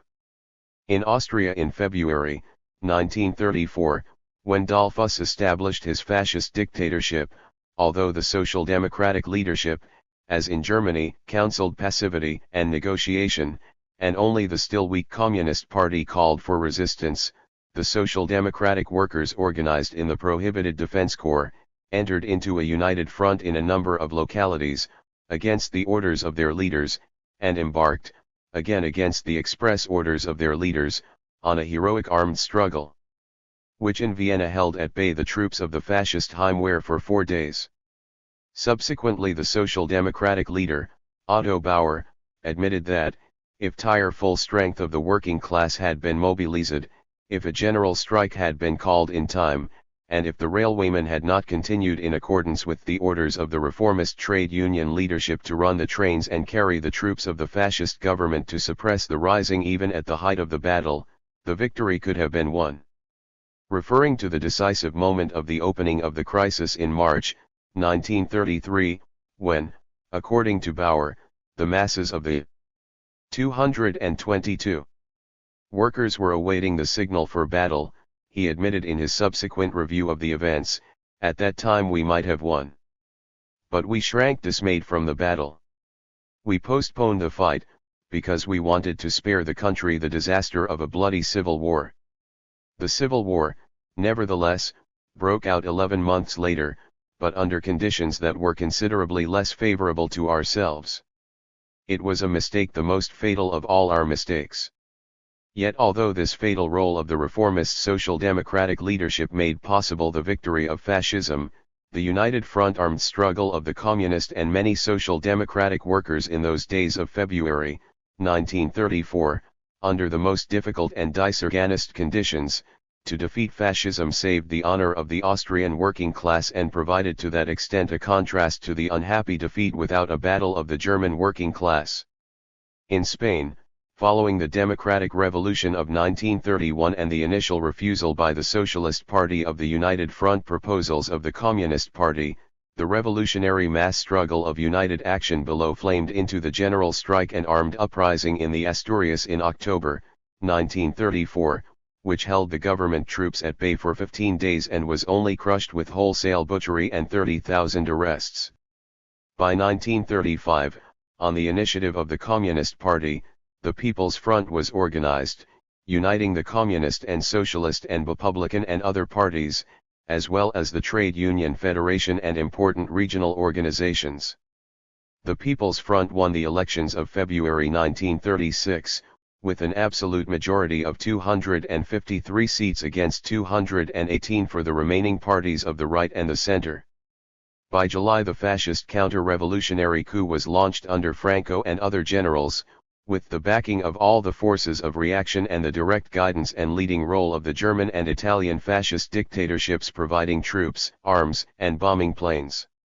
The weak government of Republican and Socialist ministers under the Republican Premier Azina had ignored the warnings of the Communist Party on the counter-revolutionary plot and the necessity to remove the generals before they could stage their coup. Even after the coup, the Azina 223 government remained passive and hesitant, until it was replaced in September by a new People's Front government under the trade union leader and left socialist, Caballero, and with the participation of 2 communist ministers. Then at last active resistance was organized, and the Republican army built up to counter the fascist armies.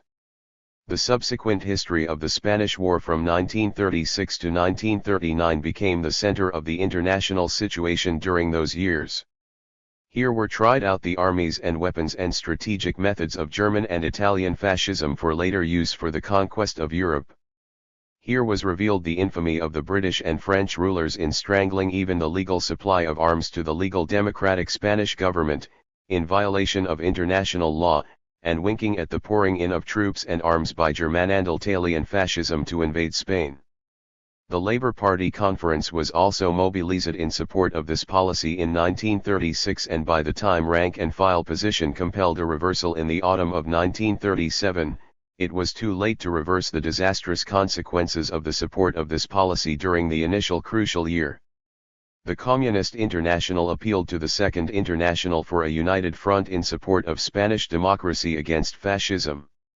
The Soviet government fought in the forefront for the legal rights of the Spanish democratic government, and when this was denied, and the military intervention of the fascist powers continued with the connivance of the Western powers, gave practical support to Spanish democracy under attack. The communist parties in all countries united with all progressive democrats, irrespective of party affiliation, to organize support for Spanish democracy against fascism. Anti-fascist volunteers from the widest range of countries fought alongside their Spanish comrades.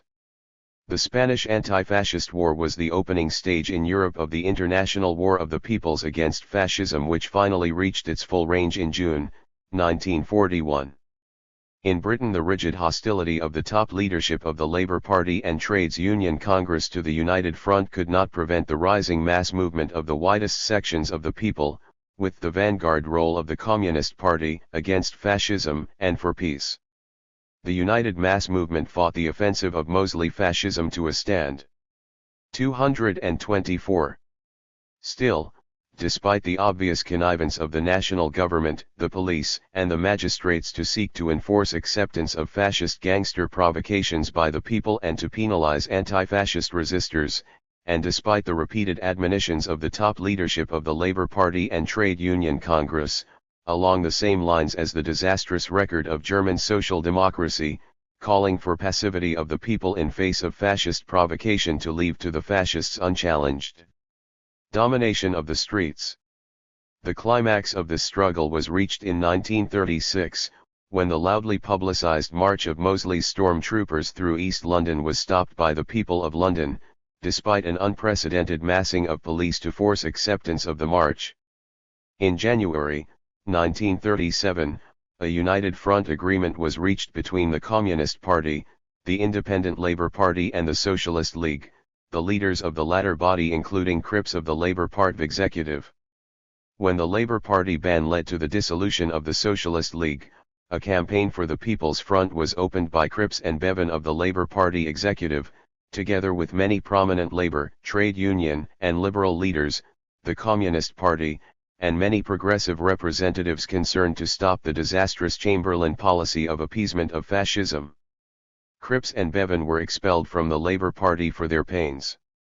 The movement for peace against the fascist war offensive won worldwide support. This was reflected in the International Peace Campaign, initiated in Britain, and organized in countries all over the world.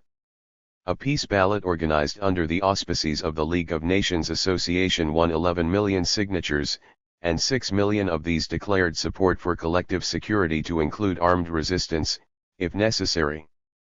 The British battalion of the International Brigade reached such wide support that Attlee, leader of the Labour Party, was honoured to be invited to go out to Spain to greet the volunteers and accept the offer for a company of the battalion to be named after him. When Foreign Minister Eden resigned in the spring of 1938 through disagreement with the policy of Chamberlain in relation to Mussolini, the resultant height of popular demonstration and demand for a change of government could have brought down Chamberlain, had not Citroën intervened. 225. At the last moment on behalf of the Trades Union Congress and in practice saved him. The subsequent fight around Munich belongs to the history of the British political situation and the descent into the war. In China, where the conditions arose for the realization of the National Anti-Imperialist People's Front envisaged by the 7th Congress of the Communist International, the Communist Party, after the epic achievement of the Long March of 1934-35 and the establishment of the base of the liberated regions in Shenzi, in 1936 proposed to Chiang Kai-shek the formation of a broad national front against the Japanese invaders. Chiang refused, but after his capture at the end of 1936, and the generous terms offered by the Chinese Communists, at length in 1937 the agreement for the United National Front was signed. In practice Chiang and the clique around him by no means kept to the agreement, so that the brunt of the struggle against the Japanese invaders fell on the national movement and armies led by the Communists, while Chiang regarded the Communists and popular movement led by them as his main enemy and directed his main offensive against them.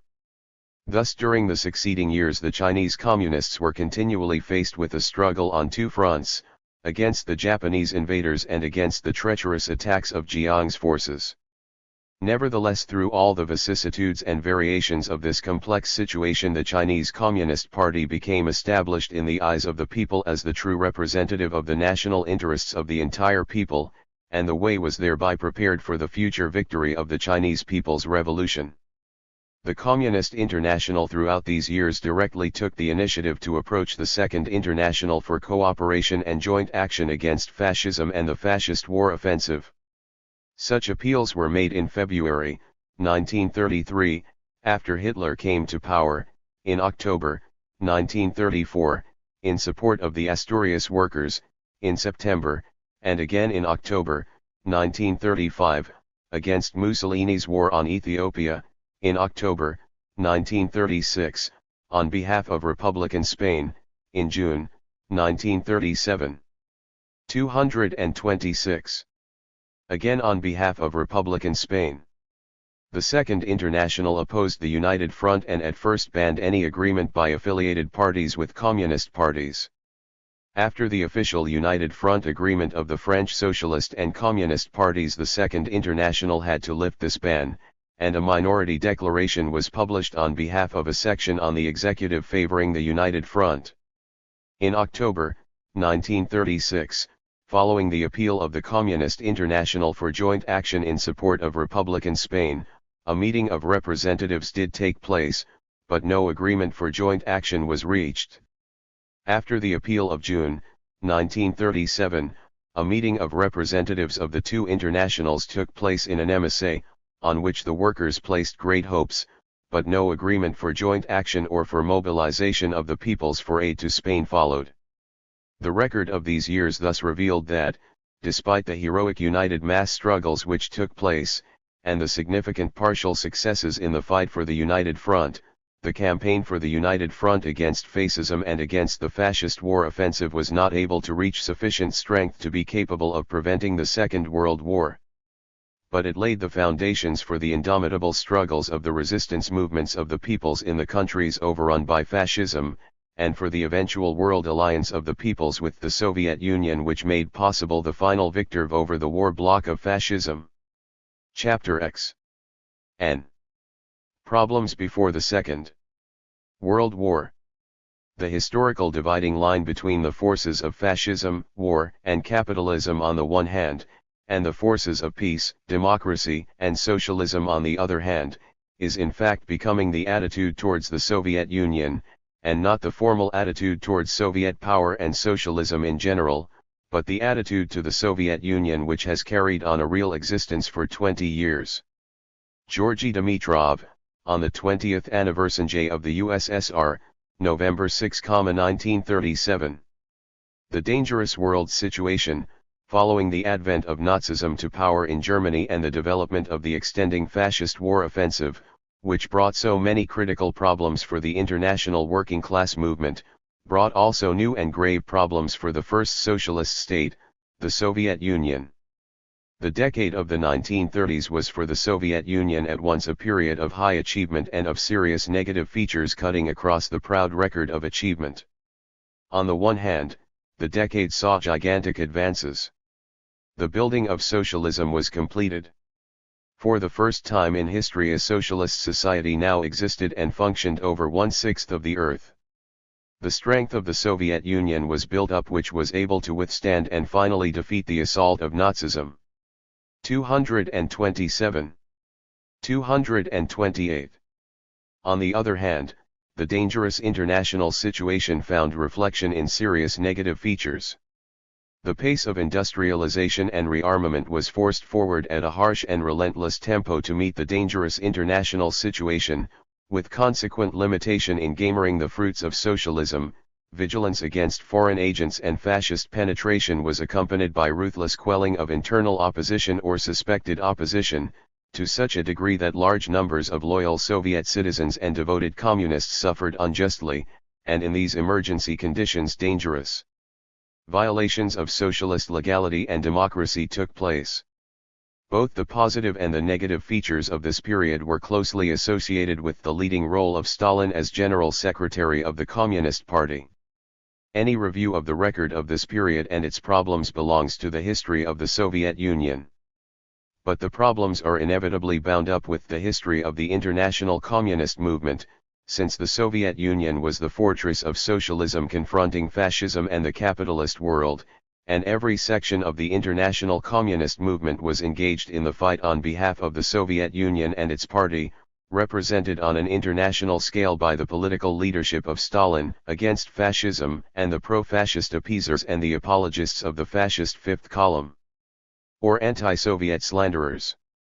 Hence some of the features of this record need here to be taken into account, insofar as they are linked with the general problems of the international working class movement and the international fight against fascism. 1. Socialism victorious and the peace policy of the Soviet Union. The same decade which saw the ravages of the worst world economic crisis in capitalist history, and the placing of Nazi barbarism in power in the most developed industrial state of capitalist Europe, saw the victorious completion of the construction of socialism in the Soviet Union. The first five-year plan, which set the original example and precedent for hundreds of subsequent five-year plans also in capitalist countries all over the world, was completed by 229. The beginning of 1933 ahead of time in 4 years and 3 months. The completion of this first five-year plan had successfully laid the foundations of socialist economy in the Soviet Union. By its achievement, the Soviet Union had been converted from a backward agrarian country to a developed industrial country. By 1932, the volume of output of large-scale industry was already more than 3 times the level of 1913 and more than double the level of 1928. Vast new industrial enterprises had been established for the production of iron and steel, tractors, automobiles, and aircraft. At the same time, the completion of agricultural collectivization, although it had been undoubtedly accompanied by excesses in forcing the pace, which became the target of criticism at the time, and by violence in expropriating the kulaks, as well as by heavy initial losses in livestock, did in fact achieve a qualitative change without precedent in history, the transition from ancient traditional petty peasant farming to a solidly based large-scale collective farm system, with state machine and tractor stations to supply up-to-date agricultural machinery. In contrast to the 50 million unemployed in the capitalist world during the period of the first five-year plan, full employment was achieved for the first time in any country in the world, and the employment exchange buildings were transferred to other uses, as they were no longer needed. The second five-year plan, initiated in 1933, and also fulfilled ahead of time, by April 1937, completed the construction of socialist economy, equally in industry and agriculture, in the Soviet Union. By 1937, total industrial output was more than double the level of 1932 and 8 times the level of 1913. Collective agriculture was firmly established, drawing in 93% of peasant households, and equipped with 456,000 tractors and 129,000 combine harvesters. The national income was more than doubled during the period of this plan. The wages and salaries fund increased 2.5 times, distributed among less than 1/5 more workers and employees. The money incomes of collective farms increased more than threefold. The number of students in higher educational institutions reached 500,000. With the completion of the construction of socialism, the final elimination of the division of exploiting and exploited classes, and its replacement by the cooperation of friendly 230 classes, the working class, the peasantry, and the intelligentsia, engaged jointly in building and carrying forward socialism, found expression in the new socialist constitution of 1936, which replaced the previous class weighting of the franchise to exclude exploiters and ensure the dominant position of the industrial working class, by equal universal suffrage, with the Soviets no longer indirectly elected, but directly elected by universal suffrage and the secret ballot. Such was the developing socialist society which had to confront the hostility and menace of a capitalist world lurching into fascism and the fascist war offensive. In the face of this offensive, the Soviet Union was in the forefront of efforts for peace and disarmament throughout this period, and, as the fascist war offensive advanced, for collective resistance to halt fascist aggression and prevent a Second World War. The record of the Soviet Union in this critical international situation was the counterpart of the parallel striving of the international working class and democratic movement, with the communist parties in the forefront, for the united front against fascism and war. This record found expression in the League of Nations, through the representative role of Litvinov, the proposals for disarmament, the aid to China against the Manchurian offensive of Japanese military fascism, the Franco-Soviet and Czech-Soviet pacts, the aid to the Spanish democratic government against the German-Italian fascist aggression, the steadfast stand by Czechoslovakia at the time of the Munich betrayal, the ceaseless efforts, even up to the very latest point of danger, to achieve a three-power mutual security agreement between Britain, France, and the Soviet Union, which could have prevented the Second World War.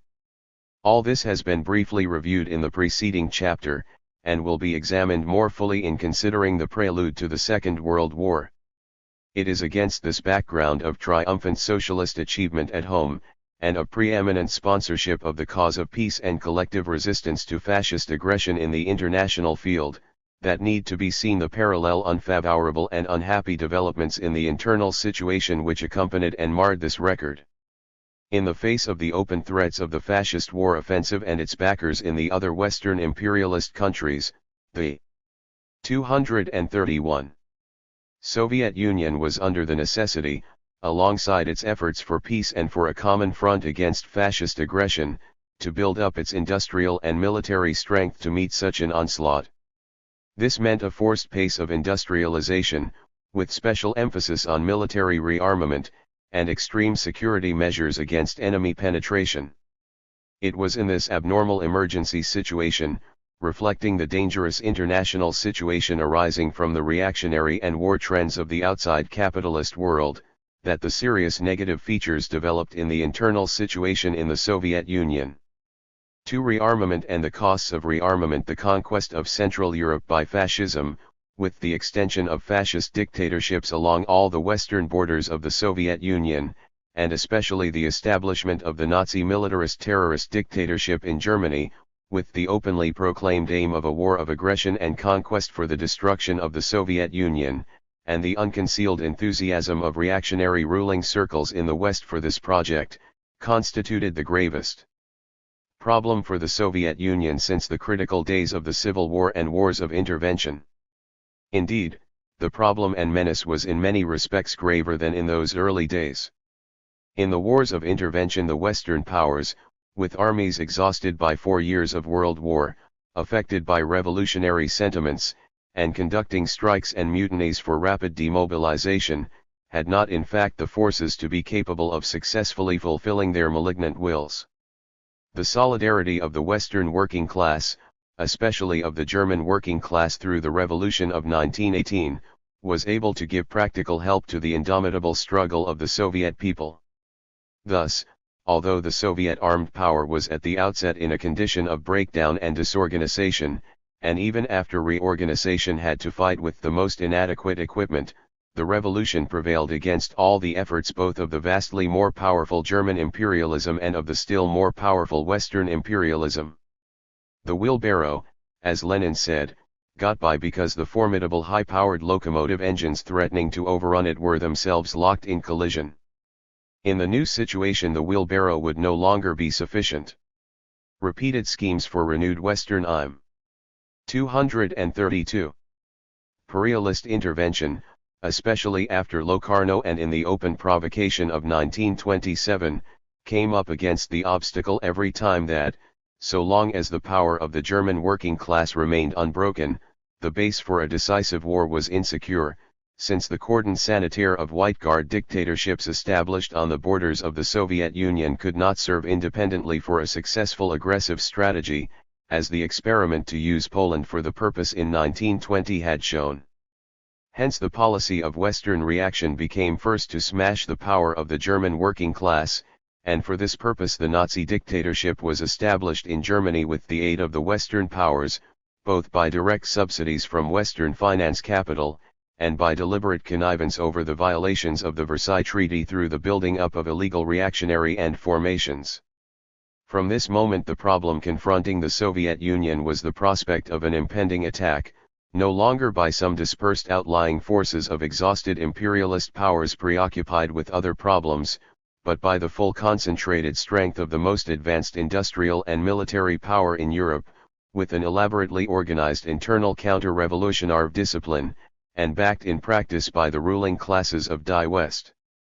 Already before the final installation of Hitler in power, in 1931, with the advent of the world economic crisis ending stabilization and bringing the prospect of a new era, as Die Sixth Congress of the Communist Internationale had predicted, of international collisions, Stalin had given explicit warning of the Herculean task confronting the Soviet people to be prepared for such a major assault and war within a short space of years. To slacken the pace means to fall behind. And the backward are always beaten. But we do not want to be beaten. The history of old Russia is the history of defeats due to backwardness. She was beaten by the Mongol Khans. She was beaten by the Turkish Beys. She was beaten by the Polish-Lithuanian squires. She was beaten by the Anglo-French capitalists. She was beaten by the Japanese barons. All beat her for her backwardness, for military backwardness, for cultural backwardness, for industrial backwardness, for agricultural backwardness. 233.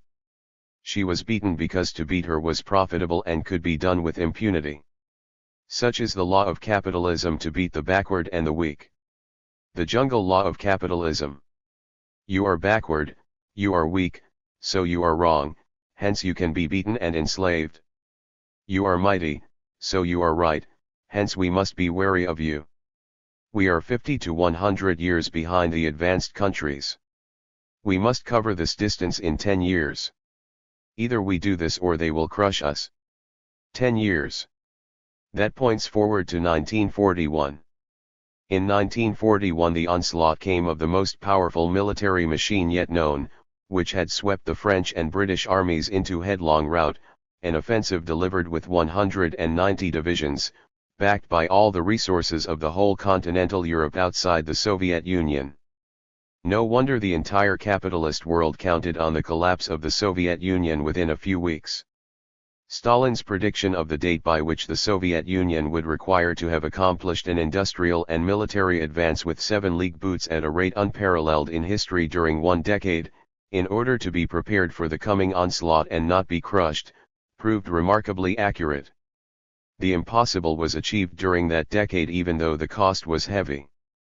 The heroism and sacrifice of the Soviet people during the 1930s paralleled the heroism and sacrifices of the Revolution and the Civil Wars and Interventionist Wars, or of the Great Patriotic War which followed, in accomplishing against every obstacle this miracle of economic achievement and military rearmament, no less than in tireless vigilance to check every weakness, faint-heartedness, or attempted penetration by the enemy even though the human cost was great, and heartbreaking.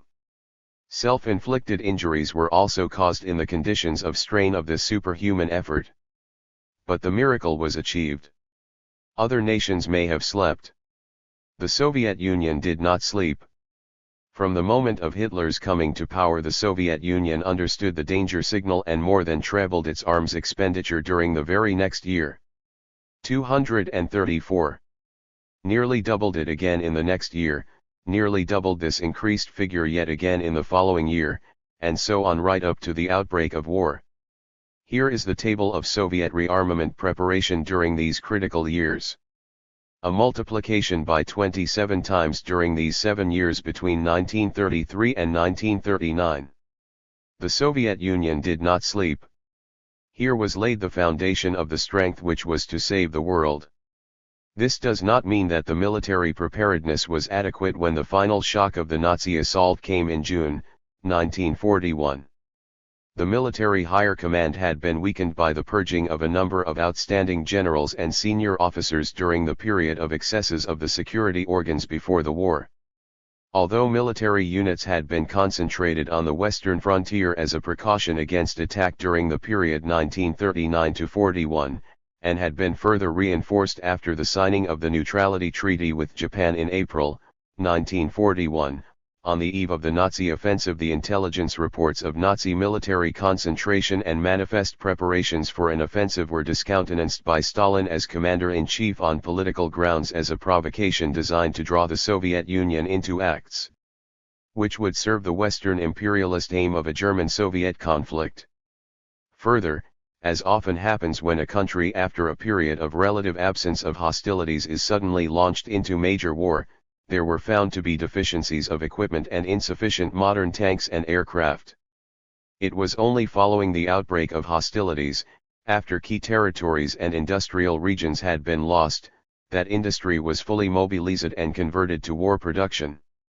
Nevertheless, it was the foundations of the war industries and rearmament laid during the 235 1930s which made possible the further gigantic expansion and achievement during the war, so that, alongside the large and valuable supplies from the United States and Britain, no less than 96% of the total of tanks, artillery, aircraft, and other weapons of war used by the Soviet armed forces during the Second World War were supplied by Soviet industries.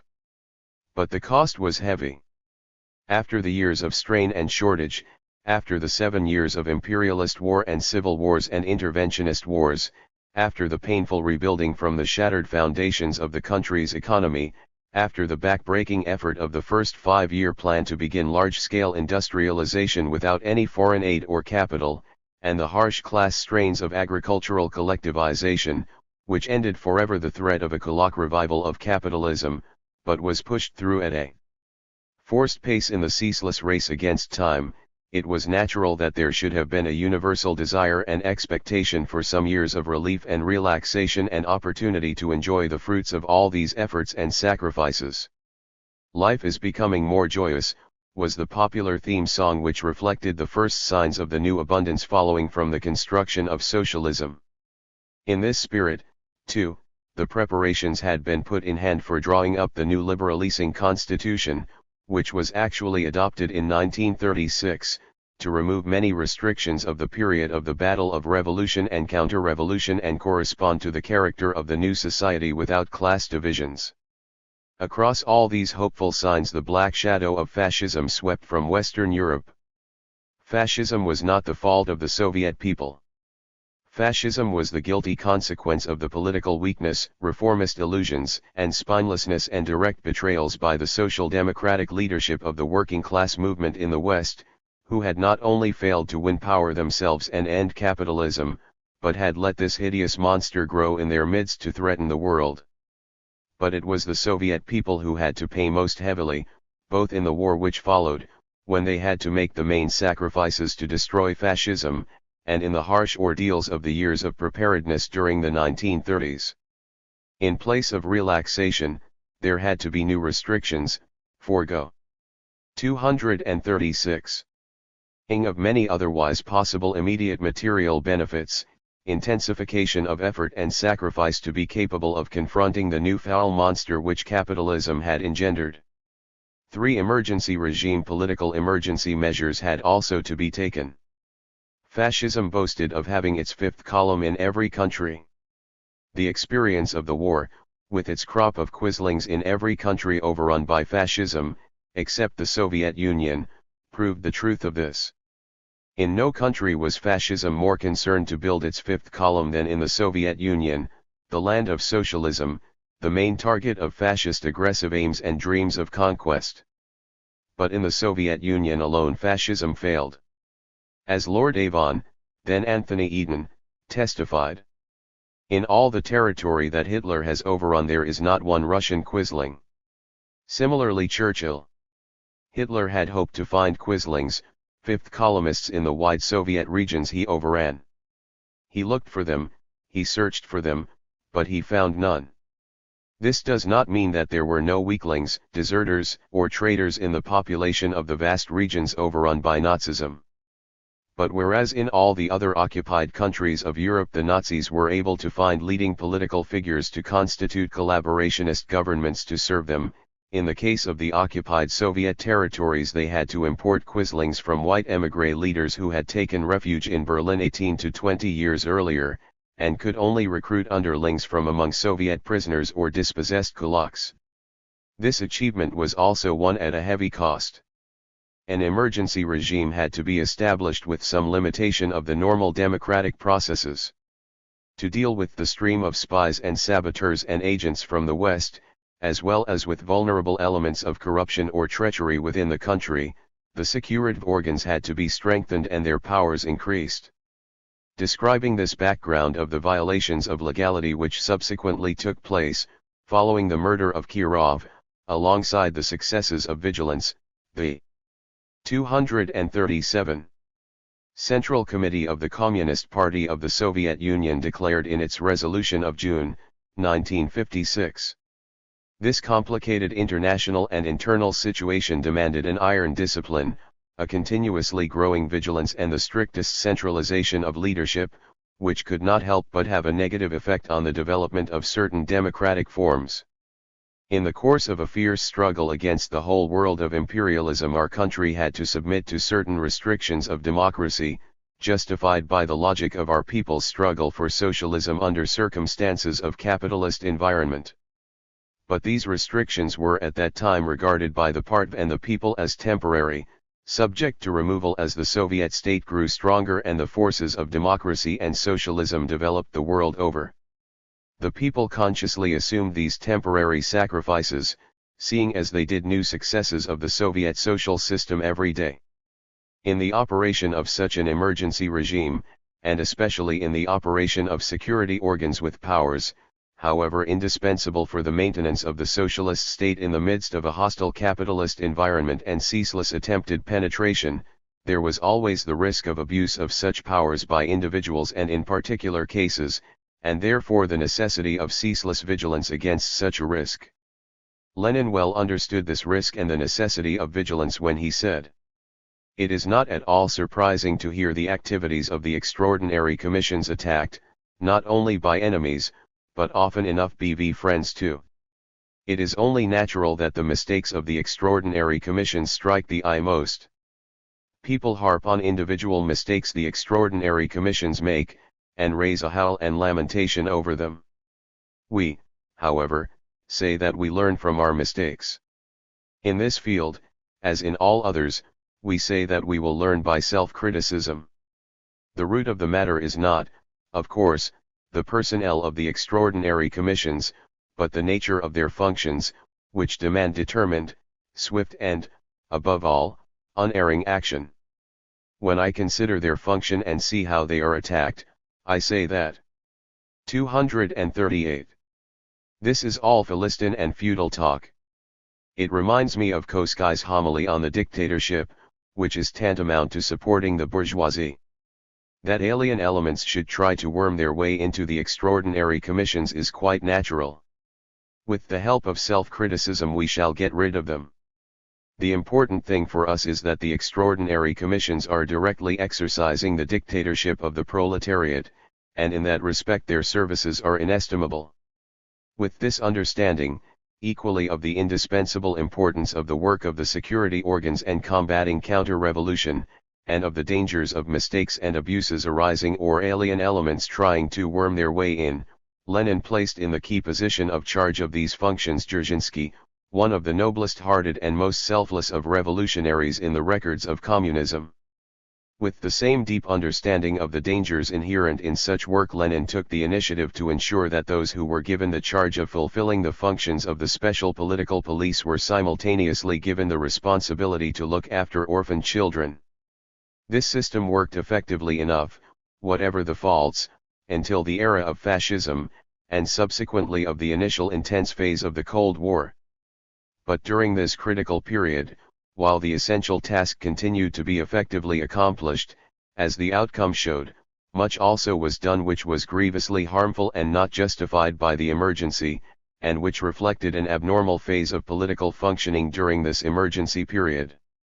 Alongside the guilty, many innocent also suffered, and were arrested and sentenced either to death or terms of imprisonment and exile in the camps, although in some cases they were only representatives of political dissent who were not guilty of criminal actions and therefore should not have been dealt with administratively, or in other cases were outstanding revolutionary fighters against whom no charge could be justified, and who have since been rehabilitated.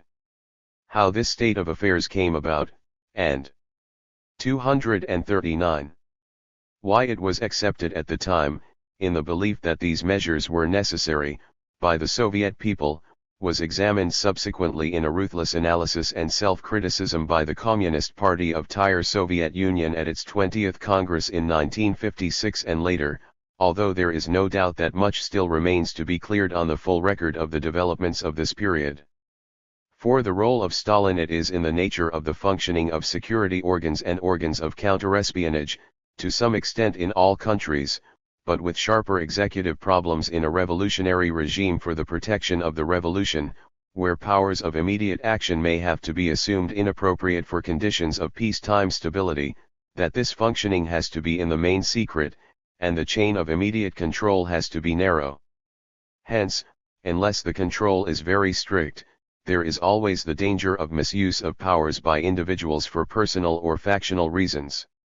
The experience of the resistance movements in the Nazi-occupied countries of Europe, and their indispensable need to exercise very summary justice in the case of treachery, weakness, or passing on of information, or even grave suspicion of the same, may afford some analogy in a non-Russian context. In these conditions, the pivotal role and essential safeguard against abuse depends in the first place on the character of the man in charge at the top, and above him on the character, judgment, and personality of the highest political chief, whether head of government or general secretary, to whom he reports, and only ultimately on the central committee or governing political body. During this critical period, all these essential safeguards failed to fulfill their function, that is, of combining the relentless execution of every measure necessary for the protection of the revolution with vigilance against abuses. It should be noted that this distortion of functioning did not take place during the period of Lenin, nor during the period of Stalin's earlier leadership. Thus it was not inevitable or inherent in the system. The distortion took place in the period of fascism and the fight against fascist penetration, and in the period of the initial most dangerous phase of the Cold War and the fight against Western Cold War penetration, until such time as the ending 240 of Western nuclear superiority made possible some relaxation of international tension. During this period, the chiefs of security were no longer of the mold of a Dzerzhinsky, and were later adjudged criminally unworthy of their trust. But the key responsibility rested with the direct political control in the hands of the General Secretary, and this in turn depended on the character and personality of the General Secretary, J.V. Stalin, and the special position of authority he had come to occupy. It is important to note that there was no formal decision of any change in the constitution, either in respect of the government, or in respect of the party, to give Stalin this special authority. Initially he had earned it in practice by his record, proved capacity of political leadership in the most difficult conditions, and the consequent universal confidence placed in him. Thus at the outset Stalin's authority, which came to be in practice overriding in every sphere, was only based on his recognized higher political capacity and strength of leadership. But later this special authority was artificially and harmfully reinforced by gross violation of the normal provisions for the functioning and regular meeting of the higher democratic organs of the party, and by administrative and coercive measures which took on a criminally extreme character. Such was the abnormal situation which developed during this period of emergency, calling for the greatest heights of leadership, and which the 20th Congress of the Soviet Communist Party subsequently analyzed as the cult of personality, finding therein the root cause of the evils which marred this period of heroic achievement of the Soviet people. So it came about that the personal character and role of one individual leader became during this prolonged abnormal period of emergency a decisive historical factor, both for good and for evil. Stalin was the foremost revolutionary political leader of the working class and socialism after the death of Lenin. Lenin's final letter of personal guidance, which was read to the delegates of the 13th Congress after his death, singled out Stalin and Trotsky as the two outstanding leaders in the Central Committee of the Communist Party. His criticism of Trotsky referred to his record of non-Bolshevism, that is, a 241 political shortcoming. His criticism of Stalin found no political shortcoming, but pointed out that he was too rude and urged in consequence the transfer of the post of General Secretary to an alternative who would differ from Comrade Stalin only by one advantage, namely, more tolerant, more loyal, more polite, and more attentive to comrades, less caprice, etc. He added that this may seem an insignificant trifle, but that from the point of view of what I have written about the relations of Stalin and Trotsky, it is not a trifle, or it is such a trifle as may acquire decisive importance. Thus Lenin wished to see in the leading post held by Stalin one who would combine the political capacity of Stalin with the quality of being more tolerant to comrades. Unfortunately, after reviewing the principal other members of the Central Committee, Zinoviev, Kamina, Bukharin, and Pyatakov, on all of whom he made severe strictures, he did not find it possible to make a positive alternative recommendation.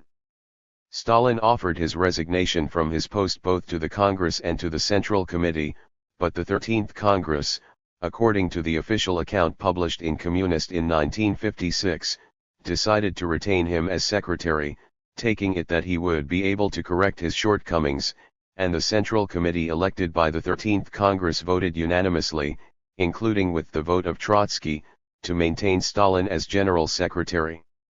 During the subsequent critical years after the death of Lenin, Stalin fulfilled an outstanding role of revolutionary leadership of the party and the Soviet people in the collective fulfillment of the gigantic tasks of building the first socialist society in history, of industrialization and agricultural collectivization, of rearmament against fascism, of the complex diplomacy to seek to build an alliance against the war offensive of fascism or, failing that, to prevent a world capitalist and fascist alliance for the destruction of the Soviet Union, of the supreme ordeal and triumphly in the Second World War against fascism, and to meet the complex new problems of the international situation and requirements of rapid technological advance after the Second World War. At the same time, the Communist Party, with the guidance of his leading role, carried forward in this way the 242 policies indicated by Lenin and rooted the defeatist and disruptive offensives conducted by successive opposition factions associated with Trotsky, with Zinoviev and Kamina, and later with Bukharin and Rykov. On the basis of this record of epic achievement of the Soviet people under the leadership of the Communist Party, with Stalin at its head, the confidence in Stalin's judgment and leadership, and the popularity and political authority of Stalin, reached an unparalleled high point, not only in the Soviet Union, but throughout the world. The name of Stalin became identified with the triumph of socialism and the heroic achievement of the Soviet people in the Second World War. There is evidence that during the earlier years of this period Stalin paid heed to the warnings of Lenin.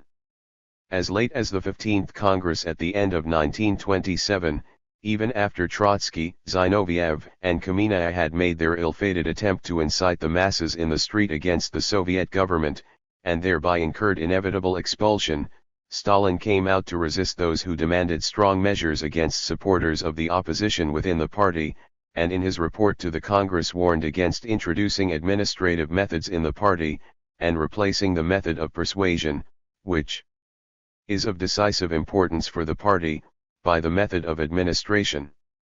But subsequently he was carried away by his position of exceptional political authority to take on himself to an increasing extent personal decisions, or decisions with a very small inner group of the leadership, and to diminish the regular meeting and functioning of the democratic organs of the party.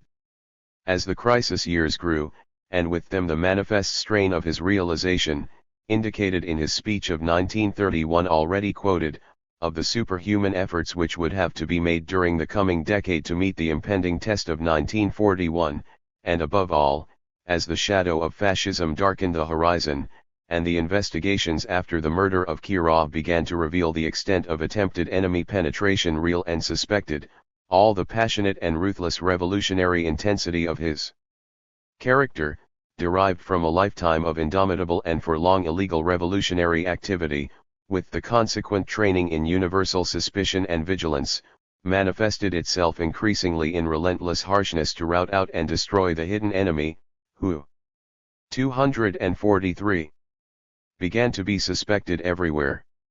Lenin's warning proved justified. From this exceptional situation the cruel and harmful consequences followed, even at the same time as the giant tasks were successfully achieved.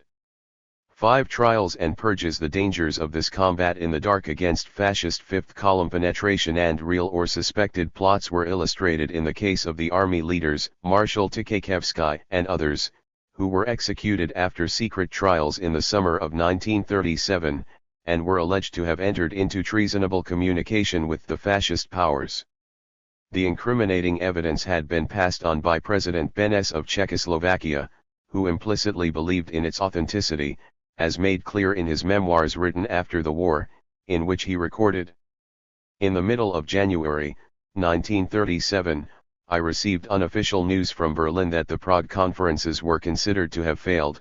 I was also very confidentially informed that Hitler was now carrying on other negotiations which, if successful, might have some effect on our affairs. We discovered from an unconscious slip of the tongue by Trott-Mansdorf that these other negotiations were with the Soviet anti-Stalin conspirators Marshal Tkhachevsky, Rykov and others. Hitler fully believed these moves would be successful and therefore for the time being had no further interest in pressing conclusions in our case. The whole European situation would truly have been altered had he succeeded in overturning the Soviet regime.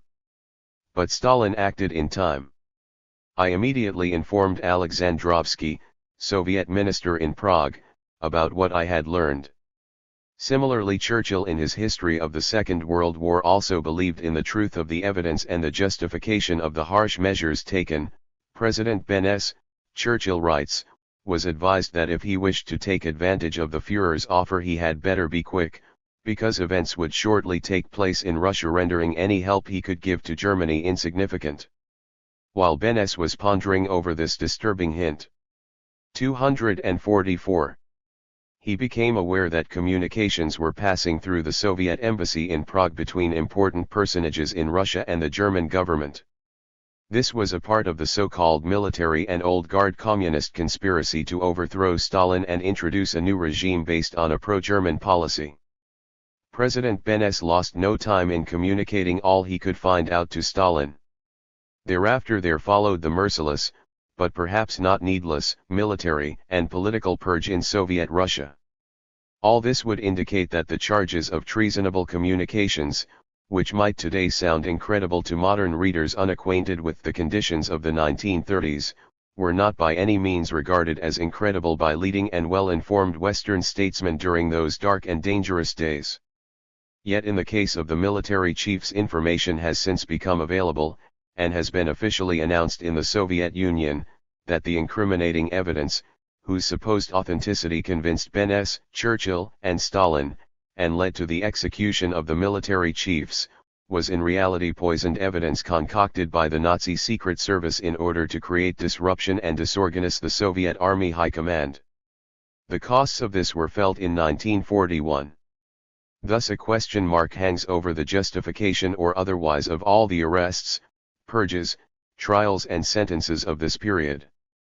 Although an elaborate process of legal review has been conducted from 1953 onwards, and many partial results in particular cases have been published, as well as releases of survivors who were still in the camps, no completed record of conclusions has so far been available, giving comprehensive statistics of the numbers arrested, the numbers and types of sentences, and the subsequent findings, after review, of guilt or innocence. It may well be that in the nature of the conditions and records, and with the passage of time, such a final comprehensive review is no longer possible. This has left the ground free for the not inconsiderable band of hostile anti-Soviet commentators to produce endless contradictory 245 mises of astronomical numbers of millions alleged to have been sentenced. These surmises need to be regarded with some suspicion, not only because the factual basis is lacking, but because such a presumed mass scale of terror would have been incompatible with the overwhelming manifest popularity of the regime and unity of the regime and the people shown equally in the creative achievement of the 30s and in the grueling ordeal of the war. Here was no cowed population as under Hitler, but a revolutionary people who had shown themselves capable of overthrowing the tyranny of Tsarism, hurling back the armies of the Entente, and finally routing the supposed invincible blitzkrieg of Hitler. The complete contrast with the terror regime of Nazism was demonstrated by the experience of the war. When the Allied armies advanced into Nazi Germany, as soon as the official governing structure of Nazism fell, there was not a whimper of popular resistance. In the Soviet Union, wherever the Nazi armies advanced with unexampled terror, the people in the rear of the Soviet armies, so far from submitting, carried forward their fight for their Soviet regime in unvanquishable partisan warfare. All the records of the Nazi invaders now made available have revealed their amazement and bewilderment over the intractable problem with which they were faced, that here they found a unity between the people and regime which they had never before seen paralleled in the Western countries they had invaded. From this the conclusion may be drawn that the heavy hand of the arrests and sentences during this period probably hit mainly a special section, that is, among a serious proportion of the leading and middle cadres of the apparatus in the bureaucracy and in the party. The direction of these blows may even have increased the confidence of the masses of the people in the leadership at the top and the role of Stalin, that there was no fear to deal, when necessary, even with those who might regard themselves as too big and important to be touched. Thus, as in other revolutionary periods, relentless executive action against prominent individuals suspected of counter-revolutionary aims or plots, so far from reflecting a general atmosphere of tyranny and enslavement, could be accompanied by a high level of mass. 246. Revolutionary enthusiasm and confidence in the leadership of the regime. All this is no excuse for the evils, persecutions, and injustices which took place, but only a help to understand how it was possible that, in the midst of such heroic socialist achievement of the entire socialist people, such evils could be tolerated, or accepted through belief in their necessity. 6. Trotskyism and counter-revolution. A complicating factor in the tangled story of this era was the political line promulgated during these critical years by Trotsky from outside the Soviet Union and the illegal or conspiratorial faction of his followers which he claimed to have organized inside the Soviet Union. Whatever the final verdict of history on the public trials during 1936–38 of leading political figures, who were sentenced for alleged counter-revolutionary conspiracy in association with Trotsky, there can be no question of the actual political line which was put forward by Trotsky in his writings and given as his directive for his followers inside the Soviet Union. This line was for the violent overthrow of the Soviet government, and openly calculated on an impending military defeat of the Soviet Union by Nazism as providing the opportunity. The final verdict on the trials, whose validity is disputed by many living, will rest with future historians. Leaving this controversy aside, what can usefully be done is to assess the available evidence which is outside the sphere of dispute, entirely apart from the disputed evidence of the trials, on the political position taken by Trotskyism during this period. On this certain facts are indisputable from his own actions and published writings. 1.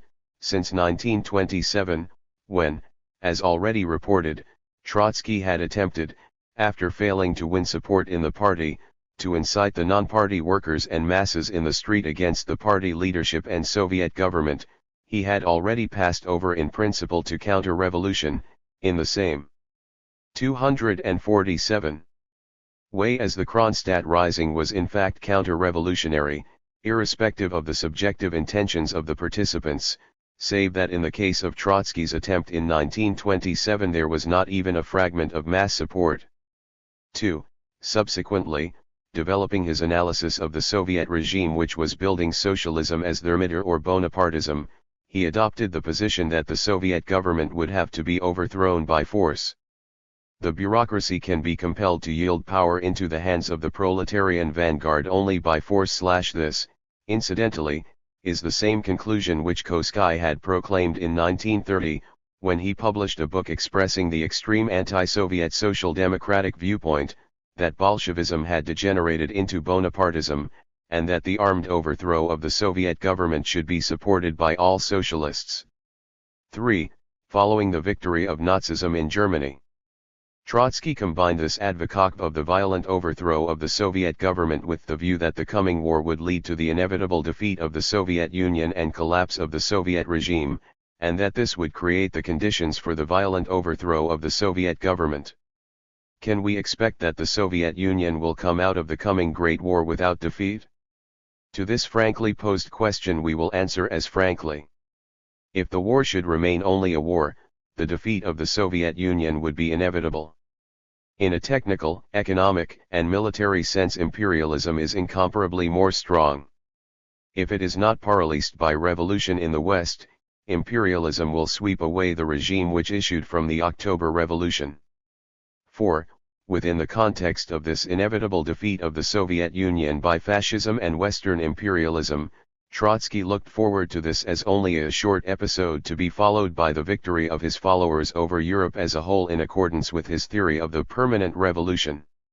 248. Even a military defeat of the Soviet Union would be only a short episode, in case of a victory of the proletariat in other countries. And on the other hand, no military victory can save the inheritance of the October Revolution if imperialism holds out in the rest of the world. 5. The violent overthrow of the Soviet government is defined as the key task of the organized Soviet section of the Fourth International, that is, of the Trotskyist organization in the Soviet Union. There is no peaceful outcome of this crisis.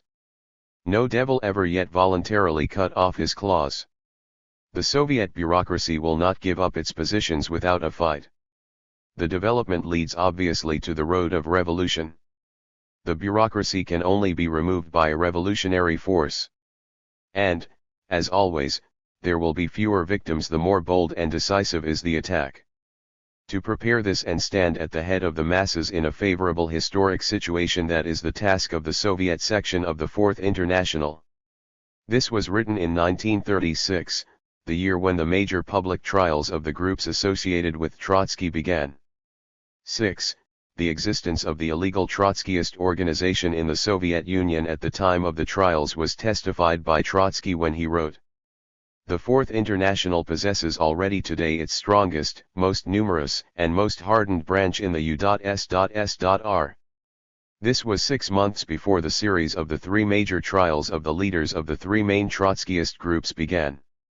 Thus an examination of the available external evidence provided by Trotsky himself during the period of the trials, and disregarding the disputed evidence of the trials, would indicate that the actual political line of Trotskyism during this period was the establishment of an illegal organization of hardened cadres within the Soviet Union for the purpose of the violent overthrow of the Soviet government, and speculation on the inevitable defeat of the Soviet Union by Nazism in an impending war, consequent collapse of the 249 Soviet regime, and creation thereby of the conditions for the ultimate triumph of Trotskyism.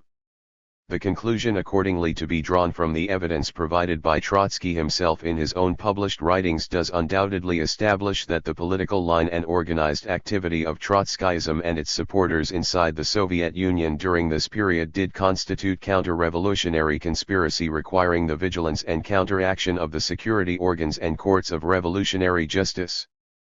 But from this acorn of Trotskyist or other organized counter-revolutionary conspiracy during this period, and attempted fascist fifth column penetration, a monstrous oak tree grew. Trotskyism provided the starting point and the pretext for the security organs to spread their net wholesale and carry through the most indiscriminate and indefensible arrests and sentences of thousands of innocent people, who at the most represented only some trend of political dissent and were wrongfully treated as enemies of the people, and who in many cases were the unhappy victims of completely fabricated charges without being given any opportunity to clear themselves. Such was the black side of this period of Soviet history. 7. Drawing the balance. Nevertheless, this black page in the history of the revolutionary movement should not for one moment obscure from the view the predominant and far more powerful positive character of this period, which was in fact an era of triumphant and heroic mass revolutionary achievement, equally in the building of socialism, the preparedness to resist the assault of fascism, and the final smashing of fascism in the supreme test of war. Three essential considerations should be borne in mind. First, even during the gravest period of violations of socialist legality and of proper democratic functioning of the higher party and administrative organs, not only was the basic socialist character maintained and strengthened, but the basic democratic life of Soviet democracy below, with mass participation in the running of affairs, on a scale unparalleled in any other state, continued and even flourished, as anyone visiting the Soviet Union during those years could see. The Dutt. 9*250. Encryption by the webs of the Soviet system during these years as multiform democracy was not entirely a case of these hard-bitten old experts in analyzing political institutions having sand thrown in their eyes under cover of paper formulas, but a reflection of observation of practice. As explained already, the violations hit mainly the cadres of the apparatus. The crude violation of the standards of party life in the practical work of the central organizations at the time of the personality cult did not in the least paralyze the activities of the party and of the state as a whole, and did not change the social nature of Soviet socialist society. In spite of the personality cult, democratic principles continued to prevail in the Republican, territorial, regional and local party organizations which made up the foundation of the party and do the daily work or organization and education among the masses of the people. Party meetings and conferences, reports, and elections of party organs were regularly held locally. Extensive and varied work was also done locally by the Soviets of Workers' Deputies, the trade unions and the Young Communist League. The personality cult, naturally, impeded these activities and set obstacles in the path of the development of the creative initiative and of the active work of the masses of the people. But it could not check the onward march of society along the road to socialism, and could not change our socialist system. Second, what went wrong was not inherent in socialism or in communism or in Soviet democracy, since it did not arise during the first decade and a half of its existence, but was an alien growth which arose in the era of fascism and in the extreme emergency conditions created by the necessities of the fight against fascism and against fascist penetration. But fascism was the consequence, not of any failings of the Soviet people, but of the failings of the Western working class movement and democracy, which, in place of uniting with the socialist revolution, allowed the fascist monster to arise, proved incapable to combat it or prevent its expansion, and 251. Finally had to turn to the help of the Soviet people and of the socialist state to destroy it. This consideration should certainly be in the minds of Western critics, especially Western liberal and social democratic critics, who imagine they can assume airs of superiority to rebuke the Soviet people for these distortions, rather than themselves. Those who have not succeeded to carry through their socialist revolution, who still live under daily toll to the landlords and capitalists whom they have not yet been able to throw off their backs, should show a certain becoming modesty in laying down the law to those who have achieved their socialist revolution, however hard and painful the road. Third, and most important of all, the great historical tasks set in this era, on which the future of mankind depended, were successfully accomplished, despite the costs. Socialism was built. Fascism did not succeed to penetrate the Soviet order, as it had penetrated every other social order. In the Soviet Union alone, as Eden and Churchill subsequently testified, Hitler was unable to build his fifth column or find a single quisling in the regions overrun.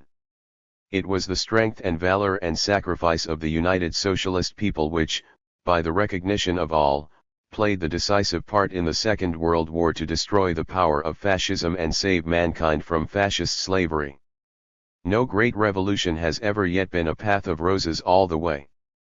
But whatever the incidental unhappy pages in the record, the Soviet people, by their vanguard role in carrying through the first victorious working class revolution, in building the first socialist society, in confronting and breaking the fascist monster which threatened all peoples, and now in every sphere of social and cultural and scientific and educational advance on the pioneer path to communism, have performed a service in human history whose radiance will never be dimmed. Chapter 11.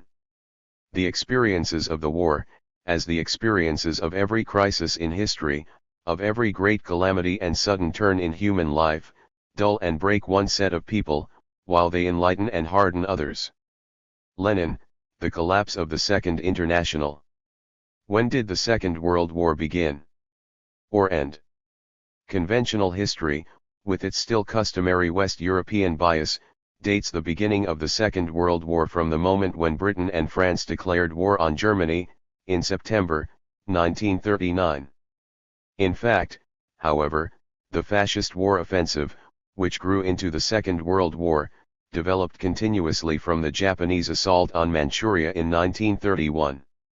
In this sense, the true beginning might be thrown back to 1931. On the other hand, the West European Regional War of 1939–40 did not become a world war until 1941, with the involvement of the great powers extending beyond Europe, of the Soviet Union, the United States and also Japan. In this sense, all the successive phases which developed from 1931 to 1941 might be regarded as the prelude to the real World War which began in 1941.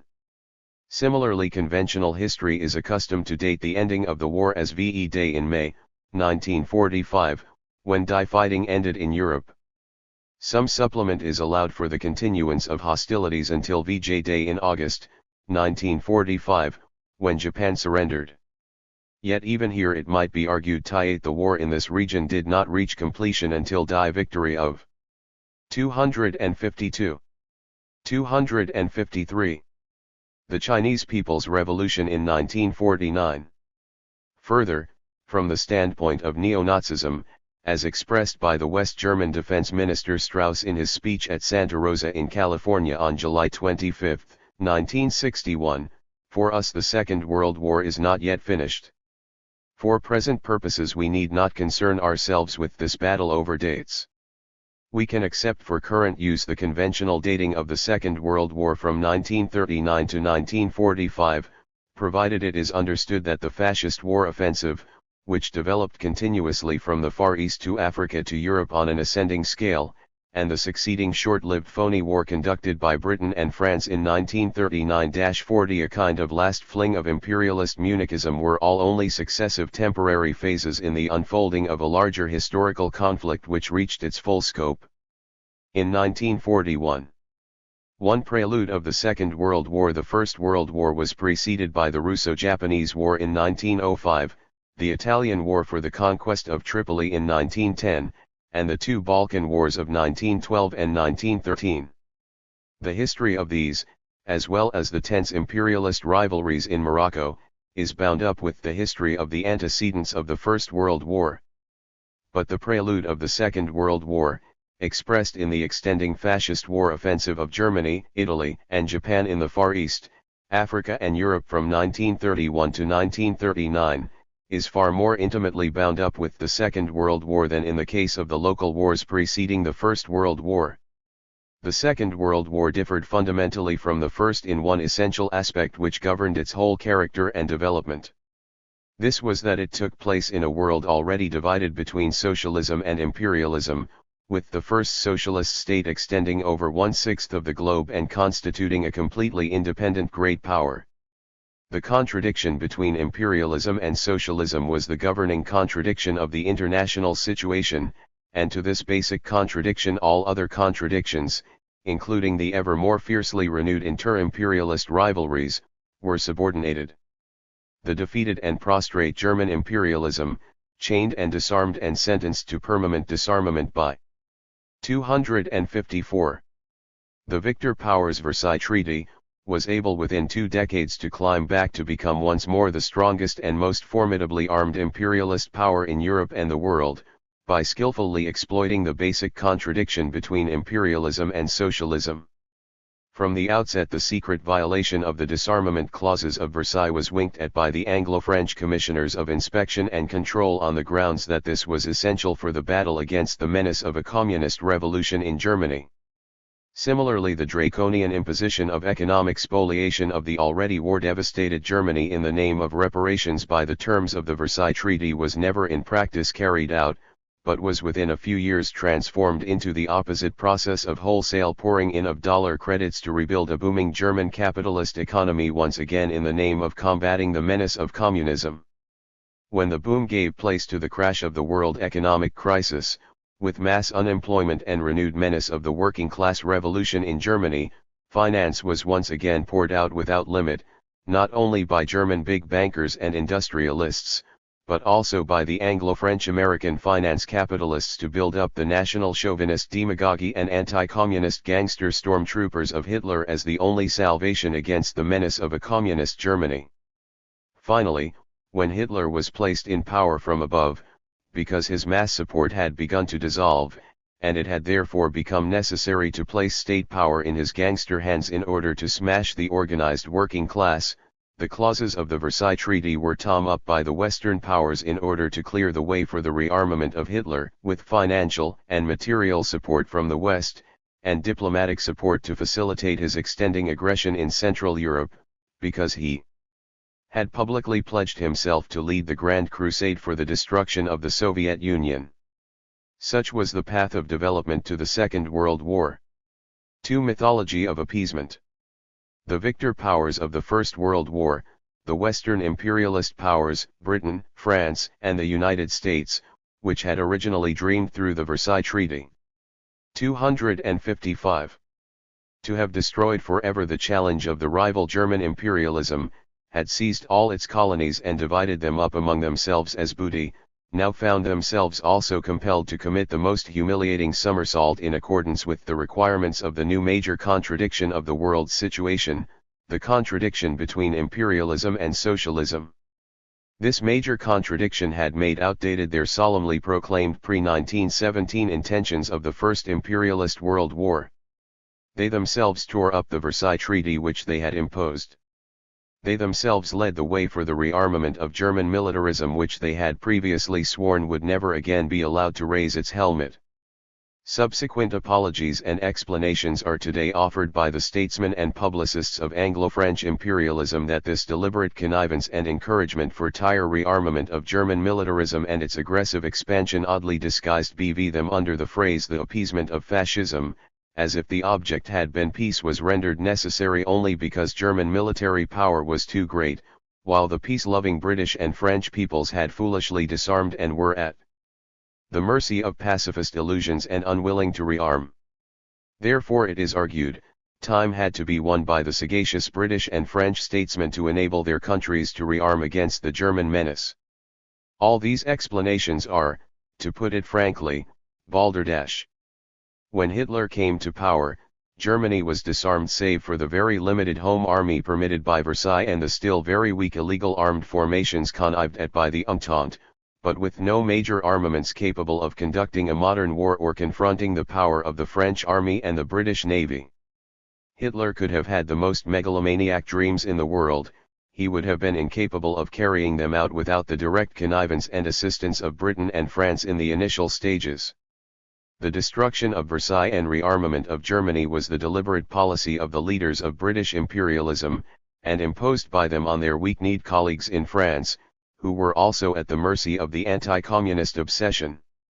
As soon as Hitler came to power, the green light for German rearmament was given by Britain when the British Prime 256 Minister, Ramsay MacDonald, hastened to Geneva to call for justice for Germany, and to propose the immediate doubling of the German army and drastic reduction of the French army, and then proceeded to Rome to draw up with Mussolini the project for the four-power pact or bloc of Hitler, Mussolini, MacDonald, and Daladier.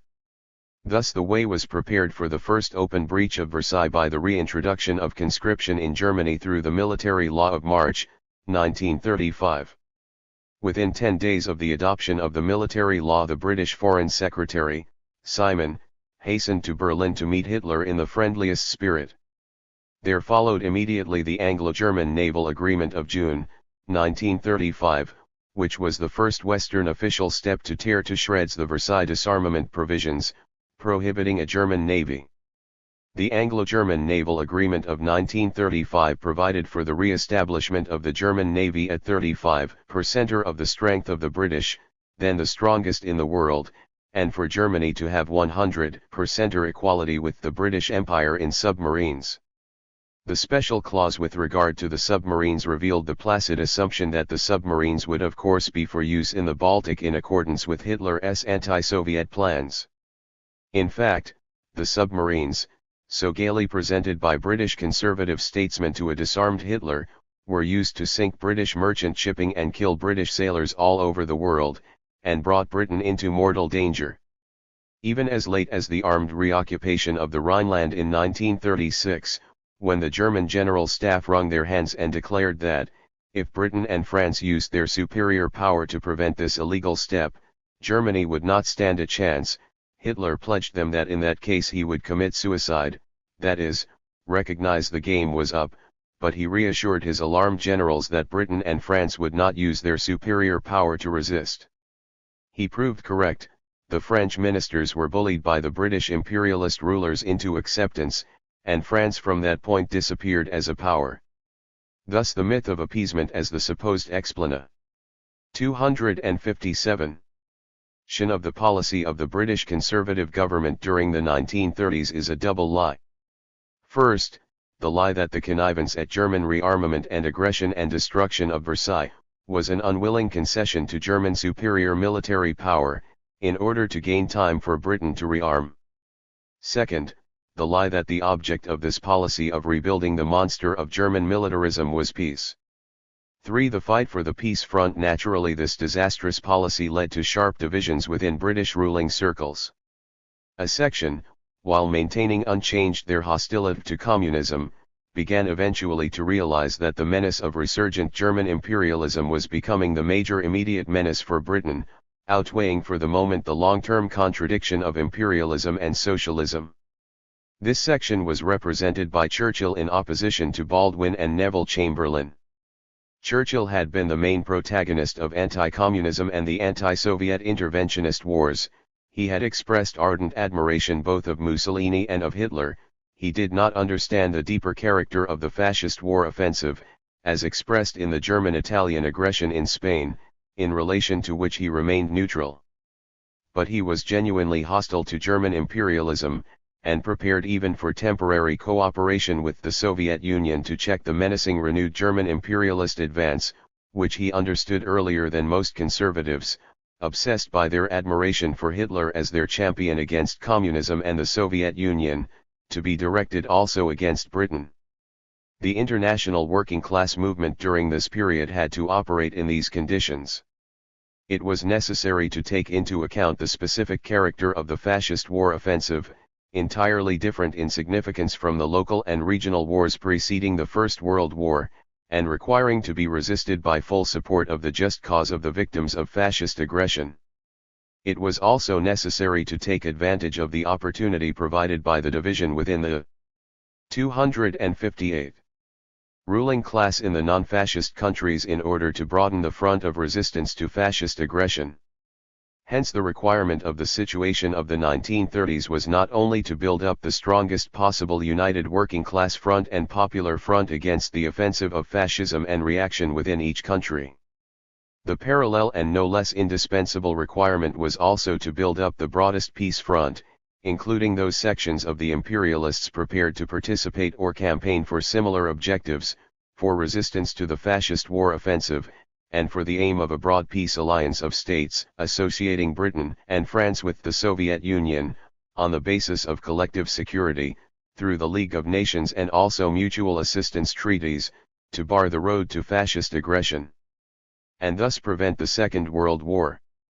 Had such a peace front of states, specifically of Britain and France and Czechoslovakia with the Soviet Union, been built up in time, before Europe was surrendered to Hitler, and maintained with firmness and unity, it is universally recognized today that such a combination, with its overwhelming superior strength, would have been fully able to bar the road to Hitler's aggression, and thereby would have prevented the Second World War. For this aim the Communist International and all communist parties, together with all progressive sections of the working class, including wide sections of the social democratic parties, and all progressive Democrats, and even some more far-sighted conservative elements, ceaselessly worked during these critical years. For this aim entire Soviet Union and Soviet diplomacy tirelessly and patiently worked, as shown in the French-Soviet Mutual Assistance Treaty and the Czech-Soviet Mutual Assistance Treaty. But the rulers of British imperialism stood in the way, repeatedly refused a similar treaty with the Soviet Union, wrecked the mutual assistance treaties of France and Czechoslovakia by bullying their weak rulers into repudiating their obligations and accepting surrender, and thereby made the Second World War inevitable. The main responsibility for this disastrous policy, which opened the way for the Second World War of fascism against the peoples of the world, lay with the dominant rulers of 259. British imperialism in association with their satellites in France. But a heavy responsibility lay also with the right-wing leaders of social democracy and of the Second Internationale, who to the last opposed every approach of the Communist International and of the Communist parties for unity against the fascist war offensive. This applied most conspicuously over the war of Mussolini to conquer Ethiopia. The Labour Party leadership accepted at face value the hypocritical electoral promises of the Conservative Foreign Secretary Hoare to stand for collective security. As soon as the Conservatives had won the 1935 election on this basis, the notorious Hoare-Laval Pact followed for the carving up of Ethiopia. Similarly, in face of the German-Italian fascist offensive against Spanish democracy, Blum at the head of the French Socialist Party and the Labour Party leadership at the Edinburgh Conference in 1936 supported the denial of the legal right of the Spanish democratic government to the supply of arms. Finally, this total line was most disastrously exposed over the culminating test of Munich in 1938. This role of the dominant leaders of imperialism, and of the right-wing leadership of social democracy, in hindering the establishment of the peace front which could have prevented the Second World War, was facilitated in part by some confusion among some sincere left socialist sections during this period. These sections failed to understand the new situation created by the fascist war offensive, and its basic difference from the conditions preceding the First World War, and in consequence regarded with suspicion any proposals for support of collective security or for a peace alliance of Britain and France with the Soviet Union against Hitler as an attempt to entangle them in a capitalist-imperialist war. 10. The main function also of the Trotskyist sections in the Western countries during this period was to promote such confusions, and in this way, in the name of the usual ultra-revolutionary principles, to disorganize the left and oppose the necessary United People's Front, Peace Front, and Peace Alliance against fascism. For Munich proved the culminating decisive test of the alignment of forces on the road to the Second World War. Czechoslovakia, with its strongly fortified frontier confronting Germany, and its binding alliances with France and the Soviet Union for defense against aggression, represented the strategic bastion blocking the way to Hitler's further expansion in Europe. In May, 1938, Hitler made his first attempt and failed, the alliance stood firm, and the path was barred. As Generals Keitel and Jody admitted at the Nuremberg trial after the war, there was no military possibility for Germany to break the Czechoslovak bastion if the alliance stood firm, since Germany had under 50 divisions to face simultaneously the 40 Czechoslovak divisions, the 100 French divisions and the far greater armed forces of the Soviet Union. The gate for Hitler could only be unlocked from within. This was the job of Neville Chamberlain at the head of the British government. For this purpose the Runciman mission was sent to prepare the ground during the summer, and official propaganda began to be spread in Britain on the necessity to dismember Czechoslovakia and concede to Hitler his territorial demands in the name of national justice for the Sudeten Germans. A noisy display of war preparations was made by Hitler, and of parallel war preparations by Britain, with a distribution of gas masks to the population to create a psychology of war alarm. On this basis Chamberlain flew to Berchtesgaden to meet Hitler on September 15, and after a dramatic session in Parliament with the production of a letter from Hitler at the last moment as representing a last hope of peace, flew to Munich and there on September 30 signed the shameful Four-Power Pact of Hitler, Mussolini, Chamberlain, and Daladier for the betrayal of Czechoslovakia. President Benes of Czechoslovakia was bullied into surrender. The Soviet government made clear that, if Czechoslovakia resisted, the Soviet Union would fulfill its treaty pledges and stand by Czechoslovakia, even alone. The Communist Party of Czechoslovakia, representing the feeling of the mass of the people, stood firm for resistance. But Benes, subjected to the most brutal intimidation and threats by Chamberlain and Daladier, finally surrendered. The outcome was presented as a victory for peace in our time, as Chamberlain proclaimed at the airport on his return, triumphantly waving a piece of paper signed by Hitler. But within the inner ruling circles in Britain the explanation was whispered that, while a combined resistance of Britain, France, and the Soviet Union with Czechoslovakia would have been fully capable in a military sense to check Hitler, the outcome would have been a communist Czechoslovakia, the collapse of Hitler and the prospect of a communist Germany. Munich is today recalled as a day of shame and guilt in the history of Britain. Indeed, the anti-Soviet devotees of Munich have since sought to cash in on the popular hatred of Munich and justify their continuance of the same basic policy through the anti-Soviet Cold War NATO alliance and renewed rearmament. 262. Meant of German militarism by declaring that the lesson of Munich must be learned, to stand up to dictators.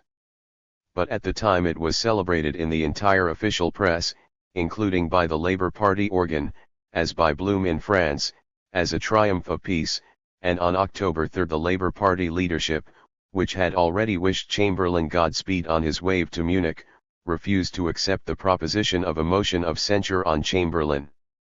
After Munich minority voices of opposition were heard, including Churchill.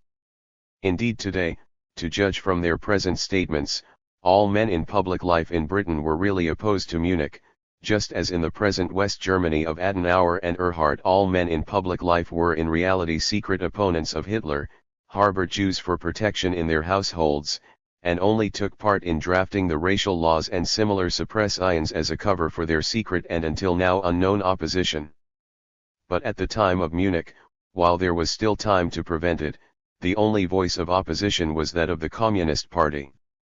In the hysterical scene in Parliament on September 28, when all the other parties joined in to acclaim Chamberlain on his prospective visit to Munich, and speeches in support of Chamberlain were made by the Labour Party leader, Attlee, the Liberal leader, Sinclair, the ILP leader, Maxton, and the pacifist Lansbury, only one voice of opposition was heard. It was not the voice of Churchill, who remained silent. It was the voice of the single communist MP, William Gallagher, who, having to shout to make himself heard above the din of acclamation, proclaimed, "I am no party to what is going on here. I object to the sacrifice of Czechoslovakia." Similarly at the 15th Congress of the Communist Party at Birmingham on September 16 to 19, 1938, immediately after Berchtesgaden and before Munich, the warning was sounded in the political report presented by Harry Pollitt. From the Congress platform on September 18 the speaker predicted, not only Munich, that under cover of the war crisis and deliberate spreading of a war scare the real aim of the government was to prepare acceptance of the betrayal of Czechoslovakia as a supposed victory for peace, but also, looking further ahead to the consequence. 263. Predicted we stood alone, that after the supposed victory for peace war between Britain and Hitler would come nonetheless, but under immeasurably worse conditions, with Britain fighting alone and without allies. 11. 5. Sequel of Munich. Munich was the watershed. Thereafter war had in fact been made inevitable, although there were still flurries in the current sweeping to war, the mass movement rose still higher for the peace alliance with the Soviet Union which could have prevented the war, and the Soviet Union sought indefatigably to the last, even to the point of danger on the very eve of the war, to reach such an alliance with Britain and France. In May, 1939, Stalin took over the premiership. This was the sign that the hour of final decision and action was near. After Hitler's seizure of the remainder of Czechoslovakia, and the storm of popular disillusionment and anger which followed, Chamberlain sought to appease the popular demand for an alliance with the Soviet Union by making an alliance and treaty of guarantee with fascist Poland and fascist Romania. This was an empty and meaningless gesture, if it had been intended to constitute a military check to Hitler's expansion, as Lloyd George immediately pointed out, and as the outcome proved, unless it were accompanied by a military alliance with the Soviet Union. The probable real purpose was to incite the Polish fascists to resist, who would otherwise not have done so, and thus ensure that Hitler's armies should sweep east to the borders of the Soviet Union.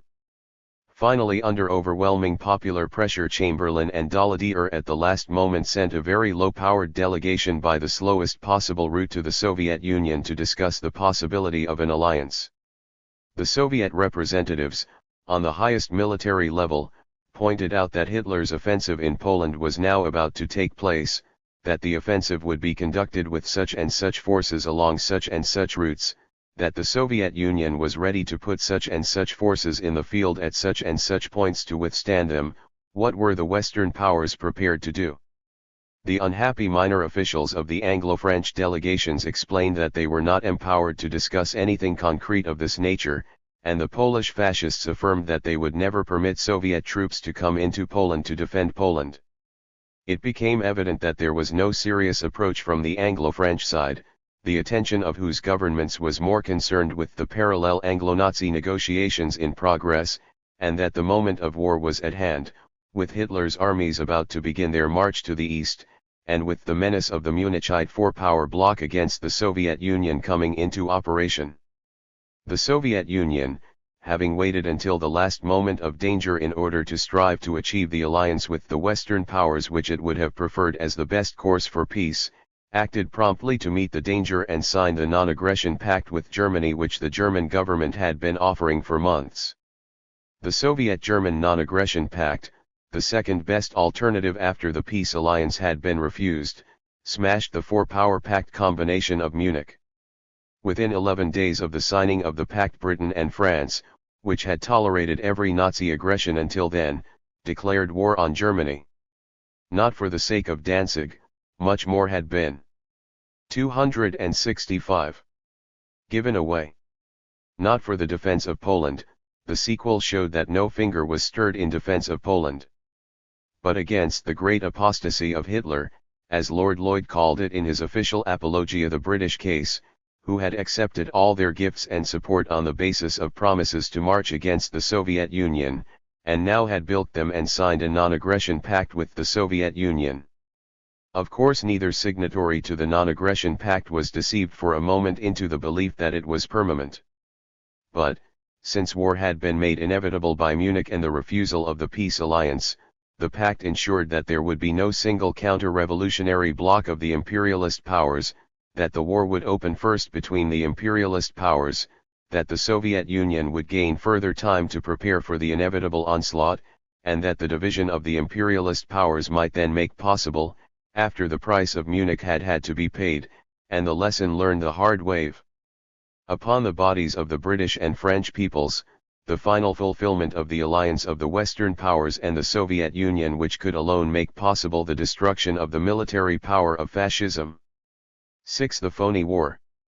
At the 18th Congress of the Communist Party of the Soviet Union in March, 1939, Stalin warned the British and French governments that their Munichite policy of encouraging the Nazi war offensive, in the expectation that it would be directed against the Soviet Union, might turn into a dangerous fiasco for them, since the attack might first be directed to the West. One might think that the districts of Czechoslovakia were yielded to Germany as the price of an undertaking to launch war on the Soviet Union, but that now the Germans are refusing to meet their bills and are sending them to Hades. Far be it from me to moralize on the policy of non-intervention, to talk of treason, treachery, and so on. It would be naive to preach morals to people who recognize no human morality. Politics is politics, as the old case-hardened bourgeois diplomats say. It must be remarked. 266. However, that the big and dangerous political game started by the supporters of the policy of non-intervention may end in a serious fiasco for them. This prediction proved correct. The offensive of Hitler, after he had taken the fullest advantage of the support and encouragement from the West, was first turned against the West, which under its corrupted Munichite politicians offered easier and more vulnerable spoils, In order to have all the advantages and additional resources from the conquest of Western Europe before embarking on his main war, the war against the more formidable opponent, the Soviet Union. The declaration of war by Chamberlain and a reluctantly obedient Dalladier on Hitler in September 1939, was a diplomatic act, rather than a military act. Certainly the object was not the defense of Poland, no attempt was made to help Poland.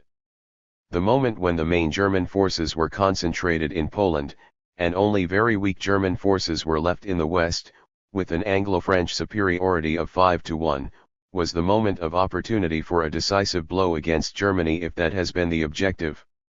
At the Nuremberg trial, General Jody admitted on behalf of the German General Staff, neither in 1937 nor in 1938 could Germany have withstood a concentric attack by France, Czechoslovakia and Poland with their war establishment of 190 divisions. If Germany did not collapse during the Polish campaign, it was because the 110 French and British divisions opposed to 23 German divisions in the West were completely inactive. Times report, June 5, 1946, General Keitel at the Nuremberg trial put the position even more sharply. We soldiers always expected intervention by the Western powers during the Polish campaign, and were surprised when there were only slight skirmishes along the West Wall, which was protected by only 5 divisions. A French attack during the Polish campaign would have met with no German resistance. But since they did not take place, we no longer thought the Western powers would actively enter the war. Similarly, Hitler wrote to Mussolini on March 18, 1940, that Germany's position had been critical in September 1939. 267. When there were only 7 divisions in the West, and thus no possibility of resisting a French offensive if one had been launched. The offensive was not launched. The British ambassador in Paris, Duff Cooper, boasted that they had discovered a new way of making war, without casualties. This was the phony war, or, as a Times editorial later described it, the period of sham war that led inevitably, as it now seems, to the collapse of 1940. The purpose of Chamberlain and Dalladier in declaring war on Germany in September 1939, was thus not to make war on Germany, nor to defend Poland, but to exercise pressure on Germany in order to secure a shift in the regime or leadership of Nazism such as would annul the non-aggression pact with the Soviet Union and cooperate with the West against the Soviet Union. Hitler, complained Lord Lloyd in the official statement of the British case, had falsely pretended to be the champion of the West against the Soviet Union. This was the indictment. All other crimes and aggressions could be forgiven, but not making peace with the Soviet Union. However abominable his methods, however deceitful his diplomacy, however intolerant he might show himself of the rights of other European peoples, he still claimed to stand for something which was a common European interest, and which could therefore conceivably provide some day a basis for understanding with other nations equally determined not to sacrifice their traditional institutions and habits on the blood-stained altars of the world revolution. The conclusion of the German-Soviet Pact removed even this faint possibility of an honorable peace. An alliance with the communist dictator of the Kremlin. This was Herr Hitler's final apostasy. The only barring of the road to the further advance of the 268 Nazi forces in Poland was provided by the armies of the Soviet Union, which, in accordance with the terms of the non-aggression agreement, reoccupied the regions of Western Belarusia and Western Ukraine that the old Poland had robbed and annexed from Soviet Russia in the era of the interventionist wars. The Soviet armies stood on the so-called Curzon Line, that is the line which the Allied Supreme Council in 1919 had adjudged to be the legitimate frontier of Russia. The positive helpfulness of this Soviet stand for the Western powers was recognized by Churchill and responsible conservative organs at the time. The presence of a powerful Russian army on his eastern frontier will immobilize a large part of Hitler's forces at a time when they are needed in the West. That the Russian armies should stand on this line was clearly necessary for the safety of Russia against the Nazi menace.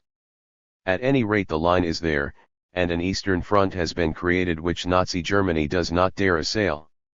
Anglo-French strategy during this phase, in accordance with the Munichite policy, was concentrated, not on making war on Germany, but on developing a front against the Soviet Union.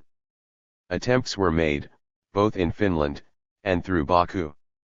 During the winter of 1939-40, British and French expeditionary forces were equipped for dispatch to fight the Soviet Union in Finland. 3 times as many British planes were sent to serve Finnish fascism against the Soviet Union as were 3 months later available for the British Expeditionary Force in the hour of extremity on the Western Front. According to Chamberlain's statement in Parliament on March 19, 1940, in response to the Finnish Marshal Mannerheim's request for 30,000 men to be sent by May, no less than 100,000 heavily armed and equipped men had been ready to sail at the beginning of March in order to conduct the war against the Soviet Union. But the entirely unexpected and brilliant military feat of the Soviet Army in 269. Storming the supposedly impregnable Mannerheim Line by March 11 threw all the Anglo-French plans into disarray. Parallel with the passivity in relation to Germany, and the concentration on war measures against the Soviet Union, the opportunity of the phony war was taken to institute the most active anti-communist drive in the Western countries, especially in France, where the Communist Party was declared illegal, and the death law carried against the Communists, with the support of the Socialist deputies. 7. Communism and the first phase of the war. Such was the complex situation of the phony war which the Communist parties in the Western countries, the leaders of the fight against fascism and the fascist war offensive and against all the policies of Municism, had to confront in order to determine the path of the working class and anti-fascist fight. It was not surprising that this complex and rapidly changing situation should give rise in this initial phase to sincerely held differences of opinion, estimation, and tactical conclusions at different stages. At the outset, when the British and French governments declared war on Germany, the communist parties in the Western countries, as in Britain, France, and the United States, while entertaining no illusions on the policy of Chamberlain and Daladier, sought to utilize the opportunity in order to develop it into a genuine fight against Hitler and fascism, at the same time as combating the reactionary policies of Chamberlain and Daladier. Thus the statement of the British party at the beginning of September, on the occasion of the declaration of war, called for a struggle on 2 fronts, that is, simultaneously against Hitler and against the policies of Chamberlain, and demanded the removal of the Chamberlain government. Experience of the phony war rapidly showed that this policy of the struggle on 2 fronts met with serious difficulties in practice, since support for the government's war measures in the name of anti-fascist aims meant in practice, not any conduct of war against Hitler, but misuse of the anti-fascist sentiments of the people to conduct incitement and prepare war measures against the Soviet Union. Hence, when the Central Committee 270 of the British Communist Party met for the first time after the outbreak of war during the last week of September and was able to review the real situation of the phony war, a new statement of policy was adopted and published on October 2, corresponding to the situation, which exposed the hypocrisy of the anti-fascist pretensions of Chamberlain and Daladier and attacked the reactionary imperialist character of the type of war they were conducting as contrary to the interests of the people. The French Communist Party fearlessly carried forward its fight along similar lines, with its General Secretary, Thérèse, having to operate from illegality, in the face of every repression, and maintained its confidence among the people, as was shown by its leading role in the resistance movement when the real fight developed against Nazi occupation. The Communist Internationale, in an analysis of the genesis of the war, showed the responsibility both of Nazism and of Municism and said, in this war the blame falls on all the capitalist governments, and primarily the ruling classes of the belligerent states. By 1940 a new situation developed.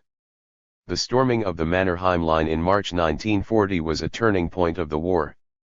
The plans of the Anglo-French Munichite governments to establish their anti-Soviet war front were smashed beyond repair. At the same time the dangerous opening on Leningrad through Finland was closed, and the road rendered thereby more difficult for the fulfillment of the further Nazi aim of the offensive against the Soviet Union. Under these conditions, Hitler and his generals determined to open the offensive for the conquest of Western Europe before attacking the Soviet Union. The successive assaults on Denmark, Norway, the Low Countries and France followed. The British expeditionary force was swept into the sea at Dunkirk, but according to the German general's subsequent account, Hitler's special orders halted any measures for its destruction, since Hitler still hoped to reach an agreement with Britain. In France, the right-wing and pro-fascist generals, who made no concealment of their view that they preferred Hitler to the communists, opened the front, and let Hitler's blitzkrieg sweep through with scarcely a show of resistance. Peace was signed between Pétain and Hitler, and a satellite fascist regime under Pétain and the ex-socialist, Laval, was established.